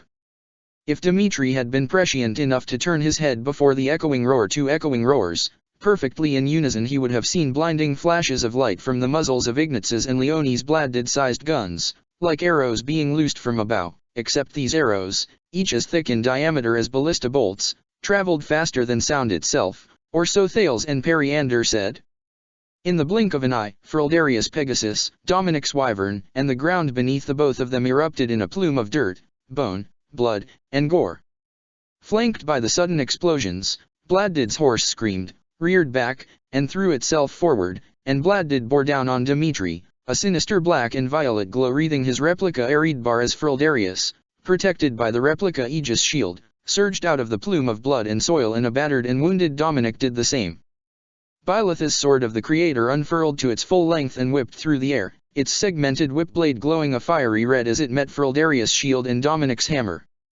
Dmitri lashed at his reins and pulled Kifon back, a flap of his mighty leather wings carrying him just out of range of Bladdid's furious thrust. Nemesis' army of the dead surged forward like a living wave, eerily silent, as kingdom and empire both braced themselves for the inevitable clash. "Fangs, forward!" Dmitri called out to his friends. "Support the professor. Let not a single relic touch these walls." The armies met like crashing waves in a morass of spears, shields, and swords. Arrows flew so thick from either side that the sun itself seemed to momentarily dim. The last battle had begun. Now all that remained was for Rhea to join the fight. And then here at Garreg Mach, all of the ghosts of Fodlan's past could finally be laid to rest, every last one of them. In the fury and frenzy of battle, his own ghosts, at least, fell silent. War crashed around Chrysaor's ankles like the tide on the shore of the sea. Ingrid tightened her grip on the controls, took a deep breath, and steeled herself. The Bladdids had never been tested in combat before, and the sparring sessions her squadron had undergone had been especially careful, lest any of the mobile suit's irreplaceable parts had been damaged prematurely. She knew that unlike a poorly trained warhorse or Pegasus, unlike an immature wyvern, Chrysaor couldn't be spooked, couldn't be frightened off course, couldn't err beyond its own pilot's error, but after all, it was the pilots, herself included, she would have to worry about. This was the moment of truth. She and everyone else had only one chance to prove that their training, brief as it had been, would be sufficient on the battlefield. The alternative was death. Ingrid could have never imagined, when this war had begun, that it would have ever taken a shape like this. The great heroes, 10 elites themselves, the namesakes for the legendary War of Heroes, the foundation of every noble house, had now become their enemy, rising from their graves like the monsters in one of Mercedes' ghost stories. These elites were grotesque mockeries of the legendary heroes everybody in Fodlan knew, but, then again, nobody in Fodlan had ever truly known them, and in life they had hardly been much better than they were now. Fodlan's present had been built on the rotten foundation of its past, the same way House Galatea had built itself on a rotten foundation. Now it was time to cut out that rot, to do away with the old ways that had bound this world. Everybody who had ever been like Ingrid, whose hearts had yearned for more, whose hands had been tied and whose lives had been tightly circumscribed by callous customs and traditions, these revenant soldiers were those bonds and shackles given flesh. For herself, for her house, for everybody who had ever been like her and ever would, Ingrid had to do her part here. Byleth, the steadfast professor and patient guide, Edelgard, the cleansing flame against the world's injustice, even Dmitri, Hurricane King and Savior King, who held a new Faerghus in the palm of his hand. Together, They would all see this through. So long as she had them, so long as she had Edelgard and all her other allies, together they could overcome even Fodlan's most formidable foes. She would not let her uncertainty get the better of her. Chrysaor's innards hummed. Ingrid could feel that resonance all around her, resting in her pilot's seat in the belly of this mechanical beast. Her grip tightened on the controls, feeling the life of her new mount under her hands. It almost felt as though she herself were wielding the massive lance it held in its metal hands as she stared out through its single eye at the approaching Titanian demonic beasts. She'd wielded lances and spears since the day she'd first met Glenn, and wielding one like this felt like nothing before, but it was still a lance, her lance. Thales' voice rang out through the cramped interior. Captain Thales. Bladdid Unit 0 standing by for launch. At the center of the formation, his crimson mobile suit lifted its rifle. There was a flash of light from the single green eye within its visor. The olive-green mobile suit to his side brandished its sword, and the massive black metal blade began to glow red-orange. The air around it began to waver and shimmer. Lieutenant Commander Periander. Bladdid Unit 1 standing by. Ingrid eased the controls forward, directing Chrysaor to take one step forward and place itself into a combat stance, lance in both hands, its long blade angled downward. She took a deep breath and reminded herself Ash was with her. Dame Ingrid Brandel, she spoke. Chrysaor, Unit 7, standing by. With a flick of a switch, she activated the lance's heat blade and the metal began to glow. Another mobile suit brandished two titanic hand axes, their blades similarly glowing the orange hot of metal upon a blacksmith's forge, and took a thunderous step forward. Caspar von Bergliez, Bladdid Unit 8. Let's go! He let out a battle cry so loud that the radio speakers squealed in Duras. The Titani in the distance trudged faster and faster, auras of dark magic wreathing their giant guitars. Demonic beasts leaped across the surging tide of revenant soldiers toward Garag Mach, snarling in the distance. Ingrid, Caspar, Thales ordered, forward defense. I'll lay down suppressing fire.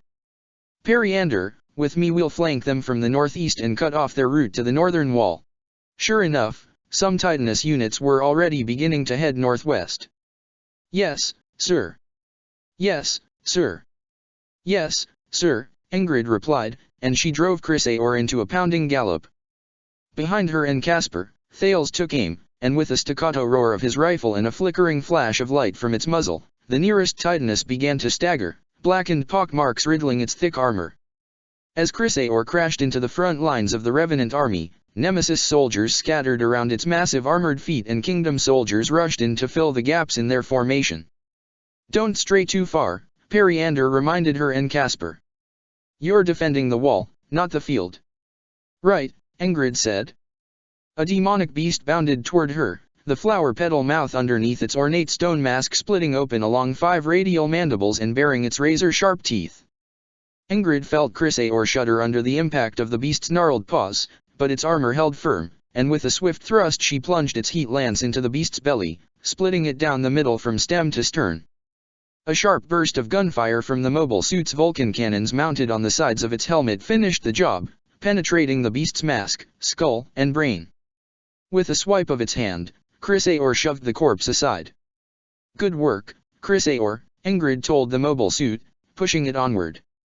Thales still told her it was silly to speak to her suit as though it were Artemis or any other horse, but Ingrid didn't see the harm in it, and as Edelgard had told her, she had shown the most improvement as a pilot out of everybody else. Chrysaor may not have had as much of a personality as Artemis, but it was her friend and ally, and it deserved her respect and her encouragement as much as he did. Let's go. Onward. Off to her side, Caspar swatted a winged monster right out of the air with a swipe of his mobile suit's hand axe. Whoop! Yeah, he shouted out over the radio. Isn't this awesome, Ingrid? We're fighting these monsters on their turf. And look how high up we are. The beast he'd just disemboweled, not quite as dead as he'd thought, scraped at his mobile suit's chest with its talons. It opened its beak and vomited a stream of black fire from its gullet that struck the Bladdid in the chest.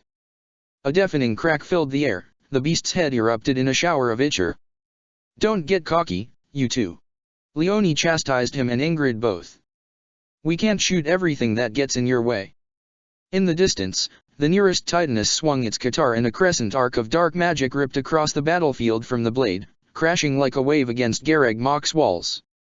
Flecks of its armor flew off under another volley from Thales, exposing more of the blue lights beneath the thick metal plating, but the Titanus brought up its shield with shocking swiftness considering its lumbering gait and heavy-set form. Another shot from the long barrel of Leonie's sniper rifle chipped the side of its shield. While the Titani advanced on the wall, Ingrid, Caspar, Periander, and Thales moved to stymie their paths. The fighting went on through the morning, while the sun climbed higher and higher in the sky. Ingrid surveyed the battlefield through Chrysaor's eye as it began to take shape. Here and there, especially from this vantage point, it was easy to pinpoint the plumes of fire and light where the 10 elites had begun to engage White Fang's relic wielders, where the heroes of the past met the heroes of the present. Edelgard, Ingrid thought, would have said heroes of the future. The future was always in her sights, but Edelgard, thankfully, was far away from the fighting, and would be, at least until Rhea joined the fray. If all went as planned. She and Chrysaor moved to intercept the nearest Titanus as it bore down on the wall, riddled with pock marks but still standing. She pulled her mobile suit backward to dodge a swing of its Katar and thrust her lance forward. The heated blade met the Titanus' shield and met resistance, but the blade left a deep and blackened score in the segmented face of the shield all the same. Something struck Chrysaor before it could land another blow. The entire cockpit rattled from the impact, and Ingrid felt the back of her head slam into her seat hard enough to see stars in spite of the cushioned headrest. Warning messages and diagnostics flashed across the window that showed the view through the mobile suit's eye, pinpointing the damage to a section of Chrysaor's chest. Ingrid narrowly avoided another strike of the Titanus Katar, the edge of its blade scraping the shield affixed to the mobile suit's shoulder, as she scanned the area for the source of the attack. She saw another long arc of dark magic sail clean over the battlefield, over Garreg Mach's wall, and with the help of Chrysaor's keen eye followed the arc to its source.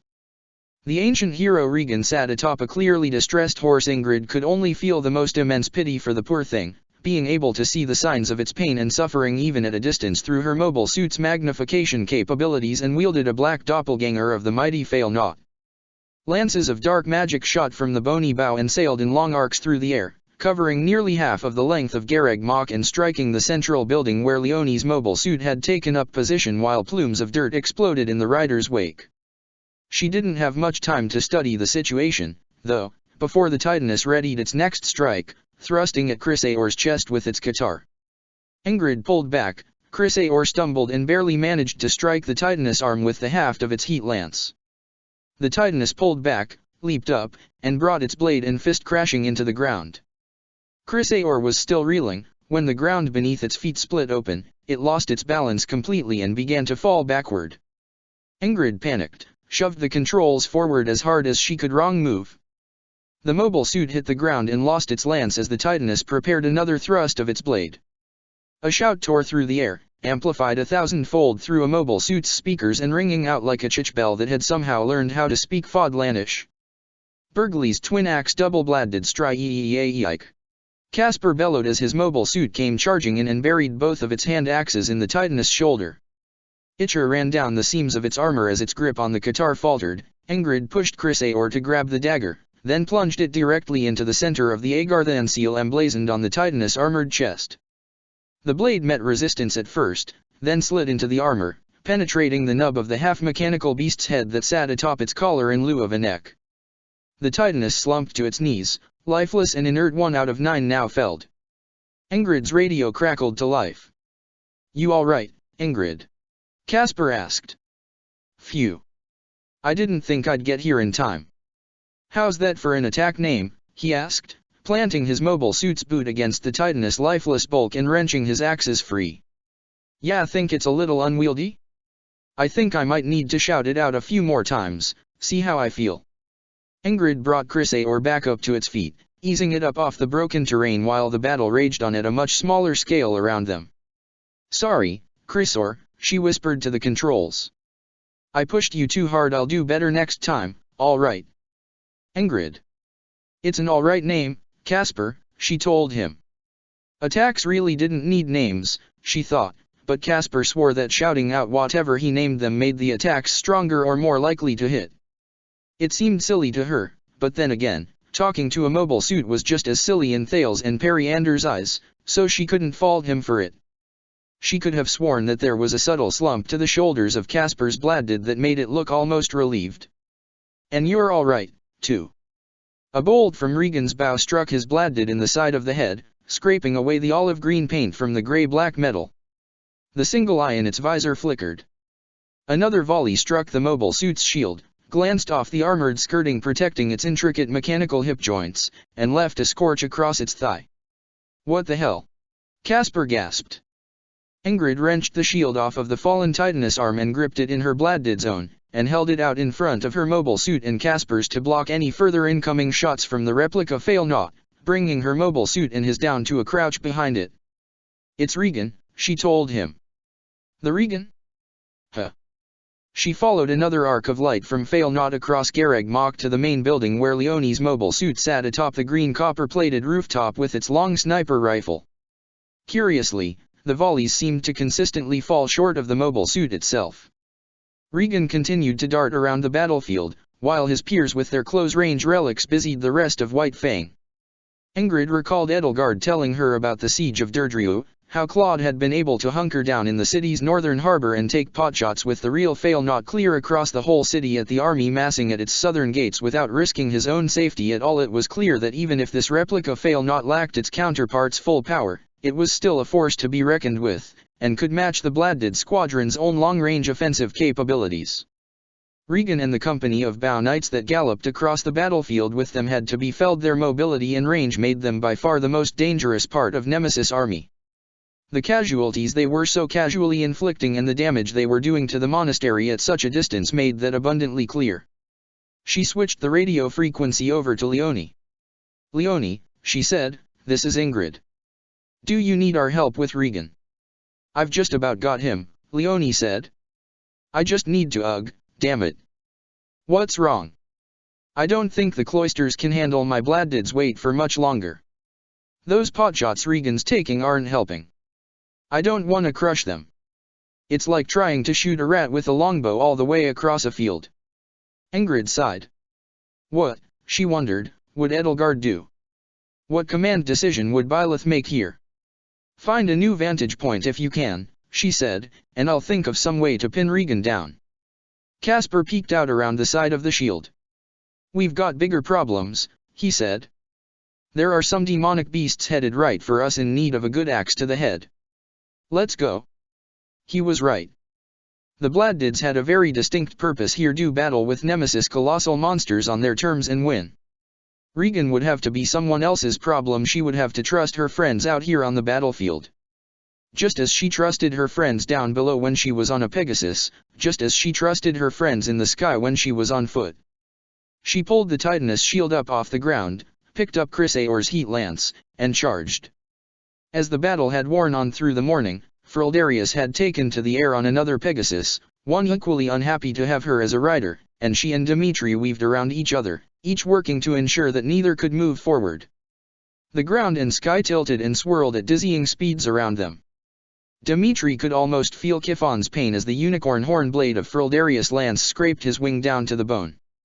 Frildarius let out a laugh in her voice that was devoid of her eerie monotone, as though once more, Nemesis was speaking through her. "The arrow of Indra is no hero's relic," she boasted, swooping down in a long arc toward Thal's crimson Bladdid, "but what power it has. Agar then armaments are a thing of wonder." Dimitri rushed to intercept, heading Frildarius off, forcing her to riposte a thrust of Eridbar and break away. Her Pegasus screamed in terror. "Nemesis," he shouted out after her, for that was who was speaking through her, "are your friends mere puppets to you?" "Friends? Ha! These friends fled when Ceros struck me down. They scurried and hid like rats, and pleaded with her for their wretched lives. These puppets suit me much better. They will never desert me. Now I see through every eye on the battlefield. Now I wield every blade. Now I have absolute control. You, pampered royal child, could only dream of such authority." Dimitri dodged another strike from the arrow of Indra and launched a counter-attack of his own, but Eridbar struck the black Aegis shield and glanced off in a shower of sparks and crackling arcs of lightning, the impact sending tremors through his arm as his crests boiled in his veins. As the two of them separated again and swooped down in wide arcs in preparation for the next clash, he scanned the battlefield from above.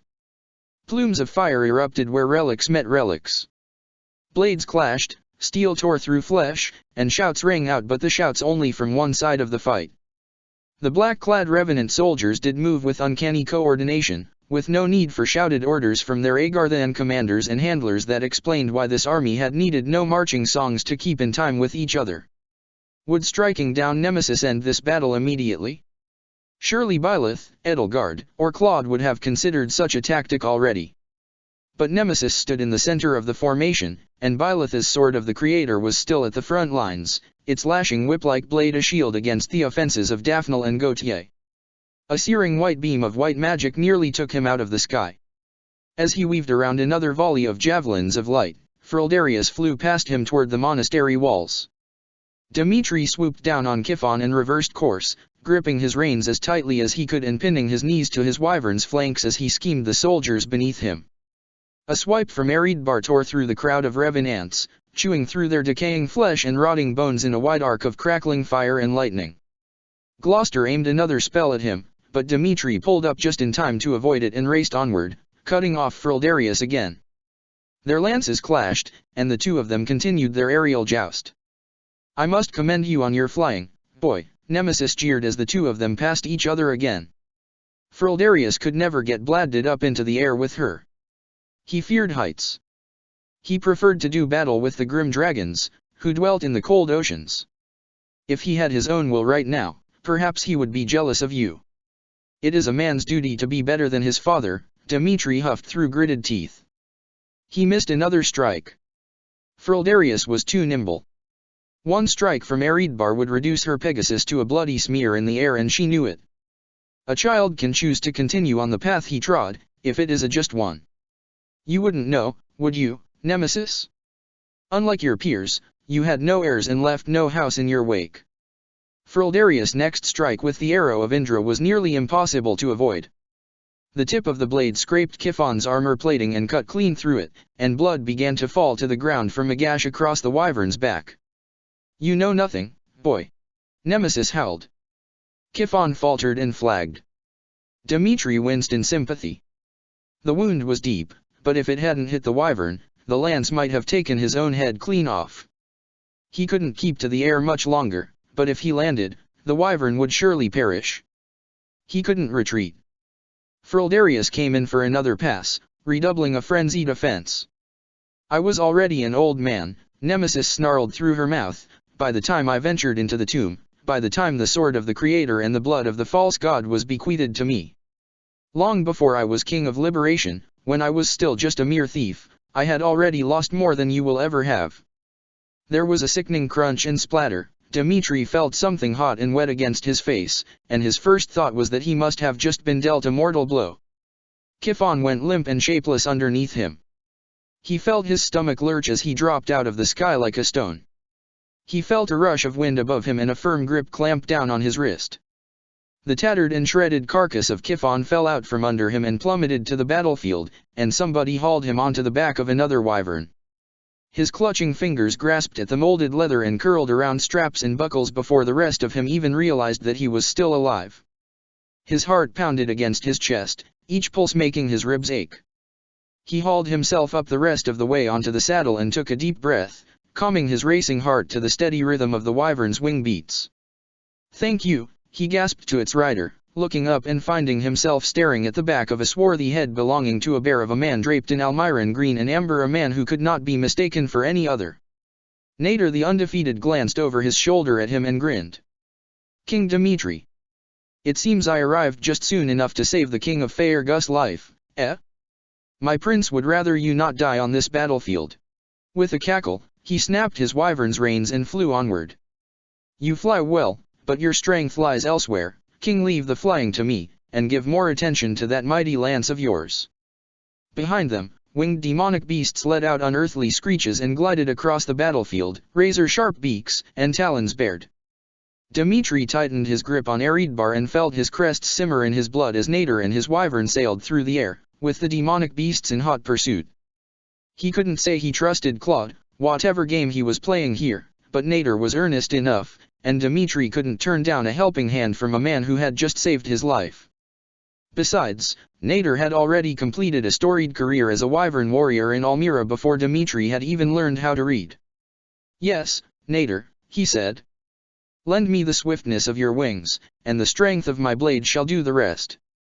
Nader flew like a falcon, Dmitri struck like a bolt of lightning from the heavens. Together, the two of them tore through a flock of demonic beast, unseated Pegasus Knight after Pegasus Knight, cast wyverns down to earth, all the while, their wyvern weaved through hails of arrows and volleys of white and black magic with almost preternatural grace. Dmitri could fly a wyvern, yes, but he found himself thinking that he was only just skilled enough to understand the incredible gulf between himself and Almira's legendary Nader when it came to the sky. Dmitri raised Eridbar high over his head. The rest of the Kingdom Wyvern Corps, seeing the symbol of their king, flocked to his flanks. His eyes scanned the battlefield. Frildarius was still a priority. He knew he was the only relic wielder who could fight her on her terms, up here in the sky. He directed Nader and the rest of the squadron onward. If Nader found Dmitri a little too bold for his liking, he kept that to himself. They darted through the air while Frildarius Pegasus weaved through hails of arrows and bullets. And Dmitri found himself struck by the prickling sensation that he had been here before.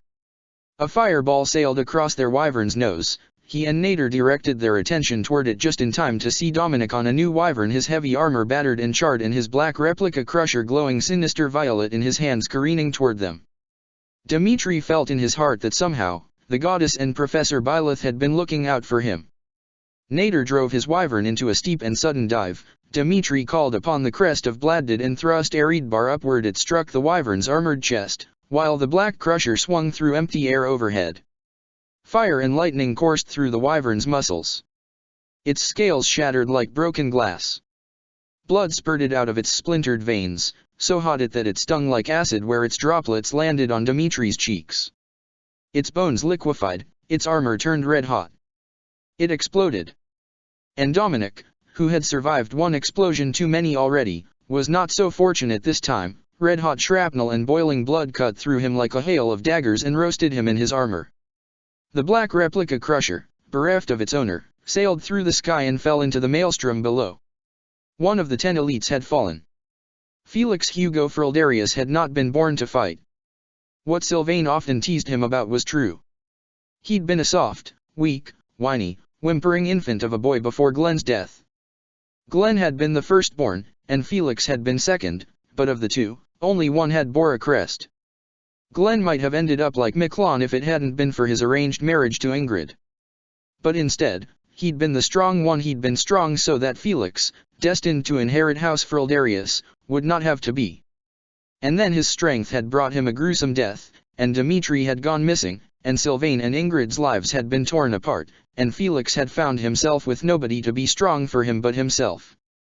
Felix had been young when he'd lost Glenn, and there was a lot about him that he remembered only because after his death he had worked so hard to turn himself into his mirror image, shaping himself to speak like Glenn, act like Glenn, fight like Glenn, think like Glenn, suck up his tears like Glenn, sneer at the world and its stupidity like Glenn, shut other people out like Glenn. Now, after all this, his memories of who Glenn had actually been were fainter now more than ever. After Thales's machinations and manipulations, and all Felix had left of him was what he had shaped himself to be in the aftermath of his murder. A reflection of a reflection, a half-remembered portrait drawn of someone he hadn't seen in years. Felix Hugo Frildarius had been made to fight. The hero Karen of the 10 elites bore the furred armor and ogreish mask of a mortal savant. Dark magic crackled in bolts of black lightning and wisps of violet shadow around his replica Thunderbrand and the horns that protruded from the sides of its long blade. It was only natural that Felix would seek him out. They wore the same armor, fought in the same style. Felix could see his own movements in the resurrected elite, and his keen eye for detail found much to study. This was a worthy opponent. Each swing of the mighty replica relic unleashed a wave of magic that cut down a dozen soldiers each. Karen's movements were graceful, his strikes were swift, and he cut through the strongest defenses like a hot knife through butter. Felix would not allow that. He raced to the front lines, the curved single-edged blade of one of his Srengish sabers wreathed in arcs and bolts of cobalt blue lightning as it cut down every grotesque abomination in his path on his way to the battalion Karen had chosen to decimate with his strikes. "Show me a good time, Karen," he called out, rushing into the fray. Karen's ogreish mask betrayed no emotion, but the shifting shadows across its contours gave it a ghoulish, inviting grin. Another man with a thirst for battle, whose sword demanded blood. He whirled around to face Felix, dark magic swirling around him and clinging to his blade.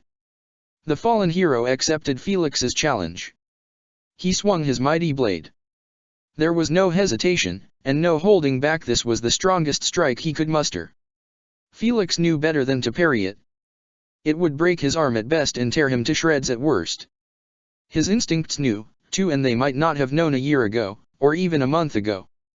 But he moved without thinking, sidestepped the blade's swing, dodged the ravine it cut into the ground and the plumes of black fire that burst up out of the mudded and bloodied soil in its wake.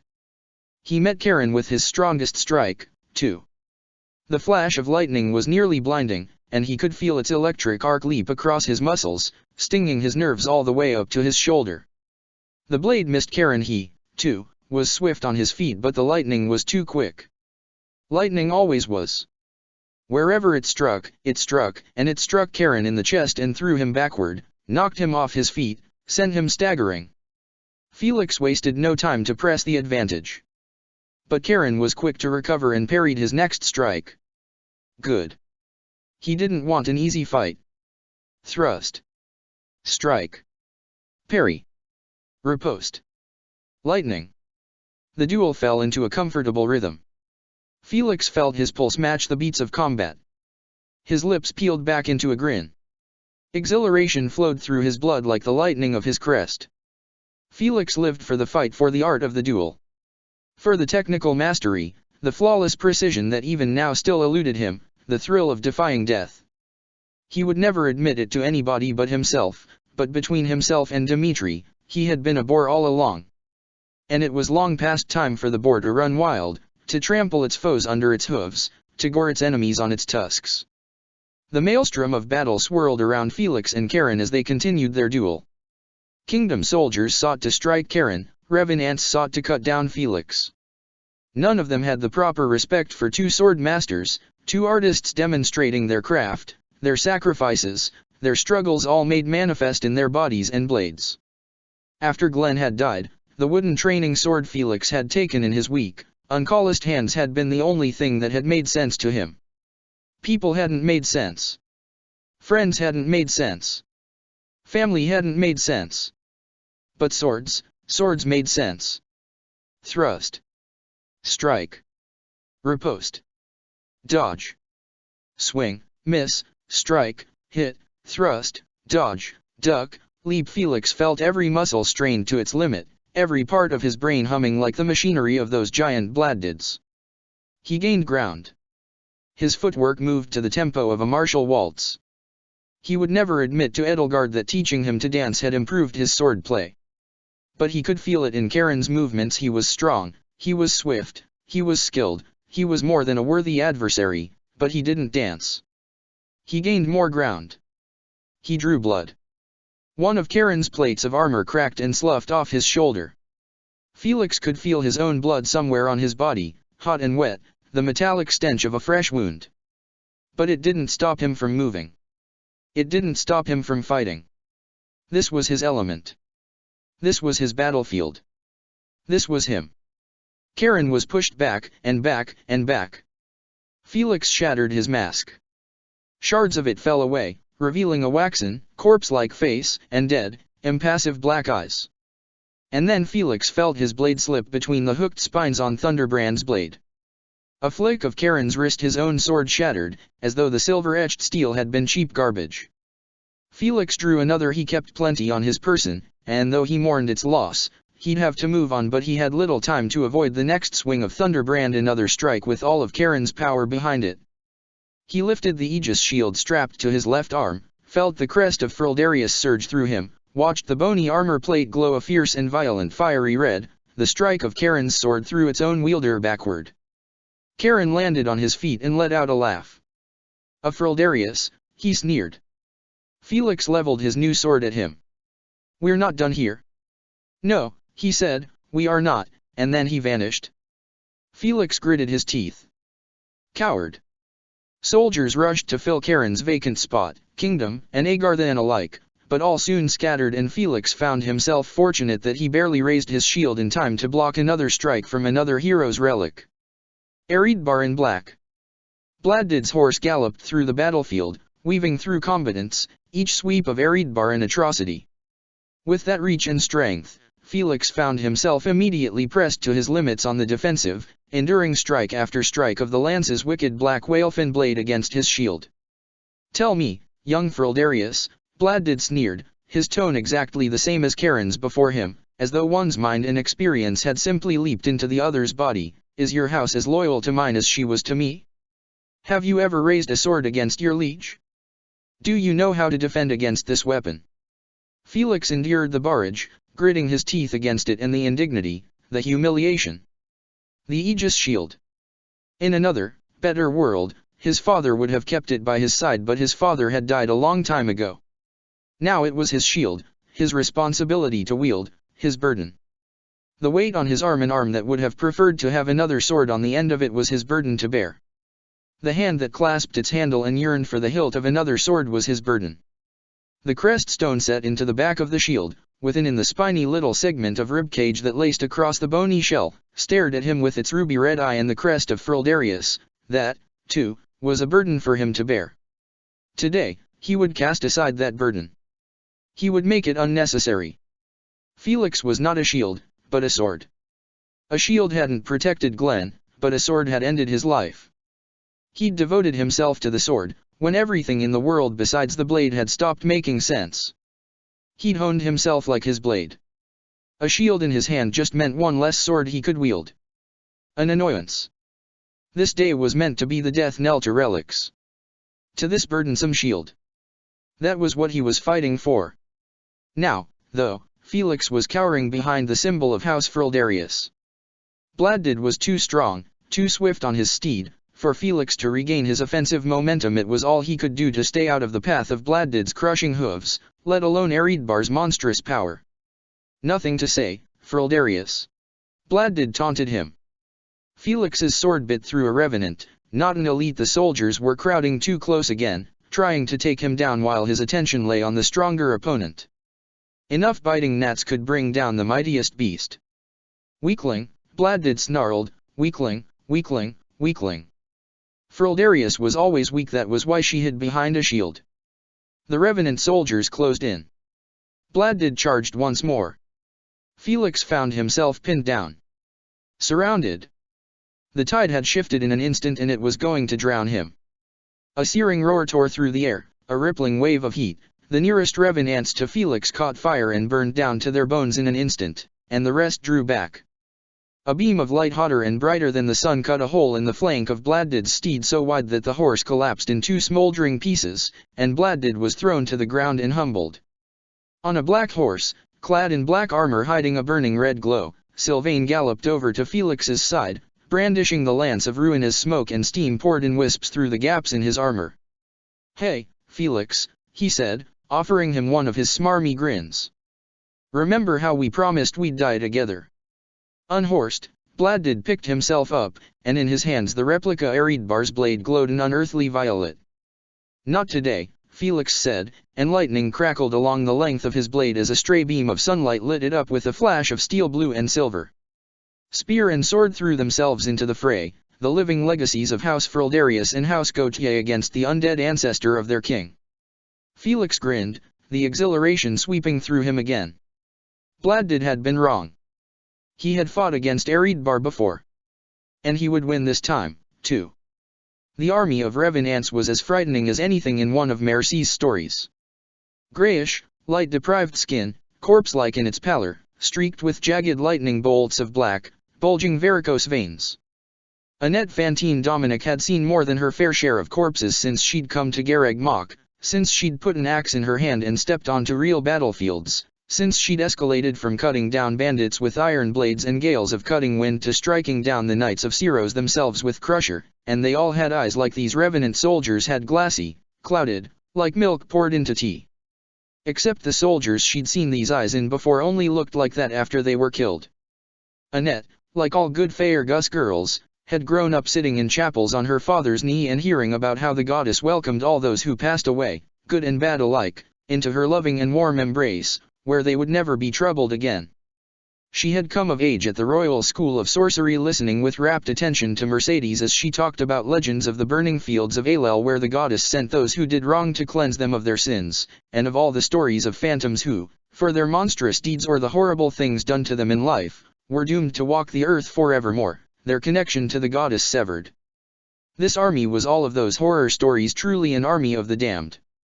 And with swing after swing of Crusher, she swept them back to the abyss where they belonged. Annette had always been clumsy. Clumsy, unsteady, klutzy, constantly apologizing for every little thing that went wrong in her presence, everything she dropped or tripped over, anything her keen eyes missed. Even now, even today, she could still hear her father's chiding and admonition ringing in her ears, anticipating every slip of her fingers, every stub of her toe. Cooking, cleaning, baking, weaving, sewing, all of it, every time, she found some way to make some catastrophic mistake. The first thing she remembered her father praising her for had been her magic talents, the one thing she could do without making some catastrophic mistake. Her uncle, though, had been a different story, and in his eyes her lack of talent for the domestic arts had been a mark of shame her aptitude in magic could not cover up. To fail to excel in cooking, cleaning, and washing had been to devalue her crest in the eyes of potential suitors. But she soon learned that for all her clumsiness, she truly had a natural gift for magic, and she found eventually that while she still struggled with the talents her father and uncle had preferred to cultivate in her, that she excelled in other martial arts, too. She was a part of White Fang, friend and comrade to King Dimitri, wielder of the hero's relic Crusher, the legacy of House Dominic. A proper wife to a nobleman, as far as her uncle believed, should only have calluses on the tips of her fingers for sewing and knitting, but hers were on her palms, all the better to grasp a weapon with, all the better to defend her friends and the new world they were creating with. The Revenants moved with eerie and unsettling grace and coordination, like the phalanges of a many-fingered hand, winnowing through the kingdom and empire's defenses. A single well-placed swing of Crusher could reduce a dozen to dust at once, but their numbers never seemed to meaningfully decrease. Annette's heart pounded against her ribs so hard that it felt as though it were bruising the bones themselves. Her fingers clutched Crusher so tightly that she was beginning to lose feeling in them. Her father would be ashamed to see her here, hammer in hand, fighting under the banner of the kingdom of Faerghus, the traitor kingdom, the heretic kingdom, the kingdom bound for perdition. But she wasn't ashamed at all. Frightened, of course. Ashamed, though? To fight for the sake of her friends, and for a world free of this madness? Never. When a gale needed to be summoned, she was there. When a hammer or axe needed swinging, she was there. When a fist needed to be raised, she was there. When a healing spell needed casting, she was there. That was who Annette Fantine Dominic was. She was always there. And she was there when Count Berglis and his most elite soldiers were surrounded by the Revenant army, overwhelming their defenses when Berglis struggled to remain standing, blood streaming down one limp arm, fending off attacks with the battle-axe clutched in his good hand in all of the grace of a drunkard, when Petra, at his side, cast aside her bow and raised her hand-axe against the encroaching soldiers, when Princess Justine's saber rattled against a Black Knight's greatsword and shattered. Annette ordered the Blue Lion Magic Corps forward, self-conscious of how weak and quiet her shouted commands seemed over the din of battle, though the mages moved without hesitation anyway, in spite of her doubt.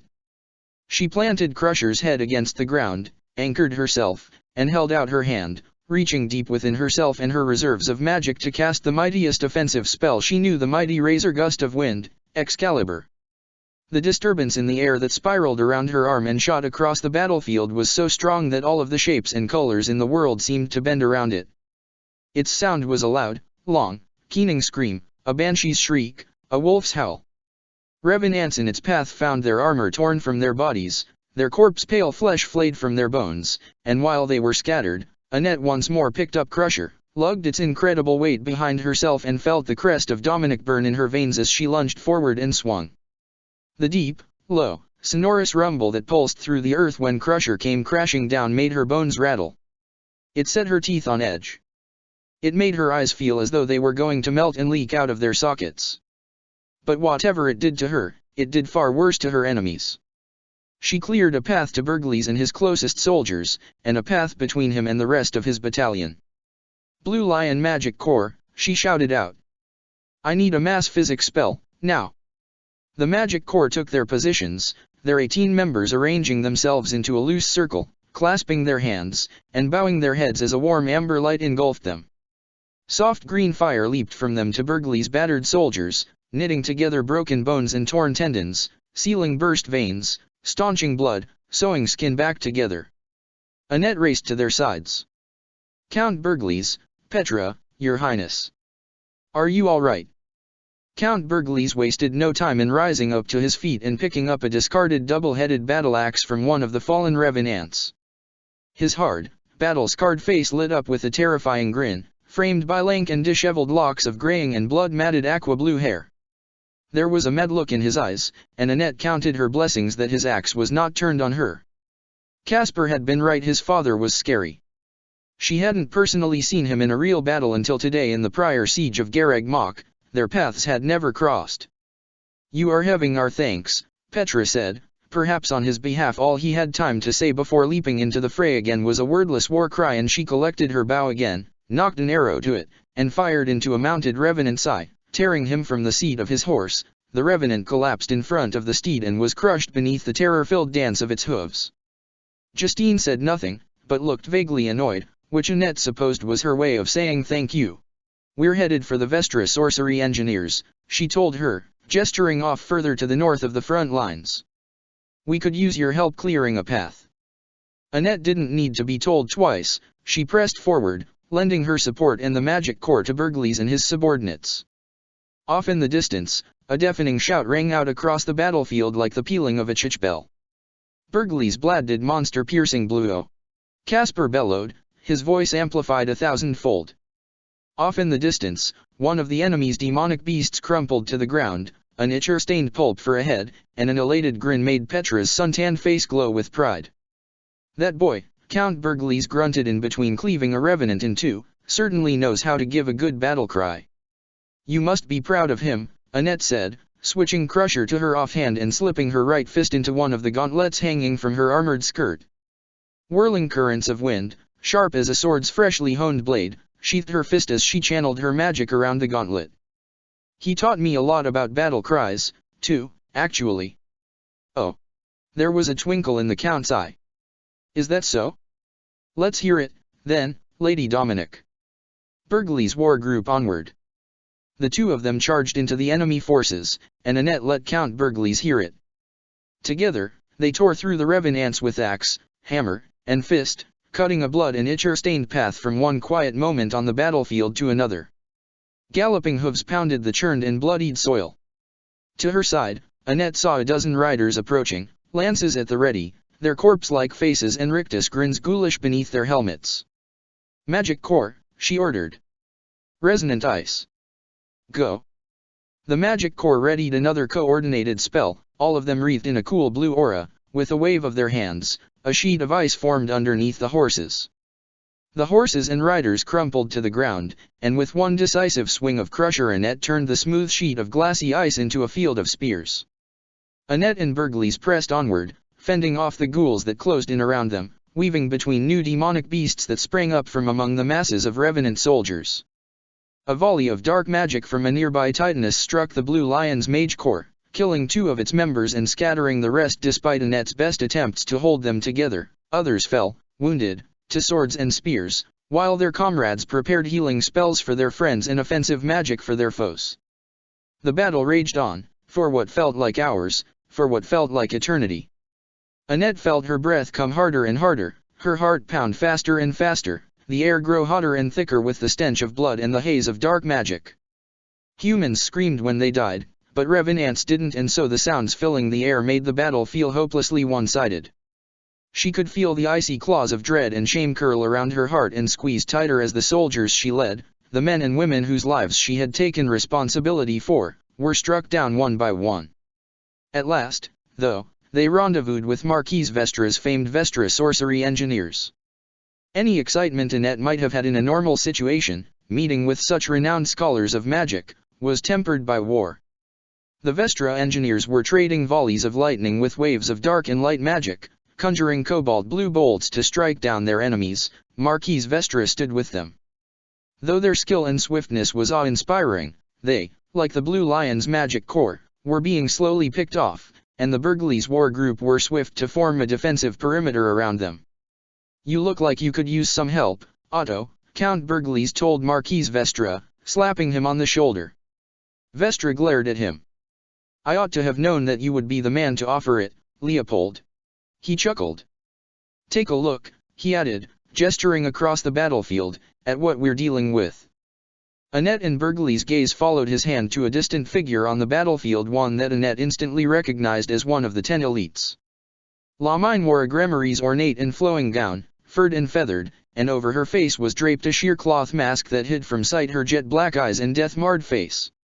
A dark mirror of the Raphael gem rested atop her bosom, wreathed in wisps of dark magic, as bolts of lighting and tongues of fire weaved around her. No spell that came near her seemed to touch her. Burgleys stroked his blood-matted beard. "Ah. You cannot overcome her brain, so you need my brawn." Vestra scowled at him.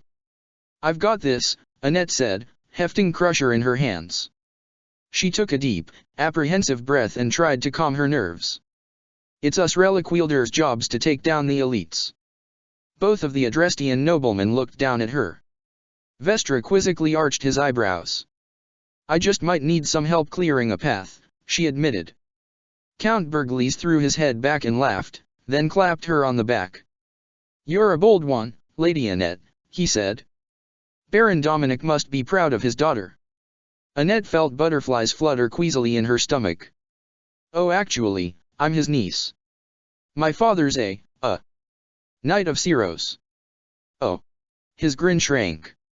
Overhead, a stream of dark magic collided with a magical barrier Vestra's men had erected in the air, glancing off of it with a flash of light and deafening thunderclap. Some of his men cried out in shock and fear. "Well, then," he said, his grin returning, "what do you need his pride for? Let's go." He leaped into the fray, charging past Vestra and his men. Petra knocked 4 arrows at once to her bow. "Go," she said to Annette. "We will be clearing the path for you both." Annette nodded. "Right. Thanks, Petra." She raced off, keeping La Mine in her sights, observing the way all of the magic Vestra's men threw at her simply danced around her. She seemed totally immune to magic, and so the hammer Annette had learned how to wield and the punches she'd learned how to throw would have to break through her defenses instead. She called upon everything she'd learned from Raphael, Caspar, and Balthus, let out the loudest and mightiest battle cry her tiny lungs could muster, and charged forward, swinging Crusher with all of her might against the horde. Hilda Valentine Goneril couldn't stand free Kugel. Even holding it in her hands made her feel unclean. Back in her world, she had always felt as though she were the only one in the kingdom or alliance who paid any attention to how unsettling these weapons were. They throbbed, they pulsated. Axes weren't meant to be alive, but when you held one of those heroes' relics in your hands, if you were lucky enough to be worthy at all, you could almost feel it breathing. She couldn't wait to be rid of them.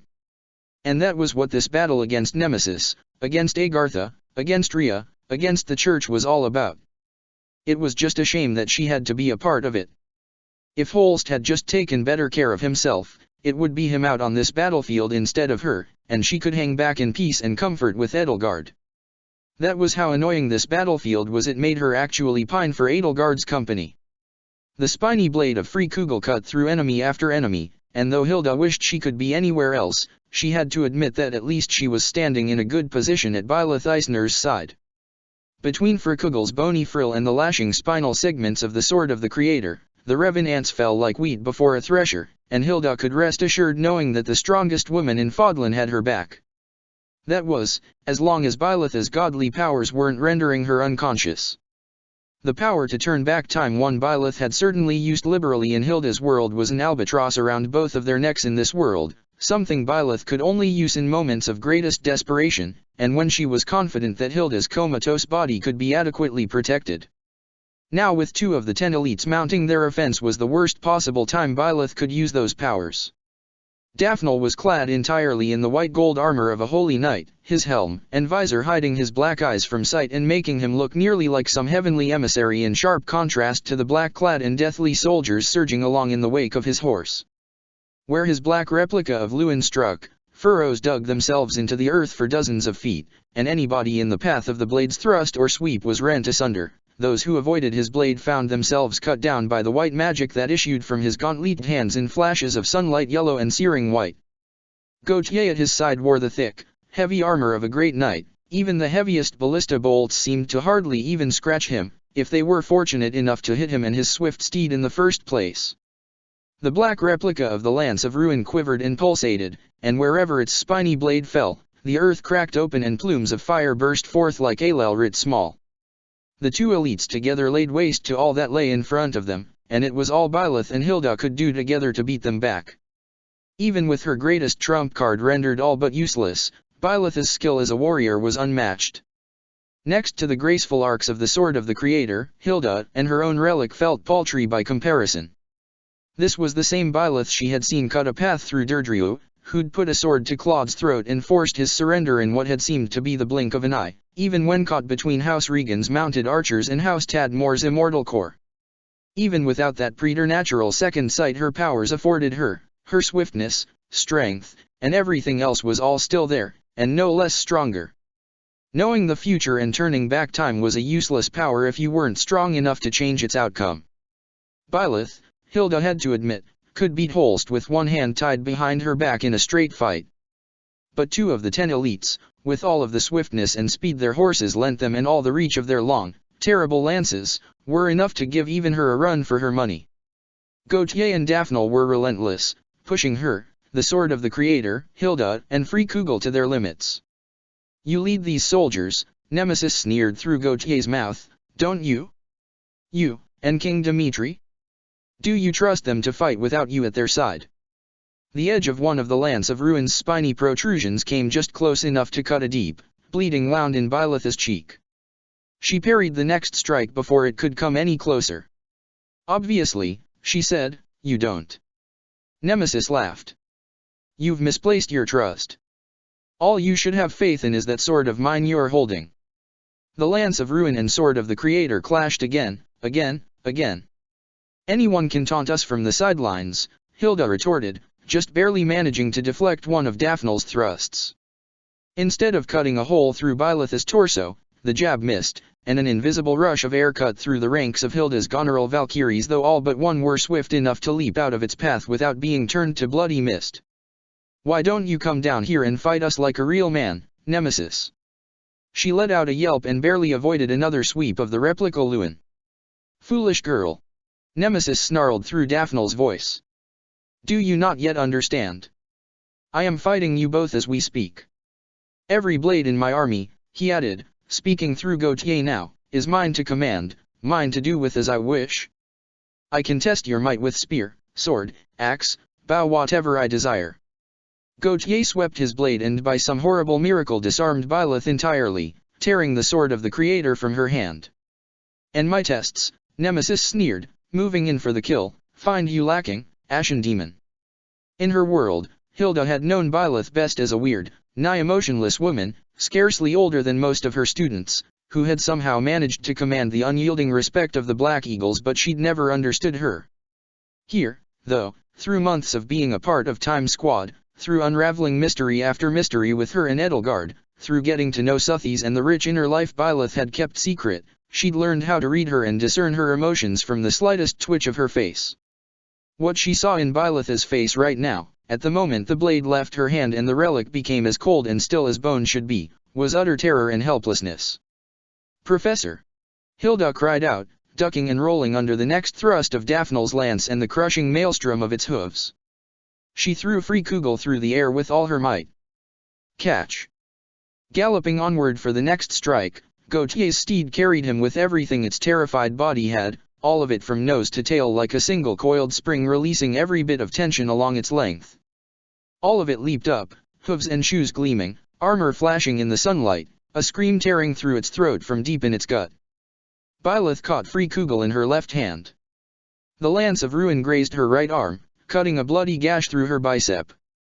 But there was an eerie glow to her mint green hair and Suthie's green eyes, and the creststone in the relic burned like a star as the spiny blade of its bony axe head lit up in flames. She swung it, and all of Gautier's steed hair, skin, flesh, fats, bone, and all became nothing. While Gautier fell, unhorsed, Byleth threw free Kugel back to Hilda. She caught it, kept the fire in it burning, and pinned the replica Lewin down by its haft under its blade. As Daphne's horse careened onward, vaulting over the trapped lance, Hilda threw herself at the elite and drove her boot into his stomach with all of her might. Hilda's foot was not as mighty as a hero's relic, but it was as strong as the rest of her, and the force and momentum was more than enough to knock Daphne off his steed. She picked up the replica Lewin and tossed it over to Byleth. "Hey, Nemesis," she said, while Gautier and Daphne picked themselves up off the ground. "I knew a guy who didn't trust anyone as far as he could throw them once. He lost to Professor Byleth here. So maybe you should think again."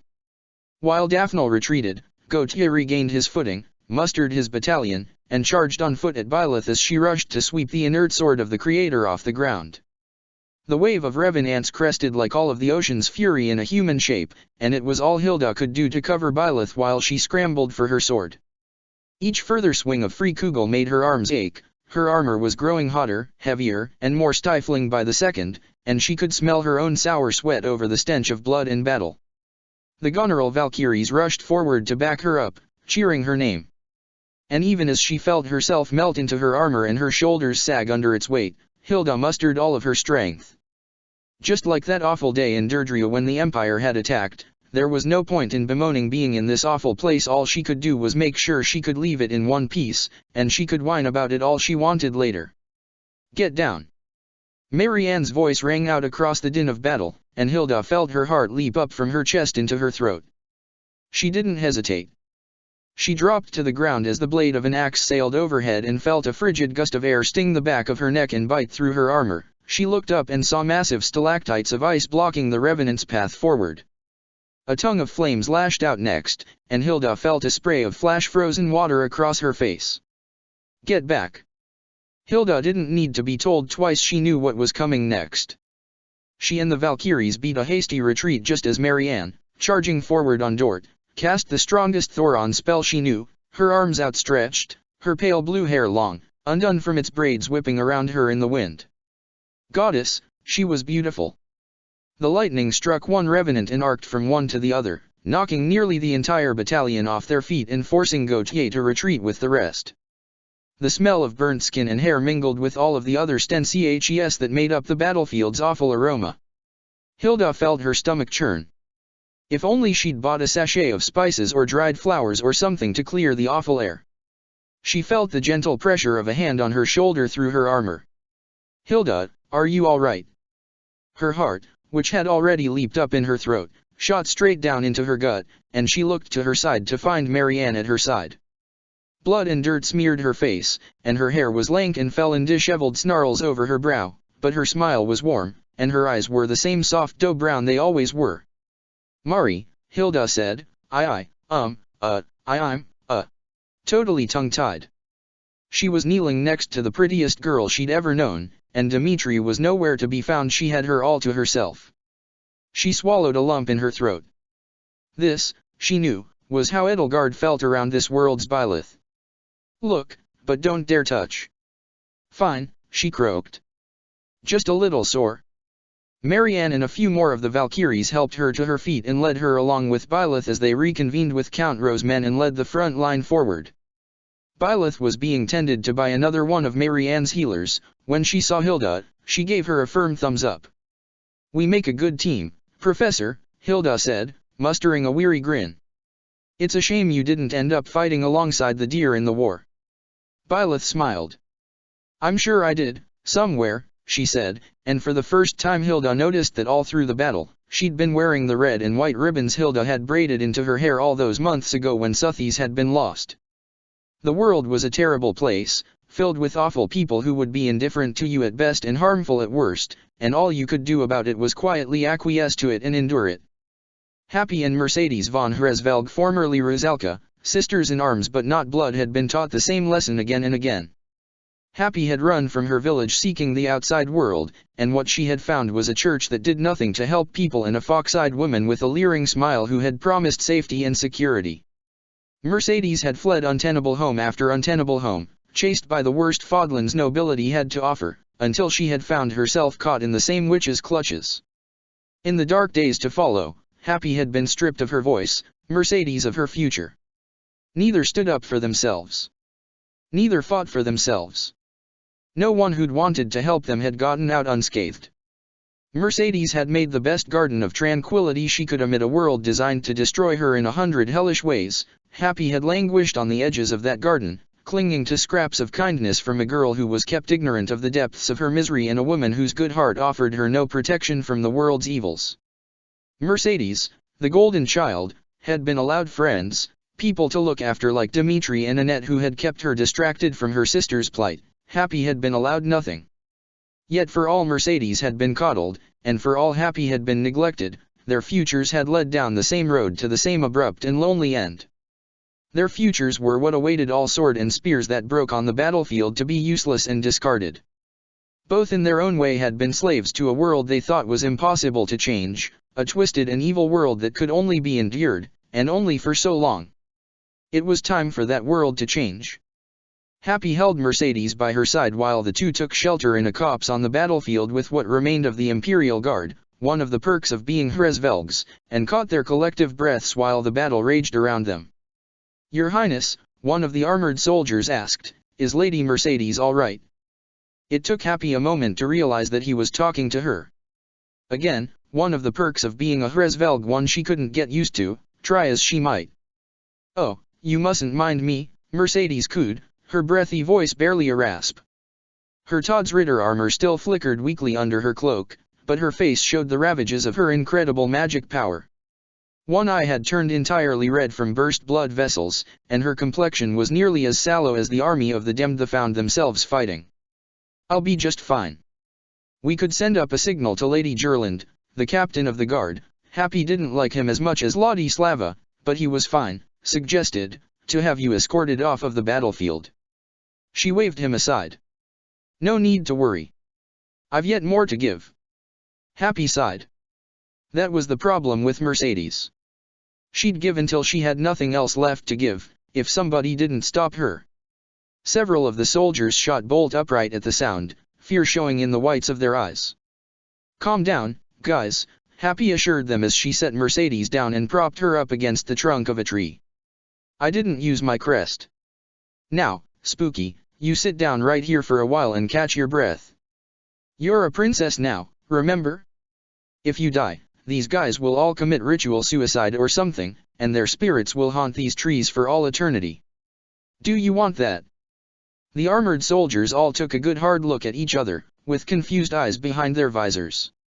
Mercedes smiled. "Oh, shit, you want that? Well, I don't." Happy rummaged through her pack. "Damn it. Anyone got a vulnerary? Sis is looking a little peaky." All of the soldiers checked their supplies, and before Happy knew it she had more glass bottles thrust into her face than she knew what to do with. Okay, thanks. I just need one." She picked one out at random, plucked the cork from the bottle's wide neck, and caught a whiff of the heady, caustic scent of the sloshing medicine within. "All right, Spooky, bottoms up. Time to drink your medicine."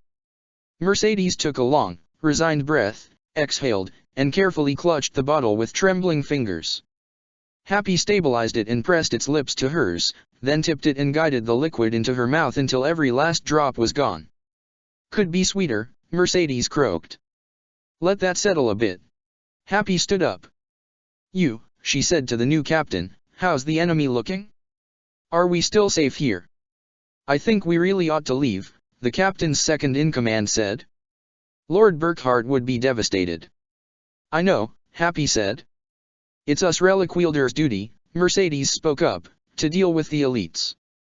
We're not leaving until we've taken at least one of them down," Happy concluded. "Captain, how's the enemy?"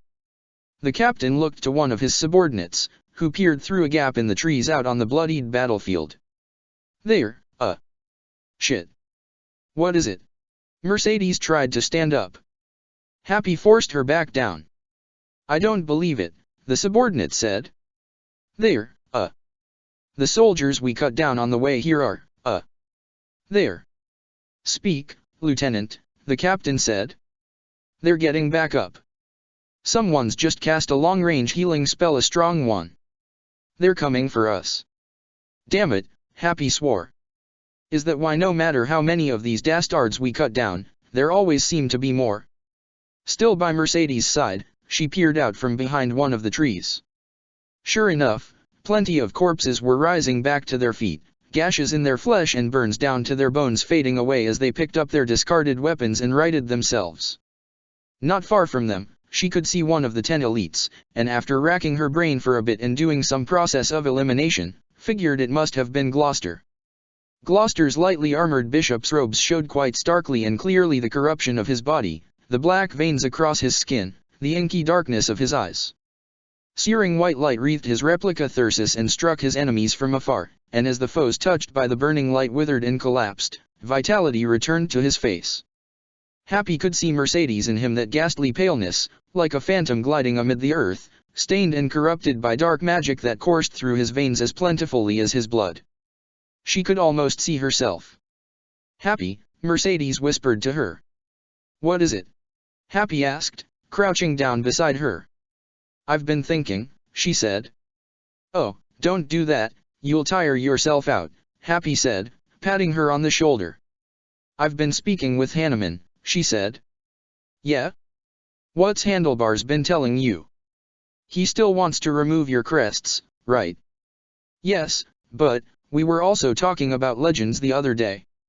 So? Happy motioned to the Imperial Guard to take a look at Gloucester. Stories of people using and misusing their crests. They say that even if somebody has the right crest, Mercedes took a deep, apprehensive breath and weaved her fingers into her snow-white, matted, blood-spattered hair. Should they overuse their relic, they'll meet the same fate as Miquelon. It's what happened to the lost hero, Maurice. Sounds like a stupid legend, Happy said, though deep inside herself she felt something evil wrap its talons around her heart. She knew what Mercedes was going to say next, and she'd already seen her become a monster once before. She knew all the worst things crests could do to people. Since the ethereal moon, I've been using my relic constantly, Mercedes said. Just to keep myself alive. Just to keep my heart beating. And both of my crests, too. I don't think I have much time left in human form. Happy was surprised to find a lump in her throat. She swallowed it. Well, if you turn into a giant monster, she said, I'll just use my crest to tame you. I'll make sure you won't hurt anyone. You would? Mercedes asked. Happy flashed her a smile. Of course I would, Spooky. What are little sisters for? The captain of the guard interrupted them. That bishop over there is reviving the soldiers we kill, he surmised. Those are Nosferatu spells he's casting, one of the lieutenants said. He's draining the life from our side and channeling it all into his men. They'll keep coming at us until he's dead. While the revived revenants drew closer to the cops, Happy, Mercedes, and the Imperial Guard put their heads together and came up with a plan to take Gloucester down. They took their positions. All right. Ready, Spooky? Happy asked, letting feline claws sprout from her fingertips and tear through her leather gloves. She felt the surprisingly gentle crack of bones under her flesh, the subtle jolts to her joints that shifted her posture ever so slightly. Her whiskers and lashing tail caught the shape of the air around her, and the scent of blood and death and evil magic stung her nostrils. Ready, Happy? Mercedes chirped, putting on a brave face while the Todd's Ritter under armor beneath her cloak and robes began to shine with its eerie violet glow. And don't you play with him. Once I've got him good and distracted, end him quickly. Yeah, Happy sighed, letting a sonorous note from her crest seep into her voice as her claws grew thicker and sharper. A monster, she thought, would come in handy right now, especially if it would be on her side. He's not a mouse. She hesitated for a moment. Can you turn him into a mouse? Oh, my dear sister, Mercy giggled, if I could, don't you think I'd have done that to you already? The sun had long since reached its zenith, and as it fell from its zenith the clouds sweeping in from the north grew thicker and darker as though the sun had decided to spite everybody who was hoping that the afternoon shift in its position might favor Garreg Mach's defenders and inconvenience Nemesis' army of the dead. It might rain soon. Shame that Edelgard didn't have photographic memory of the weather on every single day from 1180 to 1181, or else she might have warned them all. Kronia surveyed the northern side of the monastery from her perch outside the outer wall, tapping her metal fingers on the controls while she watched the clouds roll in. The slopes of Moorland the army of Faerghus had once marched up just a few short months ago stretched on, and the army's supply lines stretched along its winding mountain roads all the way into the foothills and past Magdrid Way. Further to the west, the verdant trees of the sealed forest, their canopy a thick blanket of leaves and branches, brushed up against the towering northern walls. She, Dedue, Linhard, and Hanuman were positioned in front of the gaps White Fang had torn in the walls during their initial siege of Garreg Mach. Such a weak spot in Garreg Mach's flank obviously had to be defended, and of course, the supply lines were a tantalizing target for Nemesis' army, but there was nothing out here. Periander and Thales were doing too good of a job beating back any incursions from the southeast. She sighed, leaned back in the pilot's seat, and switched on the radio, opening her communications channel to the rest of the Bladdids. She could hear chatter from Ingrid and Caspar slugging it out with the Titanuses on the front lines, Leone and Ignatz lining up their next shots from their perches at the monastery's highest points, Thales and Periander directing everybody's movements, and those other three pilots chatting among themselves on the western end of the monastery near the road to Remire, who judging by the banality of their conversation seemed just as utterly bored out of their skulls as she was. She opened a channel to Dedue. "Hey, General Dedue," she spoke into the radio. "What is it, Kronia?" Dedue sounded tired. "I think you, the windbag, and the loafer have things on lock here," she said. "May I please go to the front lines? I can walk across the wall all the way to—" "No," Dedue said. "Oh, come on. There's nothing to do here. I want to squash some revenants like bugs under my feet. I want to see them scatter like ants. I want to watch their guts spew out. The battle's happening over there, and here I am, being useless." "Sometimes," he told her, "it is a soldier's duty to wait until one is needed." "We're needed there," she protested. "This is the most sensible division of our forces," he explained. "Ugh." She switched channels over to Ingrid. "Hey, Ingrid. How are things going over there?" Ingrid's voice came through the speaker, terse and clipped. "Kronia, what is it? Ugh, what do you want?" "I don't have you're not getting past. I really don't have time to talk right now." "Oh, really?" Kronia asked. "Sounds like you could use my help over there. Open a channel to Dedue and tell him you need me."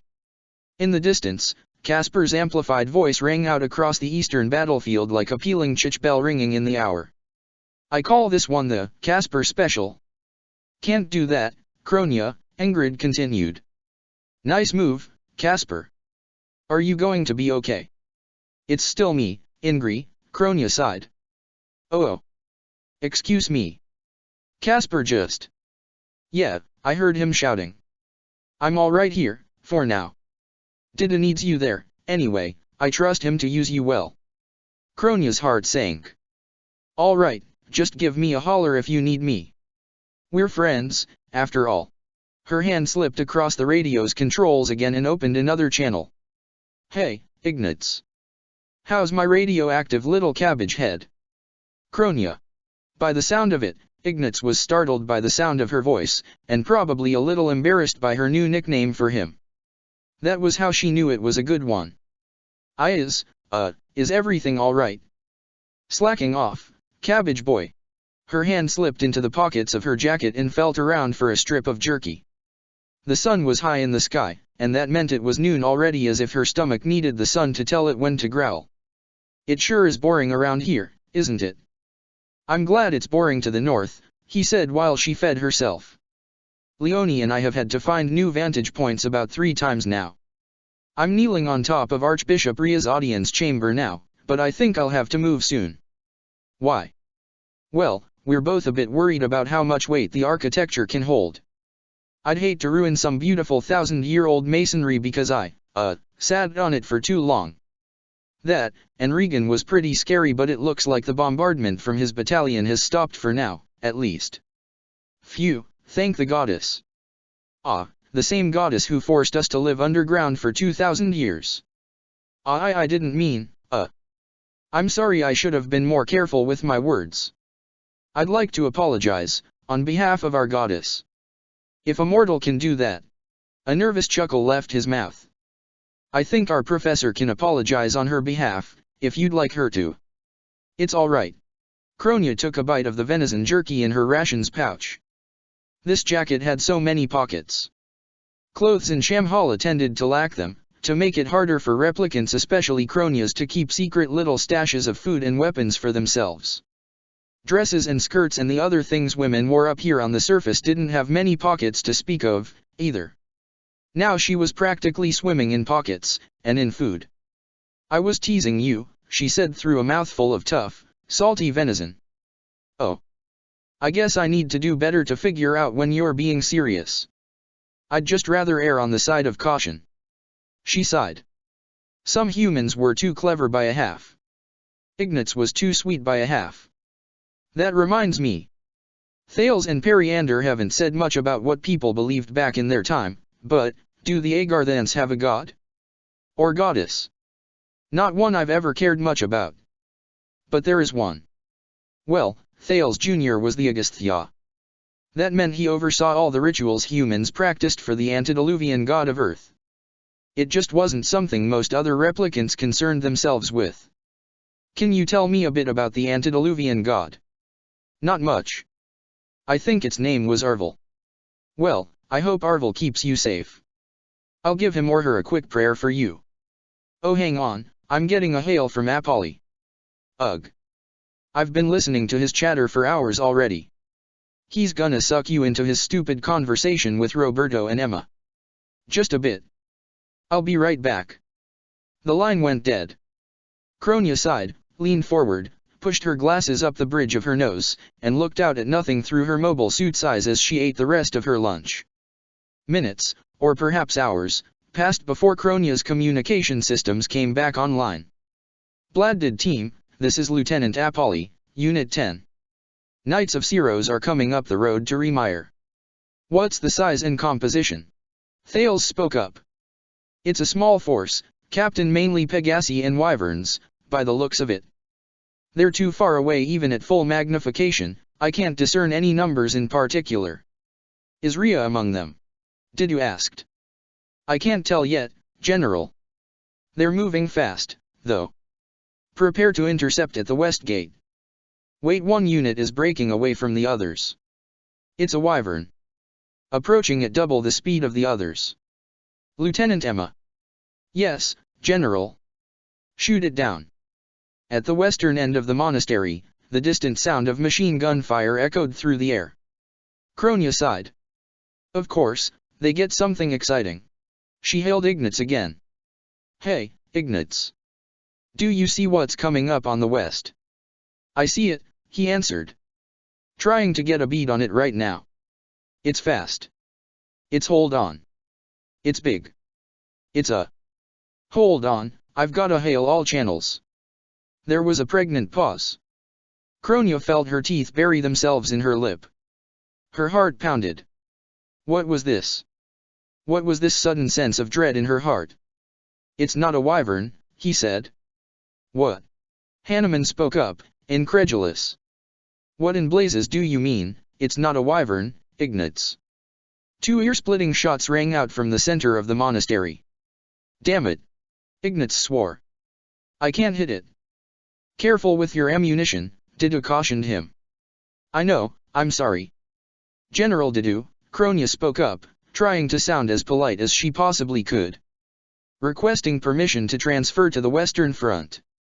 Didu sighed. He wasn't going to deny her request, she was sure of it. Don't worry, my little cabbage, she assured Ignatz. I'm on my way. Linhard snorted. Little cabbage. Kronia looked down at her controls and realized she hadn't switched to a private tunnel. Shut up, loafer, she snapped, or I'll skin you and turn you into a pair of loafers. Damn it, she was blushing. She was lucky nobody could see her in here, or... Anyway, she had better places to be than the most boring part of the battle. She took hold of her controls, turned her mobile suit around, and made for the wall. I'm heading for the west, she said. I'll crush those church worms everyone's so scared of. Wait, Kronia, Didu said. Ugh, what is it? Something is in the forest. Kronia turned her mobile suit's head and stared out into the forest. Sure enough, the trees were shaking all across the sealed forest. "Well, Kronia," Linhard drawled, "are things still boring around here? It sounds to me like the goddess took pity on you." "Shut up," Kronia snapped at him. With the arms of her mobile suit, she reached up and unsheathed the suit's heat daggers from its backpack. She licked her lips. "Sorry, Ignatz," she spoke into the radio, "but it looks like something's happening on the northern front, after all. Ace Pilot Kronia's gonna take it down as soon as possible, and then I'll be right over to help you, okay?" 3 of Rhea's golems, battered and weathered and encrusted with mossy coats over their armored skirts and metal masks, emerged from the sealed forest, seeming to glide over the rough terrain. There was more rustling in the forest behind them. There were more golems. Linhard had his mobile suit ready, its heat lance, activating the long black blade. "Wow. I think there's enough for everybody," he said. "We thank you, goddess, for answering Kronia's prayers. Please deliver your blessing exclusively unto her and leave us out of it." "Those golems," Hanuman gasped, lifting up the muzzle of his mobile suit's rifle. "Fascinating. We were certain they were inert." "They do not look inert," Didu pointed out. His mobile suit brandished its heat axe. "Ah, well, in matters of science, General, one can find one's certainty overturned in an instant," Hanuman said. "Shall I fire?" "If you have a clear shot, take it," Kronia said, pushing her mobile suit forward at full throttle and galloping toward the golems. "But stay out of my way." "Kronia," Didu barked. "Let's see how your stone and metal skin holds up to high-frequency thermal weaponry." Kronia jeered, as a hail of bullets struck one of the 3 moss-covered golems and peppered it with pock marks. This would be a piece of cake. Their armor was already falling apart, and watching Hanuman pump them full of lead showed just how weak they were. The nearest golem to her spun all the way around on its torso, its head swiveling to fix itself on her. It lifted one of its long arms and conjured a long lance of radiant white light. Kronia buried her heat dagger into its chest, the primitive armor parting easily to the vibrating, superheated blade. "Ha," she crowed. "That's where you keep your little mummy pilot, right? Well, looks like he's toast now. You can just slump over and die." There was a flash of light within the darkness behind the golem's eye holes, and a pair of lasers shot out. Kronia's screen instantly went dead and she reeled backward, yanking the dagger free as she frantically searched the controls to activate the backup cameras. The first of the resurrected 10 elites to make it to Gareg Mach's outer wall was Regan, and Bernadetta von Varley cursed her rotten luck that it was on her watch. One shot of Failnaught blew a hole in the outer wall large enough for him and his mounted archers to flow through it into the killing fields. "Aim," she shouted out to the rest of the Varley archers, who all promptly knocked arrows to their bows all along the outer and inner walls. "Fire!" A hail of arrows filled the flat expanse of the killing field below, flying thick through the air. Horses danced through the downfall, and Regan's men began their own counter-attack, firing with pinpoint precision up at the ramparts.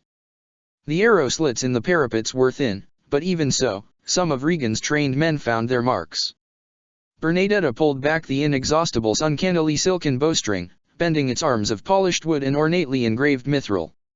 She didn't need to reach for her quiver. As soon as she'd drawn back the bowstring far enough, the well-honed muscles in her arms and back burning as she held them as taut as the string itself, motes of silver light coalesced in the space between bow and string and formed into a glittering silver arrow.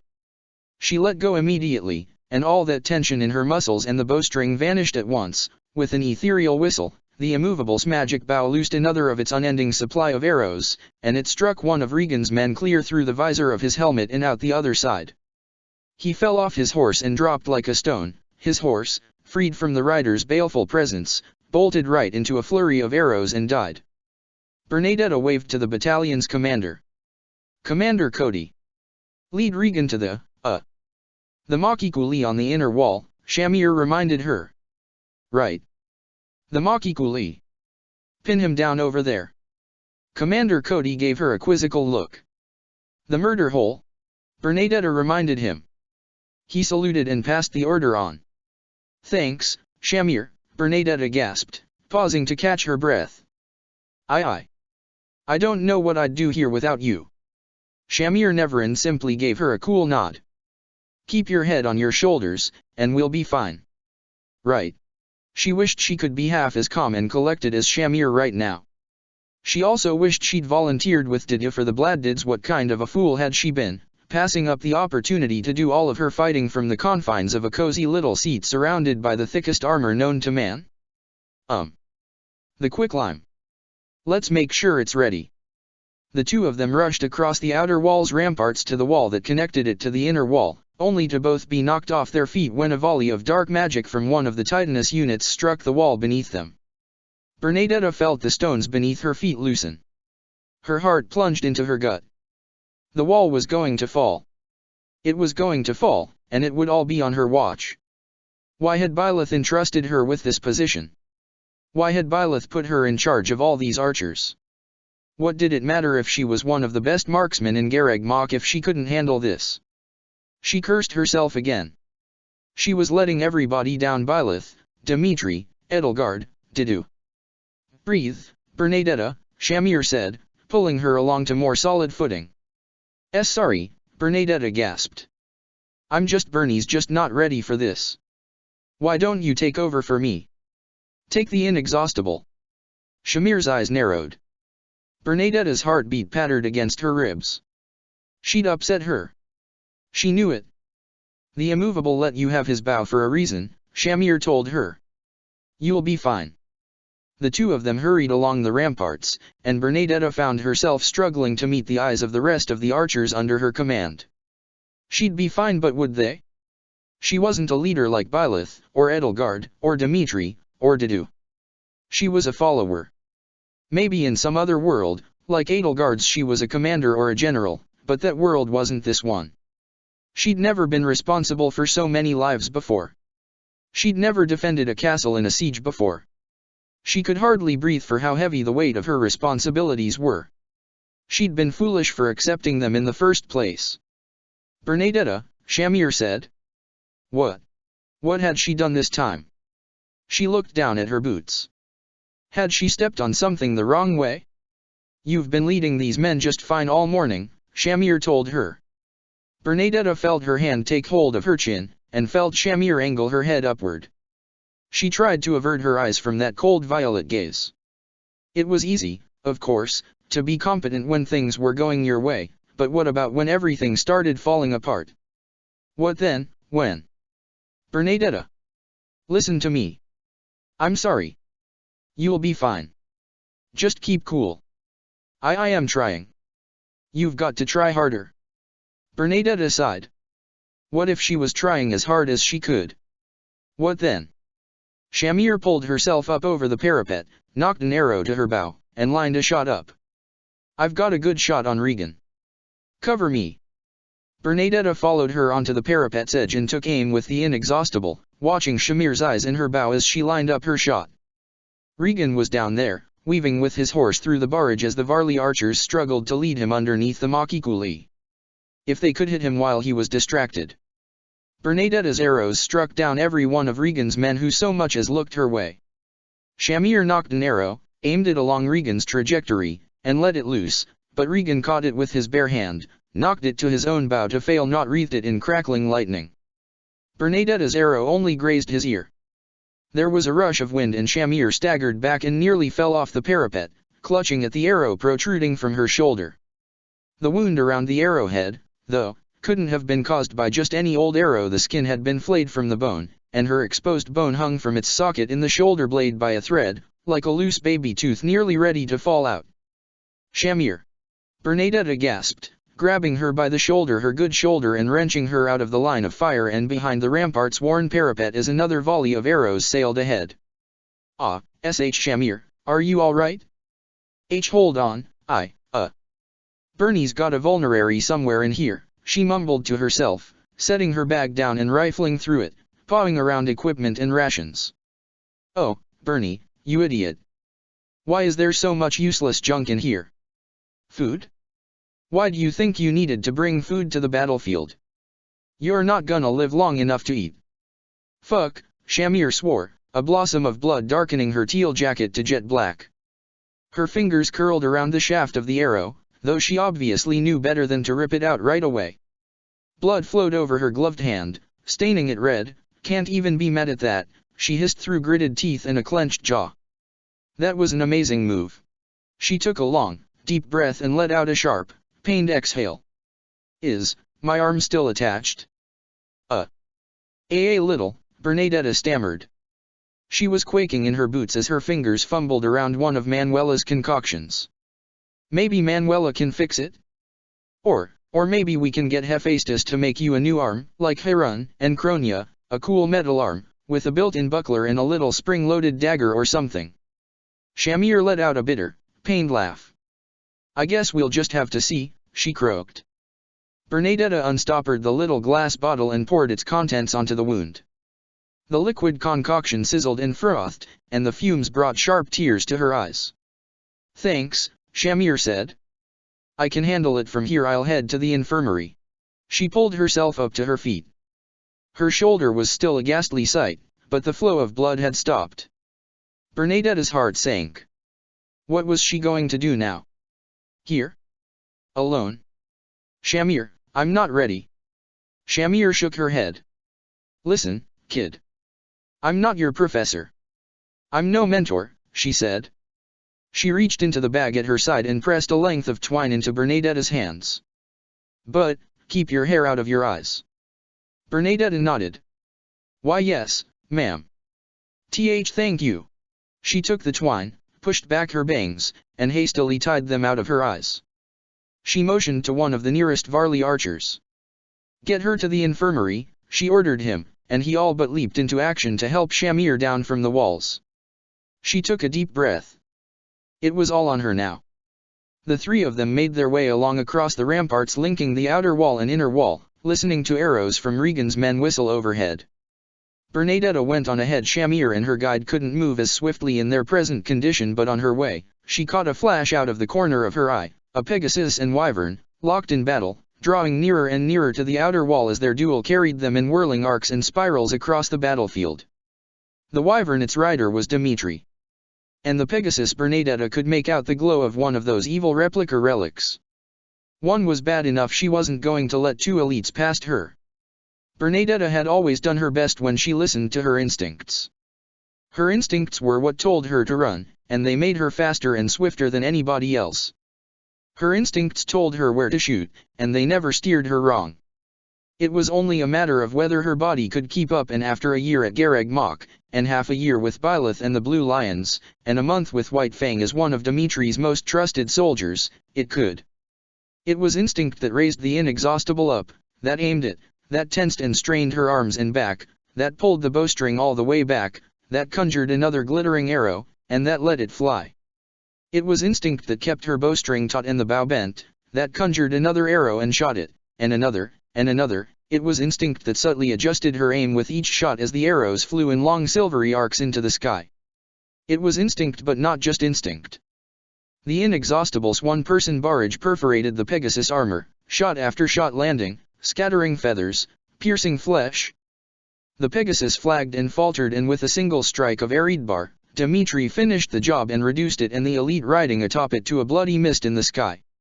His Wyvern swooped under the cloud of blood and pulverized bone, and, with a sharp U-turn, he raced toward the front lines, the rest of the Kingdom Wyvern Corps following in his wake. Bernadetta felt a warm heat rush through her, a surge of energy, a thrilling ripple of lightning. Yes, she had what it took to survive here, just like she'd survived her father, just like she'd survived Remire and Research Facility Omega, and the siege of Garreg Mach, and the Immaculate One. And not just survive. Shamir was right. Byleth was right. Edelgard and Dimitri were right. Dida was right. She had what it took to survive her, and not just survive. She had what it took to win. As the three of them reached the inner wall, Shamir looked up over her shoulder and smiled. "Fail not versus the inexhaustible, huh?" She let out a bitter laugh. "Mr. Never Miss versus Miss Never runs out of arrows. Make the professor and that old turtle proud, Bernadetta." With confidence surging through her like the electric energy of her crest of Indek, Bernadetta allowed herself a nervous chuckle. Professor Byleth always talked about the value of persistence. Ignatz trained his rifle on the approaching Notwyvern as it dodged another shot. It was too big to be a wyvern, and the closer it came, the more apparent it became that its anatomy was wrong. Wyverns had 4 limbs, a pair of hind legs and a pair of wings, unlike Pegasi, which had 6 limbs altogether. This creature had 4 legs, not just wings. But it couldn't be the immaculate one, the colors were all wrong. He lined up another shot.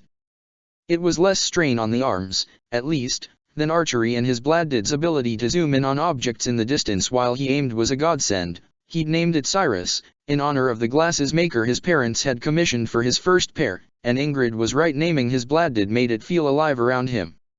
Aiming was easier, too, but it was hard to grow accustomed to the fact that just squeezing a trigger would launch a superheated chunk of metal the size of a ballista bolt at vast distances and incomprehensible speeds toward a foe. It felt like too much power in a mere mortal's hands. But it was this power he needed now, and even if he was a mortal, it was up to him to wield it. He'd have to wait to worry about Kronia. For now he just had to tell himself that Didha could look after her if she couldn't look after herself. Although, admittedly, she probably couldn't. The Not Wyvern drew nearer, weaving through a volley of machine gun fire as it approached the western gate to the monastery. Someone leaped off its back onto the ground. Ignatz zoomed in and squinted through his glasses at the image on the screen in front of him. It was a shock of mint green. He could have sworn his heart skipped a beat. It couldn't be. He shifted Cyrus' weight, resting one foot on the star terrace outside Ria's bedchambers and one knee on the copper roof, gingerly testing its weight and listening for any telltale signs that the building beneath him might be unable to handle the strain. The Not Wyvern was climbing in altitude again. Lost in concentration, Roberto, Apolly, and Emma's radio chatter faded to indistinct murmurs. As that thing passed overhead, he could shoot it down. He'd just have to apply the #1 rule of archery, to shoot at where it was going to be and not where it was, and perhaps a few creative shots could steer it in the direction he wanted. That was a trick Claude had taught him once during archery lessons.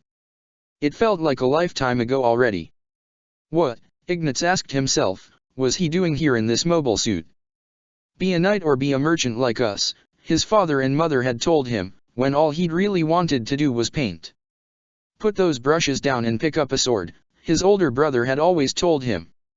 Ever since he'd came to Garreg Mach, it seemed as though he'd spent more time painting with blood than he ever could spend painting with oils and watercolors. For all the times he and Bernadetta had painted together, and for all the times the two of them and Edelgard had all done the same portrait or still life, and for all the times he'd found himself and Linhard doing landscapes together, it never seemed to add up. He'd spill blood with his arrows, and even though his targets were usually too far away to bleed on him, he still felt stained by it. It felt thicker and more permanent than even oil paints. But it was for a good cause. Dimitri, Edelgard, Byleth. He trusted them. The blood they were shedding was for the right reason, to change the world, and he was certain that the Ignatz in the other world, the one who joined Edelgard's Black Eagle strike force, felt the same. Fodlan's peace had always been a false one. Even when its countries weren't at war with each other, their wars were on the inside, and Leicester had been the most at war with itself. Too many nobles stabbed each other in the backs through any means available, and didn't care who they trampled on in their selfish pursuit of power and prestige and wealth. That, after all, was how Raphael's parents had died, and it could have easily been Ignatz's parents if not for the flip of a coin. He was done hating himself for that. It was the world that had to change. And after 1,000 years, that change had to come by the string of a bow, the blade of a sword, the barrel of a gun. That was why he was here in this mobile suit. That was why he was here, fighting against both of the living phantoms of Fodlan's past, Nemesis and Ria. And then he'd paint Fodlan's new dawn with watercolors. A placid calm had come over him as Cyrus' targeting system locked onto the Not Wyvern overhead. It was a dragon. One of Ria's experiments, like Edelgard, and Heidi Marie, or Catherine. It couldn't be Catherine, could it? Keeping mindful of the ammunition counter on his screen, he fired once more into the sky. Twice more the dragon weaved around the shots, exactly where he wanted it to. The third shot snapped its wing in half, and it plummeted to the ground, struggling to glide on 1.5 leathery wings. He pumped his fist. He'd gotten it. Once it was earthbound, the fighting forces inside the monastery could make short work of it, and if it was a person, maybe even take it prisoner. It was then that Ignatz became aware again of the tenor of the radio chatter. I can't hit her, it's too fast. Oh, goddess, it's not. Emma, shoot it down. Shoot it. Shoot it. It's her. It's Archbishop Rhea. Ignatz brought Cyrus' rifle downward, swinging its long barrel, surveying the western gate. The walls were in the way. He cursed himself. Emma, Roberto, Apolli, I'm on my way, he all but shouted through the radio, unable to contain his worry. He had to get to a higher vantage point, line up a clearer shot. Shoot her, Emma. I can't, Apolli, she's right on top of you. Vulcans are down. My camera. Turn on the backup camera. Apolli. There was a sharp and blood-curdling scream, instantly silenced. Apolli. What's going on? Ignatz asked. Apolli, is Lieutenant Apolli all right? He's dead. Roberto gasped. She stabbed him through the cockpit, oh, goddess. She killed a mobile suit with just a sword. Where is she? She ran past us, Emma said, her voice trembling. Oh, goddess, Saint Cethline, she readjust. She's in the inner walls right now. Alone? Ignatz asked, nearly dumbstruck. He opened up a general channel to all mobile suits. Bladdid Squadron, this is Ignatz. Lady Rhea's made it into the monastery. Apolli's down. He couldn't wait for a response. There was a flurry of movement, and for a moment Ignatz found a pair of white leathery wings filling his line of sight. Just as he brought up his rifle again, the wings furled and shrank away as Rhea fell on top of him, the sunlight flashing on the rippled blade of the sword of Syros. The sight of her face, her long mint green hair and furious emerald eyes, her bared teeth and furious snarl, filled the screen. Ignatz fired Cyrus' Vulcan cannons as swiftly as he could, his hands flying across the controls, but it wasn't enough. The screen flickered and went black, and he could hear the muffled sound of metal tearing through metal. His Bladdid instantly stumbled backward and fell flat on its rear end onto the roof. Metal and stone buckled and sagged beneath it, and finally gave way entirely, flattening Rhea's former bedchambers. His heart hammered against his ribs. This couldn't be happening. He couldn't die like this. He took Cyrus' left hand off of the rifle's secondary handle and engaged the suit's corresponding heat dagger. There had to be something he could do, something. The sword of Syros' silvery blade, its edges cast in undulating waves and a blue aura rippling around it, slid through the cockpit hatch like a knife through butter. Ignatz let out an involuntary scream. The blade retreated, and before Ignatz could even think about sighing in relief, Rhea wrenched the entire hatch out of its frame and threw it aside. With one hand gripping her sword and the other gripping the side of the hatch so tightly that she left welts in the metal, she leaned into the cockpit. Blood already spattered her white vestments and golden armor, and the sunbeams streaming through the gathering clouds gave her the aura of a divine being. It would have made a beautiful painting. A beautiful one, but terrifying. And one Ignatz would never get to paint. She looked down at him with a contemptuous stare. Ignatz Victor, she intoned, of the Golden Deer. The child of a pair of merchants in the Leicester Alliance. You were the one who painted in his free time. Ignatz could hardly hear her over the sound of his own labored breathing. To see a mere child on the battlefield. I nearly feel sorry for you. You, who desecrated Mother's resting place, who sided with that traitorous thief and ungrateful prince. She brandished her sword, ready to run him through in an instant. Summoning his courage, he kept his hand on the controls and maneuvered the heat dagger he'd unsheathed directly over Cyrus' open cockpit hatch. One more move, he announced, watching the blade turn cherry red and the air around it shimmer. He could feel its heat from here. It was like standing in a blacksmith's forge. A low, loud hum filled the air. One more move, and we both die. The words rang in his ears. He made a silent apology to Cyrus. Rhea turned her head and looked over her shoulder at the humming, incandescent blade. Her eyes narrowed to hateful slits, bathed in its light, her image rippling in the heat haze like a mirage. Drop your sword and surrender, Lady Rhea. I'd hate to atomize you. Atomize was a word he'd learned from Periander. She said that everything in the world was made of tiny little particles of 100 or so essential elements, and those particles were called atoms. And they were all just different arrangements of smaller particles called protons, neutrons, and electrons, and those arrangements were all that made lead different from gold or iron or air. It was funny how the mind wandered when one was about to die. While Ria's attention was elsewhere, Ignatz took only one hand off the controls, keeping another on the trigger for the heat dagger, and reached down under his seat. There had been 4 items he'd found under there, when he'd explored Cyrus' cockpit. The jacket, the bodysuit, which most of the Bladdid squadron, himself included, opted not to wear for modesty's sake, the toy camera they'd all used to make that little painting of everybody the other day, and an ancient antediluvian handgun that Periander had taught him how to use. His index finger curled around the trigger, he lifted the gun, aimed for Ria's chest, and squeezed. A deafening roar filled the cramped confines of the cockpit, followed by a rush of silence and a high-pitched whine what consumed all other sounds. She dropped down into the cockpit, blood blossoming from her collar and running down her chest.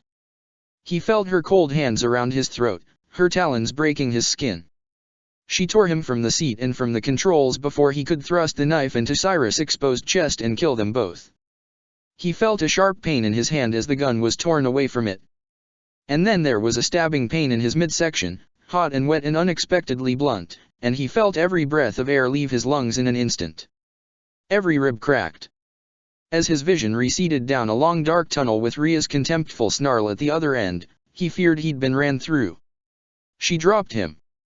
He felt his spine crack against the seat's back.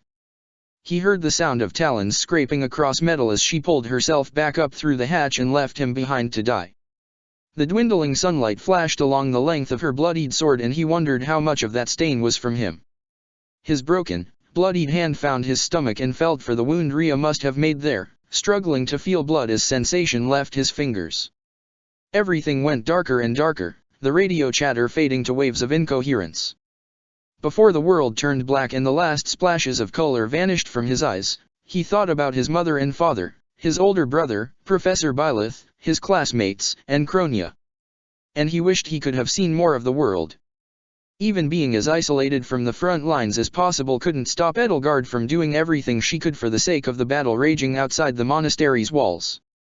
As soon as she had woken up from her last fainting spell, not even a minute ago, she had taken her position back up in the middle of the cathedral, framed by the dusty altar and by the sunlight streaming in from the stained glass windows and the hole in the roof while she pored over a detailed map of Gareg Mach and the surrounding area, with the positions of Nemesis forces and her own marked by black and white chess pieces gathered from about half a dozen salvaged chess sets. She sat, deep in thought, with Harun at her flank and Imperial guards mingled with blade breakers gathered around her. She stroked her chin, her lilac gaze sharp as it fell upon each piece. One of the Agarthan's radio devices sat at her other side, providing updates on the positions of allies and enemies alike and guiding her to alter the positions of the pieces accordingly. All through the morning, she'd radioed instructions to the Imperial commanders, who'd relayed them to the rest of the forces. Even here in the cathedral, far from all the fighting, she was in the thick of battle in her own way. And Geralt could tell that she hated it. He stepped away from his post at the cathedral's side entrance and made his way over to Edelgard's miniature strategy room, preparing some glib remark from his mental catalogue of jokes and one-liners to lighten the mood, but as he drew nearer and saw just how deep and perturbed the frown on her face was, he changed his mind. At her side, a distorted and tinny facsimile of Dida's voice came from the radio device. Edelgard listened to it intently. Ria's arrived at the monastery, she finally told Geralt after a moment of silence, without even looking up at him, as she reached out and removed one white rook from the western gate of the monastery. Her forces are attacking from the north and west. Already? Geralt furrowed his brow. Hold on. The north? How could the Knights of Syros get through the sealed forest without us knowing? Golems, Captain Geralt, Harun spoke up. Those golems we were certain were broken beyond repair, were not so broken as we'd thought. Edelgard silently continued setting up new chess pieces on the map, black bishops to stand in for the golems. She picked up a black queen in her hand, but kept it hovering over the map as she mused on where it might go. Her frown deepened. She'd passed out a few times throughout the morning and even a few minutes ago, as a matter of fact, and Geralt knew that she was hoping it wouldn't happen again anytime soon, not, at least, until Byleth and Dimitri arrived. Ignatz and Cyrus, she sighed, have gone silent. She tipped over the white rook standing atop the monastery's main building and put the Black Queen in its place. There was a momentary softness to her eyes and to the furrow of her brow. "I'm sorry, kid," Gerald said. Her gaze flitted up to meet his eyes, but just as quickly returned to the map. Her cold front was just that, a front. And he could see her clenching her fist until her knuckles turned bone white. "Hey," he called out to the blade breakers. "You two. Bell tower. Ring it. Now." Two of his mercenaries nodded and rushed off to the sacristy and through the door that led into the cathedral's bell tower. Gerald made certain the shield of Siros was firmly affixed to his shield arm and picked up his lance. His mind raced. Rhea was on her way here. He couldn't say he relished the thought of fighting her. He'd been lucky enough to keep out of her way during the last battle here, and a part of him had hoped that he'd be lucky enough this time, even though he'd chosen to stand right here, directly in the path of a hurricane. Old men could still be fools, he thought sometimes. Old men were the greatest fools of all. Edelgard stood up, stepped away from the map of Garreg Mach, and picked up Labrunda.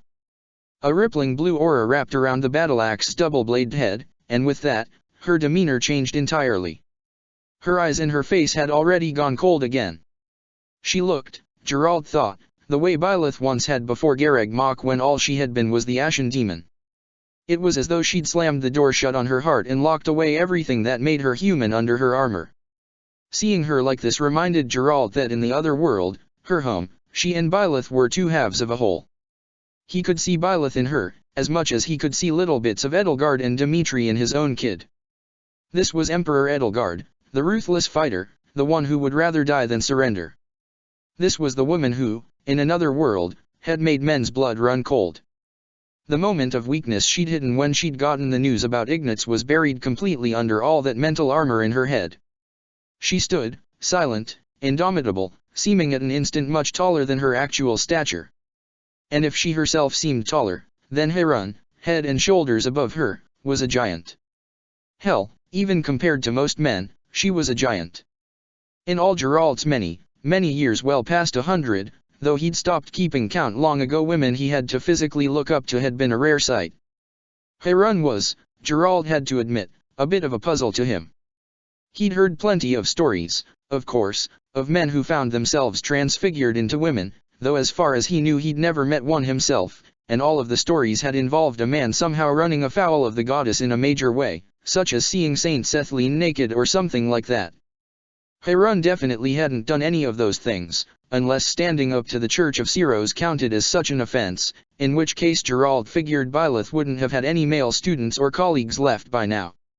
And she seemed pleased enough with how things had turned out that it couldn't be the result of some sort of curse or accident, so the whole issue was just one more thing Gerald had to train his old brain to handle. Harun hefted her own lance, its blade already rimmed with frost, as the green light from her Todd's Ritter armor seeped through the black armor plating over it. Her eyes were as steely as her liege's, and she met the oncoming storm with just as much quiet strength and dignity, though Gerald could see her left fist clenched so tight that the synthetic skin around her metal bones split and blood dripped from her knuckles. As the bell overhead let out its deafening toll and rang once, twice, 3 times, 4, Gerald motioned to his men to take up their positions. Edelgard did the same with her guards. Harun had a few members of the Vestra sorcery engineers with her, whom she dispersed through the rest of the forces with a wave of her hand. Captain Gerald of the infamous Blade Breakers, his alternate timeline daughter-in-law Edelgard von Hresvelg, and her dutiful retainer 8 years more dutiful than anybody else could possibly be, readied themselves for whatever was going to come through the cathedral's front gate, and hoped they could hold it off until Byleth and Dimitri arrived. They were not expecting Alois to rush in, screaming bloody murder, a broken axe trailing in his wake. "Captain Gerald," he cried out, his voice mingling with the ringing echoes of the bells. "Captain Gerald! Captain!" Gerald didn't have time to be surprised. He handed his lance to one of his men and ran to Alois' side. He remembered Alois Rangeld as his squire, back when he'd been with the Knights of Siros, and although that fresh-faced young boy had grown older, and he could actually grow a proper beard and mustache now, and his hair had taken on a bit more of a mousy tinge with age, and he had a wife and daughter he doted on and gushed about to no end, when he wasn't doing his best to tell Gerald's jokes, There was a part of Geralt that was simply too set in his ways to see Eloise as anything but a boy. Even now. "Easy there, kid," he said, taking Eloise by the shoulders and looking him over. There were splatters of blood, fresh blood on his armor and flecks all over his face, but from a cursory glance, it didn't seem to belong to him. "What's wrong?" Eloise's chest heaved as he caught his breath. "Lady Rhea is." He gulped down another breath of air, like a man saved from drowning. "We know Rhea's here." Eloise looked up at him, gobsmacked. "Why, you do? That's what the bells are for. You all right?" "Of course, Captain, I'm just fine," he said, taking a long, deep breath.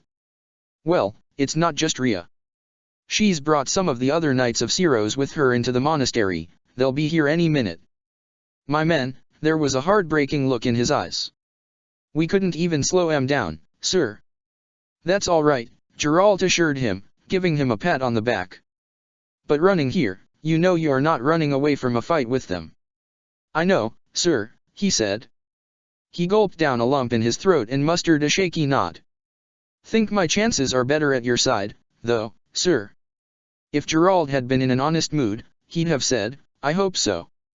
Instead, he drew his sword from the sheath at his hip and pressed it into his former squire's hand. "You're damn right, Eloise," he said, and gestured for him to join the rest of the blade breakers in a defensive formation around Edelgard and Heron.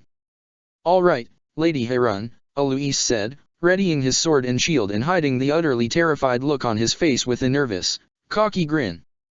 "Let's go kick some ice." Heron wrinkled her nose. One of the blade breakers snorted and tried not to laugh. She rolled her eyes. Yes, let's kick some ice," she grumbled. "Close the portcullis," Edelgard ordered, and two of the guards nearest to the entryway to the cathedral turned the crank to drop the wrought iron gate. It wouldn't hold someone like Rhea for more than a few seconds, at most, but in battle, a few seconds could mean the difference between life and death. As Geralt took back his lance and steeled himself, he took one last look at Eloise. All he could see was that 15-year-old kid, a kid who might die in his arms today, for all he knew. That was the problem with immortality, he thought. People became more set in their ways as they got older. It got harder for them to change, to accept new ideas, like the idea that Eloise was a grown man with a wife and child and who, presumably, had made that child in the typical fashion and to grow. And that was what had happened to Seath and Rhea. After 1,000 years, they didn't grow anymore. They didn't change. And Geralt could feel it happening to him, too. He didn't know how much longer he'd live. But it had been well over a century already, with no hint that he would ever die a natural death, and he knew it was getting harder for him to learn new things. That was why he'd stayed out of the Bladdids. Byleth, though there was no mistaking it. While Geralt could wonder about himself, Rhea had definitely made Byleth as immortal as she was, and Edelgard, too, and all her willing disciples who'd decided to let her experiment on them, like Princess Heidi Marie and Emperor Anselm. Rhea wanted to make his kids just like her, high above all those little humans with their short little lives, growing more and more distant from the world around them, watching as everything they knew became more and more ephemeral while they would stay the same, and that was what filled him with rage. If he had to stand against Rhea, then by the goddess, he was going to, and after over 20 years, he was going to give her a piece of his mind. He was going to let her know exactly how he felt about what she'd done to his kid, what she'd intended for her, what she'd stolen from her. That was what good fathers did. At the front gate, 4 Knights of Syros and 2 Gremmaries in church colors, bloodied and battered, reached the portcullis. Through the wrought iron grate, Geralt recognized 2 out of the 6 of them, though one had been transformed almost beyond recognition. It was that second one, the one he could only just barely recognize, who tore the portcullis apart with a single swipe of her bare hand and stepped forward. Sir Gilbert Pronislav trailed behind her with the other 2 knights and the pair of Gremmaries. Even at a distance, Geralt could see the streaks of ethereal green in Catherine's formerly sandy blonde hair, and there were other things about her that made her look wrong even from all the way down the cathedral's central aisle that he couldn't yet put his finger on. She didn't have Thunderbrand at her side, of course, but the Zweihänder she was holding one-handed in its absence was little cause for relief. "Captain Geralt," she intoned, taking another step forward. Her sword's blade dragged along the ground, and Geralt noticed that she was favoring her left shoulder. "I should have known I'd find you here, wallowing with the rest of your filth." "Huh," Geralt said, hefting his lance. "Didn't think Rhea would be so afraid to fight us that she'd send the goon squad in first to soften us up." The first drops of rain began to fall through the hole in the crumbling vaulted ceiling overhead. As the battle raged through the morning and into the afternoon, as the clouds gathered and the sky darkened, Dmitri pressed onward, weaving through Nemesis aerial forces toward the rear of the army of darkness where Nemesis stood, unassailable and untouched, in perfect control of his men and the utter confidence of a warrior who commanded every man underneath him with unyielding conviction and knew that they followed him with unwavering obedience. He was on his third wyvern now. Nader had gone off to meet with Claude and the rest of the Immortal Corps to the east to lead them in their assault against Nemesis backside, and what remained of the Kingdom Wyvern Corps flew alongside him, beaten and battered by assaults from Frildarius and from Nemesis Wyvern Riders and Pegasus Knights, but still willing to fight by his side. Once he was free of his duel with Frildarius and he feeling so exhausted from the exertion of that lengthy battle that he nearly felt as though he'd been doing all the flying himself, Dimitri's first thought was to direct his aerial forces straight at Nemesis, pierce his heart with Eredbar, and end this battle in one fell swoop. But then, somehow, he had a sharp and distinct thought in his head, one that cut through the surge of hot bloodlust, the first impulsive thoughts that always surged through him in battle. The thoughts that told him to rip and tear through anything that got in his way, that he'd done it before, and that it had been a decision he had regretted. He'd had these sensations before. Déjà vu, he thought it was called. Some vague sense that he'd already done what he was going to do. It felt to him almost like Byleth's hand on his shoulder. Byleth, Edelgard, or Dida would have urged him to think twice. Marianne would have told him to be more careful, Mercedes would have told him not to expend himself so quickly. Felix would have, too, but would have said it all much less gracefully. He let their voices come to him where otherwise, his bloodthirsty ghosts might have spoken. Instead, he stayed close to Garreg Mach's eastern walls. The commander of the Wyvern Corps flew for him. Dmitri sat behind him, clinging to the wyvern with his knees alone, both of his hands each clutching a lance, his right, Eredbar, Bladdid's hero's relic, his left, the arrow of Indra, plucked from the sky when Frildarius had been struck down. He directed the commander north, to the Titanus nearest to the wall. Periander's mobile suit was struggling against it, unable to force it back or pierce its defenses. One of the Bladdid's mechanical arms hung limp at its side, sparks flying from the gaps in its armor plating like blood from a wound, and the Titanus giant Catar had cut deep, blackened gashes into its shield. "Fly over the Titanus," he told the commander. "Position me directly over its head. After I jump off, make another pass, then swoop down as close to the ground as you can, right over its feet, when I give the signal." "Yes, sir," the commander protested. "Your king commands it." "Yes, sir." The wyvern passed over the Titanus' great bulk. Dmitri took a deep breath, tightened his grip on Eredbar and the arrow of Indra, and threw himself off of the mount's flank like a man tossed over the side of a boat. The wyvern pinned its wings to its sides and dropped like a stone. For a moment, Dmitri felt as weightless as he had on the deck of the Yamato, as much at the mercy of the invisible hand of fate as the moment he and Edelgard had been blown out of the runabout into the airless abyss of the heavens. He hit the surface of the Titanus' broad, flat-armored shoulders. The helmeted head perched atop that flat platform swiveled to face him, a blue light flashing across the black depths of its visor. Dmitri knew from Edelgard's briefing that the head was a decoy, and that the monster's true head was buried underneath its thick and protruding chest armor, much like the mobile suits, which nestled their pilots in their hearts. But it was also how the Titani saw the world outside their armored shells. He wasted no time in burying Eredbar's blade in the helmet. The blade glanced off the gap of the visor, denting the metal around it but failing to pierce it. The visor's blue glow grew stronger, and it spat an arc of lightning out at Dmitri.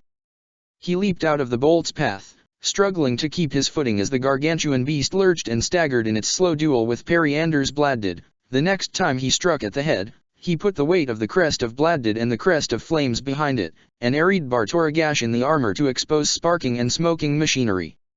While the recoil from both of Dimitri's crests surged through his arm, searing pain spiking through his muscles as his veins glowed a shimmering red beneath his skin, the exposed machinery of the Titanus head belched aimless arcs of lightning before erupting in a plume of flames. In the distance, the monastery's church bells began to toll, their peals ringing out across the battlefield. Rhea was already here. He and Byleth would need to entrust the rest of this battle to White Fang. This, he thought, must have been what had stayed his hand earlier. As though he'd known in his heart that those bells were about to ring. He leaped off of the front of the Titaness, thrust Eredbar into its chest, and scored a long gash in its armor as he fell, splitting the Agarthan insignia in two while the ground rushed up to meet him. The commander's wyvern, mid-dive, caught him just before he could hit the ground and sailed along. As Dimitri directed its rider to Byleth's location, he cast one more backward glance over his shoulder in time to see Periander run her mobile suit's heat sword through the gash in its chest just before it could bring up its shield to cover it. The beast finally collapsed to the ground, slain. The two of them swooped down closer to the battlefield, skimming along spears and banners toward the sight of Byleth and her sword of the Creator cutting lashing arcs through a wave of revenant soldiers. He held out Eredbar like an outstretched hand, let his grip slide down to the bottom of the haft, and leaned off the wyvern's side. Byleth wrapped the sword of the Creator's blade around Eredbar's, held fast, and retracted the whipsword's blade, hurling herself into the air and onto the wyvern's back. There was an odd, knowing smile on her face. To the cathedral, Byleth ordered the commander. Now. As Dimitri and Byleth flew to the cathedral, with all of the hope in his heart that they would arrive before Rhea, the gaps in the cloud covers overhead began to shrink, the shafts of sunlight that still spilled out over the monastery dwindled, and the first drops of rain began to fall. The anticipatory scent of an oncoming storm hung in the thick, dense air. Check the description for the links to the author.